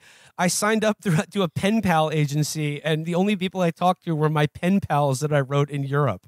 He says, my dad was the first in our neighborhood to get a satellite dish. And then when MTV showed up in our house, I had to get to London. As Adam Ants did it for him. Goody two shoes. He had to get to that London scene. And then he says, his high school career changed when he was placed into a boarding school for gifted kids. And he says, for the first time, I didn't have to keep my head down for liking new wave music. The perks of being a wallflower too. So he could finally admit to liking New Order. And then so Rod tells a story about how he placed into a boarding school for gifted kids. Take a guess what Andrew's follow-up question to that is. You won't be surprised to hear. Kids there? You won't be surprised to hear Andrew's question is, did you have to take an IQ test to get in? I am the prize.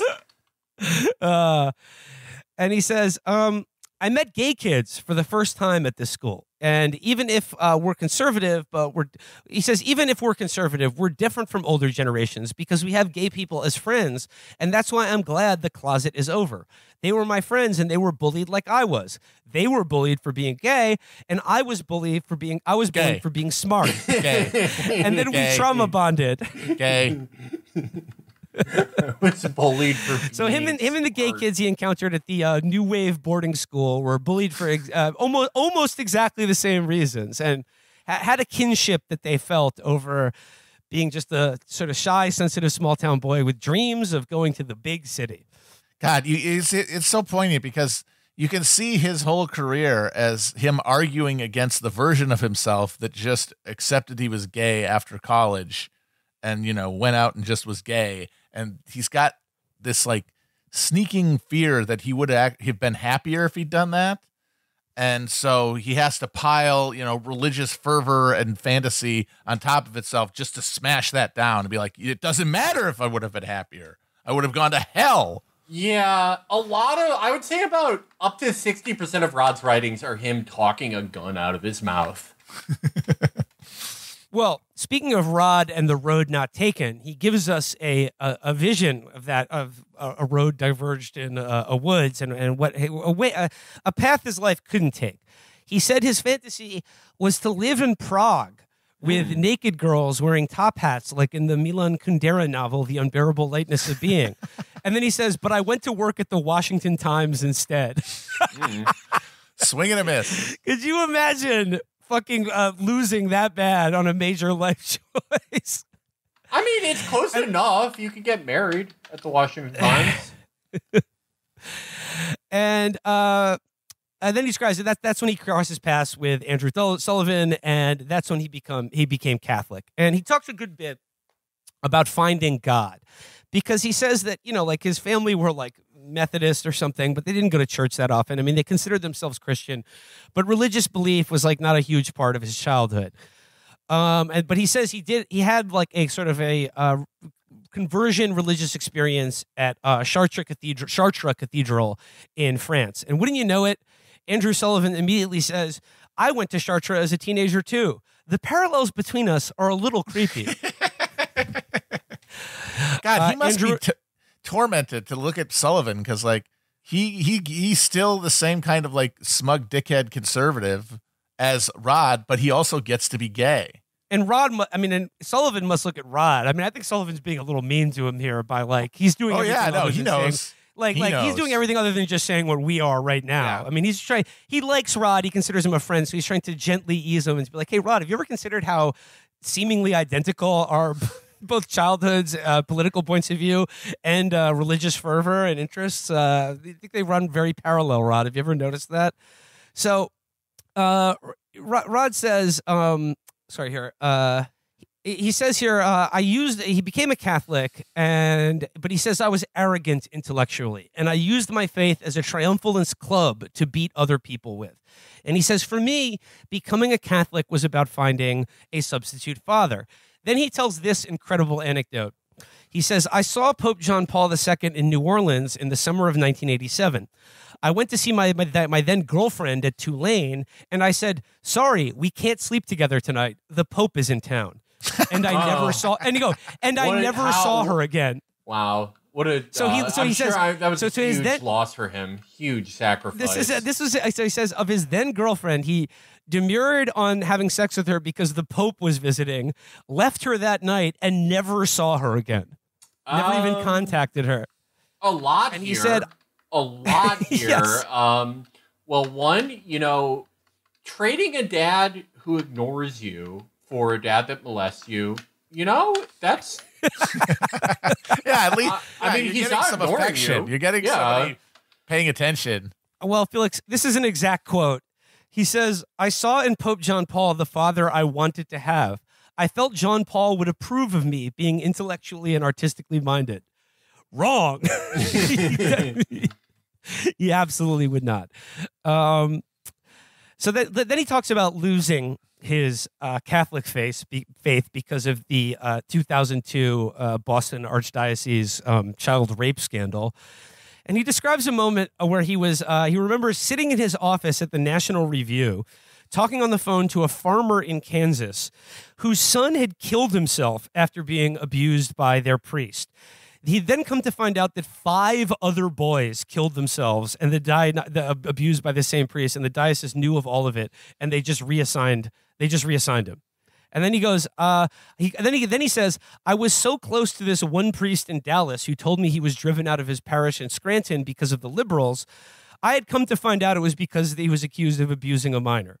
Andrew then says, Rod, has this, he says here, very naively, he goes, Rod, have you ever considered that this has been going on for centuries? Could it be possible that for people with that much power and that little accountability, that they've been doing this for as long as the church has existed? And he says, this was really hard for me to deal with.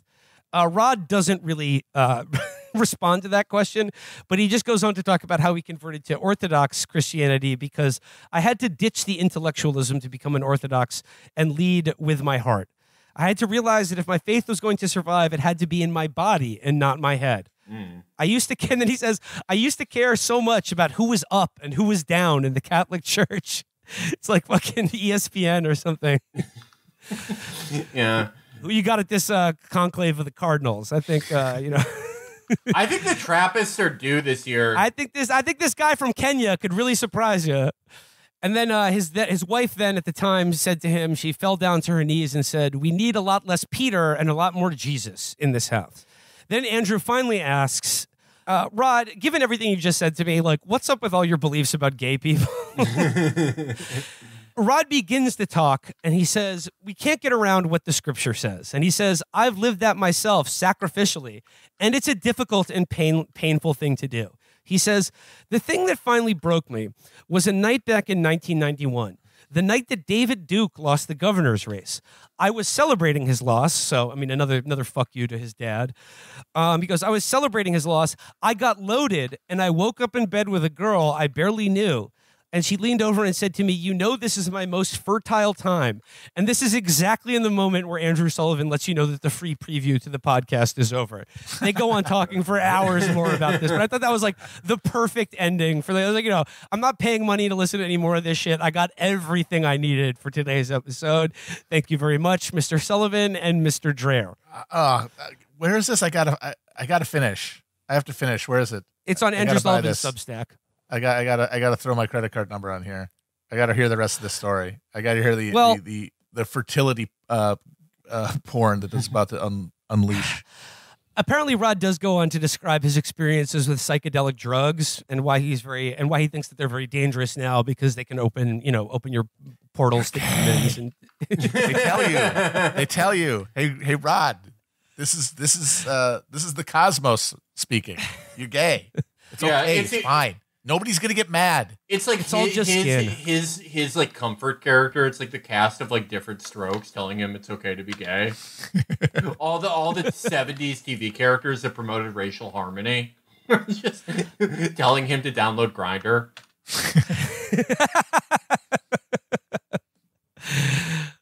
It's the host of Soul Train saying, Rod, it's okay.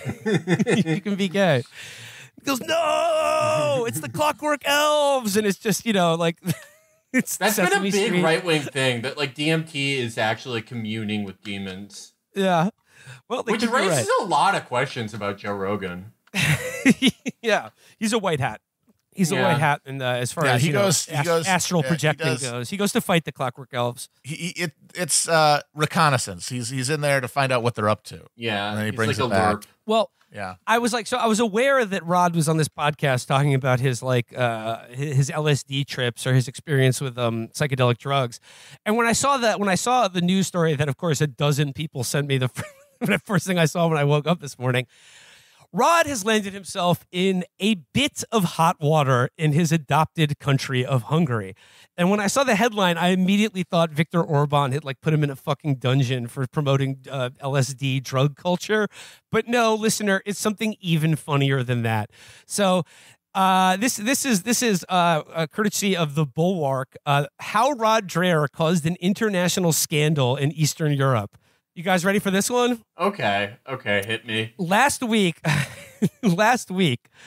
this is by some guy whose name I'm not even going to be able to pronounce. But last week, Rod Dreher, the American author now living in Hungary, caused a diplomatic scandal that has gone largely unnoticed in his home country.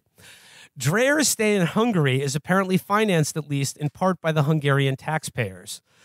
Last year, he was a visiting professor at Matthias Corvinus Collegium, an institution engaged in training future government cadres that operates from public funds provided by the government of Viktor Orban.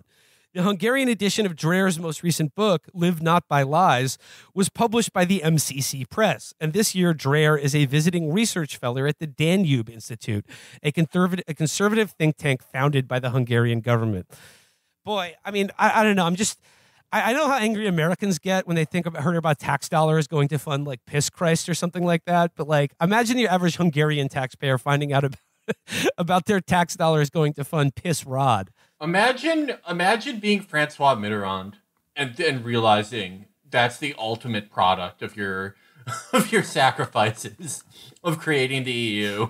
So these days, Dreher has been attracting attention as something of an apologist for Prime Minister Orban, who Dreher claimed in a tweet last Thursday has made Hungary far more free than many Western liberal democracies that have surrendered to the dictatorship of woke. But later in the same day, something else Dreher wrote caused a whole lot of trouble for his hosts in Hungary. Last Thursday evening, Orban invited the friendly foreign press to his office on the Castle Hill perched high above the Hungarian capital. In keeping with what has been the accustomed practice in the Orban era, the prime minister chose to share his ruminations about the current state of the world exclusively with reporters who would never dare criticize him, but only nod with enthusiastic agreement instead.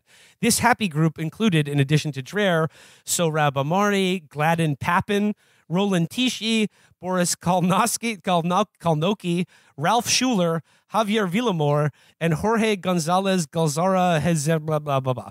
That is in there, yeah. A Spanish guy who worships skeletons if I've ever heard of one. I like Gladden Papin. Yeah. Okay, so has a little whimsy. So okay, like to set the scene here. Remember like a while ago where Dreher overstayed his visa in Hungary and had to be ejected from the country? Well, he's back, and like in both years he's like left his family to pursue a life of the mind in Budapest. He's basically been living, like his visa is contingent on being sponsored by these government-run think tanks and universities that provide him with a sinecure to tell the Western world what a great leader Viktor Orban is. So how is Rod going to fuck this up? After attending this gathering, Dreher returned home to his apartment Thursday night and wrote down what he heard, publishing it in his American Conservative blog. Okay, Rod, when you are your freedom and visa in the country you're staying within is entirely dependent on you being a continued and consistent lickspittle for an authoritarian strongman. You can't just go to an off-the-record media. You can't just print off-the-record comments on your blog at the American Conservative. And he thought nothing of doing this, apparently. And it says, since Rod Dreher grew up in the United States, he didn't know that in an autocratic country like Orban's Hungary, friendly agents in the media are not allowed to write down and publish exactly what they heard if it goes against the interest of their politicians/employers. Dreher quoted Orban's words, quote, "We are in a war with Russia. That's the reality. Every day we are moving further in." Rod continued, someone asked the prime minister if he wanted Hungary to stay in the EU. Definitely not, he said, adding that Hungary has no choice because 85% of its exports are within the EU. With respect to Ukraine, Dreher quoted Orban as saying, "It's Afghanistan now, the land of nobody." Rod writes, to be clear, Viktor Orban doesn't want the West to be in a war with Russia, but he says that far too many Westerners are deluding themselves about what's really happening and what could happen. Orban said that the West needs to understand that Putin cannot afford to lose and will not lose because he's up for re-election next year and cannot run as a president who lost a war. What's more, he said Russia cannot allow NATO to establish a presence in Ukraine. The time has long passed when Russia might have been able to conquer Ukraine or install a friendly regime. Had Russia won a quick victory, that might have been possible, but it's hopeless now. Therefore, said Orban, Russia's goal is to make Ukraine an ungovernable wreck, so the West cannot claim it as a prize. At this, they have already succeeded.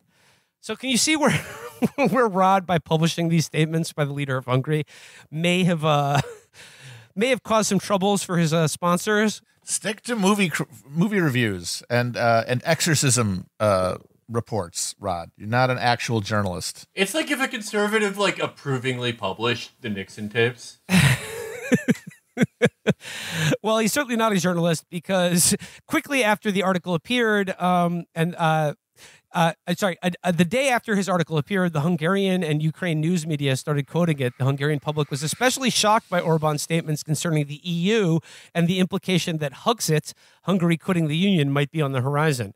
For Ukrainians currently under siege by the Russian army, Orban's sympathy for Putin rather than camaraderie and solidarity with Ukraine were considered the most appalling. So Rod, employing a solution not uncommon in autocratic countries, rewrote the article to change its meaning. The original headline, Viktor Orban, we're in a war with Russia, was changed to Viktor Orban, West is in, quote, a war with Russia. And Orban's lines about wanting to take Hungary out of the EU were replaced by the exact opposite. What's his fucking plan once he takes Hungary out of the EU? Well, like you just said, they get 85% of their exports to go to the EU. Yeah. So, I mean... I gotta say, I was hoping that this scandal would involve shirtless Magyar men, some sort of misunderstanding with pig knuckles. Like, I mean, I was, that was my second thought after the LSD thing, is that he was invited. He got trapped in another house with one of Orban's advisors, shall we say? But yeah, so basically, to his blog post discussion of Ukraine, Dreher added the claim that Orban is pushing for peace and has been from the beginning, saying nobody wins from this war, as well as the passage, the West might think it's not in a war with Russia, but by sending more and more weapons and getting closer to actual troop intervention, Western leaders are playing an extremely dangerous game with themselves, with Russia and with Western publics. I mean, to that, I have to say, Rod, I agree with you. So... yeah, definitely. A little camaraderie between us here. I think he's right about that. We'll see how quickly he changes it. And I also like New Wave. Yeah, I love New Order. I love Adam Ant. I love the Pet Shop London Boys. scene of the 80s. Yeah, Pet Shop Boys. People have despaired about how Orban has this chokehold on Hungary and that their democracy has been totally attenuated by him. But I see a path for the opposition to maybe get back in power in the next election. You just got to run a bunch of ads showing Rod soy facing at oysters and being like, your tax dollars are going to have this asshole going around the country staring at your shirtless citizens and eating delectable sea creatures. Yeah, the Me Too movement can finally come to Hungary. Chris, did you get the audio that Brendan sent me? We'll edit that in now. So we did reach out to Donald Trump for his comments on Rod's current situation, and he sent us this he sent us this message here. His name is Rod. His name is Rod Dreher, and he's really crazy because we don't know what's going on with him. He's all over the place. He's got a big heart, but big problems too, because why is he in Hungary? Why is he over in Hungary eating clams? He's supposed to be in church. Why isn't he in church? He's over there. He's eating all this seafood with these men. He's hungry. He's hungry because he's in Hungary. He's a real hungry boy, but we don't know what's going on. And we have to slow him down and say, Rod, what's going on? Because we got to get him back on track. Rod, this is the year that we put Rod back on track, everybody. All right. Well, thank you to former President Donald Trump for weighing in on the Rod Dreher situation. Always a joy to hear from him, a friend of the show. The last thing I want to talk to you about today is, of course, the end of Rod Dreher's career doing a blog at the American So Conservative. hard to say goodbye. To Rod is gay. So I just want to say, this is some media reporting by Caleb Bakarma in Vanity Fair. So basically, like, the through line here is like, I can't help but feel partly responsible for what's happened to Rod, because the most stunning part about this story is something I've always kind of suspected, but it's insane to read it like in print. Rod's entire salary was funded by one donor to the American Conservative. God. And look, listen to this. He was a literal court jester. Listen to this. But this is Caleb Karma writing in Vanity Fair. But one particular reader, upon reading that last of said post, determined the blog had simply gotten too weird, according to two sources familiar with the publication. That disgruntled reader was Howard Amundsen Jr., the heir to a California banking fortune and the sole benefactor of Dreher's six-figure salary at the American Conservative. A six-figure salary. And you know what? Like, a lot of people balked at that, but like, nobody can say he wasn't putting in the work. This was not a look, it was a make-believe job for him, but it was not a make-work job because he was doing work. He was writing 10,000 words a day about trans cartoon characters. Yeah, it's not like when Instant Pundit would just go like a link and they go, heh. Yeah. People, it got people talking about the American conservative. Yeah. Like, It's true. like what other articles were people sharing in that time? Like, Josh Hawley is serious. The only other thing that I know about is the Daniel Larison stuff, which is good. And I like Daniel Larison. Yeah, but Daniel Larison, because he talks, as long as he's talking about foreign policy, it's very good stuff. So there's that, which, good, but not that, it doesn't have the sizzle of a Rod article. It's not. Larison as good as he is not. It's not viral material. You know what I mean? Like, this is not gonna be blowing up the timeline anytime soon. No disrespect to Daniel, but just reading on here, it says here. The heir to a California banking fortune and sole benefactor of Dreher's six-figure salary at the American Conservative, which is published by the American Ideas Institute, a nonprofit. This unique funding arrangement, a single donor choosing to cover one writer's entire salary, was paired with an even more unusual editorial arrangement. Dreher was allowed to publish directly on the American Conservative site without any revisions or legal oversight, according to the two sources. Dreher, Amundsen, and Emil Dowak, the American Conservative's executive director, did not respond to requests for comment. Amundsen had apparently long admired the work of Dreher, who has authored numerous conservative books and previously wrote for the BeliefNet blog and the Dallas Morning News. But according to two sources, Amundsen began to sour on his beneficiary in 2021 when Dreher, in a blog post debating circumcision, wrote the following, quote, "All us boys wanted to stare at his primitive root wiener when we were at the urinal during recess because it was monstrous. Nobody told us that wieners could look like that. Incredibly, that was the first red flag for Amundsen," one source told me, adding that the rift had been building for about a year. And then one more paragraph I want to get to here. It says, "Some of Dreher's commentary on the gay and transgender communities also proved off-putting to Amundsen, such as his lurid musings on anal sex, rectal bleeding, and the partially rotted off nose of a gay man who contracted monkeypox. At some point, he basically decided, this is too weird." The source paraphrasing Amundsen explained to me, "I don't want to read this or pay for this anymore." So to that I say, like I said, I can't help but feel partly responsible because I know us covering the primitive root penis article got some eyeballs to that post, maybe even his sugar daddy himself, who just finally decided, as we have been covering for years, Weird Rod is just too fucking weird. He's not normal, folks. He did, presumably he was reading every single post that he paid for. I would hope. Yeah, I mean, you seem like that would be due diligence. Yeah, maybe I'm trying to absolve us of responsibility here, but this is a sad day. I mean, yeah, like I really do hope that like another descendant of Noah Cross, provides a similar arrangement with Rod. When Nellie Bowles, yeah, hopefully she will. Hopefully her and Barry could, her and Barry need to sign him up at the free press or whatever bullshit scam they're currently running. Get him a tenured position in gender. Yes, at Austin University of Austin. Yeah, University of Austin. So I guess like this comes down to is like when I consider like, look, I'm sure there will still be more Rod to read in the future because, he'll just go on Substack or whatever. But I mean, this is an end of an era as like, I consider this show like the prime, we're the Rod beat is really Chapo Trap House alone. And it's true. I'd like to think we made so many more people aware of Rod and his beautiful mind. And, but here's the thing. When I consider the situation of Rod right now, no job, no family, and has just recently soured the authoritarian strongman who's been giving him a visa to letting him live in his country as he flees family and responsibility back here in the United States.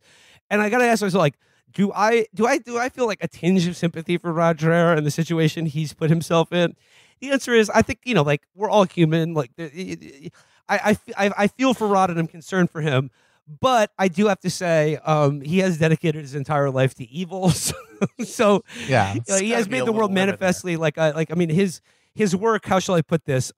Is worship of Satan. He traffics with the Dark One down the left-hand path, and it has clearly driven him insane. And I know on some level, I think he feels guilty about all this. And I think maybe there's some sort of like Freudian self-sabotage going on here to like punish himself for like what he knows is so wrong about him. Mm-hmm. And look, reading between the lines of the Vanity Fair post, I do think it is funny. Like, weird here is just a synonym for fruity. And I do think it's funny that he's going to be a victim of he's losing his job due to the homophobia he's spent his entire career promulgating. So, Rod, brother, I hope you make it out of Hungary. I don't know, like you can run a Substack anywhere in the world, but I wouldn't stick around Hungary much longer. Here's a pitch. Fourth mic. Yeah, Rod Dreher, fourth mic. Come on out. Come on over. We'll chop Dude, it up. People would love that. Oh my god, people would fucking go apeshit for that. That's awesome. But yeah, like I mean, maybe look, Rod, open door policy on Rod. I mean, I understand. Yeah, I understand he might be a little reticent to come on a show that has spent years trying to destroy his life. But you know, we couldn't have done a better job than he we did never himself. tried. Yeah, we never tried to destroy his life. We like talking about his It's article. an attention economy. Yeah. We were stoking the fires of the SS Rod. Shoveling some more coal into the furnace. Yeah. Best of luck to Rod Dreher. Please Via come on the show. con Dios. Yeah. Because you got Tom on your hands now, so if you look, you want that Chapo bump for that when you launch that Substack, man. Because the Daddy Warbucks is that's done now. So if you want to keep writing about ass fucking and dick sucking, and being that keep you in oysters, then you need that Chapo bump. So come on the pod, we'll promo the Substack, and hopefully convince you to stop doing all the evil that you've helped put into the world. All right, gentlemen, let's leave it there for today.